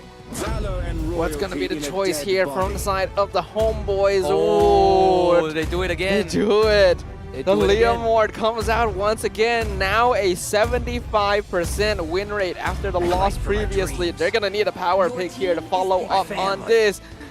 The Paquito means that this Edith is going into the roam position. I'm looking at side lanes for Homeboys right now, right? It's all about playing the macro, what they know best. The bot, disrupting the side lanes. And this means if Homeboys gets the lead, then SMG are going to be put in that stranglehold again. Yeah, and oh boy, this is I was imagining that Team SMG, there was a possibility for like a Beatrix, but as soon as that Leomord comes out, it does get a little bit difficult to realistically like play that, right? I think at this point of time, like Brody's probably your best bet. Ixia? Well, Ixia's actually not bad too, but okay. Well, all right, here we go. At least with the Cho, you have like a natural combination, but you're not going to get a lot of protection. You're not going to get a lot of peel. I mean, that's why they banned the 1-1, right? Now it makes a lot more sense because there's not much people from Homeboys that can catch the 1-1, and Sasa does play a great 1-1. I mean, he could have played Brody and then looked to kite, continuously kite, especially if Leomord dives in deep. I don't know. I think this is definitely a personal choice coming in for the side of Team SMG. And overall, I don't think it's... it might actually hurt them. I'm curious to see whether Beatrix is going to be good enough here. I think if they don't find Sasa, then sure, right? Sasa gets to really dish out the damage because once the initial wave of dive kind of fizzles out, Sasa does have space to play with. But win conditions, Adrian. So Team SMG has a much more balanced lineup right now. Very strong early, good scaling into the mid and then into the late game as well. While the Homeboys definitely have a bit more of a timer on their heads, they're looking for the snowball. Grand Finals is 3-2 right now in favor of Homeboys. This is game number 6. Homeboys against Team SMG. Homeboys back on the blue side and SMG on the red. Right. They're going to be pushed out here. Let's see where the jungle starts are going to be. Opposite sides of the map this time around. Looks like Chibi wants to end up on the top side, with Saksa ending up on the bottom side, both going for the orange start. We'll see where the Litho Wanderer is going to spawn, and we'll have a better idea. Oh, okay. So it looks like, at least for the side of Team SMG, they're going to be eventually pushing towards the gold end and going to play around there. Oh, Petrify wants to go for the bleed out of the Terrify from Stormy. This should be first blood, right? No! Oh, man, Suppa getting out. That's nicely done from Suppa. Really good choice of what he wanted to use on that champion stance, because it really mattered there. Yeah, it showed his understanding of how to play against the Yuzong matchup perfectly, because he timed that as well to make sure the Shower Residue wouldn't continue onto him. Looking at the MLM setup, very defensive again from the Homeboys. 3 tenacities on their more core members, whereas Team SMG, it really is a mixed bag. We're all going to be, again, wanting to play towards that gold side, right? But whether they... okay. Early Phantom Steam being called here, and at the very least, they got a flicker out of Miko. Not that bad of a trade at the very least for the side of Team SMG, but we still need to see Spoon hit level 4 before he's relevant, and the match down on bottom side, like, they're just going to be clearing waves all day. I mean, Barbell will be back with the first turtle. The body for getting pressure, Chibi will have to help alleviate this. Saksa is going to be matching that movement. Turtle spawning on the top side in just a bit. Some things are going to be looking a lot more passive as of the start here. These teams are well aware of what their opponents are capable of if too much is fed into them right from the beginning. So they're going to wait for their level 4 timings and duke it out around the turtle pit. Because, Thorn, some damage. Saksa starting up the turtle, and Miko taking heavy damage from Suppa's jab. Stormy does have the Nether Realm stolen. Let's move. We'll use a very early Black Dragon from, and now there's a room for Chibi to go in. He's Petrified to stop Chibi, and it's gonna be Smooth that gets the turtle for his team. Nether Realm from Stormy to keep his team alive. SMG, the retreat. Smooth wanted to stop Chibi, ends up taking turtle. It's like, am I the jungle now? Everyone has been at this point for this series here. Oh, ISO taking a lot of punishment. Yeah, I mean, he shouldn't be getting hit by these shots here. He's got to be careful how he micros this 6 more seconds until the next objective is going to start. And I think at least for the side of Team SMG, things are actually going pretty smoothly for them. Like, this early game is not devastating at all. They've got pretty much everything that they've wanted compared to the beginning of the series, where it was just, we pre-prepared for the early game with our own draft, and that didn't work out. So we have to change our draft and really force our, impose our will onto the Homebois. You can see that Miko, the line of proactive move, Doran will be found. Not enough damage from SMG. They just couldn't, again, playing this in a very disciplined manner. Yeah, very slow, very deliberate game now from both these teams. Neither side willing to give in to those aggressive instincts. Even though the Homebois are still 1 game away from victory, they know that that could change at any moment. And Team SMG will 100% have the momentum if they're able to even this out. That is the outcome they want to avoid at all costs. Speaking of which, both junglers head back. I was expecting at least 4 Saksa to make it a evade at some point of time, but I guess they're waiting to play off of Miko's kick. Zoran and Chibi are nearby to try and punish, but 30 seconds until that turtle actually spawns. Seems like Team SMG really just taking their sweet time with this. They don't want to make too many mistakes. They're really focusing on their gameplay. Nice shot the midwave in. Lock Warlord dead just for a while. SMG, again, it's like, I mean, this is probably one of the slowest games we have. 0 kills with the spawn of the second turtle, 4 minutes in. They're definitely respecting one another, but like, I feel like we're going to see some kind of cascading effect once that first blood eventually does come out. Because both these teams are very tense. Gold, and this is going Homebois away. It's in a awkward angle. SMG still don't know where he is yet. Ryza will be by his side. Homebois once more having control of the turtle. They're gonna be thinking of rushing it down. Miko finds a flicker kick again. Saksa this time gets the turtle. And a decimation for first blood on the Zoran. The big black dragon coming through for Smooth. And Saksa alongside Sasa will find a second. Then around that break, they get onto Warlord, but cannot time the stun. Oh, nice ball! Both of them back. The Stormy Nether Realm to keep Miko alive. Smooth, Stormy flickers, stay Smooth also. Ryza now in danger. Sasa on him. Stormy with the damage. Sasa finds the kill. Warlord gets the trade. Storm with the flicker to kill Sasa off. Warlord still survives. And even trade for both teams. Oh my goodness, Sasa did not want to lose his flicker there. And in the, I mean, that was an interesting sequence of events, but Team SMG still come up on top. They're going to be calling for a tech pause here real quick. We'll see what the issue is, what type of issue it's going to be. But honestly, a lot of these motions coming out from the side of Team SMG, not that bad. I mean, they're finding some good picks. They're escalating situations that they're supposed to, and they're doing it in times that is cool, calm, and calculated. Like, it feels like Team SMG, all that evolving to be aggressive early on in the season, now reverting back to their good old ways of being calm and disciplined. It's pretty clear now that the cleanliness of Homebois' gameplay is deteriorating the longer we go on into this series. It is taking a toll on them mentally and physically overall. And I did mention that when First Blood did eventually come out, it would be a cascading effect. I just didn't expect it to go that way. At this stage, even though Sasa does get picked off there, getting those kills into the Beatrix this early on is pretty huge. Yeah, he got 2 kills before he went down. Almost grabbed a third for himself. That does put Ryza behind.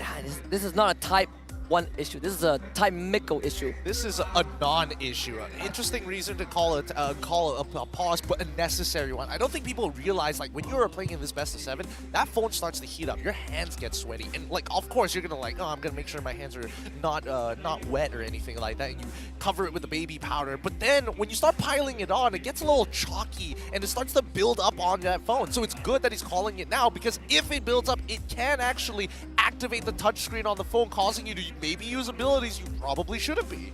Especially on a hero like Cho, you do not want to miss any frames.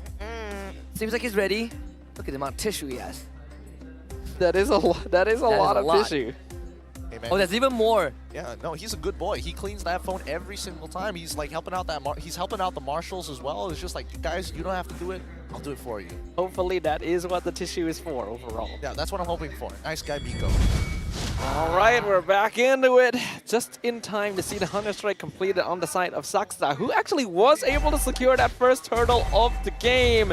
So we are seeing the effects of this long series right now. Saksa actually being able to contest these objectives against Chibi again. Both turtles so far have went over to Saksa. Nico finds Rizal. Okay. Go for the kick. Sasa isn't there.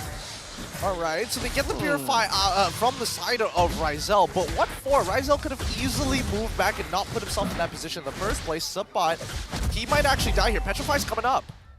He's going to be able to regen up. Just finished that Bloodlust Axe as well, so not easily taken down. I do feel like in that earlier exchange, though, Rizal didn't even need to use Purify. Sasa was so far behind that it makes me wonder why Miko went so quick. Looking at the items right now, first item is going to be completed on most of the cores. Blade of Despair finished on Sasa as his first item as well. That's so disrespectful. It doesn't matter whether it's Bruno or it's Irithel, the man. Oh, okay. He's got the boots. He's got the boots at the very least now. But finishing off at least the Berserker's Fury is going to put him in really good contention against Sasa. If they trade autos, auto for auto, no abilities included, Rizal will definitely win this out. Turtle gets resetted. Thanks to Zorn's interference. Team SMG would take some time to get it, but Stormy is able to steal that farm out the way. What is the play here? It does look like Homebois might be trading this in exchange for some map pressure, as we can see Subat going for tier 1 down bottom, and yeah, that does seem to be the case here. I think that's actually worth it for the Homebois, right? They don't really care about this turtle too much. A lot of their heroes actually need time to scale, so having more map control, or at the very least have less vision for the side of Team SMG, allows them to come up with some pretty interesting flank angles. Like, especially if you're Learmord, right? It's not like you want to power through the mortar coils or even walk through the G-Kun. No, you would much rather just get onto the Sasa straight away. But gonna be waiting out here. Not too sure if he intends to take the 1v1. Smooth already out levels him in terms of EXP. I think he's just hoping he'll leave so that he can push out the wave once again. Hopefully create some space for the Homebois. Oh, he's gonna show himself here actually. He's gonna get intercepted. No, wait, where's Sox going? No, he's going back into his jungle. They're not gonna punish Subbot for this. Interesting. I guess there's not really much happening on the map right now, so they don't want to use too many resources too early. One thing I'm worried about, it feels like the Homebois are roaming around together a bit too closely. It's understandable because they have the Pharynx, but this is slowing down the speed at which they will be able to get those items.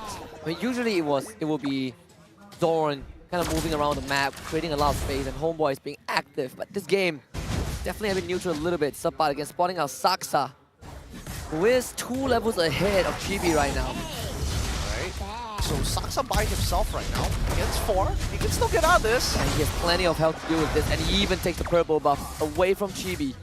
Ooh, even after all that, he's able to steal the buff away.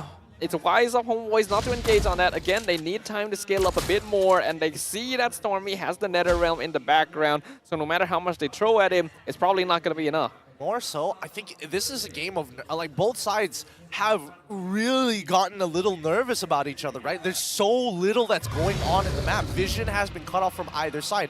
Nobody knows where anybody is, right? They see the Beatrix and Miko up the top side, and then after that, they don't. Now, they've just spotted Subbot actually walk in, the conceal play, and they're going to pinch him.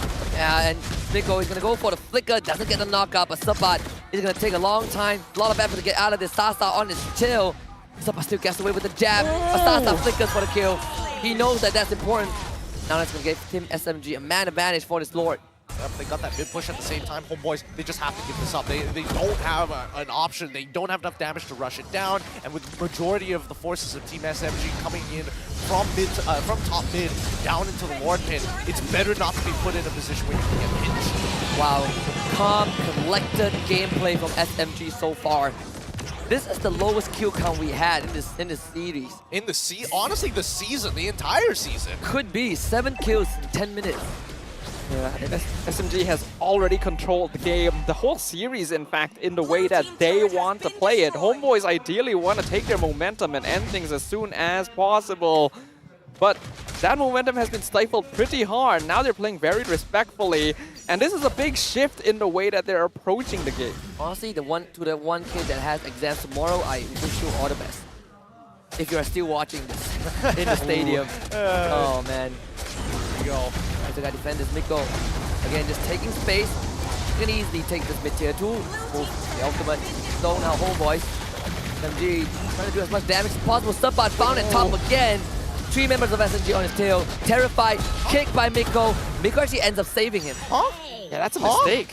What? That should have been a free kill. Yeah, they could have kicked him the other way, and then he has more distance to cover, and then they got the decimate. That. All right, fine. It happens. But at the very least, Team SMG, they lose nothing for this. They don't get punished for it. They don't lose a member of their team. They're actually snowballing Sasa right now, who currently has a level lead against Rizal, and not to mention a gold lead, I would imagine.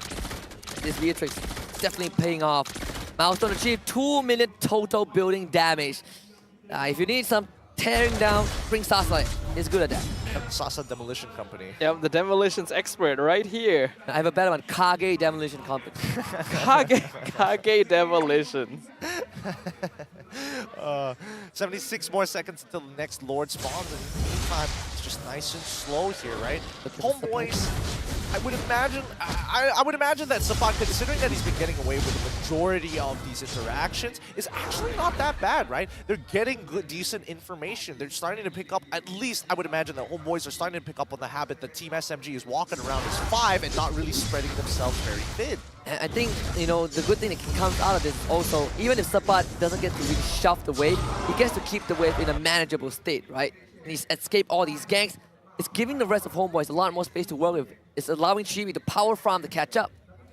Yeah, it's a scary position to be in right now. It is so tense. Only 7 kills, 12 minutes in. We are seeing completely different sides of both these teams. We can't exactly blame him knowing what is at stake. Yeah, and I think that at least for the side of Team SMG, they've got really good reads on Homebois as well. In terms of the damage dealt, so far so good. Sasa topping the charts, but Miko actually not too far behind him. Speaking of which, at least what they have done is they basically stalled out that purple buff, right? They know that Homebois are playing for the later stages of the game, so if they just make sure that the purple buff doesn't even spawn, that's free EXP and as well as gold denied from GB. Lord, SMG on it again. This door is going to do a lot more damage to Homebois if it goes over to SMG. Yeah, that is for sure. Unfortunately, without a lot of structures on their side, the Homebois are going to be forced to do a lot of housekeeping across the land of Dawn. Right now, we can see that Sapat is going to be split up on the opposite side of the Team SMG jungle. But this Lord is dropping real low, and right now, they're not in a favorable position. I don't think they can contest this unless Chibi makes a steal up. That snipe denies any sort of attempt. Black Dragon form persistent. Darkstalk is an easy Lord. Yep. Don't risk it, Homebois.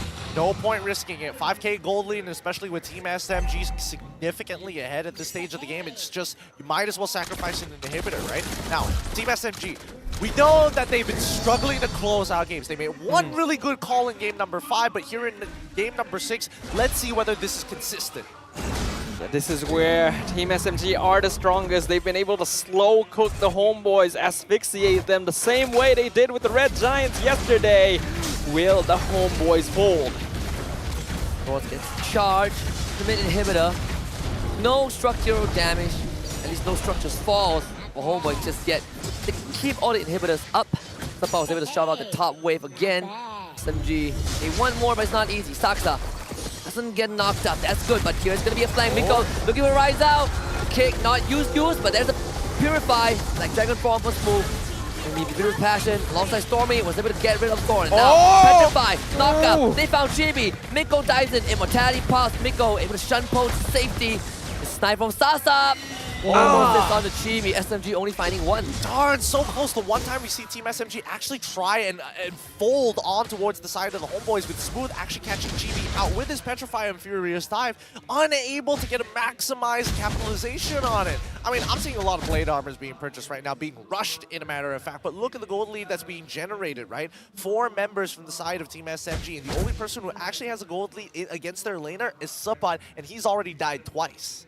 Yeah, the only reason he's been able to get that goal is because he's been managing the waves out there. You can see that they're even freezing waves outside of the towers right now to make sure that they're able to get some gold onto Chibi and Rizal at this stage.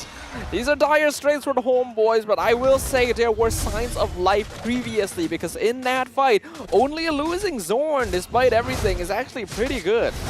We'll see. I feel like, at least from Zorn's perspective, right? even if he does try to make a play, unless it's Sasa or there's an argument for Stormy here, but both of them do look pretty juicy. The counter engage from the side of Team SMG is so good. Like Smooth, beforehand, he'd be using his Black Dragon form for pretty much any situation. Now, he's very tempered, right? He's tempered steel. He's not revealing himself too often. He knows that getting a side lane. Miko. Oh, you can see Sabat gets a knockout. Flicker kick, Sabat. This time he's going to be dead for sure. 40 seconds in the grave. The Lord coming up in less than half a minute. Zorn next to be found out. The sacrificial lamb once again for a sub, but you could see them rotate over to the bottom tower, not just to clear the way, but maybe to find Ryzel. So I like that Zorn actually showed himself this move to make sure that he would stop on him instead. Right now, some map pressure is desperately needed for the Homebois, but with the Lord coming up right now, Team SMG continuing to pressure cook their opponent. Oh, they have no idea that Ryzel is down on bottom side. Miko can't seem to find him. He sees Zorn, and now Homebois is giving like a false sense of confidence. Like, you have no idea where he is exactly. Wait. Oh, Marvel summoned already. Stormy flickers. Zorn gets the flicker of Shadow, finds the knockback, no Nether Realm for SMG. Sasa dishing out the damage, Zorn now getting melted by this Beatrix. Sasa flickers for Chibi, but Serpent is back in the fight. Wisdom of Nature will be there. Smooth now changes the Homebois with the Black Dragon form. Triple kill for Sasa. That's all it did. That's all it takes. Just Sasa on Beatrix, get him a lead, and then he's going to do all the work for you. Man, that was so close though. That was as close as the Homebois could have gotten there, but Ryzel is still looking to reinitiate. They gotta catch out this Beatrix. Ryzel, Warlord, Sabat, Miko dashing away. If they can kill Saksa, then there might be a chance. Saksa gets the Lord. Sabat hits the backline, but can't find anyone. Smooth will be able to at least keep Ryzel at bay and kill him off. But it's a double kill for this Yudong. Thank God SMG found the Lord. Yeah, at least they got the Lord. If they lost the Lord there, that would be very, very upsetting here. Team SMG have fully reset from the previous matches and the previous mistakes. They are looking very good right now. And Homebois, it feels like they're getting choked out. Yeah, there's not much they can do about this. This is the Team SMG specialty. They want to even things out. They want to drag it to a full series where they will be at full strength. Ryzel still needs another 10 seconds to come on up, but the Lord has already broken down the mid inhibitor. And Miko finds the catch! This time on the Zorn! Zorn needs to get away! He's gonna lose the immortality, but Sabat is losing health. Gets the Nether Realm to stay alive. Chibi, not so lucky. Zorn is dead. Sasa with a monster kill streak. Smooth, just keeping him. Garden, Stormy does end up falling. Still mounted defense. Ryzel and Sabat not letting this go just yet. SMG, they gotta fall back. Oh my God. 3 for 1 so far. You would imagine that 4 people would be enough, but instead, Team SMG are gonna make it painful. And Ryzel, gotta run away. Decimation, Saksa, just add the damage. Gets up Akita, they gotta clear the minion wave. Ryzel with heavy crossbows. They just need to clear it out one more time, and yes, Ryzel now dishing out the damage. Sabat! Oh my goodness! Saves Homebois again! He keeps on doing this! Homebois are not giving this for free against Team SMG. They want to end them here, they want to end them now, and they're going to fight with everything they've got left in them. We are hearing the collective sound of an entire stadium's butt cheeks clenching at the same time. Homeboys somehow keeping themselves alive. Ryzel playing such an important role at this point. Irritel definitely online to nearly 20 minutes in.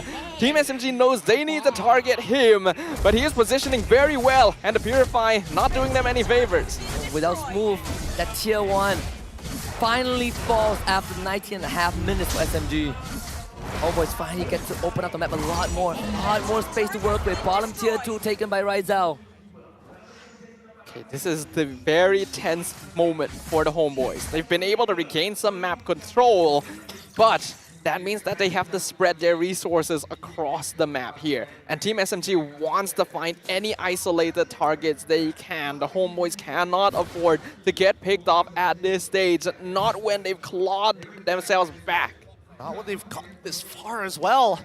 SMG. 20 seconds unto the Lord. Oh, 15 more. Oh, boys, they gotta be careful. Like Ryzel, he's got that. Miko sees this. Ryzel! Oh, it's a good shot. A big snipe. What a shot from Sasa. They're gonna back away from this. Okay, good call from the side of the Homebois.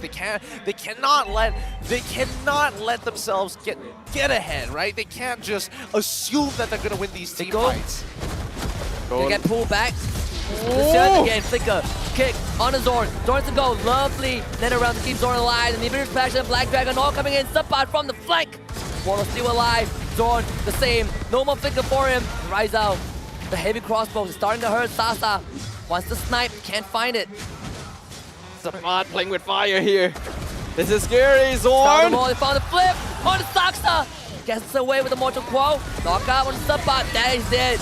Sasa's legendary. Terrifying the Zorn. Warlord needs to help him. So far, SMG doing it well. Slow and steady. Yep. Just play the war of attrition. Oh my God, Sasa. He is looking out for as many targets as he can, but just notice how much everybody is a threat to Ryzel. Stormy ain't playing around either. We know how much he likes to build scaling on that Valentina. One skill, one enough to take down Ryzel, but below half HP. Zorn as well, not safe. Oh, they're gonna lose this Lord. They found Chibi. Finds the knock, that's the K on the Chibi. Nether Realm, keep him alive. The Sasa is ready to shower damage. Kage is legendary, as it should be. Warlord goes down. Sasa with a double. Surely Homebois will fall this time. SMG goes for the Lord. This is just casual confidence. Sasa is just flickering forward. He's like, I can do this. I can make this happen. I've played this hero a million times. This won't be any different. With the Lord slain and now with Homebois on the back foot. 33 more seconds until Chibi's back up. Warlord is back up in 2. Ryzel, critical moment. Does have the Purify still available. They gotta clear these waves as soon as possible. The Luminous Lord is coming once again, and this time they have no inhibitors to defend against it. They already made one miracle defense this game, this series, but can they do it again? They need 10 seconds for Chibi. Will SMG give them the 10 seconds? Miko finds kill again. Zorn will be sacrificed. Surely they got to deal with the Lord as well. Zorn has an immortality. He's gonna come back to life. But SMG taking it slow. Warlord with the net around. Protects the bot. Protects himself. Right over now. SMG. They're gonna give us a game 7. And SMG will keep it intact. They've done it! They've done it! They've completely reset and bringing this to a BO1 in the grand finals. They are not letting Homebois run away with this. We got a full series, ladies and gentlemen. This has been the Season 12 Grand Finals. This has been Team SMG and the Homebois putting it all on the line. As Team SMG, their fans, the faith were put to the test early on.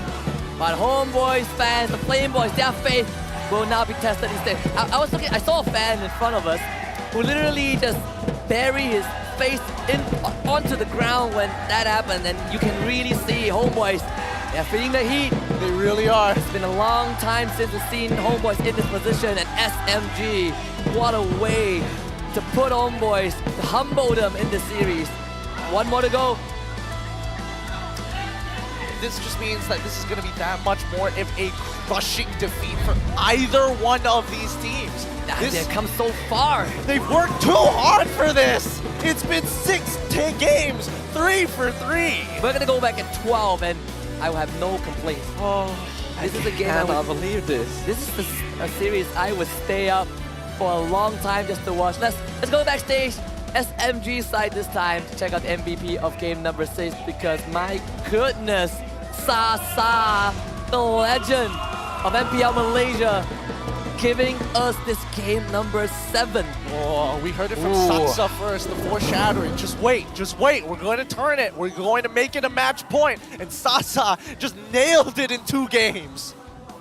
This has been an exhausting but incredible series. 12-1-7 on the Beatrix. Unfortunately, given way too much space, the Homebois were too scared, too nervous to take the fight to Team SMG early on.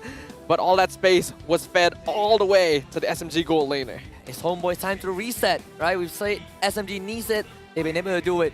I mean, what? Game number 5, Saksa stepped up on the Jungle Joy. Game number 6, Sasa stepped up on the Beatrix. What more could you ask for it? I mean, it comes down to this.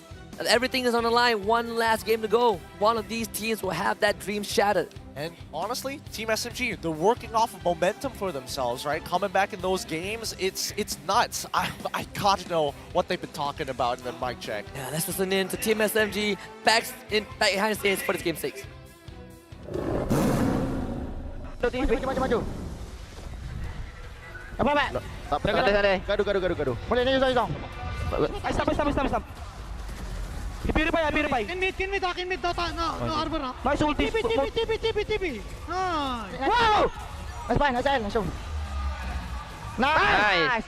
Nice boot. NKL smooth. Simi. That you good. Good. Out. Sniper sa Ash. Nice try sa... No.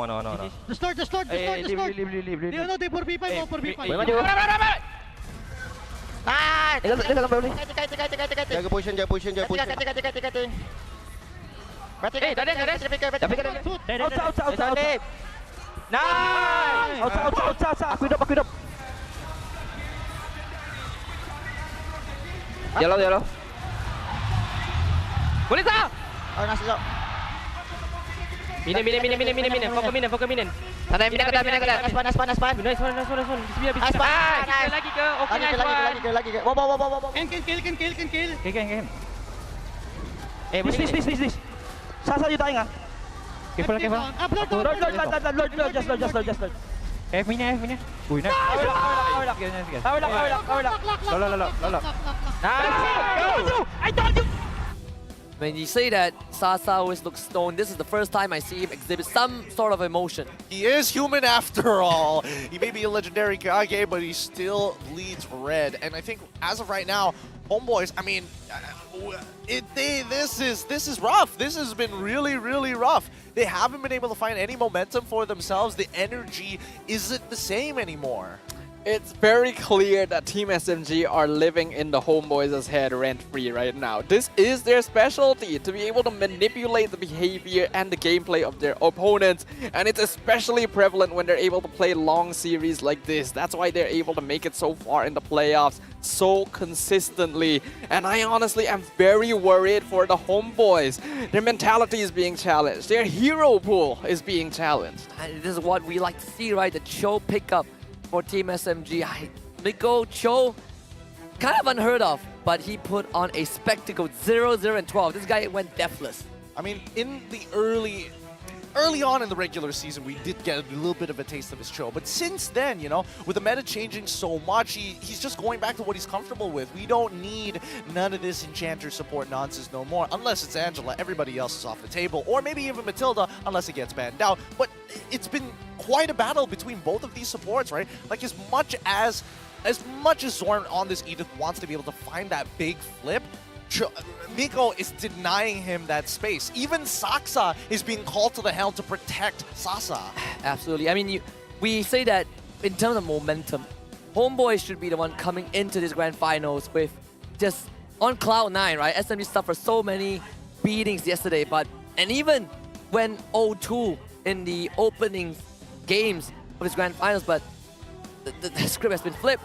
We're on different sides of the aisle right now, and I truly believe, Adrian, that this lure mod is starting to become a dead weight for Homeboys. I think so as well. Chibi is being forced onto this hero every single time. At first we thought, oh, he just feels very comfortable, he likes the hero. But now I'm worried whether he can play anything else when everything else has been picked. He lost 2 games in a row with it. And even in game 3 in game 4 when they made the comeback, and it wasn't necessarily a great game for his Leomore, right? He was 5-5. Yeah, even on that victory, it wasn't that clean on this hero overall. So it's very clear that it's not going to work anymore against Team SMG. Yeah, I think he has to start thinking outside of the box here, right? I mean, right now, in terms of where the draft is kind of held at, Team SMG is really holding him hostage. I mean, somebody is playing Paquito, and obviously it would be kind of nice, but when you're in this like melee matchup, melee versus, you know, hard suppression matchup, it does kind of suck. You can't really get in on towards that Lord pin. Miko is making it his absolute duty to ensure that Saksa is comfortable, and once he has confidence in himself, Saksa, with that level lead, walks in, steals your jungle, suppresses and oppresses you. I kind of feel like going into this game, the draft from the Homeboys no longer really had an obvious goal in mind. It was more of depending on the pocket picks that they're the most confident in and hoping that they'll be able to pull them to victory regardless. If you just look at this, picking the Feramis into the Valentina is already risky. Having the Paquito against a Yuzong is pretty difficult. And then after that, you can just tell that the Homebois are not performing at the max level anymore, not firing on all cylinders. Telling you, fatigue plays a really, really big part in these best-of-7 series. I've seen teams really start to crumble towards the latter half of the game, and we're just hoping that Homebois have a second wind in them. And of course, when it comes to this situation, it's always about how you finish, right? How you start strong, great, but you gotta finish strong as well. And the hardest thing to do is to cross that finishing line. And Homebois, they've been stopped twice. Maybe third time's a charm. Maybe this final game would be the second win that everyone was looking for. Ooh, will Game 7 of our Grand Final series be the return to form that the Homebois are hoping for to claim their first ever champion title? Or will Team SMG make the reverse sweep that you've been predicting for the past couple games come to fruition? I don't know. Usually we don't talk to we don't say absolutes, but overall, I think this has been a wonderful, surprising series. Hold on, PCU milestone. We're at 430,000. You guys have been incredible. Dude, we might actually be able to hit 500K. Can we hit 500K? Can we hit 500K? At this point, there has to be viewers from other regions watching us right now. I mean, let's push for 500,000, right? Because we said we need to go to 7 games. SMG gave us 7 games. Now, just give us 500,000. I don't know. I'm hoping that the other MPLs end sooner so that we can boost up our PCU. I have it on my phone right now. I'm adding views to it. We gotta make it. Well, let's make it one nice round number. We're so close. Just 70,000 more before we hit it. This is unprecedented right here, but it's also true that our Grand Final series has not lasted this long in quite a while for MPL MY, so we can definitely celebrate the situation. But all of us are going to be exhausted here. I imagine everyone in the stage, in the hall, is feeling the effects of this long, drawn-out battle, and most of all, the players. Imagine the emotional roller coaster as a fan, right? Even Daddy would say the game that they made the comeback, he lost half of his life watching that happen. At least for now, we get to take a little bit of a breather before the team step on stage for one last time. We're gonna head to a break, and when we come back, one last game, and we find out who goes directly to M5 and become an MPL MY Season 12 Grand Champions. We'll be right back.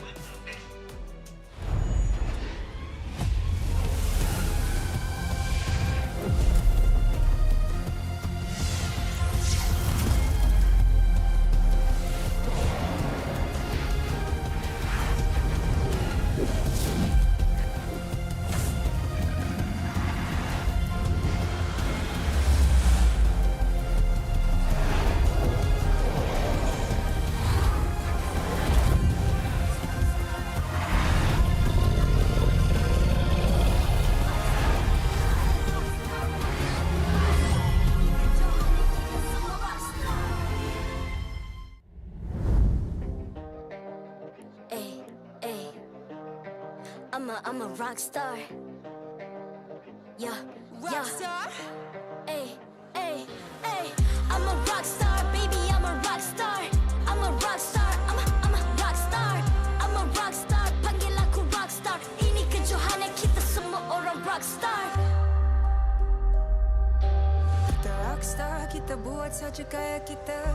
Makin panas apinya sudah membara. Macam mana pun kau menempuh segala. Demi negara kau buat semua bangga. Step into my world, you know I'm always in my zone. You know I got my team, no I'm never alone. Bring out my best, buat yang terbaik. Jadi juara perlahan kita naik. Aku nak push, naik-naik jadi lebih bagus. Jadi hero, ku ada skill. Berapa banyak musuh aku dah kill. Ramai cuba mencabar, cause they envy me. Tiap game aku pasti jadi MVP. I'm a rock star, baby, I'm a rock star. I'm a rock star, I'm a rock star. I'm a rock star, panggil aku rock star. Ini kejohanan kita semua orang rock star. I'm a rock star, baby, I'm a rock star. I'm a rock star, I'm a rock star. I'm a rock star, panggil aku rock star. Ini kejohanan kita semua orang rock star. Tengok nanti siapa yang juara. Ni peluang kita bawa pulang piala. This is my game, this is my time. Menang semua, everything will be mine. Kalau jatuh kau pasti kembali. Bangun balik ku tegak berdiri. Kuatkanlah tenaga, ganjaran diperoleh. Ni kejohanan kita, Malaysia memang boleh. Rise up to the top, kita buat bersama. sama. Semangat kita kuat di bawah satu bendera. I'ma go hard for the win. On the battlefield till the end. Trying to beat the greatest anyone has ever seen. Stand by, I'm coming in for the win. I'm a rock star, baby, I'm a rock star. I'm a rock star, I'm a rock star. I'm a rock star, panggil aku rock star. Ini kejohanan kita semua orang rock star. I'm a rock star, baby, I'm a rock star. I'm a rock star, I'm a rock star. I'm a rock star, panggil aku rock star. Ini kejohanan kita semua orang rock star. Rock star.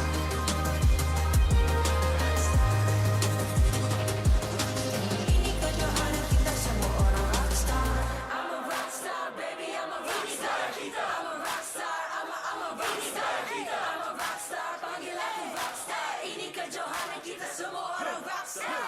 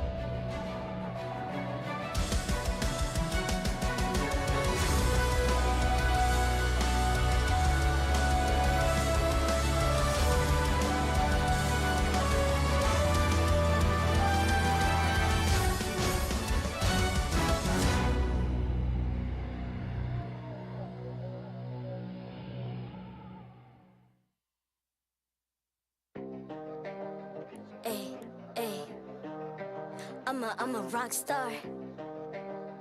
Yeah, Rock star. Ay. I'm a rock star, baby, I'm a rock star. I'm a rock star, I'm a rock star. I'm a rock star, panggil aku rock star. Ini kejohanan kita semua orang rock star. Kita rock star, kita buat saja gaya kita. Makin panas apinya sudah membara. Macam mana pun ku menempuh segala. Demi negara ku buat semua bangga. Step into my world, you know I'm always in my zone. You know I got my team, no I'm never alone. Bring out my best, buat yang terbaik.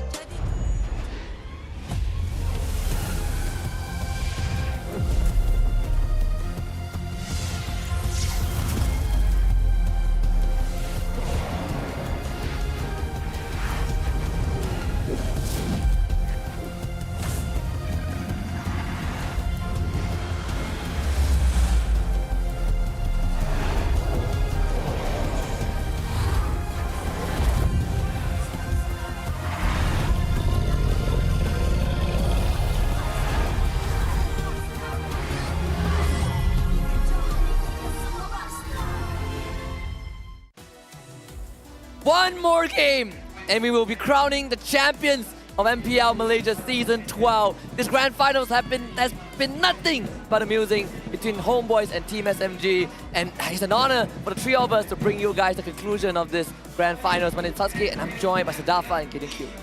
When is the last time we have had a full series grand final? Like, legitimately, I do not remember. It was a long time ago. Very, very long time ago.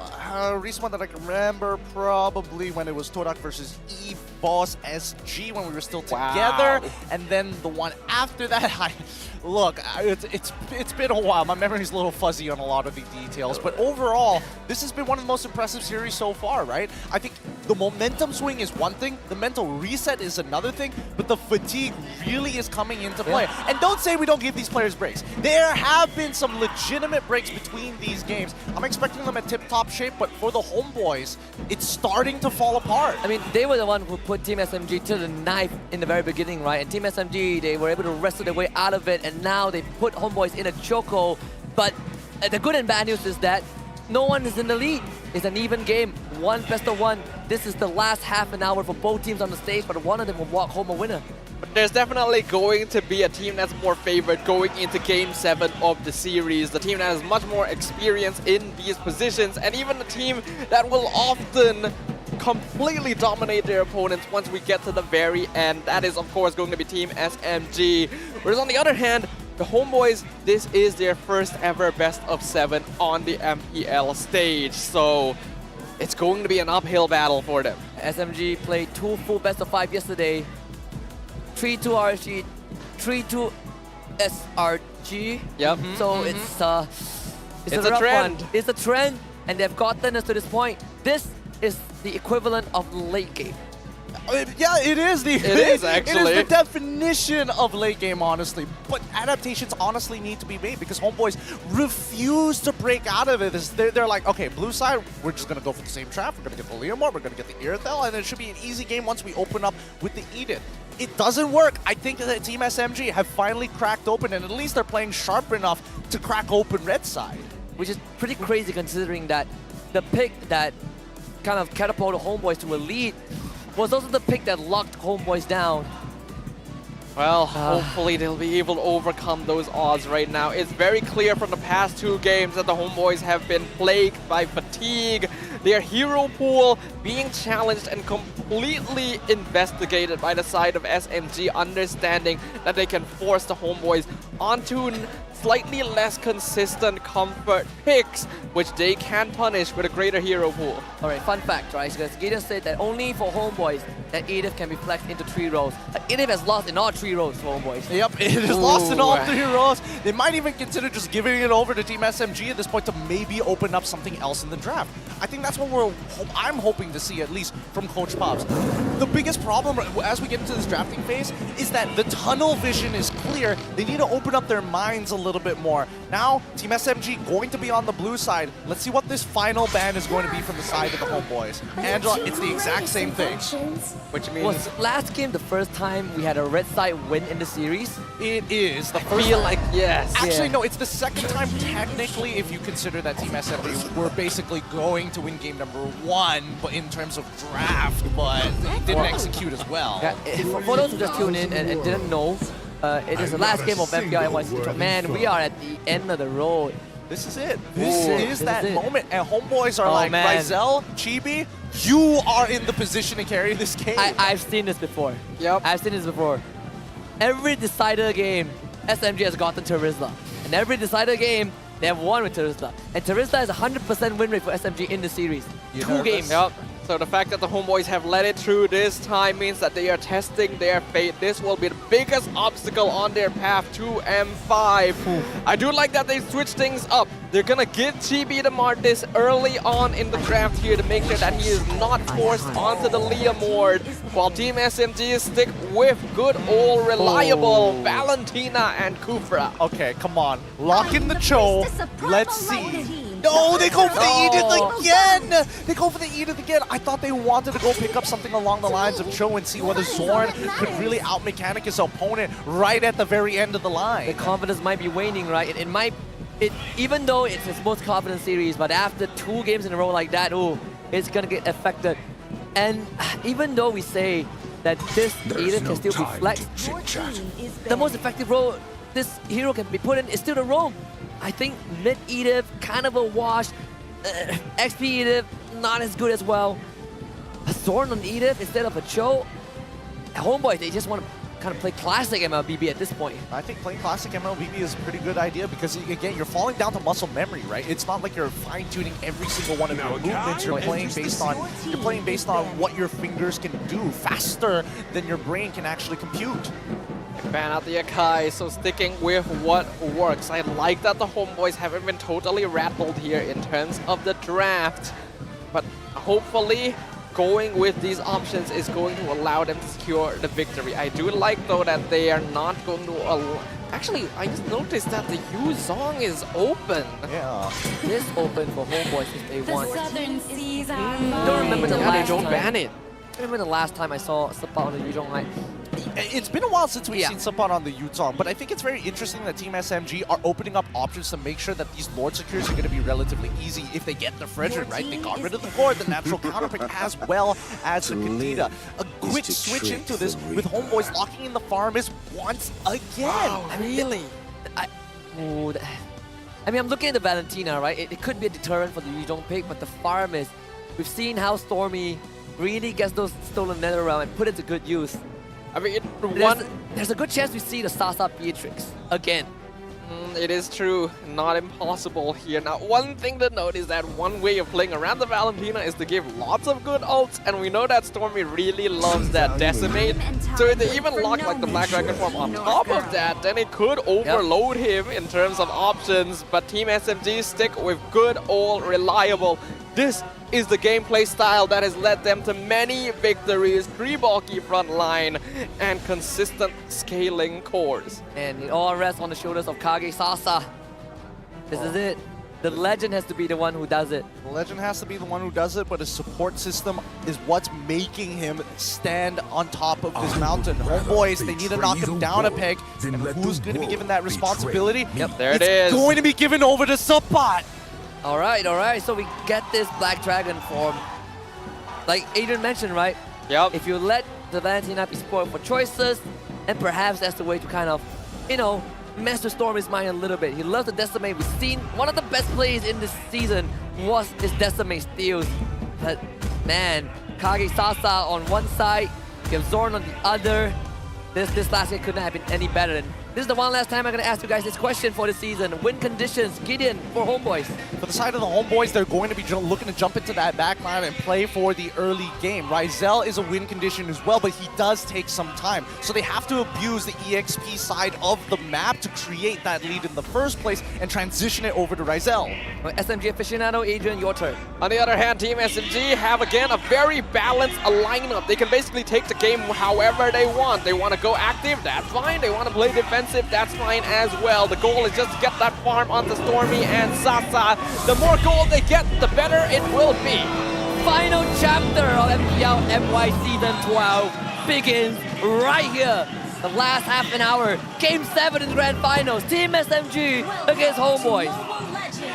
Let's get the ball rolling, ladies and gentlemen. Game 7 between Team SMG and Homeboys. A single victory separates the difference between M5 and the wild cards. And I feel like my entrance has been ruined. I believe it was Homeboys who called for the pause on the Warlord side.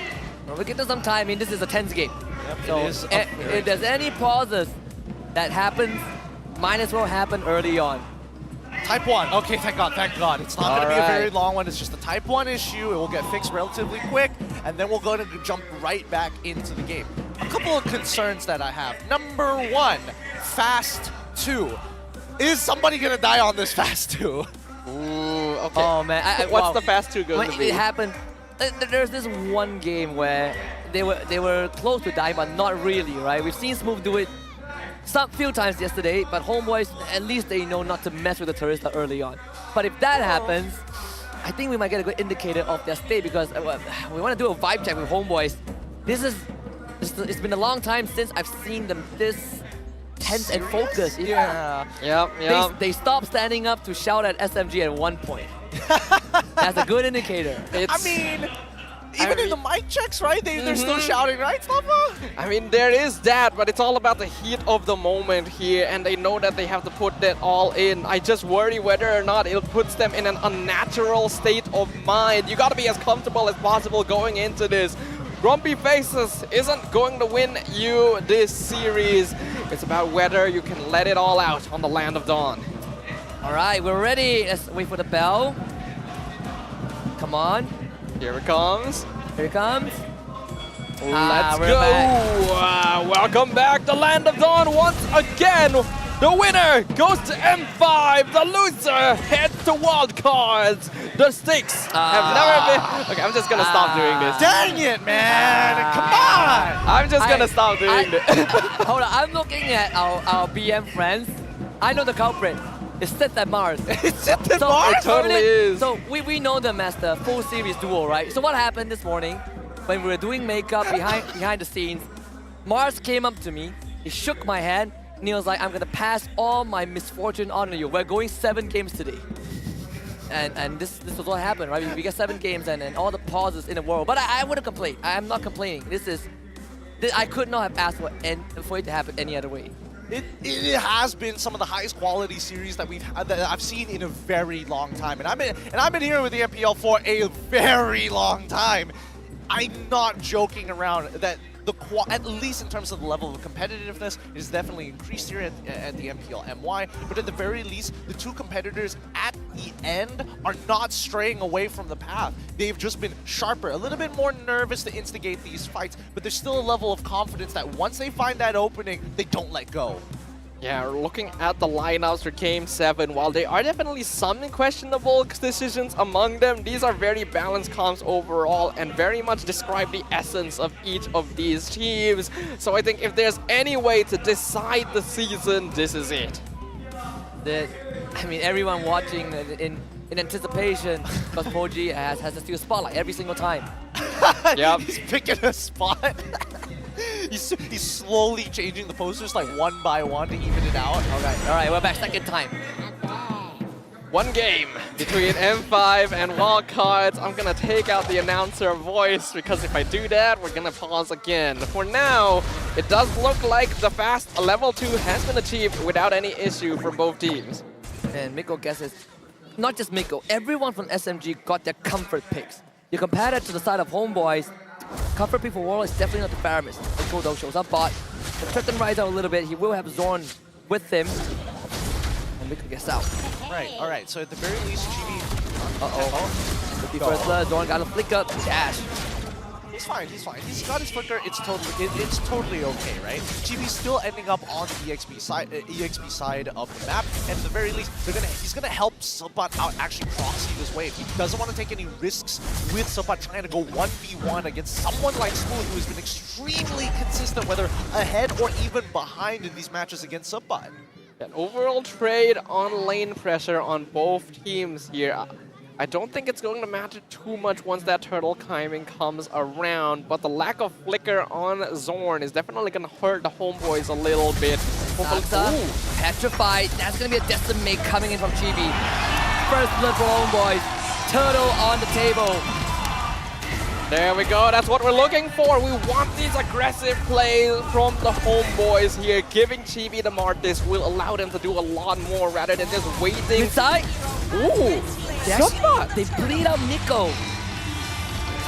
Oh boy. Anybody else feel a second win for the Homebois? It feels like this crowd is invigorating them. Every single time the tech pause happens, you hear the drums going, you hear the music going. They are literally all the fans, hands up, Spirit Bomb energy being handed over to the players of the Homebois. I can see where you're coming from, but let's not curse them too soon here. Smooth definitely taking a lot of abuse in this lane. Already a notable level lead on Subbat as well, which we have seen for the first time here against that Terizla. Let's keep in mind that, again, Festival of Blood is a thing. It works off of kills as well as assists, and that does mean that he's going to have an extra 10% spell vamp every time he goes for these trades against Smooth, who's got nothing as of yet. Homebois coming to the bottom side. SMG starting to feel a bit of that pressure. Again, Game 6 was the slowest one we had, so it's good to see Homebois being themselves. Stormy needs to get away. Zorn Primal Ram form. Is he really going to go for Stormy? Actually, no, Stormy has a flicker to get out. Honestly, I was expecting Zorn to actually try and flicker for it, but it's good that he forces Stormy to do it first. And now, within the next 47 seconds left, Zorn's going to get his ultimate back, and Stormy's not going to have his flicker. He did preserve the nether realm though, so it looks like he put more emphasis onto keeping that around as compared to the flicker. We'll see whether or not that is the right choice, considering the turtle is going to be up in another 30 seconds. Right now, a lot of pressure being put again onto that gold lane. Team SMG waiting to see if they can set up an ambush, but the Homebois not going to bite the bait. Alright, smooth. Going to check this. Turtle spawning on the top side again, and Homebois, they will be able to call dips on this. Saksa is put in the same position again. He's one level behind Chibi. Huh.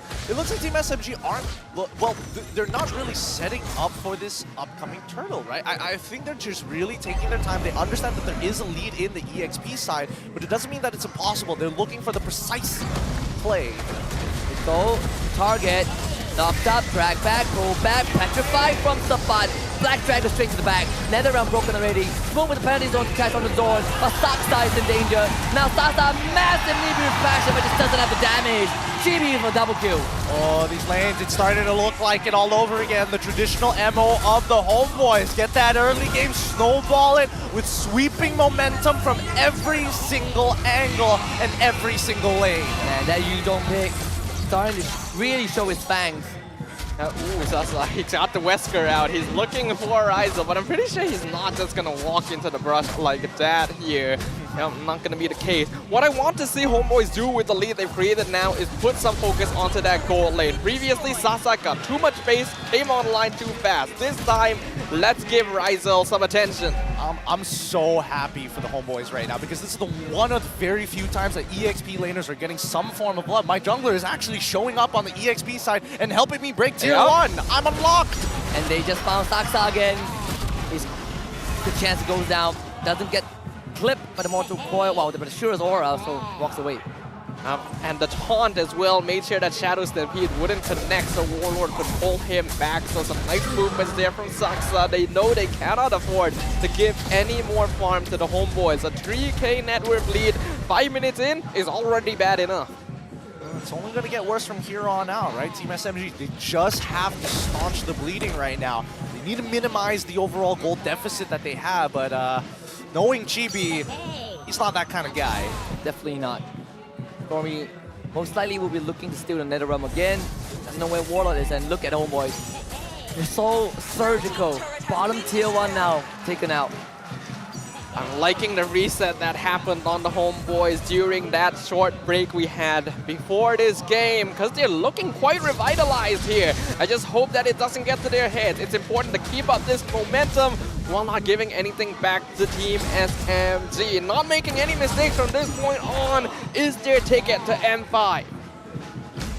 They have to slowly play this though. Conceal, they see Zorn. They want to kind of move on the angle. Team SMG are working together to try and get some pickoffs onto Homebois, even though the score is 0-4. Ryzel now completing that Berserker's Fury. This could be very dangerous for Team SMG. Saksa might not have enough. The butt on the flank, what to go for? Black Dragon form is going to be used. Saksa now, the main point of attention. Nether realm used by Warlord. Saksa getting stolen by Sapat forcing him away. Chibi gets the turtle. Warlord now escorts him out. Big appraisal grab on Sapat. Sapat will end up going down over the Stormy. SMG trace 1 back.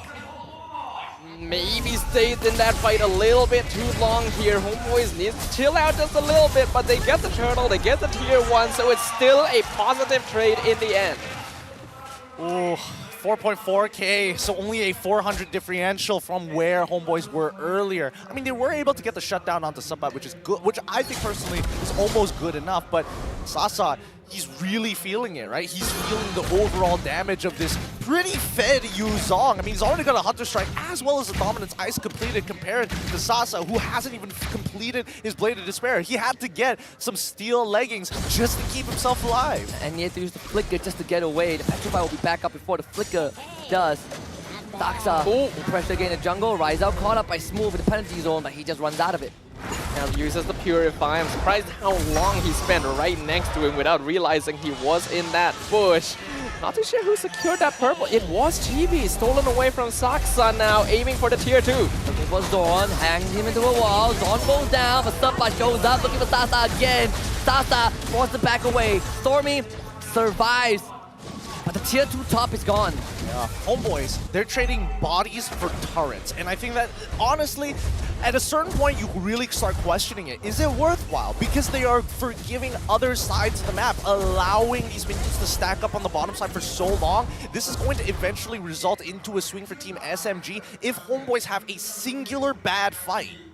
Yeah, they gotta make sure a lot of finesse is put into these team fights, even if it looks like they have the advantage. One thing to note though is that Team SMG really doesn't like this Yuzong. It was in their perma tree bans for the past 2 days, yet it was let through here. He's on, slams him into the wall, big combos, or gotta use Flicker to get away. Or has just spawned. Oh! Huh? If only we could dream. We could He thought he would dash, huh? Yeah, I mean, it's one of those things where you don't have vision. You're kind of just guessing where he is. You're hoping I guess that that's he fair. hits. And I see the World Cup team from playing behind me. The butt. That Dragon form. Gonna rush down his sword. Stops, I can't get it. Oh boy, it's just so clean. Game 7. Yeah, I'm liking what we're seeing here from the Homeboys. They've managed to slowly grow their lead. Now 6,000 gold in favor of them. 10 minutes in. Lord pushing up top lane, which has already had all of its towers cleared out by continuous pushing from Sabat. The Homeboys are looking to be in a good spot, but still be wary. Sasa has not died yet. He's been able to get that BOD. He's still going to do a lot of damage. Sabat also cannot afford to dive too dangerously here because SMG will be building up those items. Well, so far, based on what we've seen throughout these past 10 minutes, Team SMG in particular have been spotting out Zorn, who's getting a little sloppy with the way that he's walking around in vision of Team SMG. They are really taking advantage of his habits, and we're able to actually find these 2 initial kills, one on him as well as Sabat because of it. Now, with the Lord pushing in, right, it's a 5k going to 6k goal, a lead for the side of the Homeboys. If they don't walk away with an inhibitor, it's just not worthwhile. Again, Sabat the back Dragon form. They just want this inhibitor. The Lord will help them get it. They get the penalty zone on the Chibi. Miko shows up. Slash Chibi into the wall. Nether Realm of Wall to save them. Stormy using the own Nether Realm as well to keep SMG safe. Inhibitor has already been taken out. Stormy forced to Flicker. Homeboys again. Just getting out with some rewards. Yeah, a good retreat there from the Homeboys. Get the inhibitor, get out once they realize that they're not going to be able to pick anyone off at that stage. This is clean. This is what we hope for them to achieve.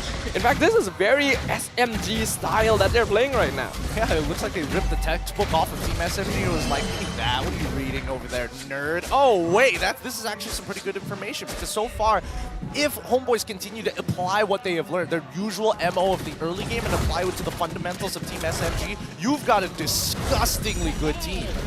I like that Zorn has prioritized the immortality as a first item as well. He knows that he's the one being targeted most of the time, so why not? Oh no, Smooth might be sacrificed. So much damage, you gotta figure out of this. Zorn taking damage, but not enough to go down. Sabat with the Black Dragon form. Homeboys taking care of the mid and bottom tier 2. This stranglehold is getting a bit too tight for SMG. Homeboys have almost got Team SMG in the checkmate position. They're so close to it right now. They know that they can develop at least an advantage, a 4v5 guaranteed, because somebody has to deal with that top wave. It's a little sad that Lord is spawning there, but hey, what are you gonna do? What are we gonna do indeed? For now, Homeboys are still in the driver's seat. They managed to reduce Team SMG to only 2 inhibitors 12 minutes in, which is very quick. But they have to be wary about the base defense. Team SMG has a lot of tools here with the penalty zone, the Beatrix, and the stolen Nether Realm. They cannot afford to overstay whenever they decide to push in. This is all about swift and surgical strikes. Lord will spawn, Homeboys on the case. I have a feeling Team SMG will just give this away. Gotta take care of their own base. Yeah, right now, it's a really difficult position to actually fight them in.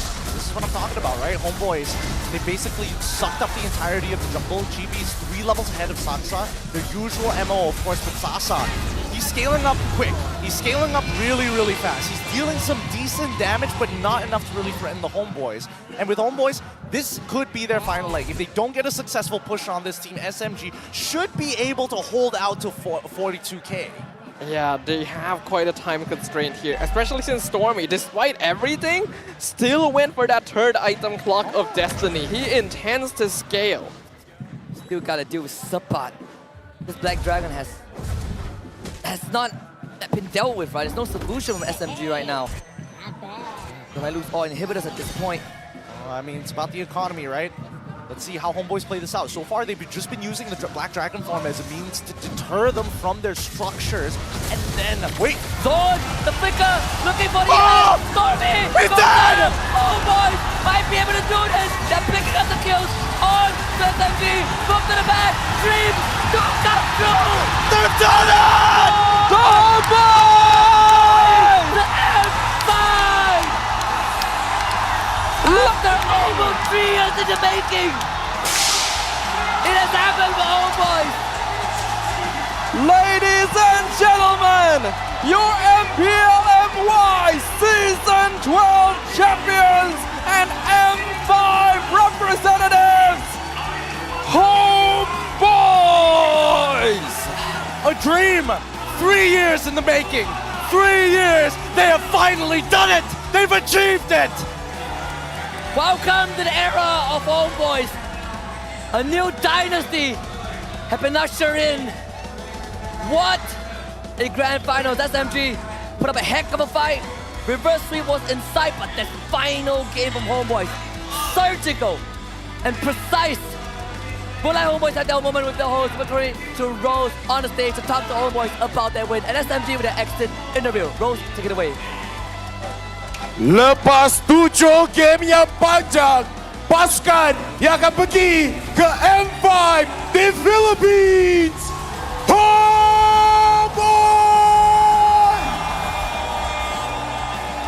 Alright guys, congratulations to Homebois. Tapi we cannot forget our first runner-up juga. Team SMG akan mewakili Malaysia dekat wildcard yang akan datang. Berikan tepukan kepada Team SMG!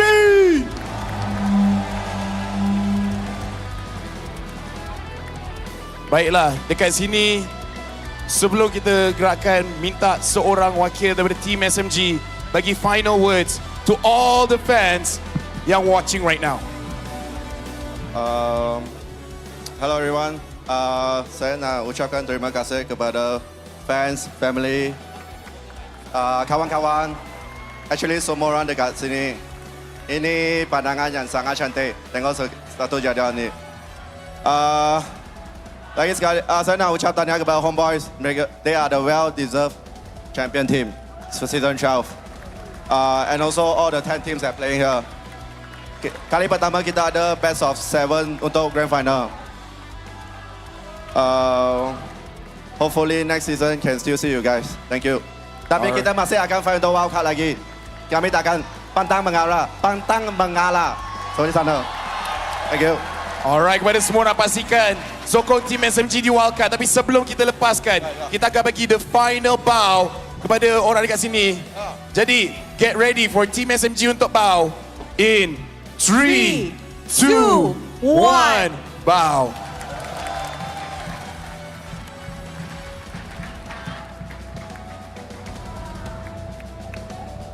Congratulations pada kedua-dua pasukan. You guys played your hardest. Dan sekarang kita akan jemput ke depan champion MPL Malaysia musim ke-12, Homebois!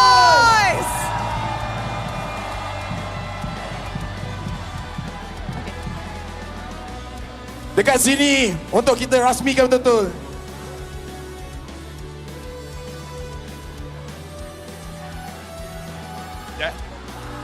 Dengan ini untuk kita betul-betul rasmikan. Untuk kita betul-betul rasmikan, kita akan menjemput Mr. Siu Hausen, Senior Esports Manager of Moonton Games untuk naik ke atas pentas untuk memberikan medal kepada pemain di atas pentas.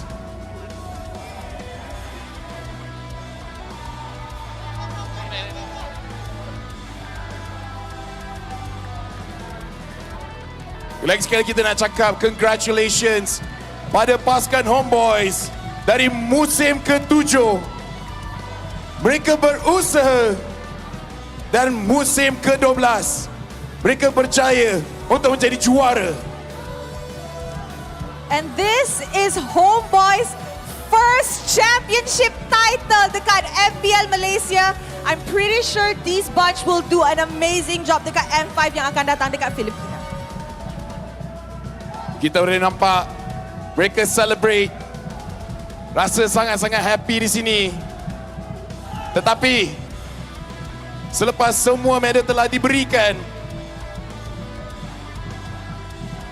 kita akan ada Playoff MVP. Terima kasih lagi sekali Mr. Siuhausen diminta turun dan kita akan menjemput Miss Fung Ai Peng, Head of Media Engagement of Hotlink untuk naik ke atas pentas. So, Lafel, did you know that winners kita akan menang ROG phone, the M Series edition? Satu phone, obviously. Postpaid 70 plan for 6 months dan juga semua player yang main hari ini akan dapat semua tu. Yes, semua player akan dapat postpaid 70 plan, tetapi hanya satu yang akan dapat ROG Phone M Series. Saya nak tanya pada semua orang kat sini, siapakah MVP anda?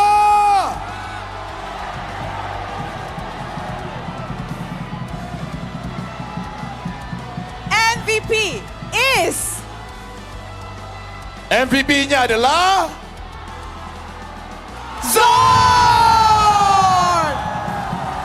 Sila ke depan, Zon. Sila ke depan.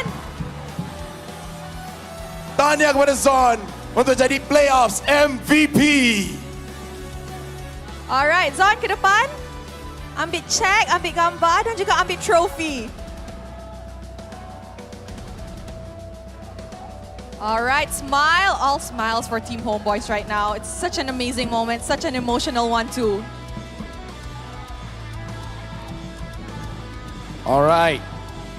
Thank you very much, Miss Fung Ai Peng. Tetapi Zon, tunggu kejap. Disebabkan awak adalah playoff MVP, nak tanya juga, macam mana perasaan dalam main 7 game Best of 7 Grand Finals tetapi muncul sebagai most valuable player? First of all, Alhamdulillah, terima kasih ya Allah.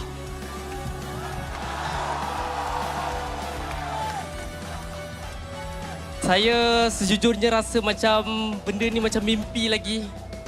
Tapi sebelum apa-apa saya sebenarnya nak bagi tahu something. Saya nak bagi tahu satu berita baik, iaitu isteri saya bakal melahirkan anak saya ya.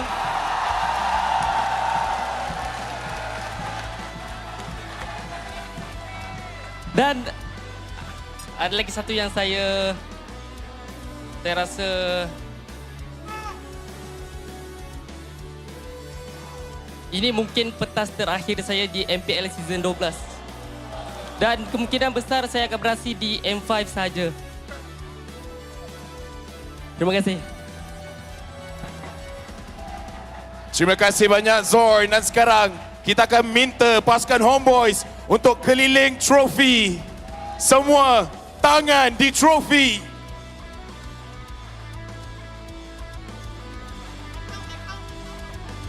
Okey. Paps, pegang sekali Paps. Pegang sekali. Semua sekali kena pegang.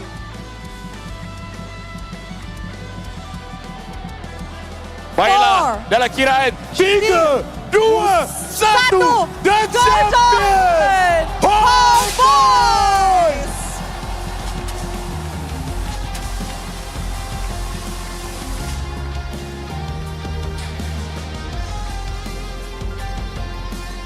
And with that, MPL Malaysia musim ke-12 comes to the end. We would like to say thank you very much to everybody who made this possible. To our 400. We broke history. Not just Homebois won, guys. We broke 500,000 PCU untuk musim ini. Congratulations pada MPL.